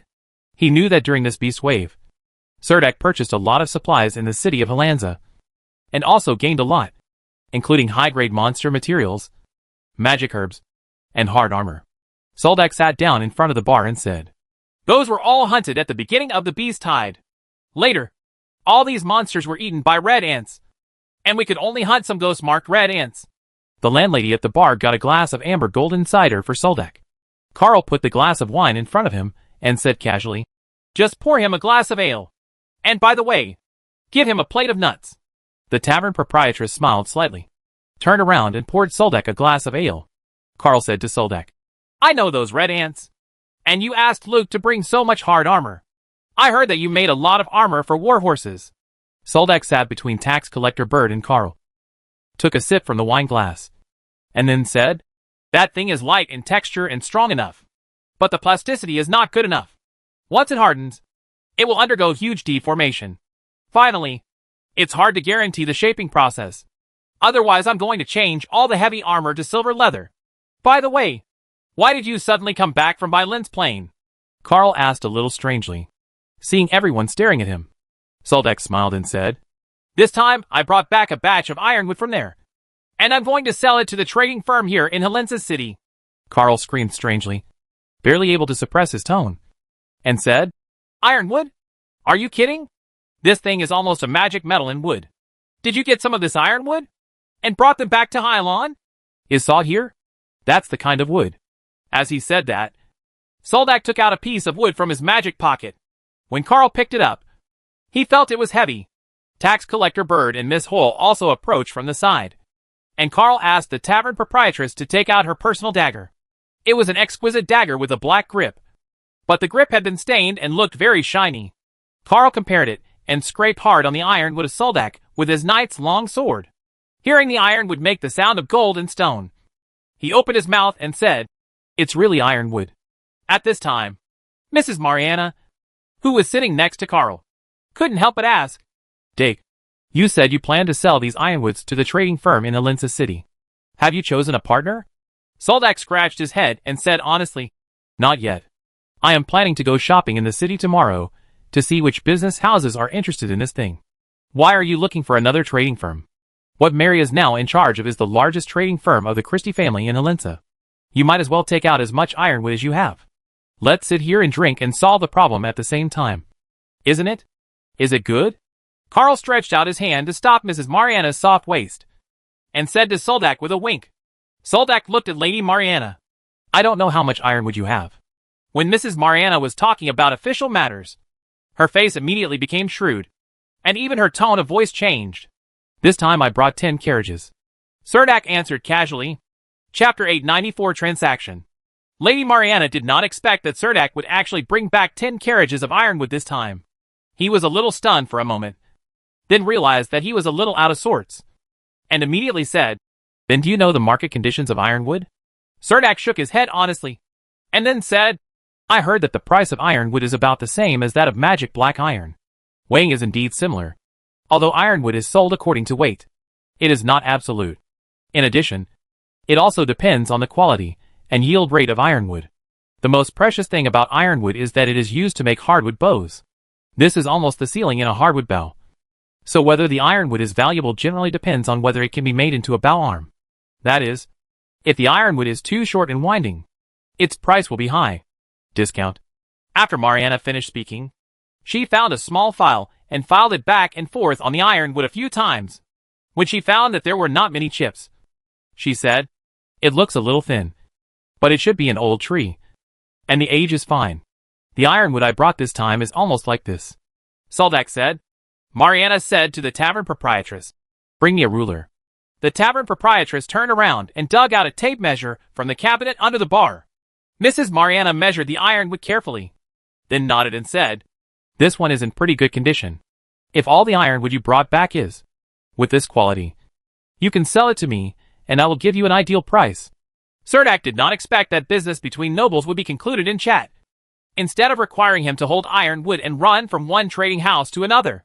"The current market price of 1 pound of magic black iron is 40 silver coins. I can also buy your ironwood at this price. You can send all the ironwood to Christie's Trading Company tomorrow morning," Mrs. Mariana said. Surdak wanted to know the market situation of ironwood this time. But now that he had reached this point, he said cheerfully, "I will personally deliver the ironwood to the trading house tomorrow morning and wait for your people to come and inspect the goods." There was no magic contract or complicated bargaining. This time the business was settled directly. Surdak sat in the tavern and introduced them to the situation in the Belen Plain, telling them the story of what happened during the beast tide, and also talked about the pastures of the Belen Plain. Carl was a little fascinated when he heard it, and couldn't help but said to Mariana, "When will we let go of what we are doing and go to Belen's Plain for a tour?" Of course, Mrs. Mariana would not reject Shuqing's offer, and replied with a smile, "Okay. I have always lived in a mountain city, and I am almost depressed by the overlapping mountains here."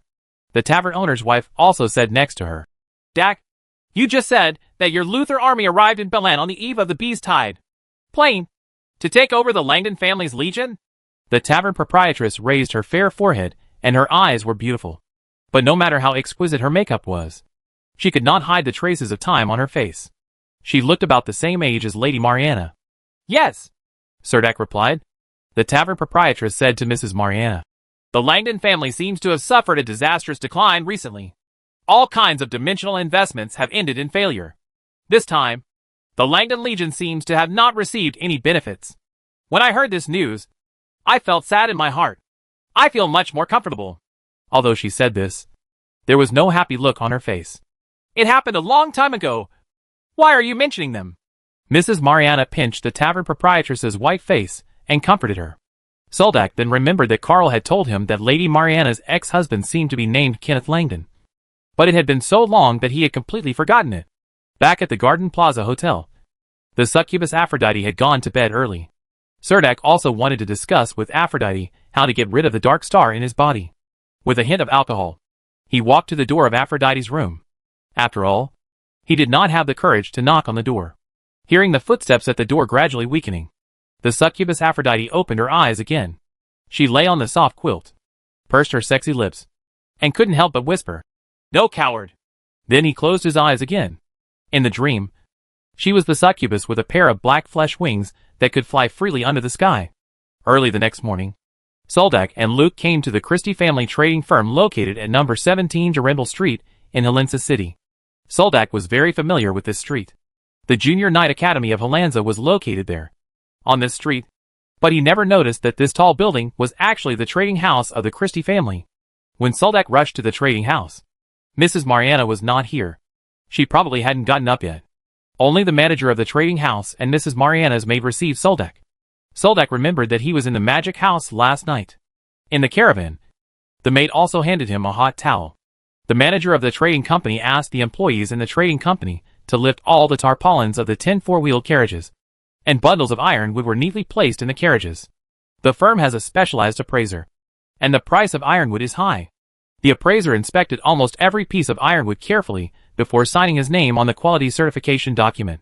During this time, Soldak was sitting in the manager's office of the commercial bank. By the time Mariana arrived at the trading house in a magic caravan wearing a long dress, the transaction had already been completed. The total 4,000 gold coins converted into magic crystals are 570. Originally, the manager of the commercial bank wanted to pay with authenticated black magic crystals, but Soldak felt that gold coins were more valuable, so he insisted on gold coin transactions.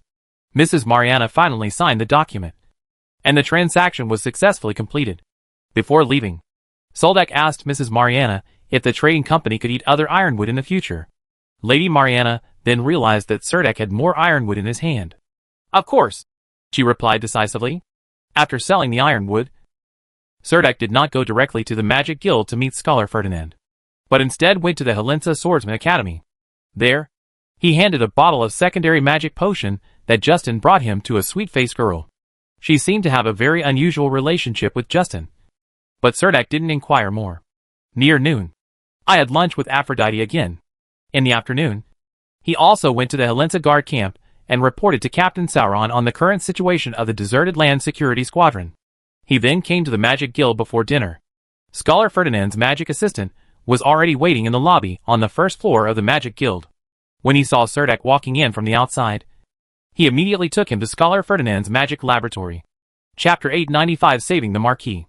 A team of constructed knights stood at the door of Scholar Ferdinand's magic laboratory. Each of the 6 knights wore exquisite cyan magic pattern structures. The leather constructed by these magic patterns is all from petrified lizard leather, so it can appear dark blue in the hands of leatherworking masters. They are equipped with excellent magic weapons on their waists, and the surface of the weapons is full of magic patterns.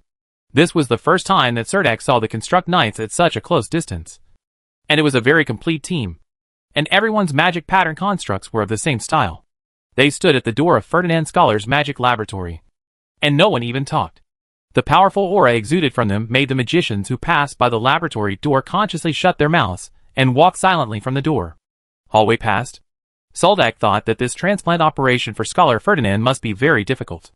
Otherwise he would not be called. Unexpectedly, this person in the magic laboratory was actually a lord who owned the Construct Knights.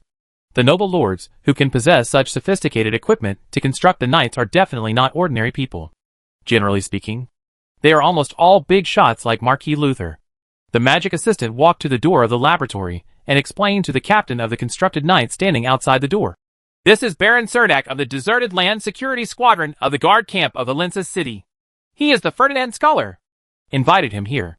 Soldak did not wear the noble badge symbolizing a viscount. These people did not know that he had been promoted to a viscount, but they knew that he was an aristocratic baron promoted by Emperor Charles the Great. So they said this. The Construct Knight captain turned to look at Soldak, his sharp eyes looking a little cold. He nodded slightly to Serdek and said in a hoarse voice, Baron Serdek, I know you. Serdek was sure that he had never seen the Constructed Knight captain before. He just smiled politely and followed the magic assistant into the magic laboratory. Scholar Ferdinand is still busy in front of the test bench. The huge glass containers and countless winding leather tubes and metal shelves behind him are very chaotic. The bottles and jars behind him are also filled with various liquids. The 3 crucibles were boiling with light green viscous liquid, and blisters were spitting out from them one by one with a popping sound. A huge metal tank was placed on the test bench, which was also filled with this light green solution, but it was diluted to a light green color, a bit like apple cider.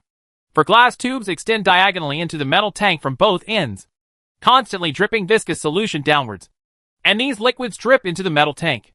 The viscous liquid dripping into the metal tank quickly spreads out, as if injecting a little bit of vitality into the metal tank.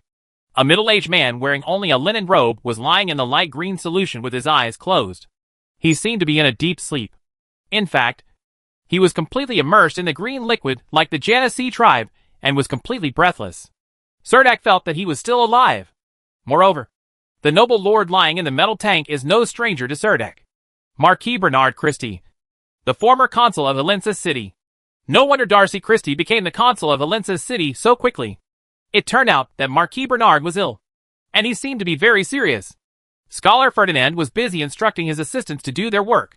He stood on the experimental table and carefully observed the green solution flowing in the container.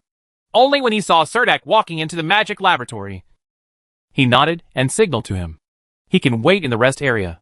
The magic assistants around were also very busy, and the scene was even a bit chaotic. There were some magic potions on the shelf behind Scholar Ferdinand, most of which Cerdak had never seen before. But the bright red potion in a crystal bottle was particularly eye-catching. There is an observation area opposite the test stand. The leader of the Magic Union Law Enforcement Group, Gerald, and several middle-aged magicians are standing there. Lance and a group of young magicians are also crowded in the back against the wall. Lance is also standing there. He secretly waved to Cerdak in the crowd. Seeing that Scholar Ferdinand was very busy, Soldak walked to the rest area and found a seat to sit down. In the crowded magic laboratory, only the rest area seemed a little more relaxed. Are the transplanted organs ready? Scholar Ferdinand's voice sounded in the laboratory. It startled Cerdak, who was sitting in the rest area. These words made him feel a little uncomfortable. I'll get it. A magic assistant quickly ran towards the side door of the laboratory. I'm just thinking about getting it now. What did I do just now? Scholar Ferdinand complained. It could be seen that he was under a lot of pressure. It only took half a minute for the magic assistant to bring in a stretcher. On it lay a male lizard man. He was lying on the stretcher with his eyes closed. He seemed to be in a coma. The whole body of the lizard man is almost all human body structure. Only the head can still see the long and narrow face of the lizard. The skin is green and shiny, and it looks like there are dense dark lines of fish scales engraved on it. What made Cerdak even more dumbfounded was that the magic assistant squatted directly next to the lizard man. He lowered his head and took out a dagger, and killed the sleeping lizard man like he was killing a chicken. Get rid of it, and then start to cut open the lizard man's chest, and quickly peel out a still beating lizard man's heart. From the shape and size, there is no difference between this lizard heart and a human heart. The assistant put the beating heart into a glass jar filled with green liquid and said to Scholar Ferdinand, Teacher, you are ready. Scholar Ferdinand quickly stopped what he was doing and told the assistants around him. Then let's get ready to start. Is everyone ready? Soldak saw that the solution level in the metal tank was dropping. Marquis Bernard's body surfaced, and a magic assistant had already taken out an axe and dagger. In full view of everyone, Scholar Ferdinand actually opened Marquis Bernard's chest. With a soft splash, a water magician cast a hydrotherapy technique and landed on Marquis Bernard. Someone was constantly casting spells to inject magical effects into Marquis Bernard's body. Scholar Ferdinand took out the heart from Marquis Bernard's chest, discarded it casually on a plate, and took the lizardman heart out of the container. He came out, measured it, and put it into the chest of Marquis Bernard. The entire test bed lit up with light runes, and the magicians began to perform their duties, lighting up dozens of magic arrays around them. Cerdak even saw a silk thread flying up and down, as if an invisible man was doing sutures. Scholar Ferdinand on the experimental table looked very attentive. The lizard man's heart was inserted and stitched together quickly. Scholar Ferdinand began to recite a spell, and asked his assistant to pour several bottles of priceless magic potion into Marquis Bernard. Driven by magic, the lizard man's heart began to beat powerfully again. The magic assistants all around let out a low cry. Some people even started applauding. Everyone celebrated the success of the transplant operation. The hydrotherapy spell kept falling on Marquis Bernard. Just when everyone breathed a sigh of relief, a magic assistant exclaimed, Teacher, Marquis Bernard has subcutaneous bleeding and his body is convulsing. Teacher, Marquis Bernard's heartbeat is speeding up and his breathing is beginning to weaken. Another magic assistant also hurriedly reported. Hydrotherapy. Detoxification. Scholar Ferdinand ordered. He reached out and rolled the eyelids of Marquis Bernard, his face looking very ugly. His breathing has stopped. The magic assistant whispered. Scholar Ferdinand ordered. Give him the high-quality healing potion and vitality potion, and pour the nutrient solution into the water tank. Go and ask Baron Soldak to come over. A series of orders were issued, and Soldak also stepped onto the test bed. The Marquis Bernard he saw on the test bench had stopped breathing at this moment. Holy Light. Cerdak quickly cast the Holy Light technique. In the past 2 years, he has seen many incidents where wounded soldiers unfortunately died during treatment. Faced with death, he no longer has much fear in his heart. Just the Holy Light spell has no effect. Cerdak touched his magic pocket and thought about whether to place the sacrificial altar in front of so many magicians. What should I do? if I can't wake up Teacher Bernard Marquis. The magic assistant's voice was a little tight and hoarse. Scholar Ferdinand frowned and leaned over to personally check Marquis Bernard's breathing. He also stood aside with a tired look on his face and said dejectedly, I've basically done everything I can. Notify the Christie family. I hope he can wake up at the last moment. Soak him in nutrient solution and push him out. I also have to write the most difficult death report. Really %you and hashtag I swear this is the last time I perform this kind of organ transplant on a noble lord. Scholar Ferdinand, who had complained a lot, became more stable, and the magic assistants prepared to push Marquis Bernard out. Wait a minute. Scholar Ferdinand. Let me try again. Cerdak stood next to the test bench and said proactively. Scholar Ferdinand's eyes lit up, and he asked Cerdak, Oh, do you have any other treatment methods? I have long heard that you saved many seriously injured soldiers on the battlefield in the Maka Plain. Soldak carefully checked the situation of Marquis Bernard. It can be said that the situation is very bad. Actually, there are some gain magics that are more complicated in process. I call them sacred blessings, Cerdak said while standing next to Marquis Bernard. As he spoke, Cerdak showed his power, and a two-faced, four-armed demonic figure appeared in the laboratory. The height of this laboratory from the floor to the ceiling was more than 5 meters. The demonic figure appeared. By that time, the area above the chin had completely extended into the ceiling. Some people in the laboratory have seen Cerdak's potential, but most people have not. So someone was explaining in a low voice to the people around him. And then the magicians around him let out a burst of exclamation. As the squadron leader of the Helensa Guard Battalion, Cerdak is somewhat famous in the city of Helensa. Many people have heard of some of his deeds. And now he is in the laboratory of Scholar Ferdinand. After seeing it with my own eyes, I had a look of surprise on my face, and then exclaimed, So this is it! Soldak hung 4 lanterns on shelves around the test bed. Inside the lantern is a pottery bowl containing soul powder. He always used these pottery bowls frequently, and the pottery bowls and the blue flames would make people feel that the scene was very strange. So he thought of a way to put the 4 pottery bowls into 4 lanterns. Each lantern had a milky white color. The lampshade can cover the blue flame inside, and the frosted color on the lampshade is a little warm after the blue flame is lit. Although the light of the lantern looks a bit cold, it does not make people feel too abrupt. Cerdak blatantly set up a sacrificial altar in front of this group of magicians, and then took back his power. Half a second later, the demon statue on the altar appeared, perfectly connected with the Shur that disappeared behind Cerdak. To an outsider, it looked like the power in Cerdak's body seemed to be unable to maintain his momentum, and there was a half-second pause. Little did they know that Cerdak completed the package swap in full view of everyone. Of course, the sacrificial ceremony requires sacrifices. Those precious sacrifices are stored in the magic sealing box and should be carried with you at all times. What he took out this time was an agate beast head that was only the size of a coconut. After the head of the agate beast was chopped off, it was properly stored in the magic sealing box, so it still maintained the ferocious look it had when it was alive. And its entire head looks like a handicraft carved from agate gemstones, like an extremely precious piece of jewelry. The head of the agate beast was held in Cerdak's hand, as a series of spells emerged from Cerdak's throat. The magicians around him, who listened carefully to the spells, suddenly felt dizzy, and their minds were in the sea. Huge waves surged into the sky. Those who were busy doing other things did not hear Cerdak reciting the magic spell. And nothing happened. The head of the 3rd-level agate beast suddenly cracked into countless dust and dissipated from Cerdak's hand, and then disappeared into the air. The phantom of the demon god behind Soldak. The god's face slowly turned around, and it stretched out 4 golden arms to cover the body of Marquis Bernard. A beam of light falls. Blessed body. Immediately afterwards, another beam of light fell. There were even some leaves condensed with rich sacred power in the beam, which looked like flying snowflakes in the beam. That is a high-level overlord body. I saw that where Marquis Bernard's chest was cut open with a knife by Scholar Ferdinand. Countless thin pink flesh grew rapidly from the flesh and blood like tentacles of life, quickly allowing his body to begin to heal rapidly. Bernard's body also seemed to be brushed with a layer of gold powder, which was a sacred aura. The eyes of the magicians behind him were dull. Everyone is marveling. Is this the power of holy light and divine blessing combined into one? Magicians believe Baron Cerdak did not have enough sacred power in his body, so when his body was extremely overdrawn, he quickly absorbed the magic power of the magic crystal in the agate beast's skull, causing the agate beast's skull to fall apart.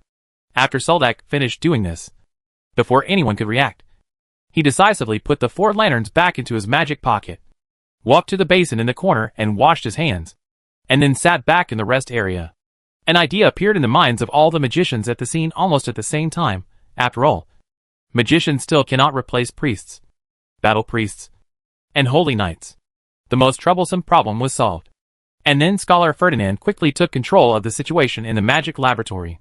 The transplant operation slowly came to an end. Some magicians wanted to drag Cerdak to talk at night, but Cerdak refused because of mental exhaustion. Chapter 896 Carl's Magic Pattern. In the morning, Soldak walked out of the room and went downstairs to have breakfast, only to find that Carl and Mrs. Mariana were also there. I knew you saved Bernard last night, so I couldn't wait to run over and thank you in person. Carl said you were very tired and needed a good rest, so I waited until the morning. Although this thank you is a bit late, I still want to say thank you. Mrs. Mariana changed her previous sinister attitude and thanked Soldak. At this time, Soldak was still holding a cup of hot milk in his hand, which happened to be brought to his mouth. He put the cup on the table with some embarrassment, and then said to Mrs. Mariana, "Madam, I just did what a knight should do." He secretly glanced at Carl and asked what was going on. Carl waved his hands helplessly, saying that he had nothing to do about it. To express the gratitude of the Christie family, I will invite you to the Christie family's magic item showroom and ask you to choose a gift you like there, Mrs. Mariana said. Carl stood beside Mrs. Mariana and nodded repeatedly, signaling Soldak to agree quickly and never refuse such a rare opportunity. Cerdak felt that he could not make such a routine. Once you get used to this kind of thing, it will definitely be an extra burden for those who have no money but need medical treatment. And it will also make those who can afford to get paid a sense of superiority in their hearts. Even more extreme people will think that since they have paid, the party receiving the money must be destined to get things done. Although it is a great honor, this reward should wait until next time. This vacation is not much. In the remaining time, I really want to spend more time with my family. Soldak nodded to Mrs. Mariana smiled. Then he added, Moreover, for a knight with divine power, this kind of thing is just within my power. It is impossible to ignore it even though I know I can save him. Lady Mariana didn't expect that Cerdak didn't want it. She didn't even have time to say how precious those good things that had been treasured for a long time in the showroom were.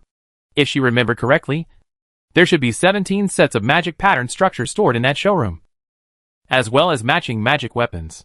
Even if you pick a set at random, it will be worth at least hundreds of magic crystals. For many small nobles, this thank you gift is an irresistible temptation that no one can resist. This time, Cerdak transported 10 carts of ironwood from the Belan Plain, which were only worth 600 magic crystals at best. If you want to thank me, if you know a manager with mine management experience, you can introduce him to me.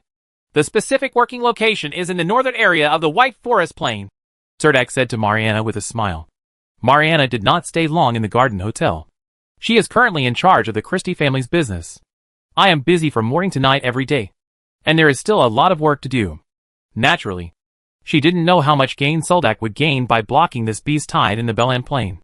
The magic caravan with the emblem of the Christie family was parked at the entrance of the Garden Plaza Hotel. Mrs. Mariana walked out of the hotel door, quickly boarded the magic caravan with the help of the maid, and then left the hotel. Carl did not leave this time. He is the commander of the support squadron outside the city, and he does not need to be at the Helensa guard camp all the time. It is a rare occasion that Cerdak comes back, and Carl is ready to have a good chat with Cerdak. I didn't expect you to refuse. Duck, do you know what that gift means? Carl said in admiration. I know that gift must be very expensive, but I also know that it must be a very hot gift. Soldak put down the teacup in his hand and said with a wry smile, I'm afraid that if I accept that gift, I am no longer myself. Carl sat opposite Soldak. At this moment, he suddenly felt that the words of the man in front of him seemed to be those bards who like to wander. Cerdak just lowered his head and chewed the white bread on the plate in front of him. It was full of wheat aroma and had a rich Helensa flavor. The bakery in Doden town on the Belan Plain also has the same type of white bread, but I can't taste the taste. Hey, Dark, you've changed a lot recently. Carl sighed with emotion. He even felt that he couldn't keep up with Cerdak. When he first met him, he was just a reserve knight, and later successfully registered as a real knight, and later served in the guard camp. Along the way, he actually became an outstanding leader among the noble barons, and controlled a cavalry battalion. The cook in the hotel brought a plate of milky white mushroom soup to Soldak. Is everything going well on the Byland Plain? Carl asked. Soldak raised his head and glanced at him before saying, Fortunately, even if I completely offended the magicians there. Otherwise, I wouldn't have gone to Helensa City to bring reinforcements. Carl opened his mouth and made an exaggerated O shape. Magicians? You are really brave. Carl commented from the bottom of his heart. What are your plans to go back this time? Soldak thought for a while and then said, When I go back this time, I will try to set up a copper mine and wait for me to transport copper ingots to Helensa in the future. There were not many people eating breakfast in the restaurant on the first floor of the hotel. Soldak and Carl sat in an inconspicuous corner. Carl asked with envy, Dake, is the Byland Plain really that rich? Without thinking, Soldak replied, Of course. He hesitated for a moment and then added, But this kind of opportunity is not available everywhere. He lowered his voice and said to Carl, Before going to the Byland Plain, I knew from Marquis Luther that there were 2 undeveloped mines in that area. I led the cavalry battalion to garrison Doden Town this time just to open up those 2 mines. I think we should maybe talk about something else. Carl pressed his forehead with a painful expression on his face. Cerdak chuckled and said to Carl, By the way, this time I came back from the Byland Plain, but I have prepared a gift for you. Let's go upstairs and choose it. Hey, don't you know that you still need to choose a gift? Real men never make multiple choice questions. You either want it or you don't want it. Can't you give them all to me? Carl followed Soldak into the hotel room. Aphrodite is lying on the terrace, basking in the morning sun. Soldak asked Carl to sit on the sofa, placed 3 life magic patterns in front of Carl, and said with a smile, You can choose one from among them. And then I will tell you how to use it. What is this? Monster skin? Carl stretched his neck with interest and looked at the 3 pieces of leather on the table. There was a small line of text in the lower right corner of each piece of leather, introducing the properties of this piece of leather. For a moment, Carl was fascinated. Chapter 897 missing. The 3 magic patterns on the table are the giant ghost pattern soldier ants, strength and tenacity.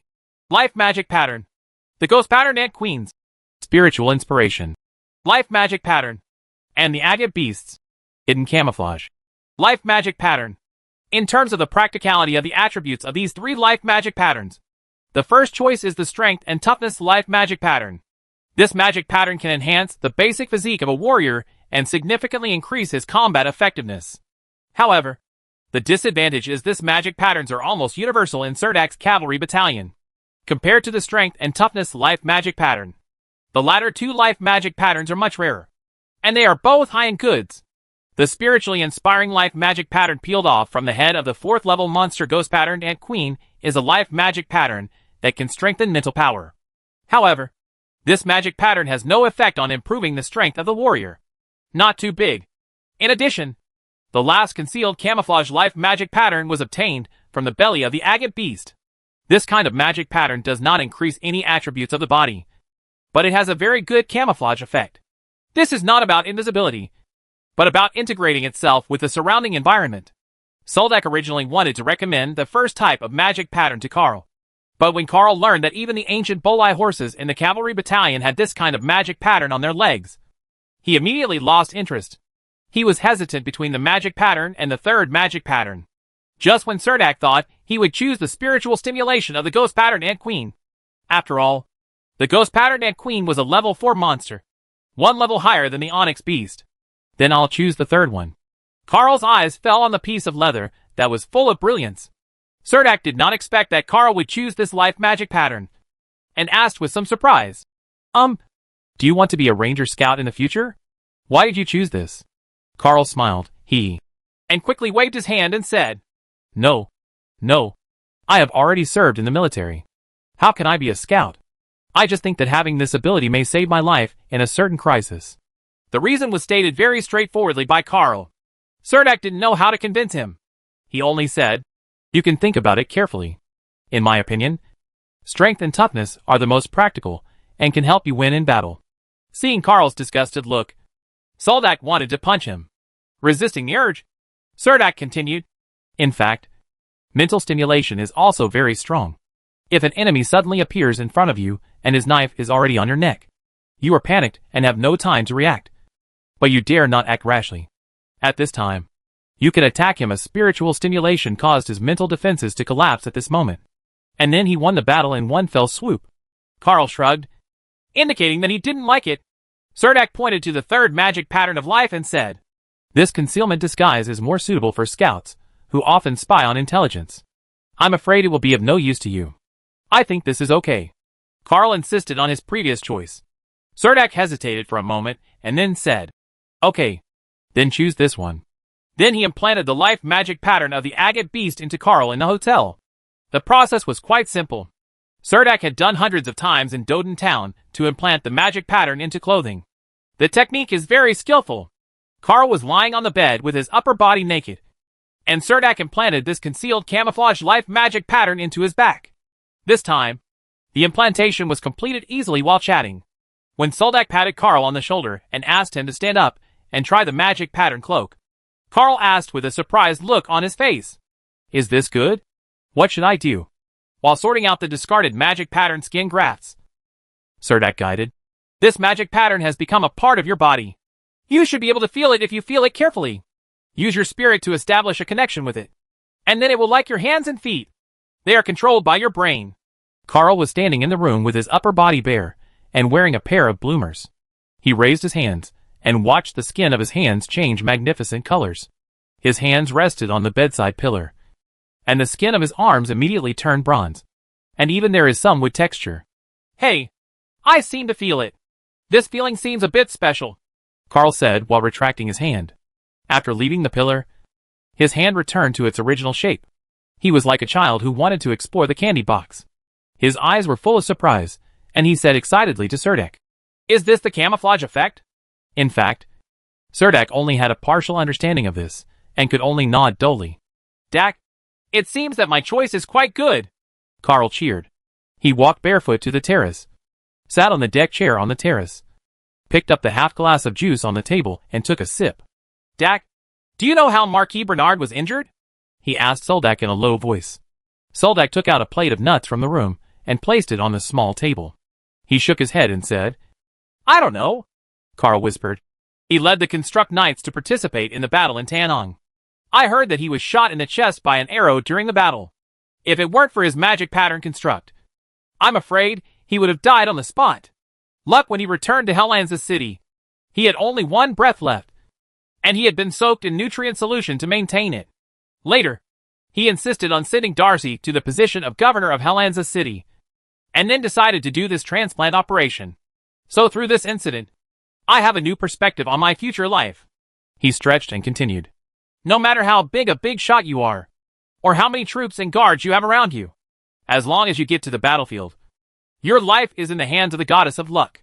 Carl's eyes brightened a lot, and he said to Cerdak, So I think it's good to be in the guard camp all the time. It can also avoid receiving a call-up order.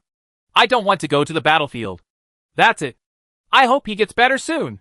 Standing at the door of the terrace, I happened to be looking at Aphrodite through the glass window in the next room. The succubus puffed up her cheeks, glared at him fiercely, turned and left from the window. She looks a little angry. At noon, Carl was going to pick up Mrs. Mariana from the trading house. He invited Cerdak to go out to lunch together, but Cerdak refused. Cerdak planned to walk around the streets with Aphrodite. After all, the succubus came to Helensa city and had not left the hotel so far. So Carl left the Plaza Garden Hotel alone.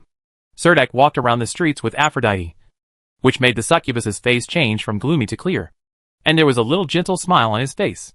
But just when the two were about to go out, there was a knock on the door. Cerdak walked over and opened the door, and found the proprietress Mrs. Cohen standing at the door, followed by a young magician Ferdinand. Victor, the assistant of the German scholar, had a humble smile on his face, took off the magic hat on his head, and nodded very politely to Cerdak. Baron Cerdak. Good afternoon. Victor greeted with a smile. Cerdak was a little surprised and said, Victor, why is it you? How do you know I live here? Lance said you should sit here because the lady who owns this hotel is beautiful. Victor the magician said jokingly. When Mrs. Cohen heard what he said, she left with a smile on her face. Cerdak invited Victor into the room, and the young magician was not polite. He stood directly next to the sofa, placed heavy linen bags in the room, and said, Here you are. Seeing 5 heavy cloth bags in the room, Cerdak asked curiously, Victor, what are these? Victor patted the linen bag with his hand and said, These are active agents. The pool where the copper ore is soaked must be metal. You pour the ore powder into it. Then fill in half of the water. And pour the active agent in while stirring. And then let it sit for half a day. He told Serdek the details. Then took out a piece of parchment from his arms and unfolded it on the table. What was drawn on it was the process of refining copper ore. Victor sat opposite Serdek and explained to him. As long as you follow the drawings I drew, you can solve the initial refining and purification of the ore. But if you want to refine it into copper ingots, you still need a furnace. Then he added, The furnace for refining and purification will take about 3 months to prepare. Serdek did not expect that this young magic assistant would actually finish the process drawings overnight. And he quickly expressed his gratitude. Thank you, Victor. Before returning to Wall Village, Serdek made some purchases at the magic market according to the list made by Victor. On the morning of the third day, he rode a horse and left Helensa with Aphrodite. City. Luke and the 10 trucks returned to Wall Village long after the ironwood transaction was completed. When Serdek and Aphrodite passed by the south gate of the city, they saw Darcy Christie from a distance, wearing a magic patterned leather armor, and climbing up the city wall surrounded by a group of guards. Although they were a little far apart, they still saw Darcy Christie. The tiredness on Akane's face was hard to hide. But the aura is quite impressive. Serdek looked away, holding the reins with one hand and riding away. Serdek originally wanted to transport the kobold slaves in his territory to the Belan Plain. These kobold slaves were the highest quality miners. But now that he has the support of the alchemist scholar Ferdinand of the Magic Guild, it is no longer so important whether these kobold slaves go to the Belan Plain. He only needs to hire a large number of laborers to dig copper or on the open pit veins. It's okay when it comes out. For the aboriginal people living in the Invercargill forest, digging out stones should not be a difficult task. Today's Wall Village has become the largest village in the deserted land. Or it is not an exaggeration to call it a town, because both its size and population have reached the standards of a town. This time, Serdek came to the Paglos Pass and looked far away at the village of Wall in the mountain kernel. The newly built row houses were surrounded by large trees at the entrance of the village, and the market was bustling with activity. Serdek rode into the village very quietly. Some members of the adventure group were sitting under a dead tree at the entrance of the village, chatting happily. Far away at the foot of the mountain, you can see the villa built next to the 5th level reservoir, which is Serdek's home. Seeing the familiar door, the fatigue in my heart was swept away. Walking into the yard, little Peter was still practicing swordsmanship against the wall. He was so tired that he was sweating profusely. His soft hair was wet and stuck to his forehead, and his face was reddened by the vicious sun. Old Sheila was lying on a wicker chair in the yard basking in the sun, just slightly raising her eyelids and taking a casual look. Serdek stood at the entrance of the courtyard, respectfully greeted old Sheila, and then stood next to little Peter to correct him on the correct posture of chopping. Little Peter seemed very excited to see Serdek. He showed Serdek the results of his recent practice one by one. Several basic movements were all in good shape. These basic movements are not just a matter of proficiency, but require warriors to have a certain amount of memory in their subconscious mind. Even Serdek would take the time to practice them every morning. But he is not as diligent as before. Little Peter stood in front of the wooden man again. Serdek led the horse into the stable again, and then walked to the door of the house. Just when Serdek was about to enter the house, he heard old Sheila shouting behind him, "Dak!" Serdek stopped, turned around and asked respectfully, "What do you want?" Old Sheila stood up from the wicker chair, raised her eyelids, but her eyes were a little cold. She said slowly to Serdek, "It's about Rita.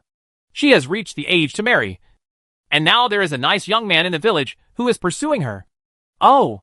Serdek then remembered that according to the legal system of the Green Empire, young people can get married as long as they participate in the coming-of-age ceremony at the age of 16.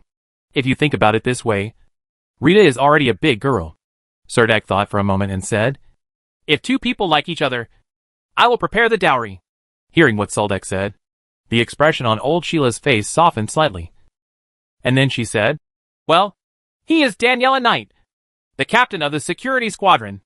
Unexpectedly, it was the captain of the deserted land security squadron, and Serdek had some impressions of him. "Do you need me to meet him or get to know him from the side?" Serdek asked old Sheila. Old Sheila shook her head, paused before saying, "I know you are performing garrison duties in other dimensions, and it is usually not easy to return to Wall Village. But for Rita's wedding, if you can come back, you should try your best to come back. It turned out that he wanted to attend Rita's wedding. Soldak nodded and said, Of course. As long as you set a date, and you can write to me, I will come back as scheduled. Old Sheila lay down on the wicker chair again, looking at the sky with a somewhat hollow look, but said, Thank you, Duck. Soldak smiled at old Sheila, but when he turned around, he sighed softly. You could see and feel that she was missing her son at that moment. Chapter 898. That fish is so big. Culp of the carpenter's workshop had prepared the first batch of wooden windows and doors, and Soldak returned to Doden Town with these wooden doors and windows. Aphrodite followed Luke back to Pussy Mountain. This trip seemed to have nothing worth remembering for the succubus. It was simply boring. After Cerdak returned to Doden Town, he immediately moved out these wooden doors and windows and sent people to deliver them to Ong San on the other side of the slums. Nearly half of the townhouses in the slums of Duoden Town have been built. The half part is made of stone foundations, and the upper part is made of wood. The construction process is extremely simple, so the construction speed is also very fast. Amazing. Even without doors or windows, many Aboriginal people moved back to their new homes. When Soldak brought back these doors and windows, it was not them who needed to be satisfied first, but the foreign businessmen and adventure groups who had paid to buy terrace buildings. They needed a place to stay in Doden Town, and the new buildings in the slums where Rowing a building is undoubtedly an excellent choice. The townhouses here haven't been built yet, but Mrs. Luna has already sold some small townhouses, basically earning back the money invested in the town. Different from these small townhouses, the construction funds for the Twin Goddess Temple were raised from the small town nobles. However, the funds raised by the nobles were limited to the construction of the Temple of the Dawn Goddess, and the other Temple of the Night Goddess was actually Sir Dark paid for it out of his own pocket just to fulfill Selina's wish. It's just that the scale of the construction of the Twin Goddess Temple is a bit large now. The back garden of the temple alone spans the north and south banks of the Duoden River. Cerdak stood on a slightly muddy street. Not far away, a group of indigenous people were cleaning the mud on the street. The mud needed to be cleared out, and then a layer of coarse river sand was spread. Finally, bluestone slabs could be paved. There was a smell of smoke in the street. Panting, Ong San led people to run over and asked them to move the doors and windows here. After handing the door and window to Ong San, Cerdak did not stop here and ran directly to the construction site of the Twin Goddess Temple. Baron Martino held a drawing in his hand, stood on a high platform, and directed the workers to lay tiles on the roof. The main building of the temple was basically completed. Cerdak turned around among the dense wooden shelves and walked into the temple hall where the door had not yet been installed.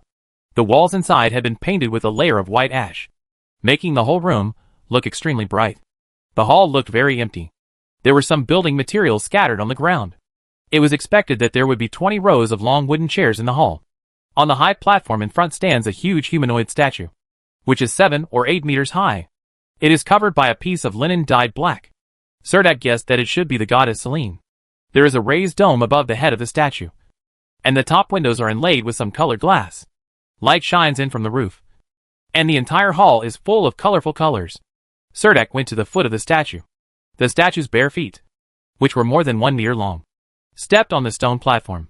Each toe looked extremely round, but unfortunately it was not visible further up. They were all covered in black cloth. On the wall behind the statue are some painted murals, but it looks like it should be a night sky full of stars. Cerdak wanted to find something familiar to him from this star map, but unfortunately he couldn't find anything. There were also some simple reliefs on the stone pillars on the surrounding walls, but they were not very clear. Several stonemasons also used chisels to carve their own fixed on stone pillars for carving. This temple has only one hall, which is connected to the living room of the clergy at the back. There is a spiral staircase going upstairs on the right side. Walking up this staircase, you can reach the high bell tower of the temple. How did you come? Selina walked out of the room behind the temple and asked in surprise when she saw Cerdak standing in the hall.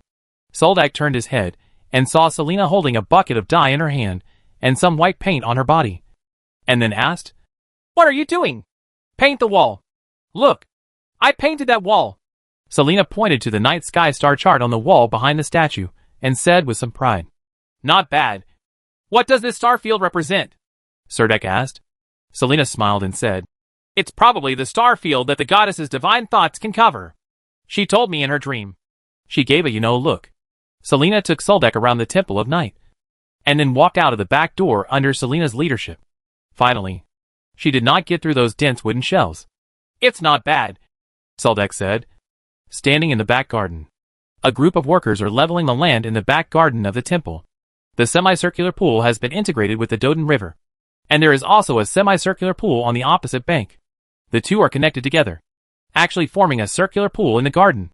The clear river water flows slowly through the middle of the pool. The river bank has been built with stones, and the entire back garden has begun to take shape. Signa and Nico were squatting mysteriously on the stone platform by the river when they saw Suldek and Selena walking from a distance. They quickly got up and came to greet them, although he didn't see anything. This made Suldek feel very abnormal. Dak, you're back. Signa quickly ran to Suldek, put her hands around his thighs, and said coquettishly, You two try not to play by the river. You two don't know how to swim. The river looks quite deep, Suldek said to Signa. Selena is very good at swimming, but as a daughter, Signa is not very good at swimming. The four of them walked out of the back garden and walked along the river towards the riverside wooden house. It only took less than 10 minutes to walk from the Twin Goddess Temple to the riverside wooden house. The distance was very close. Along the way, we met some Aboriginal people who went to the river to fetch water. When they saw Selena, they all stopped and saluted. However, many of them seemed not to recognize Suldek, the mayor of Doden Town. Is it going well for you to develop followers here? Suldek asked Selena. Selena nodded slightly, with a faint smile on her face, and said, Not bad. They feel that their current life is given by the goddess. Oh, that's good, Suldek said. By the way, I wonder if it would be inconvenient to develop followers of the Dark Goddess to the indigenous tribes in the hills and mountains and the Invercargill forest. Selena asked Suldek with a smile. What's the inconvenience? But if you want to do these things, you first need to get rid of the tribe leader, Suldek reminded him. After saying that, he glanced across the sparkling river, and actually saw a splash of water rolling out of the river in the distance, like a big red carp. Chapter 899 The Duoden River at Night.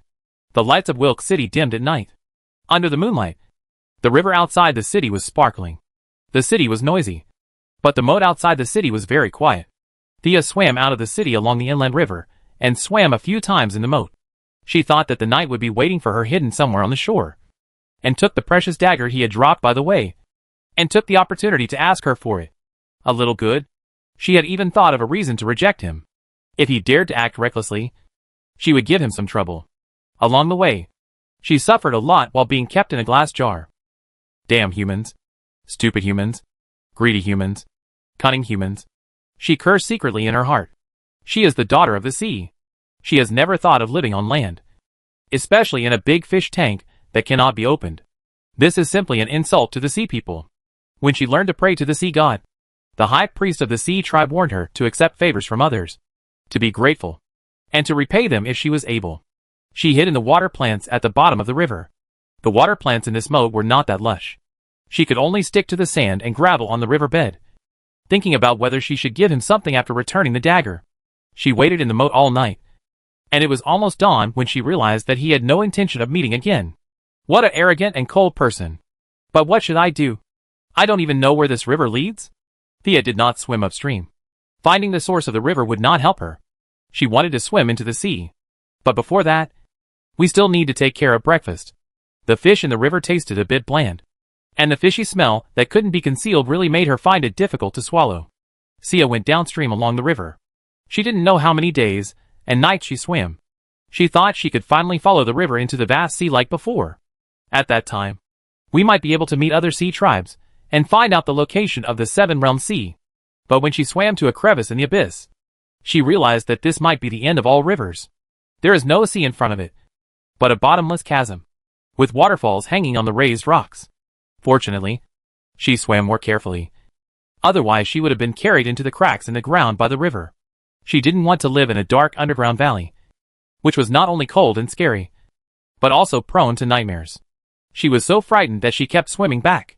There were many canyons here, and all the rivers seemed to have opened up cracks in the earth. The rivers here also had countless intersections, like a broken river spread out on the earth with a dense mesh fishing net. In this dangerous canyon, she had to avoid many rapids and whirlpools. And it was only then that she realized with some despair that she was actually lost in these rivers. She could only go upstream along the river, so that she might be able to find the source of a certain river. But the journey was not all smooth sailing. She always met some natives standing by the river holding harpoons for fishing. When they saw a big fish, they would rush into the river howling and howling, throwing away the harpoons in their hands. Far and accurate. She also encountered a giant catfish that hid its body in the mud. Its huge mouth had infinite suction power. If it hadn't been for a one-horned bison that came to the shore first to drink water, it might have been swallowed into the catfish's belly. That could be her. Sia was so frightened that she ran away in panic in the river. She decided to swim upstream through the canyon to find a safe place for herself. When she went upstream, she discovered that there was a large plain in front of her. Although the river here was wide, the water was very shallow, and the current was not that fast. A shadow passed over the river. She raised her head from the water. What were those flying in the sky? A giant bird swooped into the river, and the splash it stirred up was like a water bomb exploding on the surface of the river. Its 2 claws almost caught her. Sia swung the 3-color fish tail and hid in the soft gravel of the river bank in the next second. But the giant bird always lingered in the sky and refused to leave. She didn't dare go swimming during the day. It seemed safer at night. Just going upstream, she found that the river was getting thinner and thinner, which made her a little anxious. She originally wanted to find a spacious lake to live temporarily. But who would have thought that after swimming for so long, she could not find a livable place? She even imagined that after the river dried up, she would lie on the beach and look miserable like dried fish. Her scales would curl and peel off, and her beautiful, slippery, seaweed-like hair would turn into black dried seaweed. Poseidon is on top. I simply don't dare to think about it. Until she saw the towering snow-capped mountains in the distance in the river. Even the river became cold. The trout in the river were delicious and sweet. There were no bloated giant catfish in the river. And there were no giant catfish hovering in the sky. Bird. She decided to find a place to hide here. Along the way, she saw many small towns built along the river. I was very scared at first, worried that when I swam across the river, I would be discovered by the people in the town. Later, she discovered that the people living in the town were not alert at all, and gradually became accustomed to swimming by the town silently. Sia discovered that humans cannot live without water. She found a pond with obvious signs of construction next to a small town. Even though she knew that it might be discovered by humans, she still lurked nearby just because it was a little more spacious than other places. She occasionally swam into the pond at night, and occasionally she would indulge in a speed swim. Those beautiful colorful fins are not only beautiful when swimming with all her strength. She can even catch up with those cute dolphins in the sea. She was sitting on a wooden platform on the shore, combing her seaweed-like long hair, and admiring the moonlight in this strange world, when a little girl's voice suddenly came to her ears. Nika! Look! There is something over there! A mermaid? The sound startled Thea, and her first reaction was to jump into the river. Signa! Can you see even in such darkness? Your eyesight is really good! The little aboriginal girl said with great envy. I am the beloved of the night, the saint of the temple of night. Is it strange to have night vision? Signa accepted the compliment very calmly. Should we go over and say hello to her? Will it scare her? Nika asked softly. The 2 little girls have no idea how sensitive Jana's mermaid's ears are. They usually use their ears to track whales in the sea. She's so big. It's us who should be scared. Right. Have you never heard that these mermaids like to sing songs to confuse sailors? Then they will drag those confused sailors to the underwater world. Treat them to a meal of seafood first. And then they cooked it and ate it. Signa whispered to Nika. What you said is really scary. I don't want to go. Let's tell the people in the town. Nika was frightened at this moment. She had never even heard of it before, and wanted to tell her new discovery to the people in town. This time it was Thea's turn to be scared. If someone in the town discovers him, should he run upstream or downstream? I don't want you to wait a moment. I won't harm you. Sia turned around and said to the 2 little girls hiding behind the stone steps. The way she spoke was a bit special, as if she was singing, and she spoke very pure imperial dialect. Can you hear our conversation? Signa jumped up from behind the stone steps in fright. She was frightened by what the mermaid turned around and said. There were some crystal water drops hanging on Jana's mermaid's delicate face. But at night, only Signa could see these details clearly. Sia said, I know a little bit of imperial language. As long as I don't use dialect and slang when speaking, I can basically understand it. Then the Jana mermaid added, My name is Sia, from the 7 realms sea. 2 girls stood up from behind the stone steps. Although they were a little wary, They still took a few steps closer. At this time, Nika saw clearly the Jana mermaid sitting on the pier by the river. Her delicate skin had light scales, and her face looked a bit like Miss Samira. They were both very delicate, but her hair was a little messy. If it sticks wet on your face, it will affect your appearance. Have you ever heard of the 7 Seas? Sia tried to ask. She did not leave the river bank. If she encountered danger, she could jump into the river as soon as possible. No, I only know about the Endless Sea, but that is in Roland Continent, Zigna said. Recently, she has been communicating with Celia Cooper a lot, so her horizons are much broader than other children. Nika stood next to Signa, staring at the Jana mermaid in the darkness with great vigilance. She even blocked Signa with her shoulder and only said, "This is the Belen Plain. I have never heard of this name." The faint light reflected on the sparkling river. Jana mermaid covered her face with her hands, her tail resting on the river, her voice filled with crying and frustration. Belen Plain. It turns out that I have actually arrived in another plane. Nika asked curiously. You don't even know where this is. So how did you get here? I was captured by a group of slave traders. I have been locked in a water tank before. I just found a chance to escape recently. Thea wanted to cry, but she felt that doing so would not only prove her cowardice and helplessness. Otherwise, it was of no use. So she endured it. The little Aboriginal girl didn't even know what the word slave trader meant. Is there anything you need our help with? Zigna hesitated before asking. Sia looked at her round arms and asked in a low voice. Can you get some salt? I'm a little swollen from soaking in fresh water. Of course. I'll bring it to you tomorrow night. By the way, do you want to try wheat cakes? Zigna decided to help this Jana mermaid. It doesn't seem to do any harm to herself anyway. The best thing to do is to be careful. But this is Duodan Town, and she doesn't plan to meet during the day. Thank you so much. I almost vomited after eating freshwater fish these days. Jana the mermaid said softly. After 3 nights of communication, from wheat cakes to pickles, the girls' friendship seems to be that simple. Soon Zigna and Nika had a new friend. This friend usually hid in the river, and would only appear at night by the pool in the back garden of the Twin Goddess Temple. The main reason was that a pier was built on the shore here. The place is cleaner. After communication, Thea discovered that Zigna and Nika didn't know as much about the rivers here as she did, and they didn't know whether there was a sea in this plain. The mermaid found that she could not find her way to the sea, so she decided to swim upstream to explore the source of the river. Serdak saw a big splash in the river. It happened that Sia had returned from the upper reaches of the Doden River. She was telling Zigna and Nika about her experience going upstream. She told her 2 new friends that she almost frozen to death upstream. Regarding Thea's existence, Zigna and Nika also kept their vows and did not reveal a single thing to Selena and Soldak. Of course, Serdak didn't jump into the river to fish at night just because a big splash appeared in the river. He came back from Wall Village this time and brought back some small gifts for Zigna and Nika, such as the unique sweets of Helensa City, chestnut candies.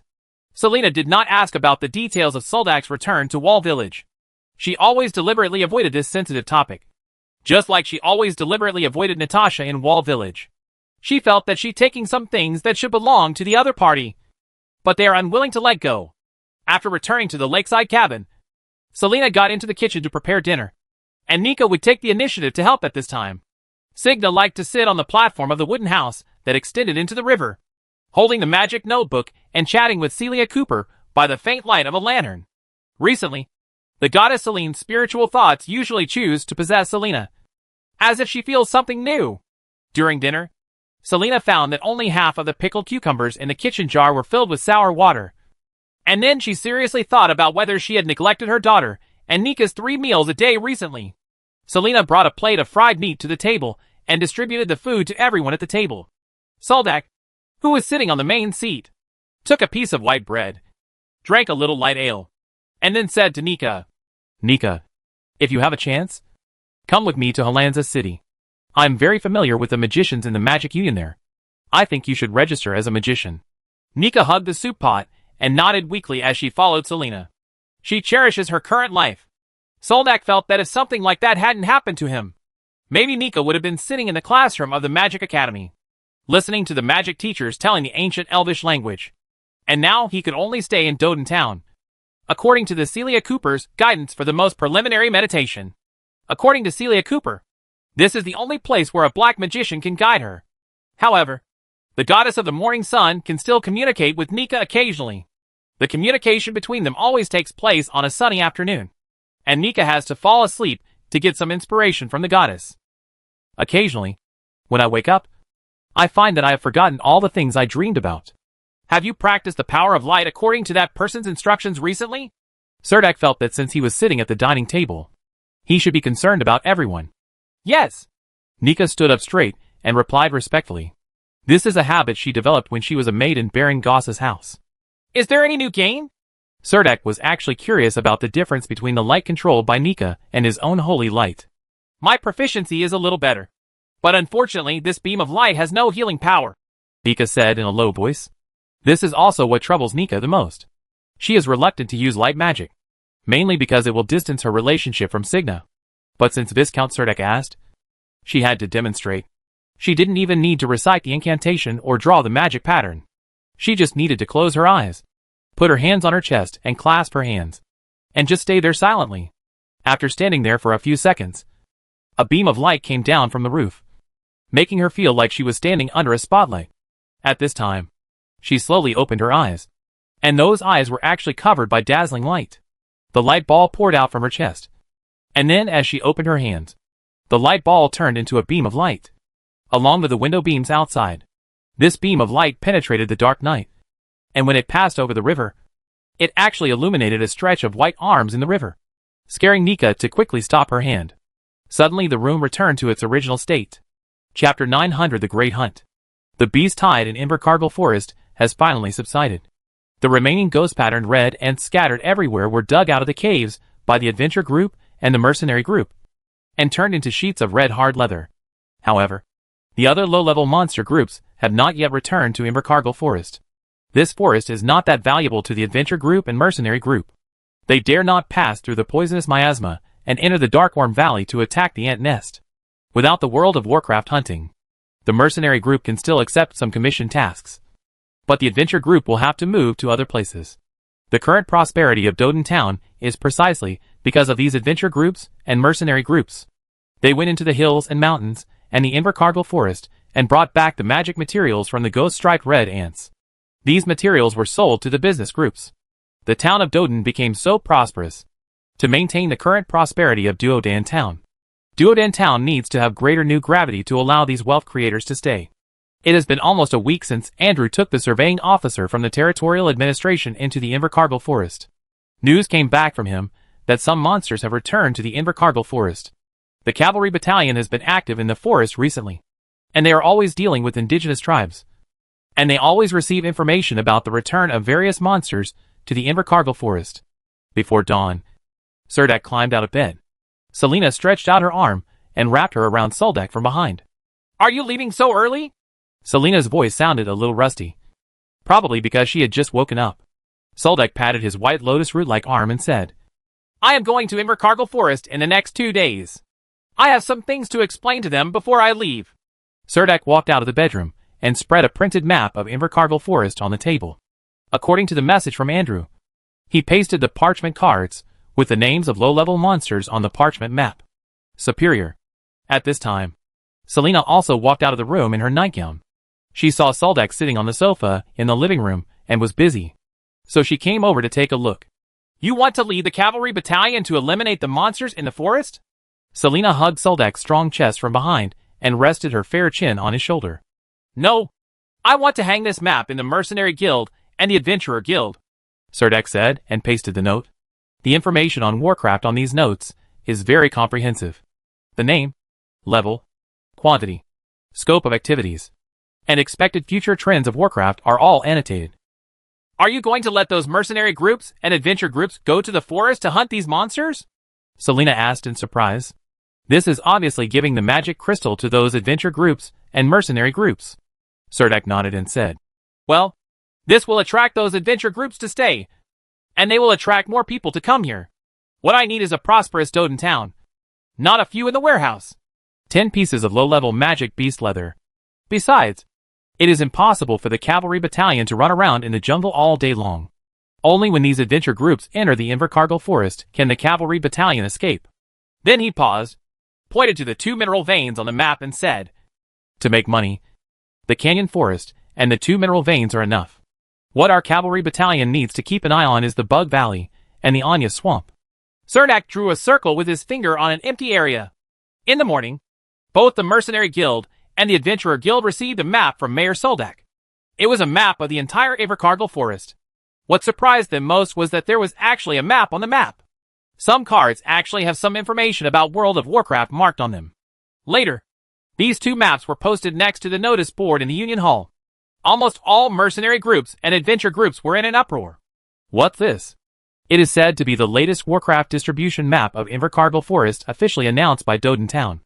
In the blank space at the bottom of this map, there is a line of handwritten Imperial text. If any team hunts down the Warcraft in the area, please be sure to tear off the information on the map. Some people do not believe in the authenticity of this information and do not take it seriously. Some adventure groups quickly gathered members and quickly entered the Invercargill Forest to investigate. Cerdak was a little surprised that there was still no news about Viru even after the Beast Tide ended for so long. During this period, Cerdak led the cavalry battalion to visit 41 indigenous tribes around the forest. 37 of the indigenous tribes expressed their willingness to accept the rule of the Green Empire. But the other 4 indigenous tribes chose to leave quietly and move to the Anya Swamp in the wetlands west of the hilly mountains. On the eve of the Beast Wave, Weru returned to Duodan Town with an indigenous girl, and then left in a hurry. He said that he wanted to return to the indigenous tribe and help them survive the Beast Tide. But the Beast Tide has completely ended, and Vilu and the indigenous girl seem to have disappeared from the world. Cerdak inquired about the indigenous tribes every time he visited, but no one knew the whereabouts of Viru. Recently, some powerful monsters have been returning to the Invercargill Warcraft Forest. When they get close to the copper veins and smell the scent of the red dragon around the mountains, they will immediately run away. There are also some cunning and suspicious monsters that will lurk quietly around the mineral veins to explore the reality of this forest area. Beside the river, a cloud-patterned ghost leopard leaned over the river on a rock. It was a level 4 monster. This ghost leopard is almost the ceiling of the food chain in Invercargill Forest. Its sharp claws can even crack the hardest armor of ghost-marked male ants. It usually hunts some junior monsters. In this forest, it is considered the overlord. It wasn't until the Beast Tide receded that it returned to Invercargill Forest from Inyer Swamp, where there were wet swamps everywhere. Its paws were soaked in wet mud all day long, which made it feel very uncomfortable. Now I have returned to Invercargill Warcraft Forest, only to find that the scent of dragon appears in my territory. It has never seen a dragon, but its fear of dragons is innate. When it lowered its head to drink water, it also carefully observed its surroundings, maintaining the utmost vigilance for all possible dangerous situations. Then it found a horse team coming from the mountain. It jumped slightly and hid its body in a waist-high grass. The cloud patterns on its body changed colors, making it blend with the surrounding reeds. It stared at the horse team with a wary face, and its barbed tongue kept licking its bearded lips.